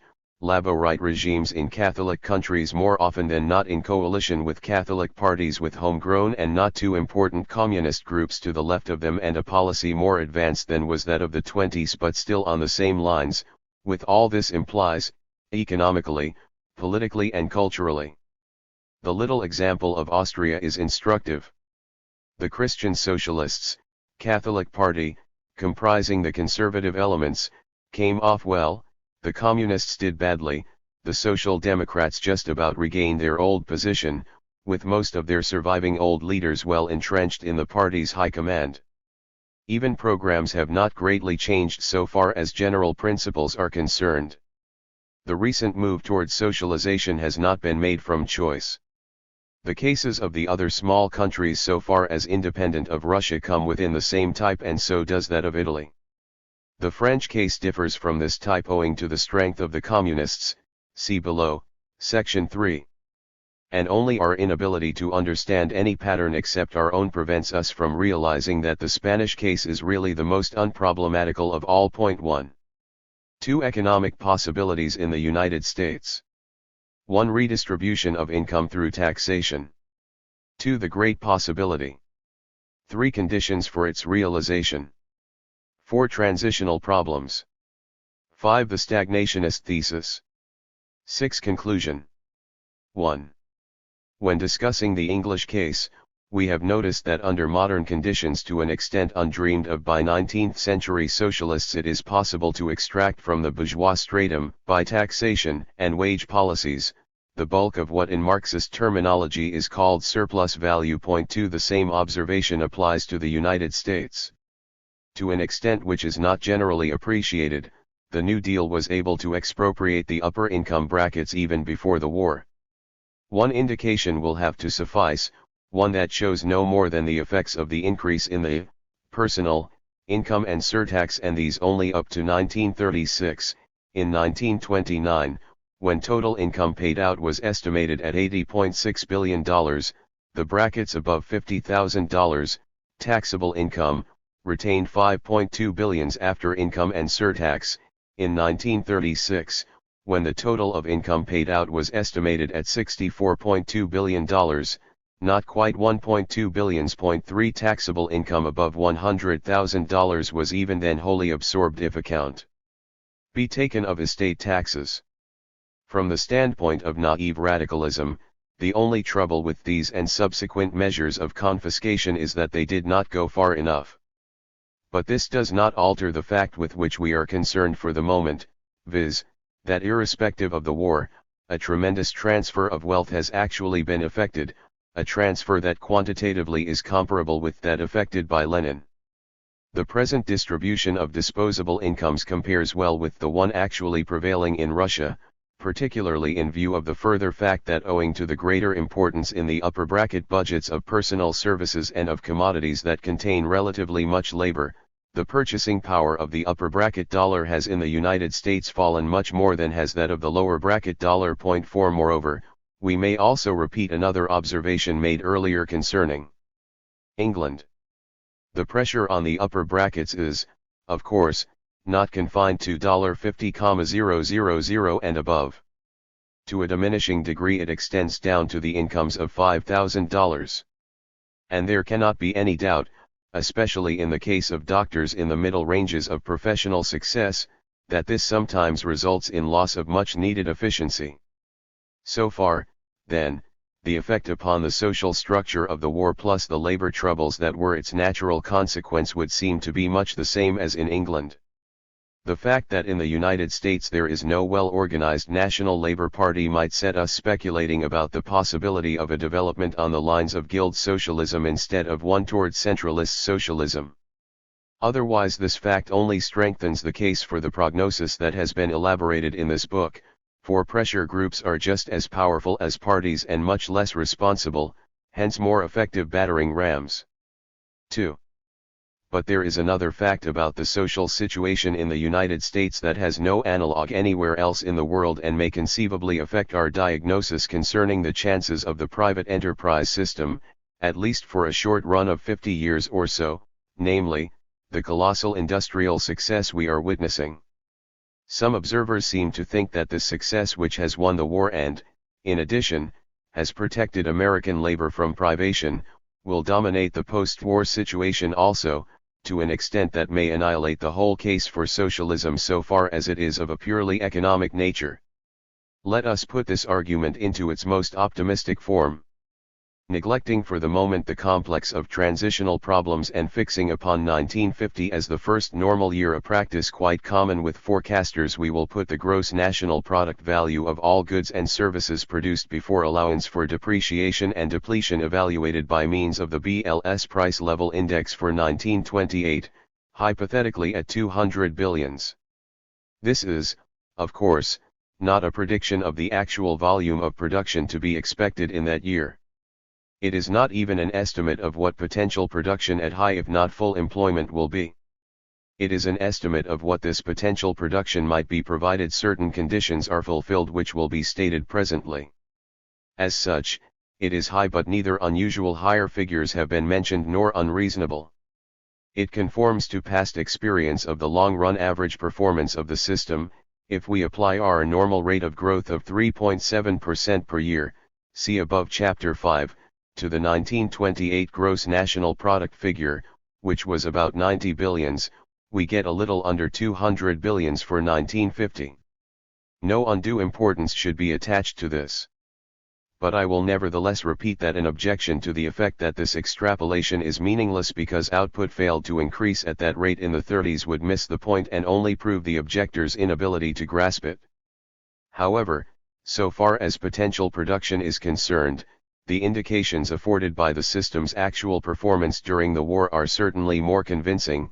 If war statistics are anything to go by, the gross national product, reduced to the 1928 price level, was in 1943 pretty much what it should have been in order to reach the 200 billion goal by 1950. Now suppose that this possibility be actually realized. 5 and let us, for replacement and new investment, including houses, make the ample deduction of 40 billions, 20% or equal to Professor Kuznets' average by decades, for 1879 to 1929. 6 The significance of the remaining 160 billions for our subject rests upon two facts. First, short of atrocious mismanagement, the huge mass of available commodities and services that this figure, which still does not include new houses, represents, promises a level of satisfaction of economic needs even of the poorest members of society, including the aged, unemployed and sick, that would, with a 40-hour week, eliminate anything that could possibly be described as suffering or want. It has been emphasized in this book that the case for socialism is by no means wholly economic, and also that increasing real income has so far entirely failed to conciliate either the masses or their intellectual allies. But in this instance, the promise is not only spectacular but immediate. Not much more is involved in its fulfillment than that the abilities and resources that have proved their power during the war, turn from production for war purposes, including the exports of consumers' goods to allied countries, to production for the purposes of domestic consumption. After 1950 the argument would apply a fortiori. Second, again, short of atrocious mismanagement, all this can be accomplished without violating the organic conditions of a capitalist economy, including high premia on industrial success and all the other inequalities of income that may be required in order to make the capitalist engine work according to design.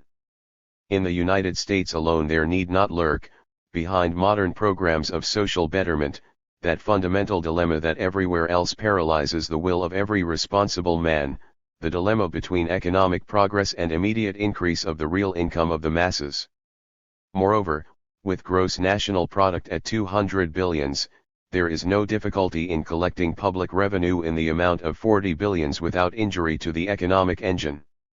A sum of 30 billions is sufficient, at 1928 prices, to finance all the functions actually fulfilled by the federal, state and local governments in 1939, plus a greatly enlarged military establishment, plus the service of the debt and other permanent obligations that have been incurred since. 7 This will leave roughly 10 billions at 1928 prices, or a correspondingly higher amount at any higher price level that may prevail. 8 In 1950 and much more than this in another decade, for the financing of new social services or of improvements in the existing ones.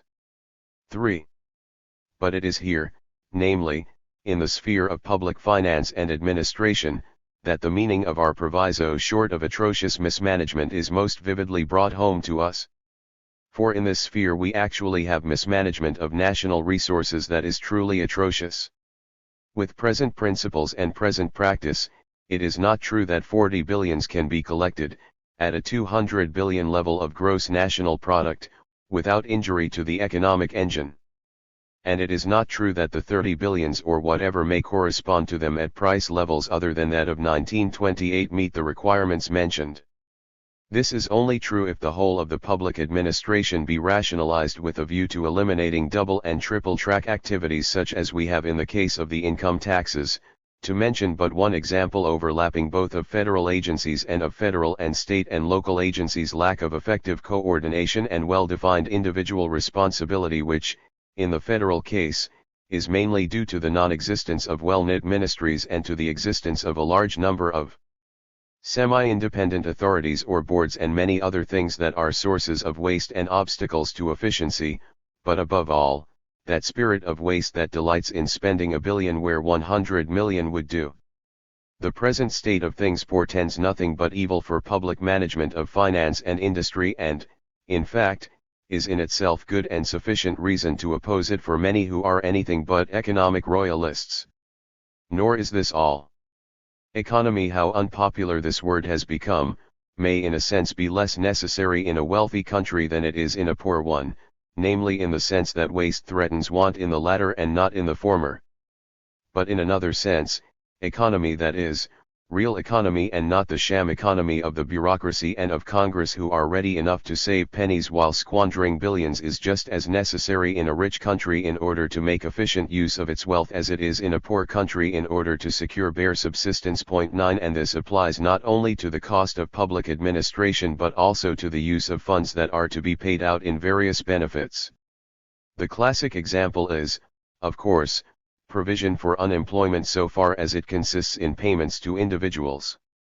Unless the behavior of workmen, in employment and out of it, be as strictly under public control as it is in Russia, economical use of the funds available for the support of the unemployed inevitably means that the benefit must be substantially below the wages the unemployed can hope to earn. As United States statistics of labor turnover suggest, there is normally in the country a large fringe of half voluntary and half involuntary unemployment, the burden of which is bound to be increased, by loose administration of unemployment benefits or by rates that are high relatively to wages, so as to destroy the possibility of attaining the 200 billion goal. There is still another condition that would have to be fulfilled in order to justify this possibility: politics and bureaucracy must not prevent our reaching it. Nothing should be more obvious than that the business organism cannot function according to design when its most important parameters of action, wages, prices, interest, are transferred to the political sphere and there dealt with according to the requirements of the political game, or, which sometimes is more serious still, according to the ideas of some planners. 3 examples must suffice to illustrate this. First, the actual labor situation, if it persists, is in itself sufficient to obstruct progress toward that goal of a 200 billion gross national product and, still more, progress beyond it. The resulting wage rates are only one reason for this: dislocation of entrepreneurial planning and disorganization of workers even when employed are equally important. Besides preventing an otherwise possible expansion of output, these conditions also reduce employment below its otherwise possible level by putting an abnormal premium on everybody's employing as little labor as possible. They induce a sort of flight from labor. 10. Second, whatever the reader may believe to be its virtues, price control as practiced hitherto is another obstacle to the expansion of output. I have heard that the Stalinist regime encourages criticism of its bureaucracy. Evidently, this is not so with us. I will defer to prevailing etiquette by granting outright that many able men have done excellent service in the OPA, that many others, not so able, have still done their best, and I will suppress any doubts that may exist in my mind concerning its achievements up to the present moment, especially because its most conspicuous failures link up with circumstances over which it had no control. But it should really be admitted, at least for the present and future, that the policy of encouraging increases in wage rates combined with price control, unless intended to enforce surrender of private enterprise, is irrational and inimical to prompt expansion of output, that the disturbance of the system of relative prices resulting from the fact that the regulating agency can keep the lid on some prices, the prices of producers with little political pull, very much more effectively than on others the prices of producers with plenty of political pull, reduces the degree of economic efficiency of the system. That price fixing per se does not define the whole extent of the damage done. Equally important is the premium that the practice of subsidizing high-cost and squeezing low-cost producers puts upon inefficiency. 11. The bureaucracy's persistent hostility, strongly supported as it is by public opinion, to industrial self-government, self-organization, self-regulation, cooperation is a third obstacle to orderly progress and, incidentally, to a development that might solve many problems of business cycle policy and eventually also the problem of transition to a socialist regime. Spokesmen of the bureaucracy invariably deny that there is any foundation for this view because joint action of businessmen becomes illegal and open to prosecution only if it implies collusive restraint. But, even if this legalistic interpretation of prevailing practice could be accepted and if the official theories of what constitutes collusive restraint or, in general, antisocial practice could also be accepted, 12, it would still remain true, a. that the concept of restraint includes the bulk of attempts at industrial cooperation with regard to price and output policy even where such cooperation does fill a much needed function. B. that borderline cases and cases in which the element of restraint enters without constituting the main point of an agreement are not sure to be considered with impartiality by a personnel that contains many men inadequately familiar with the nature of business problems and some who are violently opposed to the system they are to regulate or at least to the big business sector of it, and, c. that the ever-present threat of prosecution for offenses which it is not always easy to distinguish from unoffending business practice may have effects on the conduct of business nobody intends it to have. The last point illustrates an aspect of labor troubles, OPA troubles, and antitrust troubles that never receives the attention it merits, namely, the consequent drain on entrepreneurial and managerial energy. The businessman who is incessantly thrown out of his stride not only by having to face ever new institutional data but also by having to be up before this or that board, has no steam left for dealing with his technological and commercial problems. It is highly revelatory of the mechanistic attitude of economists and of their remoteness from real life that not 1 in 10 will recognize this particular human element of what is after all a human organism, though no sensible man can possibly fail, for example, to link up the relatively poor showing made by the physical volume index of industrial production in 1945 with this element as one of its many causes. Nor is this all. Success in conducting a business enterprise depends under present conditions much more on the ability to deal with labor leaders, politicians, and public officials than it does on business ability in the proper sense of the term. Hence, except in the biggest concerns that can afford to employ specialists of all kinds, leading positions tend to be filled by fixers and troubleshooters rather than by production men.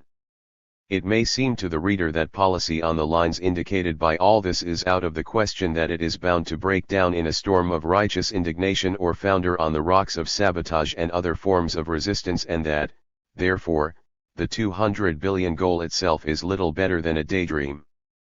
But this does not quite follow. On the one hand, the economic engine of this country is strong enough to stand some waste and irrationality, including, as we know, some avoidable unemployment, the price of individual freedom. On the other hand, politicians and the public have of late displayed some signs of coming round. And we must not forget that malleability of human nature which has been so much emphasized in this book, see especially Chapter 18, Section 2. The experiment of the New Deal and war periods may be inconclusive because the industrial bourgeoisie never expected those conditions to last. But some education has probably been effected. Thus relatively small adjustments of existing taxation may be all that is required, if not for maximum efficiency, yet for an adequate degree of it. 13 In another direction, a relatively small increment of legal protection to be granted, perhaps, by means of a proper codification of industrial law, might take the sting or threat of arbitrary vexation out of the businessman's working day, and increasing experience of the regulating bodies and better training of their staffs might do the rest. 14. Moreover, the country has given proof, not long ago, of its willingness to accept legislation like the NRA. And as regards the labor situation, some comfort may perhaps be derived from the fact that policy on the lines contemplated not only need not renounce a single item of what most people will consider the main achievements in social reform of the New Deal, but also would provide the economic basis for further advance. It should be noticed in particular that the annual wage is a threat to the chance of attaining our goal only if it be introduced, administered, and financed in such ways as to do the maximum of harm. In itself, it is a perfectly possible proposition. 15. Even so, it takes a lot of optimism to expect that these necessary adjustments will be effected, or even that the conditions of the country's politics can produce the will to undertake such serious and self-denying work, unglorified by slogans, bristling with difficulties of detail, and eminently thankless. The mass of the people would like the America that might emerge from the job, but they would hate the man who takes it in hand. 4. We have not yet mentioned transitional problems. They are in fact not relevant to our subject except in this respect: transitional difficulties may produce situations and induce measures that are likely to impede the expansion of output quasi-permanently and to invalidate our estimate of possibilities completely. The most obvious as well as most serious instance is the danger of inflation. The wholesale price index for 1920 was about 2.3 times the one of 1914. This happened in consequence of a war effort that was not only much smaller and shorter than the recent one in terms of goods and services, but also more responsibly financed per unit of goods and services. There was nothing like the present backlog of demand. And tax privileges had provided an adequate motive for investors to keep large blocks of war bonds for good. As it is, total deposits adjusted, time and demand, other than interbank and United States government deposits, less items in process of collection, and currency outside of banks amounted, in April of the current year, to 174 billions, 55.17 in June 1929, and 60.9 in June 1939, and there is no saying what part of the public's holdings of government bonds will be turned into cash for purposes other than repayment of debt.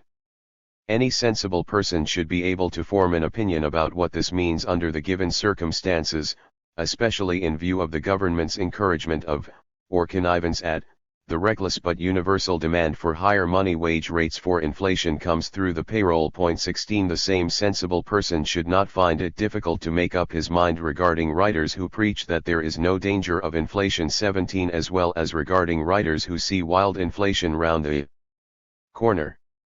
In order to make the one point that is relevant to our argument, and in the face of the impossibility of treating the problem satisfactorily here, let me proffer my personal opinion merely for the sake of definiteness.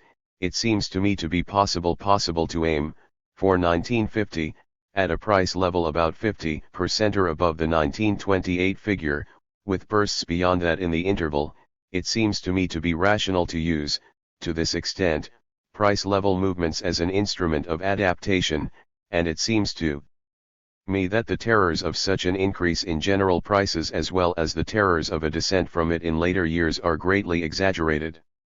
But in order to keep the inevitable increase in prices within that limit, a number of measures are necessary, all of which are highly unpopular, all of which require, in order to produce their result, experience and ability that I do not see, and some of which will, to some extent, reduce the speed of the expansion of output. Nobody can counteract threatening inflation without also interfering with production.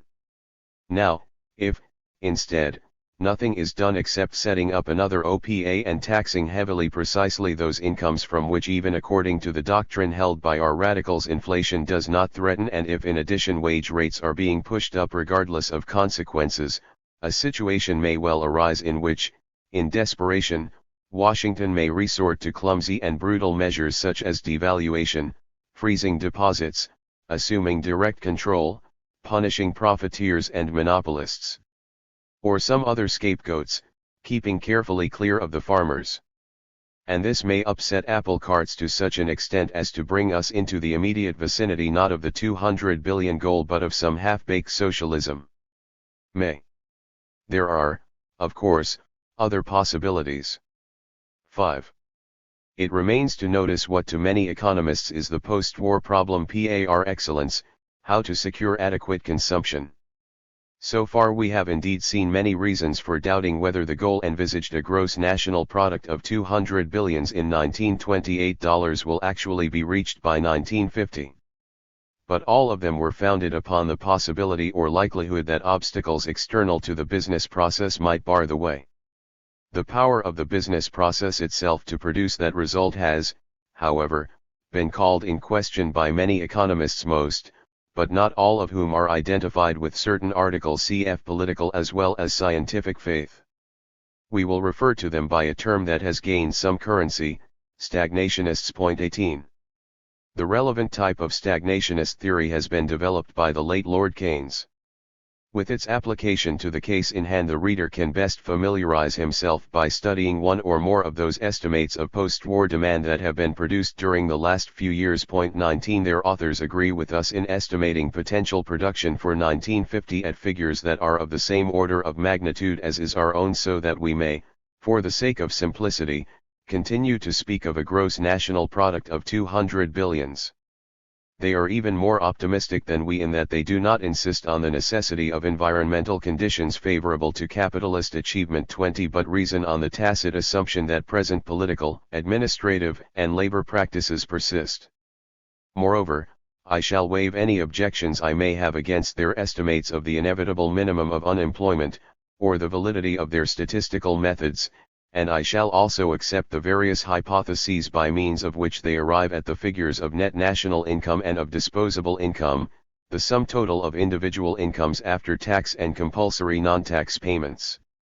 For definiteness, let us suppose that this disposable income figures out at about 150 billions and that corporate undivided profits are about 6 billions. Point 21. Post-war demand, that is to say, the sum total which it is expected private households will spend on consumers' goods, except new homes, is then derived by calculating, from the data for the period preceding the war, say, 1923 to 1940, the average relation between per capita expenditure on these consumers' goods and per capita disposable income, both deflated by the cost of living index, and by applying this relation to a disposable income of 150 billions. Point 22. If this procedure yields, for example, the sum of 130 billions, we are left with a residual in the amount of 20 billions for savings, or, if we add the corporate undivided profits, with 26 billions. The argument usually goes on to survey the available outlets for this sum, the investment opportunities, new housing, additions to inventories, plant and equipment, foreign investment, and to conclude or to suggest that these cannot possibly absorb anything like as much as people will want to save at the 1950 full employment level of national income, at least not without the help of government. Hence, the necessity of government expenditure at home or government action forcing foreign investment. Of late, however, another recommendation has come into favor.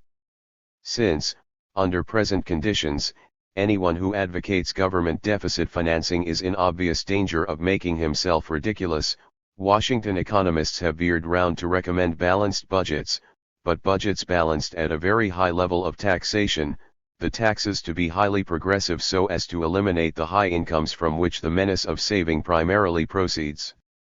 This accords with the slogan that, owing to the saving done by the receivers of high incomes, in modern societies, the ultimate cause of unemployment is the inequality of incomes.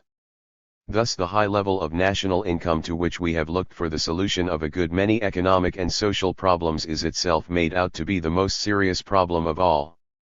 Since high income means high savings and since these savings will not be entirely offset by investment expenditure, it will not be possible for the economy to keep on that high level of income and employment unless fiscal policy keeps it there, if indeed this high level can be reached at all. It should be observed that, at least in part, this theory commands the support of public opinion and in particular of business opinions. Nothing is more common than the view that everything will be all right if only we can induce people to use their incomes fully or if only we can get enough consumers' demand. It is a question of some interest why intelligent men who certainly have no stake in any political program involving government expenditure or equalization of income, should nevertheless feel concern on this score. The salesman mentality of the country coupled with the experience of the 20 years preceding the war is all the explanation I can offer for the astounding fact that the theory in question is not simply laughed out of court. Those opponents of this theory miss the point who try to argue that gross national product, hence income, will be smaller and that investment opportunities will turn out to be greater than estimators assume, who are so optimistic when it comes to estimating the former and so pessimistic when it comes to estimating the latter. There may be much truth in arguments on these and similar lines. In particular, it may be emphasized that in 1830 nobody foresaw or could have foreseen the capital requirements of the railroad age or, 50 years later, the capital requirements of the age of electricity. But the decisive argument is much simpler than all that. The theory rests upon the postulate that individuals save, according to a stable psychological law 23, irrespective of the presence or absence of investment opportunity. Evidently this is not the normal case. Normally people save with a view to some return, in money or in services of some investment good. It is not only that the bulk of individual savings and, of course, practically all business savings which, in turn, constitute the greater part of total saving is done with a specific investment purpose in view. The decision to invest precedes as a rule, and the act of investing precedes very often, the decision to save. Even in those cases in which a man saves without specific investment purpose, any delay in coming to an investment decision is punished by the loss of return for the interval. It seems to follow, first, that unless people see investment opportunities, they will not normally save, and that a situation of vanishing investment opportunity is likely to be also one of vanishing saving, and, second, that whenever we observe that people display liquidity preference, that is to say, a desire to save unaccompanied by a desire to invest, a desire to hoard, this must be explained by special reasons and not by appeal to any psychological law postulated ad hoc. Such reasons do exist, however, and there is one among them that is of considerable importance in the depth of cyclical depressions on a broad average, in 1 year out of 10. When things look black and people expect nothing but losses from any commitment they might contemplate, then of course they will refuse to invest their current savings, and even to reinvest sums that currently return to them owing to the termination of previous commitments, or they will defer investment in order to profit by further reductions in prices. At the same time, savings will be not only not reduced but increased by all those who expect impending losses of income, in their business or through unemployment. This is an important element in the mechanism of depressions, and public deficit spending is indeed one of the most obvious means for breaking such vicious spirals. However, no defense of any oversaving theory can be based upon it, because it occurs only as a consequence of a depression that hence cannot itself be explained by it. But it yields a psychological explanation of the Keynesian psychological law. The Great Depression of 1929 to 1932 and the slow recovery from it are still in everybody's mind. And the psychological law and the theory of hoarding that is based upon it are simply generalizations from that experience. Point 24. Depression hoarding is therefore not a genuine exception to our general proposition, viz., that decisions to save depend upon and presuppose decisions to invest, though the converse is not true, because it is obviously possible to finance an investment by a bank loan, in which case there is no point whatever in speaking of anyone saving. Point 25. There are genuine exceptions, besides apparent ones. But neither are of any importance. Instances of genuine exceptions are hoarding with the intention of accumulating a treasure, which, as everybody knows, has been done extensively in India, China, and Egypt, and, temporarily, saving from a habit which once formed may outlive its rationale as may any other habit. Point 26. Instances of apparent exceptions, similar to our case of depression hoarding, are accumulations for the purpose of financing a very heavy piece of investment, a possible but evidently unimportant case, or saving that is undertaken for the purpose of providing for contingencies, old age, and so on, and would be undertaken even if there were no opportunities for acquiring any return other than a feeling of security. Point 27. Thus, if the sorrows of stagnationists were the only ones to trouble us, we should entertain no misgivings about reaching the 200 billion gross national product. And if 20 billions proved more than can be newly invested, at a rate of return satisfactory to the marginal saver, why, people would be only too happy to consume the excess. We should worry neither about measures to make them fully use their incomes, nor about outlets for corporate and individual savings. In particular, we should not think it necessary to force foreign investment, advocacy of which under present conditions is nothing but an attempt to make palatable to the country what really amounts to imposing a war indemnity upon it. Point 28. On the other hand, we should agree with the advocates of government deficit spending so far as this, whenever there is danger, either from causes inherent to the business cycle mechanism or from any other, of a downward cumulative process, that is to say, whenever a situation threatens to emerge in which A's restriction of production induces B to restrict, and so on throughout the economy, in which prices fall because they have fallen, in which unemployment feeds upon itself, government deficit spending will stop this vicious spiral, and therefore, if we choose to neglect all other considerations, may be justly called an efficient remedy. Point 29. The true objection is not against income-generating government expenditure in emergencies once they have arisen, but to policies that create the emergencies in which such expenditure imposes itself. 6.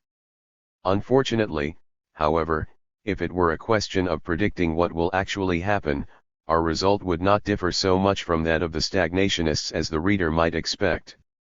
Though there is nothing to fear from people's propensity to save, there is plenty to fear from other factors.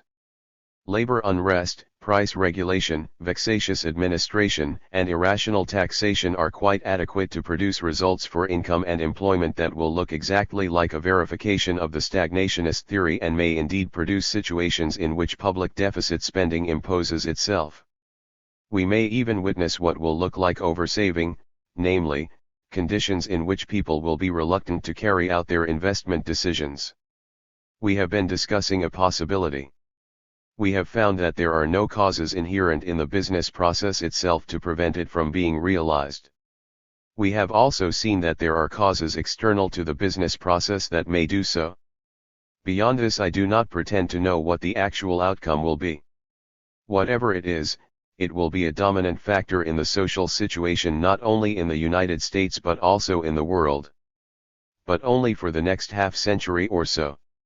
The long-run diagnosis elaborated in this book will not be affected. 3. Russian imperialism and communism. The other factor that is relevant to our diagnosis is Russia's victory over her allies. Unlike the economic success of the United States, this victory is not a possibility only, but, for the time being, an accomplished fact. Starting from a position that was none too strong, a position in which Russia, according to all ordinary rules of the political game, might have had to accept whatever her allies thought fit to impose and to take a back seat in the new international order, she raised herself to a position of power far beyond any she ever held under the Tsars, in spite of everything that England and the United States can possibly be assumed to have wished or to have fought for. And supreme achievement, methods peculiar to her system of government have enabled her to extend her actual power beyond her official conquests and at the same time to make it appear much smaller than it is, so that those sham concessions at danger points that satisfy escapists and appeasers never involve any real sacrifice, even if they do not, as is sometimes the case, spell actual gain. Point 30. If the reader recalls the aims by which the United States government motivated its policy since 1939, democracy, freedom from fear and want, small nations, etc., he will have to realize that what has occurred amounts to a surrender not much less complete than might have been expected from a military victory of Russia over her two chief allies. This result first of all calls for explanation. I am afraid that those analysts of history who recognize nothing but impersonal factors plus, perhaps, an element of chance will not do very well at this task. The impersonal or objective factors were all against Russia. Even her huge army was not simply the product of a numerous population and a rich economy, but the work of one man who was strong enough to keep that population in abject poverty and submission and to concentrate all the forces of an undeveloped and defective industrial apparatus on the one military purpose. But this would not have been enough. Those who never understand how luck and genius intertwine, will of course point to lucky chances in that long series of events that culminated in that stupendous success. But this series of events contains as many or more desperate situations in which the Bolshevist regime had every chance to perish. Political genius consists precisely in the ability to exploit favorable possibilities and to neutralize unfavorable ones so completely that, after the fact, the superficial observer sees nothing but the former. Following events from that first master stroke, the understanding with Germany, we behold a master's handiwork. It is true that Stalin never encountered a man of comparable ability. But this only reinforces the case for a philosophy of history that leaves adequate room for the quality of leading personnel and for the special case of this, the quality of the leading individual. The only concession that realistic analysis can make to the impersonal theory is this: an autocrat is, in matters of foreign policy, unhampered by all those considerations that distract the attention of a democratic leader. 31. But, second, though we may understand, by attending to developments in detail, how this unbelievable situation has arisen, this does not help us to understand how it is that the world puts up with it now that it is before everyone's eyes. The problem reduces to the attitude of the United States. For the countries of continental Europe, exhausted, starving, and exposed to Russian retaliation as they are, can certainly not be counted on for significant resistance. The only continental country really independent of Russia is Spain, a fact that Russia's policy toward her has recently brought home to most of us.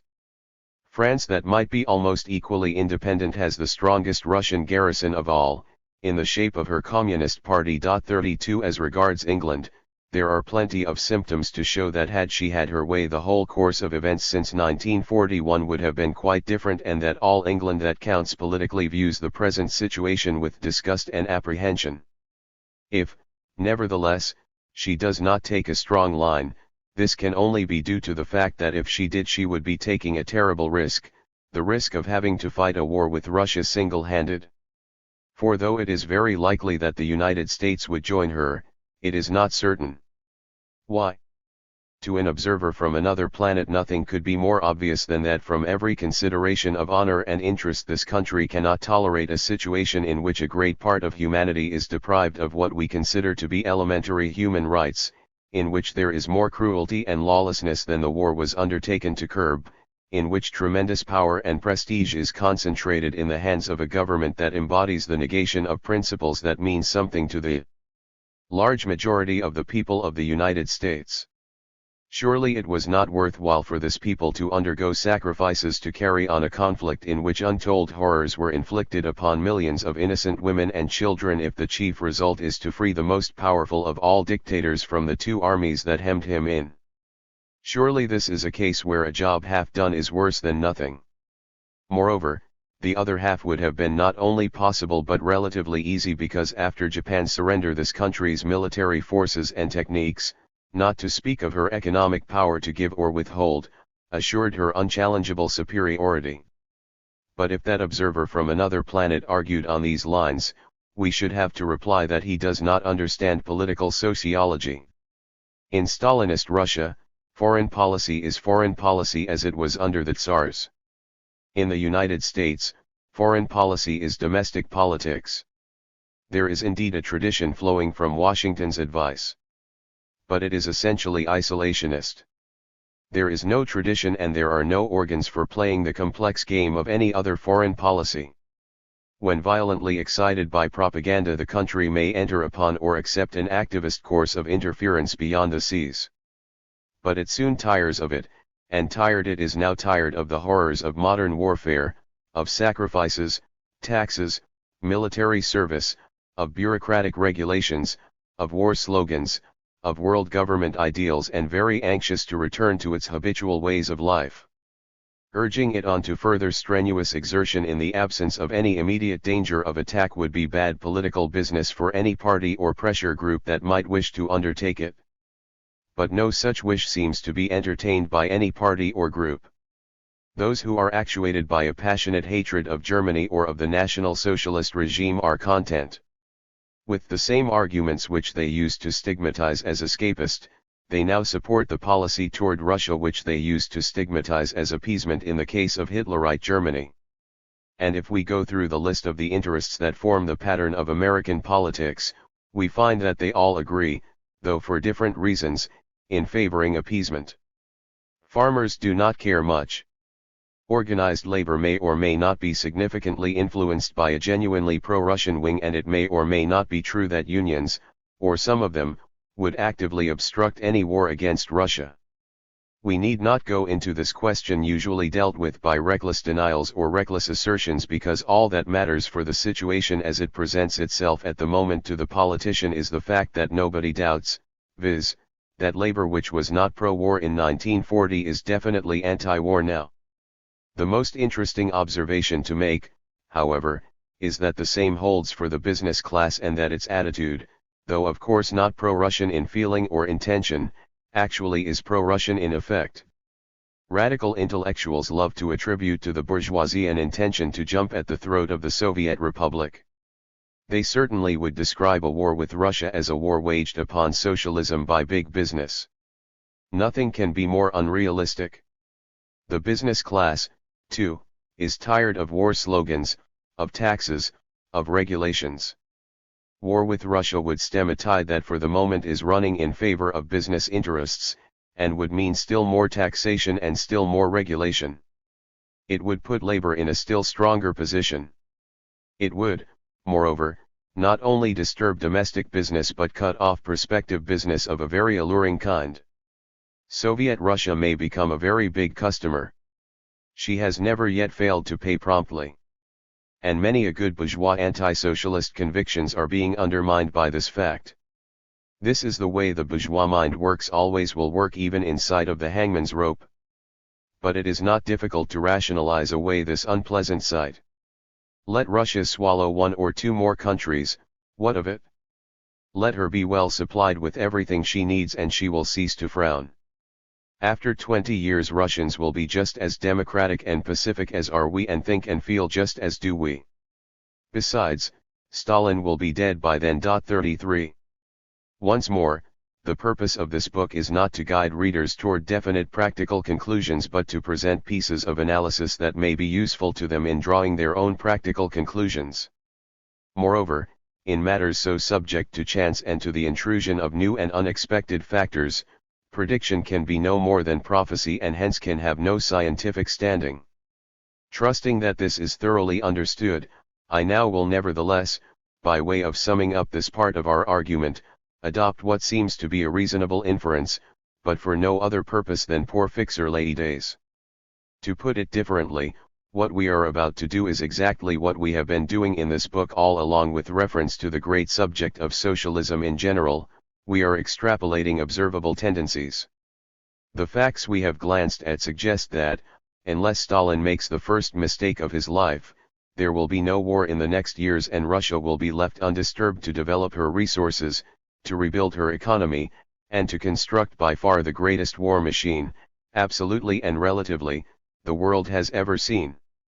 The proviso inserted which restricts but does not, I think, annihilate the practical value of this inference, means this: a spectacular act of aggression, an act of aggression so spectacular that even fellow travelers would have difficulty in explaining it as perfectly justified defense may no doubt precipitate war at any moment. But against this possibility must be set the facts: first, that nothing in the foreign policy of the Stalinist regime is more striking than is its cautious patience; second, that this regime has everything to gain by being patient; third, that, acting from a pinnacle of imperialist success, it can afford to be patient and to surrender outposts whenever there is a sign of real danger or whenever it faces a firmer tone as it had to of late. 34 The outlook will, however, materially change after a reconstruction period of, say, 10 years. The war machine will be ready for use and it will become increasingly difficult not to use it. Moreover, unless England embraces Bolshevism and in addition renounces all of her traditional position, the mere existence of that independent isle may prove as unbearable to Russian autocracy as it proved to be to Napoleonic autocracy and vice versa.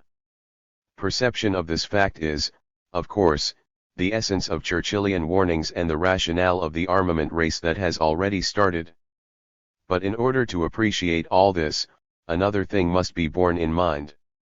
In peace and in a possible future war, still more in these intermediate situations that are not war but dominated by the threat of war, the communist groups and parties all over the world are naturally of the greatest importance for Russian foreign policy. 35 In consequence, there is nothing surprising in the fact that official Stalinism has of late returned to the practice of advertising an approaching struggle between capitalism and socialism, the impending world revolution, the impossibility of permanent peace so long as capitalism survives anywhere, and so on. All the more essential is it to realize that such slogans, useful or necessary though they are from the Russian standpoint, distort the real issue, which is Russian imperialism. 36 And has, apart from fifth column considerations, nothing to do with socialism. The trouble with Russia is not that she is socialist but that she is Russia. As a matter of fact, the Stalinist regime is essentially a militarist autocracy which, because it rules by means of a single and strictly disciplined party and does not admit freedom of the press, partakes of one of the defining characteristics of fascism. 37 And exploits the masses in the Marxist sense. We may understand, and condole with, the American intellectual who is so circumstanced as to have to call this democratic socialism, at least in prospect, though we may resent the insult to our intelligence that is implied in his expectation of being believed. But the visible tendency of such a regime to extend its sway over the whole of Europe and Asia evidently cannot be simply identified with any tendency of socialism to spread. It does not even follow that the expansion of Russian rule will make for socialism in any of the more usual senses of the word. Whether it will or not depends entirely on the real and putative interests of the Russian autocracy, see last section of preceding chapter. This may be illustrated by the analogous case of the religious policy of Stalinism.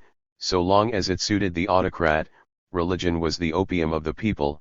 As soon as he realized that the Orthodox Church might prove a more useful tool of foreign policy in some parts of the world than either communism or the World Federation of Trade Unions, 1945, Russia was declared to be a Christ-loving nation, and in the place of the Tsarist chief procurator of the Holy Synod, emerged, along with a new patriarch who immediately proved himself a zealous tourist in Eastern countries, a communist chairman of the Council for the Affairs of the Orthodox Church. It is true that there is a strong reason for expecting nationalization of industry in all countries in which Russia is free to act without feeling hampered by tactical considerations of foreign policy, A nationalized industry is easier to manage and to exploit for a conqueror and cannot become a center of opposition. But there is no other reason. And it is impossible to say whether or not this motive will prevail over other possible ones. 38 It is even conceivable that further advance of the Russian power may eventually prove an impediment to developments in the direction of what most people think of and feel about when they utter the word socialism. To confuse the Russian with the socialist issue unless it is a trick perpetrated in the service of Russia is therefore to misconceive the social situation of the world. The Russian issue bears upon the socialist issue in two ways only. First, by virtue of the logic of their situation, the presence of communist groups and of pro-communist wings in non-communist groups will tend to radicalize labor politics. This is not always so. The French communists, example, voted against two important measures of socialization. But upon the whole, and if for no other purpose than for the purpose of disorganizing capitalist countries, that logic of the situation will be allowed to assert itself. Second, in the case of a war we shall have the social and political consequences that any war has under modern conditions. The fact that it is a war between a supposedly socialist and a supposedly capitalist country will make little difference. Prefaces and comments on later developments. Preface to the first edition, 1942. This volume is the result of an effort to weld into a readable form the bulk of almost 40 years' thought, observation and research on the subject of socialism. The problem of democracy forced its way into the place it now occupies in this volume because it proved impossible to state my views on the relation between the socialist order of society and the democratic method of government without a rather extensive analysis of the latter. My task turned out more difficult than I thought it would be. Part of the heterogeneous material that had to be marshaled reflected the views and experiences of an individual who at various stages of his life had more opportunity for observation that non-socialists usually have and who reacted to what he saw in an unconventional manner. I had no wish to obliterate the traces of this. Much of such interest as this book may command would have gone if I had tried to smooth them away. Moreover, this material also reflected the analytic efforts of an individual who, while always honestly trying to probe below the surface, never made the problems of socialism the principal subject of his professional research for any length of time and therefore has much more to say on some topics than on others. In order to avoid creating the impression that I aimed at writing a well-balanced treatise, I have thought it best to group my material around 5 central themes. Links and bridges between them have been provided, of course, and something like systematic unity of presentation has, I hope, been achieved. But in essence they are, though not independent, almost self-contained pieces of analysis. The first part sums up, in a non-technical manner, what I have to say and what, as a matter of fact, I have been teaching for some decades on the subject of the Marxian doctrine. To preface a discussion of the main problems of socialism by an exposition of the gospel would be the natural thing for a Marxist to do. But what is the purpose of this exposition in the hall of a house built by one who is not a Marxist? It stands there to bear witness to this non-Marxist's belief in the unique importance of that message, an importance that is completely independent of acceptance or rejection. But it makes difficult reading. And no Marxian tools are used in the subsequent work. Though the results of the latter are again and again compared with the tenets of the one great socialist thinker, readers who are not interested in Marxism may hence start with Part 2. In the second part, Can Capitalism Survive?, I have tried to show that a socialist form of society will inevitably emerge from an equally inevitable decomposition of capitalist society. Many readers will wonder why I thought so laborious and complex an analysis necessary in order to establish what is rapidly becoming the general opinion, even among conservatives. The reason is that, while most of us agree as to the result, we do not agree as to the nature of the process that is killing capitalism and as to the precise meaning to be attached to the word inevitable. Believing that most of the arguments offered both on Marxian and on more popular lines are wrong, I felt it my duty to take, and to inflict upon the reader, considerable trouble in order to lead up effectively to my paradoxical conclusion: capitalism is being killed by its achievements. Having seen, as I think we shall see, that socialism is a practical proposition that may become immediately practical in consequence of the present war, We shall in the third part Can Socialism Work? Survey a large expanse of problems that bear upon the conditions in which the socialist order may be expected to be an economic success. This part comes nearest to being a balanced treatment of its various topics including the transitional problems. Love and hate have so blurred the results of such serious work as has so far been done on this question, it is not much that even mere restatement of widely accepted views seem justified here and there. The fourth part, Socialism and Democracy, is a contribution to a controversy that has been going on in this country for some time. But it should be noted that only a question of principle is dealt with in this part. Facts and comments relevant to the subject are scattered all over the book, particularly in parts 3 and v. The fifth part is what it purports to be, a sketch. More than in the other parts, I wished to confine myself to what I had to say from personal observation and from very fragmentary research. Therefore the material that went into this part is no doubt woefully incomplete. But what there is of it, is alive. No part of the contents of this volume has ever appeared in print. An early draft of the argument of Part 2 has however provided the basis for a lecture delivered at the U.S. Department of Agriculture Graduate School on January 18, 1936, and has been mimeographed by that school. I wish to thank Mr. A. C. Edwards, Chairman of the Arrangements Committee, for permission to include an extended version in this volume. Preface to the second edition, 1946. This edition reproduces the book of 1942 without any change whatever except that a new chapter has been added. The reason why I have even refrained from verbal alterations which were clearly indicated in a number of places is that, in matters of the kind treated in this book, it is impossible to alter phrasing without also altering meaning or at least incurring the suspicion of having done so. And I do attach some importance to the fact that neither the events of the last 4 years nor the criticisms proffered in reviews have affected my diagnoses and prognoses which, on the contrary, seem to me to be fully borne out by such new facts as have appeared. The sole aim of the new chapter is to develop, in the light of these new facts, certain points made in the old text, particularly in Chapter 19, Section 4, and Chapter 27, Section V, and to show how the present situation fits into the philosophy of history adumbrated in this book. In this preface I am going to notice some criticisms, or rather types of criticisms, that have been directed against it, not necessarily in print. But I wish to do so because I hope that such answers as I have to offer may prove of some use to readers, and not because I have any fault to find with the reception of the book. On the contrary, I want to use this opportunity for expressing my gratitude to its reviewers for their unvarying courtesy and kindness, and to its translators into 7 foreign languages for their generous efforts. First of all, let me notice 2 criticisms of a professional nature. An eminent economist of international reputation has expressed dissent from my proposition that, as part of the social process described in this book, there is a long-run tendency for profits to vanish. Sales effort, he said, will always command its price. I do not think that there is any real difference between us, only we use the term profits in different senses.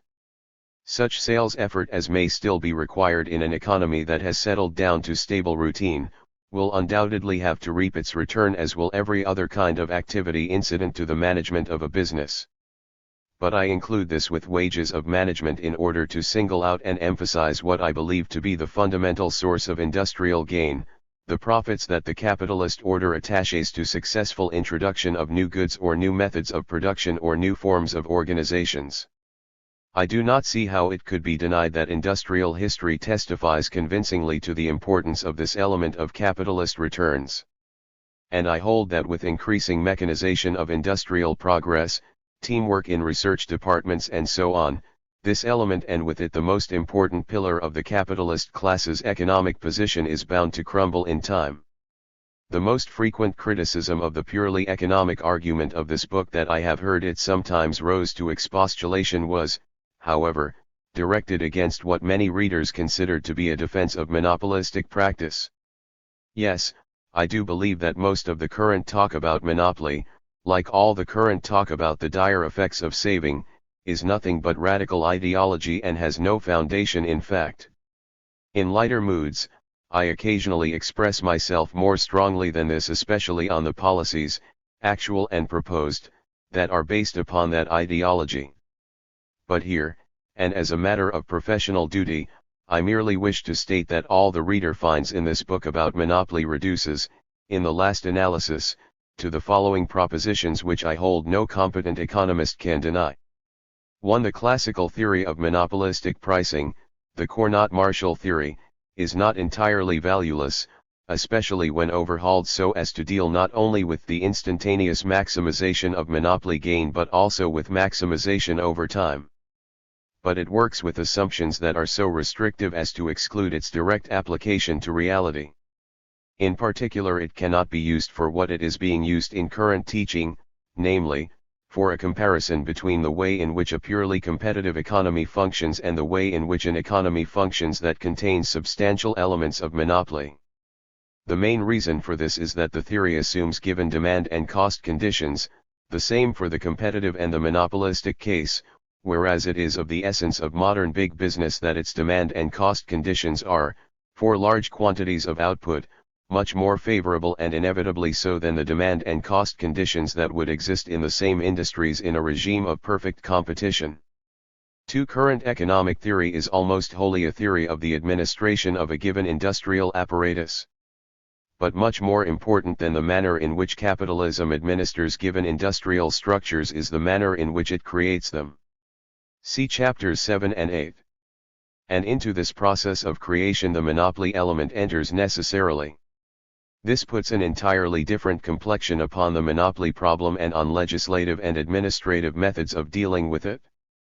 3. Third, economists who thunder against cartels and other methods of industrial self-government often assert nothing that is wrong in itself. But they leave out the necessary qualifications. And to leave out necessary qualifications is not to present the whole truth. There are other things to mention, but I refrain in order to turn to a second class of objections. I thought I had taken every care to make it quite clear that this is not a political book and that I did not wish to advocate anything. Nevertheless, to my amusement, the intention has been imputed to me, and more than once, though not, so far as I know, in print, of advocating foreign collectivism.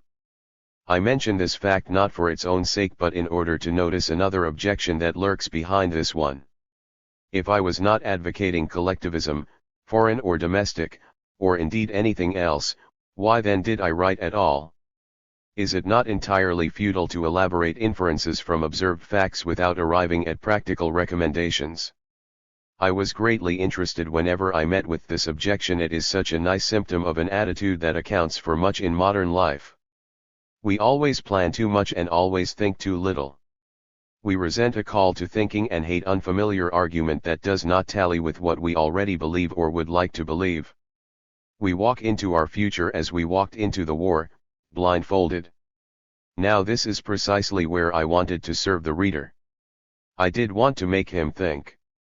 And in order to do so it was essential not to divert his attention by discussions about what from any given standpoint should be done about it, which would have monopolized his interest. Analysis has a distinct task, and to this task I wished to keep, though I was fully aware of the fact that this resolve would cost me a great deal of the response a few pages of practical conclusions would have evoked. This, finally, leads to the charge of defeatism. I deny entirely that this term is applicable to a piece of analysis. Defeatism denotes a certain psychic state that has meaning only in reference to action. Facts in themselves and inferences from them can never be defeatist, or the opposite, whatever that might be. The report that a given ship is sinking is not defeatist. Only the spirit in which this report is received can be defeatist. The crew can sit down and drink. But it can also rush to the pumps. If the men merely deny the report, though it be carefully substantiated, then they are escapists. Moreover, even if my statements of tendencies amounted more definitely to prediction than they were intended to do, they would still not carry defeatist suggestions. What normal man will refuse to defend his life merely because he is quite convinced that sooner or later he will have to die anyhow? This applies to both the groups from which the charge has come, sponsors of private enterprise society and sponsors of democratic socialism. Both of them stand to gain if they see more clearly than they usually do the nature of the social situation in which it is their fate to act. Frank presentation of ominous facts was never more necessary than it is today, because we seem to have developed escapism into a system of thought. This is my motive, as it is my apology for writing the new chapter. The facts and inferences there presented are certainly not pleasant or comfortable. But they are not defeatist. Defeatist is he who, while giving lip service to Christianity and all the other values of our civilization, yet refuses to rise in their defense, no matter whether he accepts their defeat as a foregone conclusion or deludes himself with futile hopes against hope. For this is one of those situations in which optimism is nothing but a form of defection. Preface to the third edition, 1949. This new edition gives me the opportunity to comment, from the standpoint of this book, upon the English developments of the last 2 years, to insert them, as it were, into the general framework of the analysis that I have endeavored to construct. In the time and space at my disposal, it is but membra disjecta that I have to offer. But there is also another point that I wish to be clearly understood from the outset. Nothing is farther from my mind than any intention to criticize another country's policy or to offer advice. I should consider this to be nothing short of impertinent. If certain turns of phrase nevertheless read as if I harbored such an intention, readers will please realize that this is merely one of the many undesirable consequences of extreme brevity.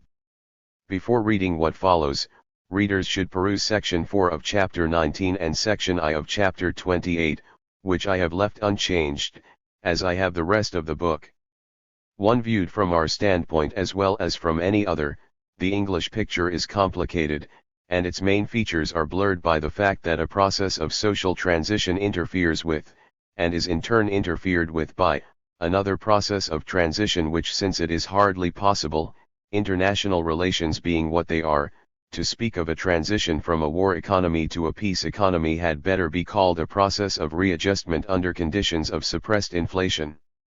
Although distinct in logic, these two processes are too closely interwoven to admit of separate treatment. But we shall cut the Gordian knot and separate them all the same.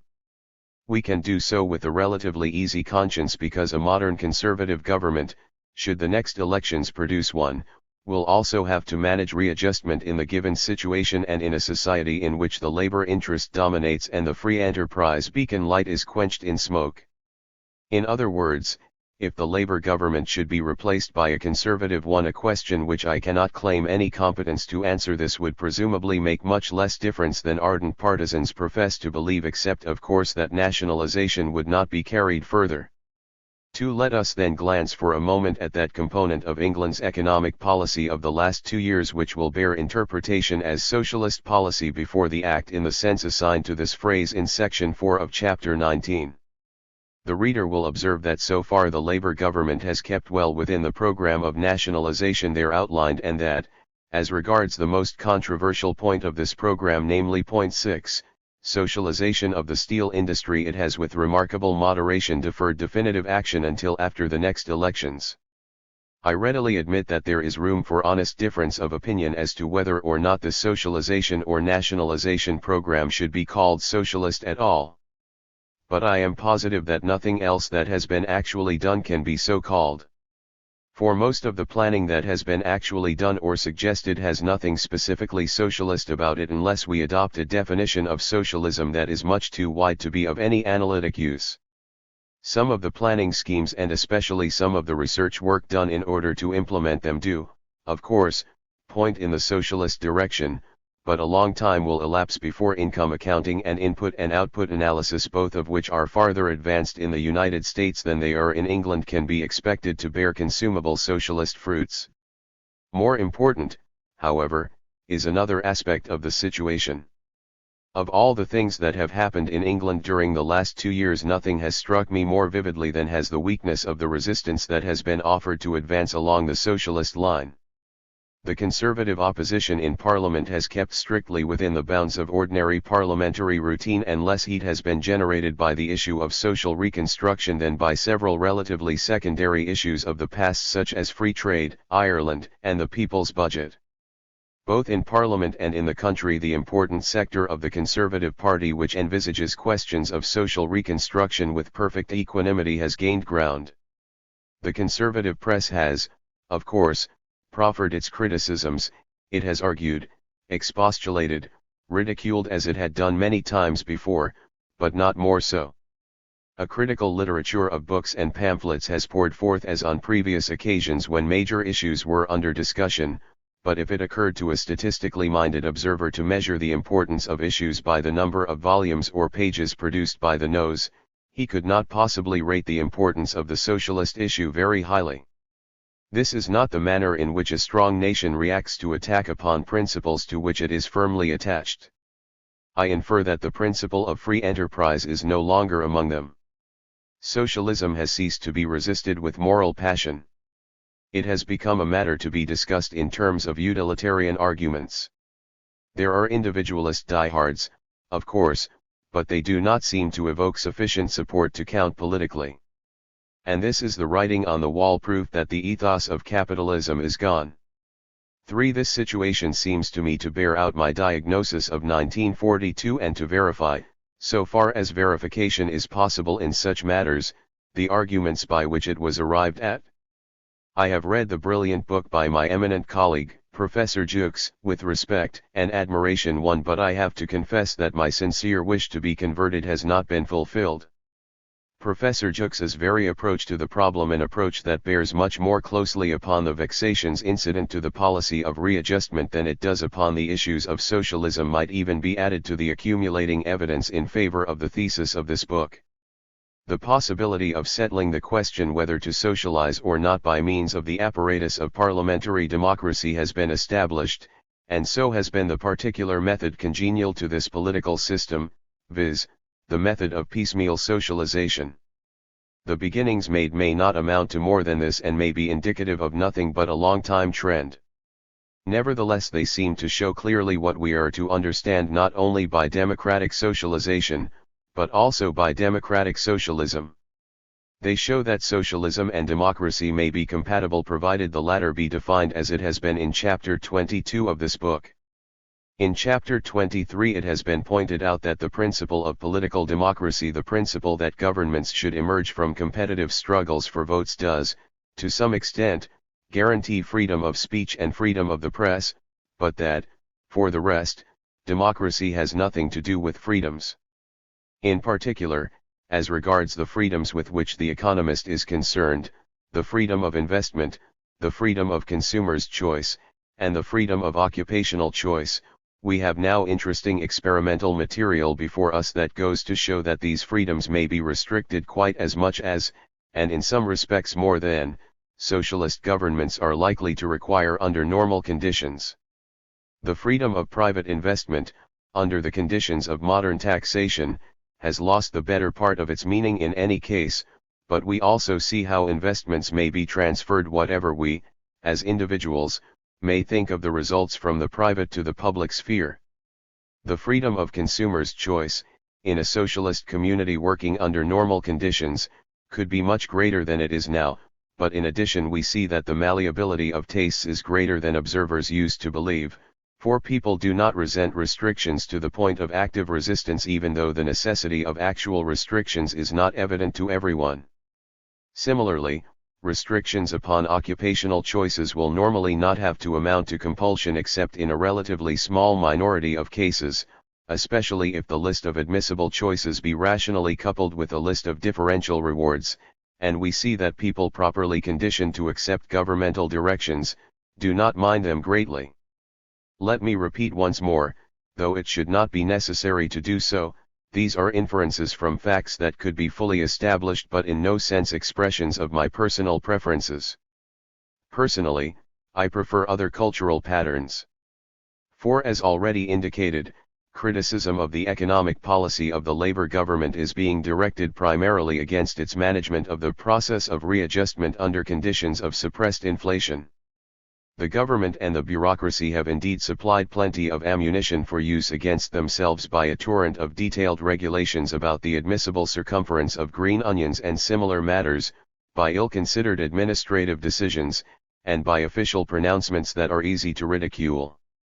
They have suppressed many activities, entrepreneurial and other, that might have improved the country's economic situation.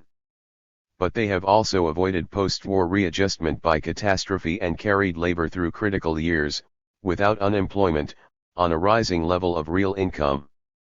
And, if this be the only recognized aim of economic policy as it seems to be with many economists, it is as possible to speak of success as it is, from several other standpoints, to speak of failure. It should be added that this has not been accomplished, as it might have been, by means of complete disregard of the future. The large amount of public investment that has been carried out, may be open to criticism as regards the individual items, but the fact remains that the necessity of rejuvenating the nation's economic apparatus has not been neglected in spite of all the protests against excessive investment that have been voiced by many people, some eminent economists among them. However, we are concerned with one question only. It is this: how will the gradual elimination, within the period of the Marshall Aid, of the untenable features of the situation affect the prognosis for our issue, socialism versus capitalism? Or in other words, since the solution that straight socialism might have to offer is obviously not practical politics, and since in consequence the solution has to be looked for in the opposite direction, will socialism, in England and elsewhere, suffer a setback, and will the system of private enterprise take on another lease of life? I do not think that this question is very difficult to answer. Short of another world war there will be a setback, but not a serious or prolonged one. Private enterprise will regain some of the ground that it has lost, but not very much. Fundamentally, the social situation will remain what it is, and there is little likelihood that the shackles upon private enterprise will be removed sufficiently to allow it to work according to design. The argument that leads to this conclusion will be outlined in the two remaining sections of this preface. It applies to England only. As should be obvious, diagnosis and prognosis are different for the United States. The pious wish that some European economists seem to harbor, viz., that there will be a spectacular breakdown in the latter country other than a readjustment crisis, and that this breakdown will mean the coup de grace to capitalism, is not likely to be fulfilled, whatever American politics may do to the vast possibilities that unmistakably loom in the immediate future. 5. Among the untenable features of the English situation I do not include rationing and the detailed regulations of both consumers' and producers' behavior. These are but a method for suppressing the effects of inflation and will disappear when they have served their purpose. In spots they are disappearing already. But the state of suppressed inflation is itself a consequence of more fundamental difficulties and, but for these, could have been readily dealt with by well-known traditional remedies such as a budget surplus, reinforced by special taxation in order to reduce the volume of redundant purchasing power, and the appropriate credit policy. These means are actually being used now, not without success, although, in the given circumstances, they cannot be used to full effect because no great surplus is possible so long as the food subsidies remain what they are, because the possibilities of taxation, so far as the higher income brackets are concerned, are exhausted. In England there are no longer any people who are rich after taxes, and because a higher interest rate meets with apparently invincible resistance. But the basic difficulty is excess consumption, that is, a real wage bill plus the real cost of social services, which are, on the one hand, incompatible with the other conditions of the English economy at its present level of productivity, and, on the other hand, the obstacles that prevent it from rising to a higher level. Usually, the problem is formulated in another and less unpalatable manner. It is England's international balance of payment which is being made the one untenable feature in the picture of her economic situation, so that the goal to be attained within the period of the Marshall Aid appears to be an export surplus that will reinsert her into the world's economy and assure effective interchangeability between the pound and the dollar. This way of putting the problem is not erroneous. The error consists in believing that it spells out a diagnosis that differs from ours.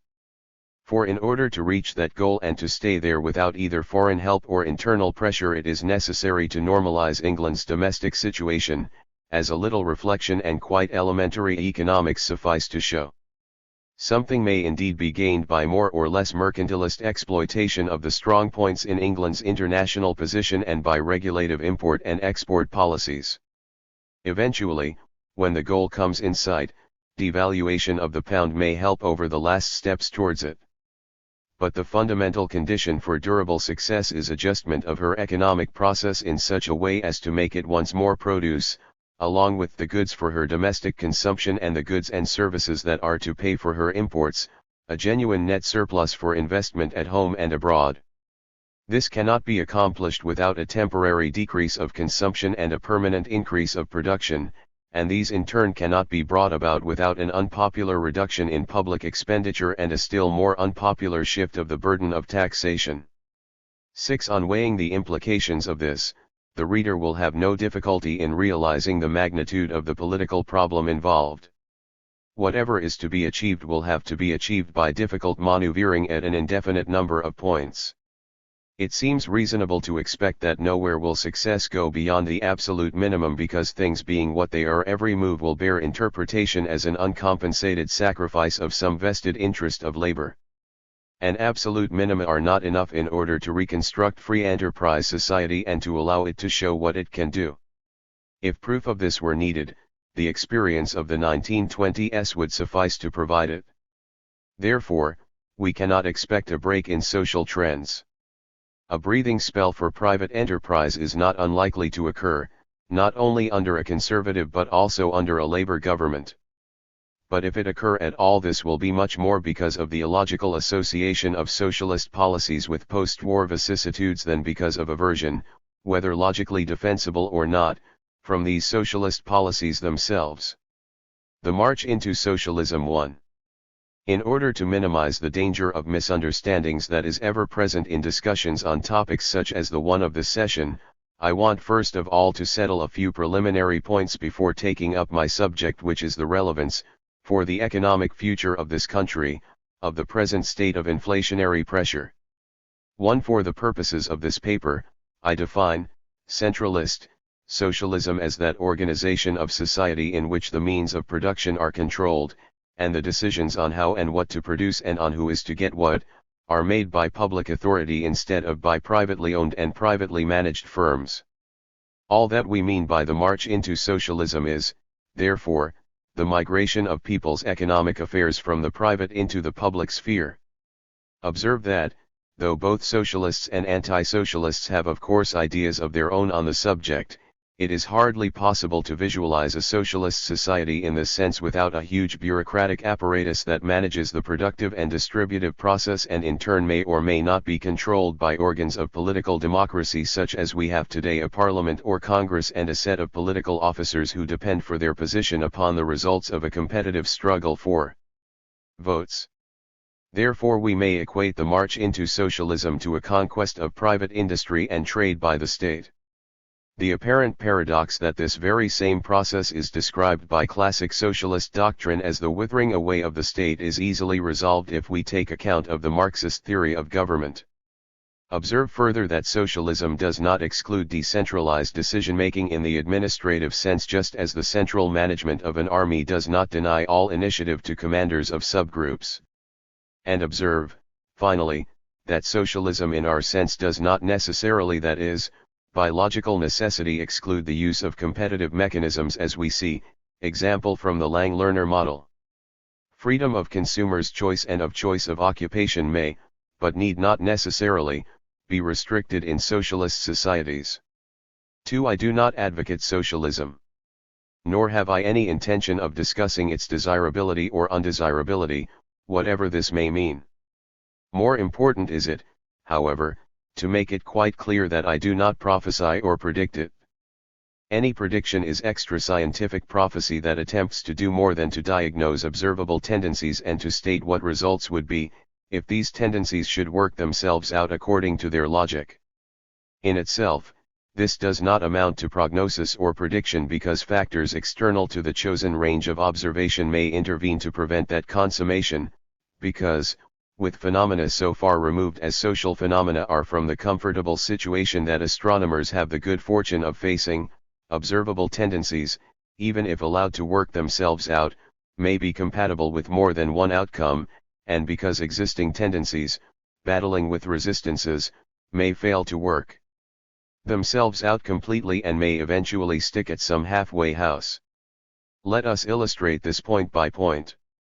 First, no competent and, of course, sufficiently detached observer of Russia in the Stolypin era could have diagnosed the presence of any tendency toward anything at all like the Lenin system or, in fact, anything but rapid economic evolution and a lagged adaptation of institutions to the results of that evolution. It was a war and the consequent military and administrative breakdown which produced the Bolshevist regime, and no amount of unscientific determinism avails against this fact. Second, for the sake of brevity, I speak of centralist socialism only because it holds a place of honor in the discussion. But other possibilities should not be neglected.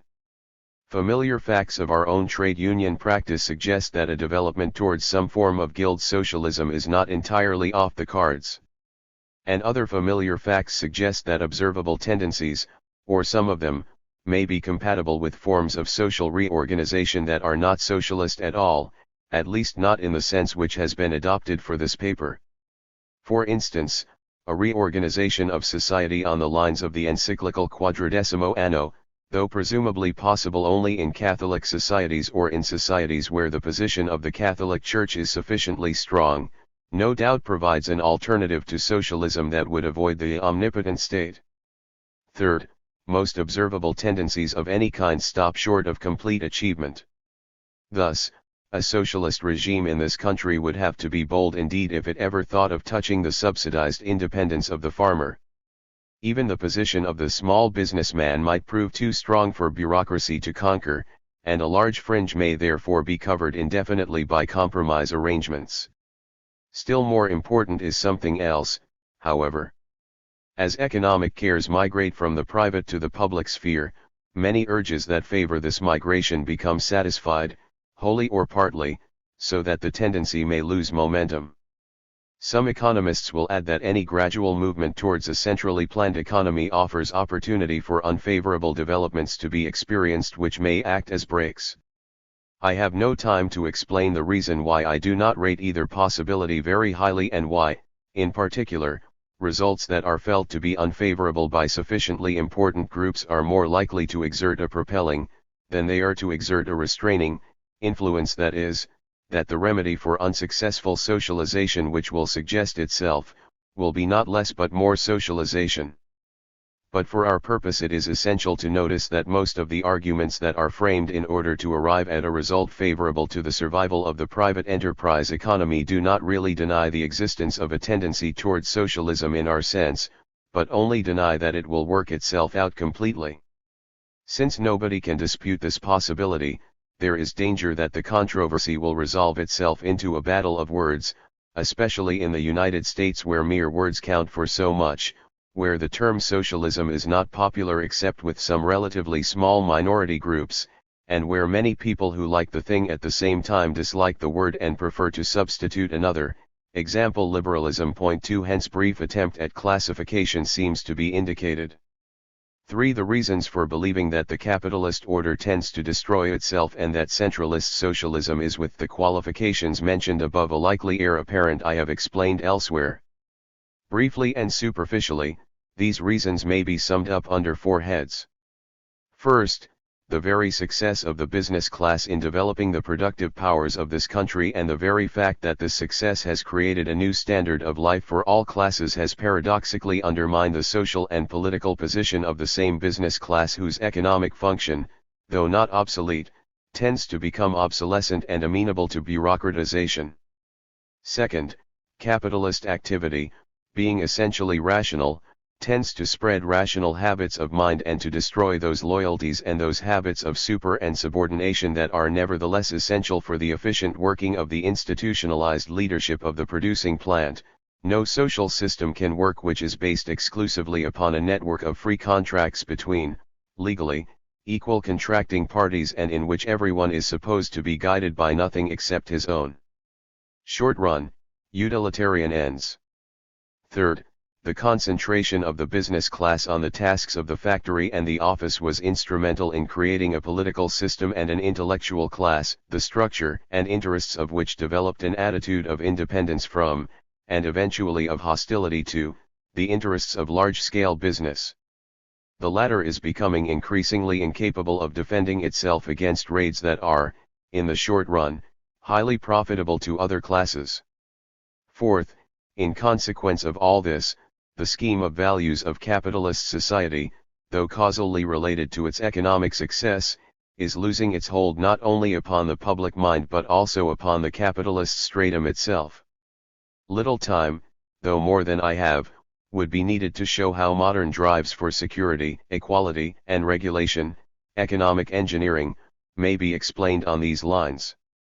The best method of satisfying ourselves as to how far this process of disintegration of capitalist society has gone is to observe the extent to which its implications are being taken for granted both by the business class itself and by the large number of economists who feel themselves to be opposed to, 100%, socialism and are in the habit of denying the existence of any tendency toward it.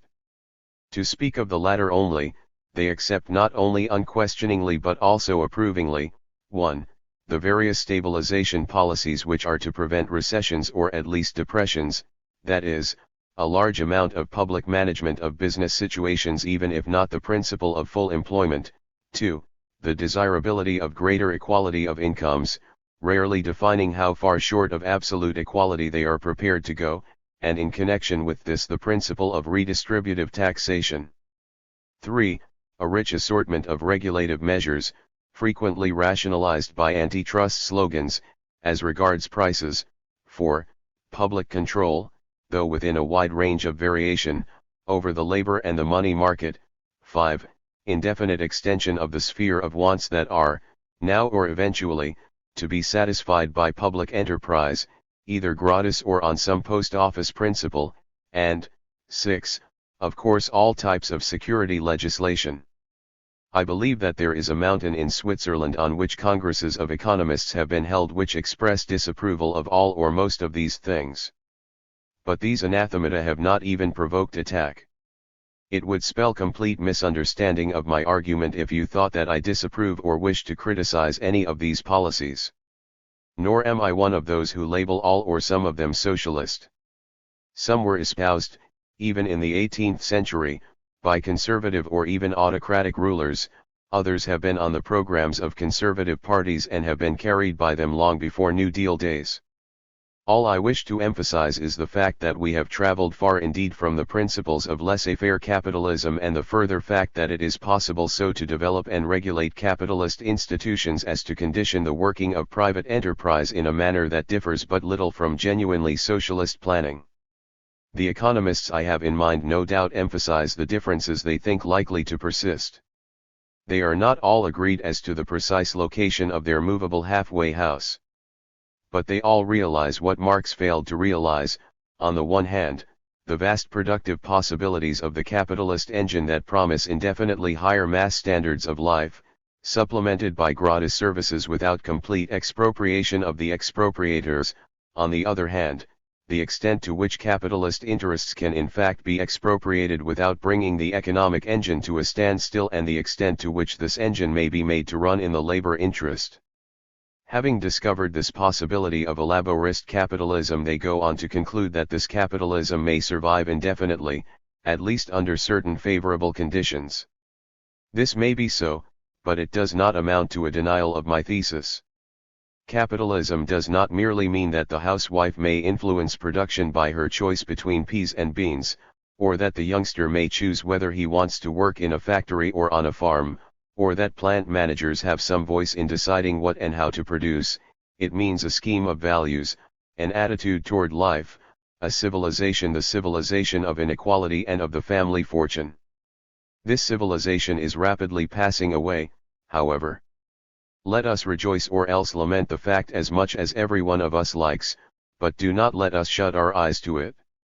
One genuine problem remains. The diagnoses that support implications which are favorable to the survival of laborism all lean heavily on extrapolations of the present spectacular development of society's productive powers. But there is an element of question begging in this. Past achievement was the achievement of a more or less unfettered capitalism. It cannot be assumed without further consideration that laborism will continue to perform like this. We need not accept the stagnationist thesis as it stands in order to be disturbed by the possibility that this thesis may come true after all if the private enterprise system is permanently burdened and regulated beyond its powers of endurance. In this case, an outright socialist solution may impose itself even on the enemies of socialism as the lesser evil. 2. The transformation of social orders into one another is an incessant process but, in itself, a very slow one. To an observer who studies a moderate span of quiet time, it may well seem as if the social framework he beholds did not change at all. Moreover, the process often suffers setbacks which, considered by themselves, may suggest to him the presence of an opposite tendency. But at times we also observe accelerations, and one of the most obvious causes of these are major wars. In the past, successful wars may have added to the prestige of the ruling stratum, and to the strength of the institutional framework with which the stratum was associated. This is no longer so under modern conditions. The First World War of our own epoch affected the social situation in the United States but little because the war effort was neither exhausting enough nor prolonged enough to leave a permanent mark. But in Europe it was different. In the vanquished countries where the social framework caught fire, the latent tendency toward socialist reconstruction proved its existence by emerging to the surface and, for a brief period, carrying everything before it. Still more significant is the fact that something similar also happened, though of course on a much reduced scale, in the victorious countries. In France the bourgeois republic ceased to function as it had functioned before 1914. In England, a Labour Party that was not yet socialist but was influenced by a socialist wing, rose not indeed to power but at least to office. And in both countries, the attitude of the political sector to the private enterprise system quietly underwent a fundamental change. Given a pre-existing tendency toward the socialist goal, this is easy to understand. Although voices that called for a continuation of the policies established during the years of the war economy did not elicit much response, and although, for a time, public resentment of war regulations blocked further advance on the same lines, no return to pre-war policies proved possible even where it was attempted. This has been strikingly verified by England's gold policy and its ultimate failure. In a world that was no longer the world of free enterprise, the gold standard, the naughty child that keeps on telling unpleasant truths, refused to work.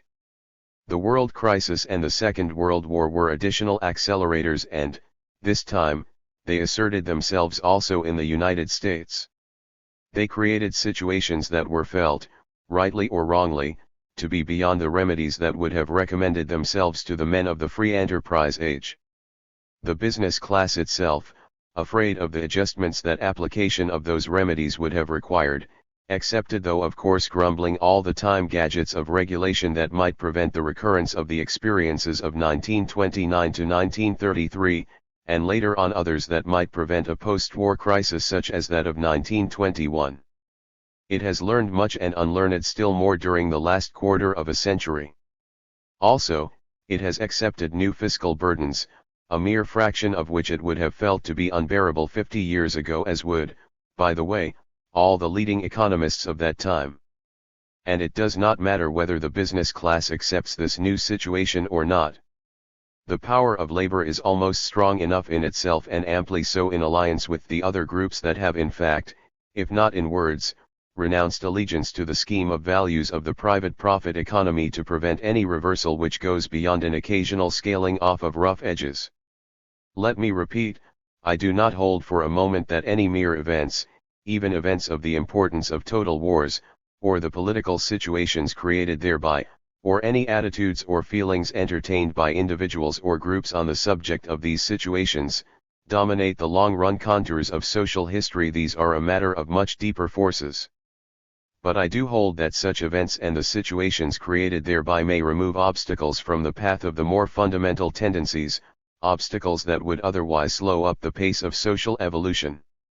Observe that this does not necessarily constitute a reason for a serious socialist to welcome such events. Evolution towards socialism would be slower in their absence but also steadier. Setbacks and the emergence of unmanageable situations would be less likely.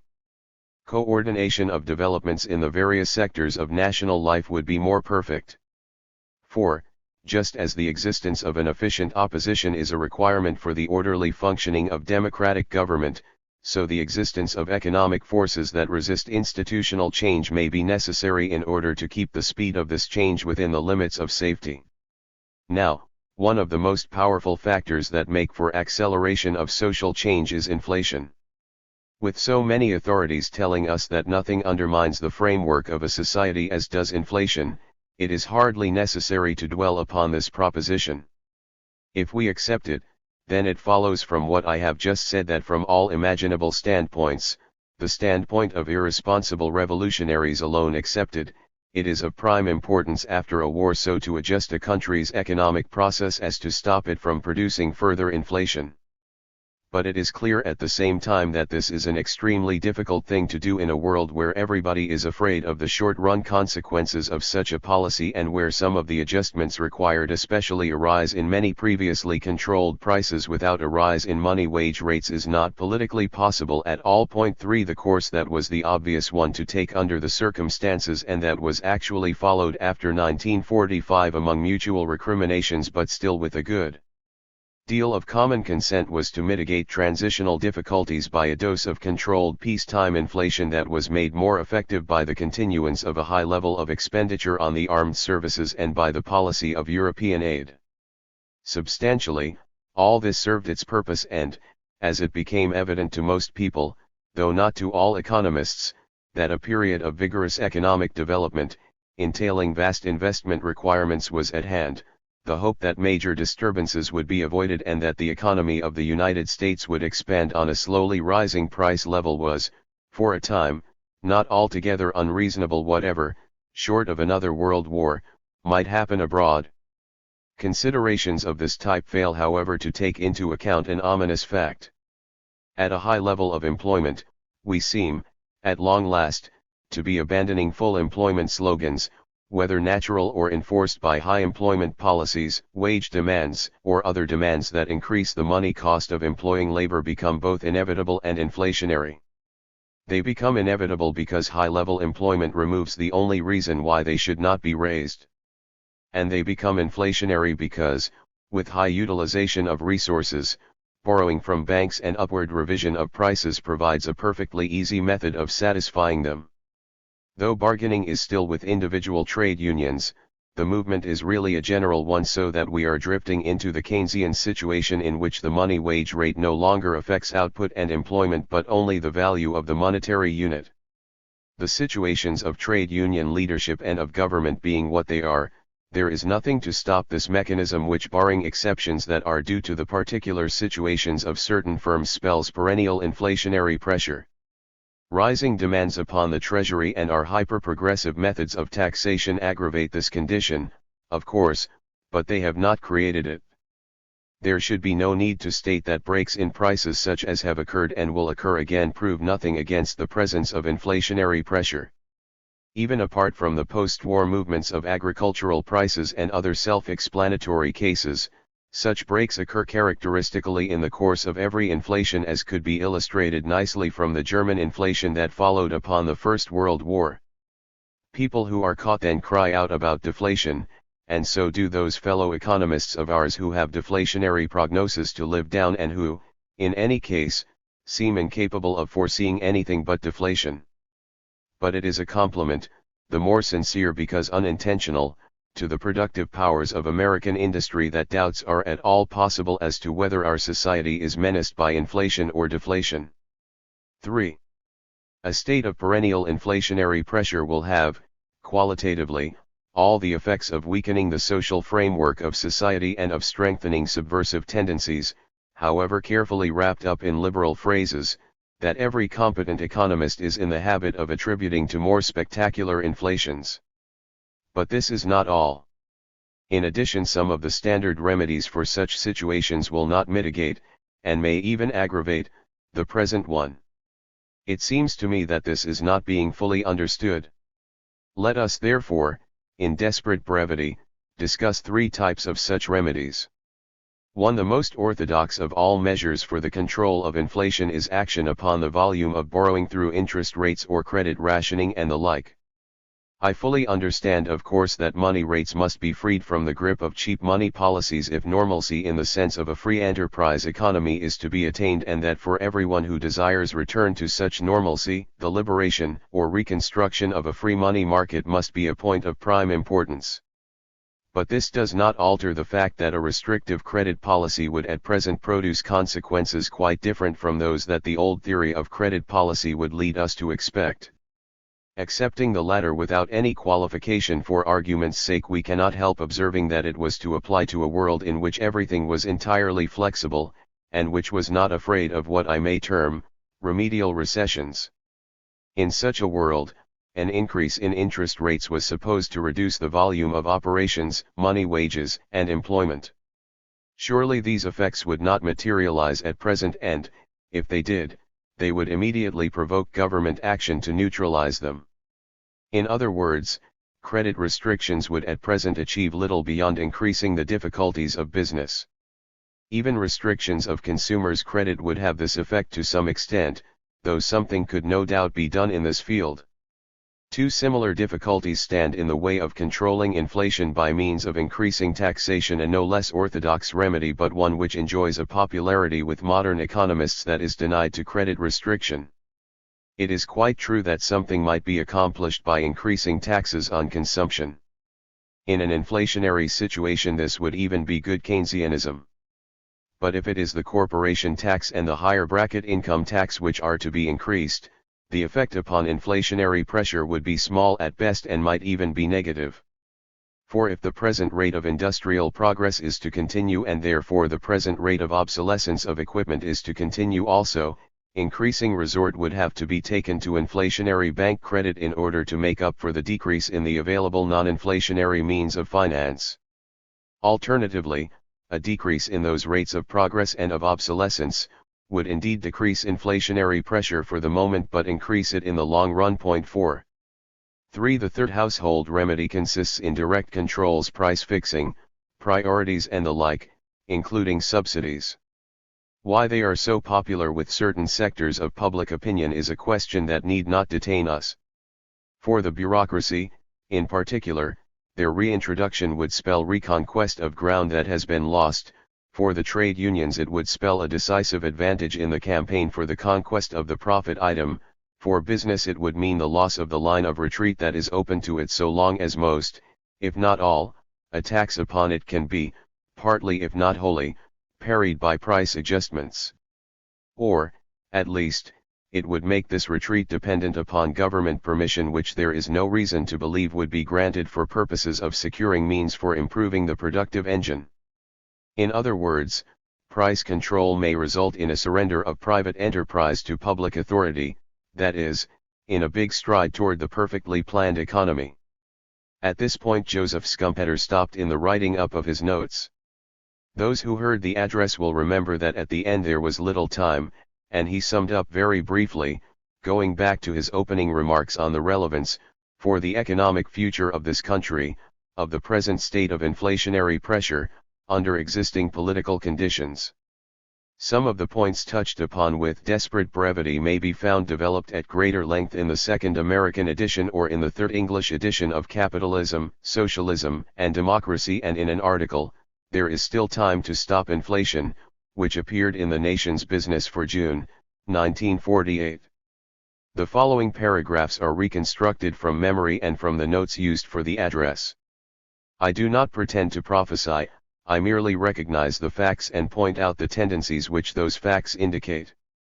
Perennial inflationary pressure can play an important part in the eventual conquest of the private enterprise system by the bureaucracy, the resultant frictions and deadlocks being attributed to private enterprise and used as arguments for further restrictions and regulations. I do not say that any group follows this line with conscious purpose, but purposes are never wholly conscious. A situation may well emerge in which most people will consider complete planning as the smallest of possible evils. They will certainly not call it socialism or communism, and presumably they will make some exceptions for the farmer, the retailer, and the small producer. Under these circumstances, capitalism, the free enterprise system, as a scheme of values, a way of life, and a civilization may not be worth bothering about. Whether the American genius for mass production, on whose past performance all optimism for this way of life rests, is up to this test, I dare not affirm, nor do I dare to affirm that the policies responsible for this situation might be reversed. Marx was wrong in his diagnosis of the manner in which capitalist society would break down, he was not wrong in the prediction that it would break down eventually. The stagnationists are wrong in their diagnosis of the reasons why the capitalist process should stagnate. They may still turn out to be right in their prognosis that it will stagnate with sufficient help from the public sector. 5. December 30, 1949.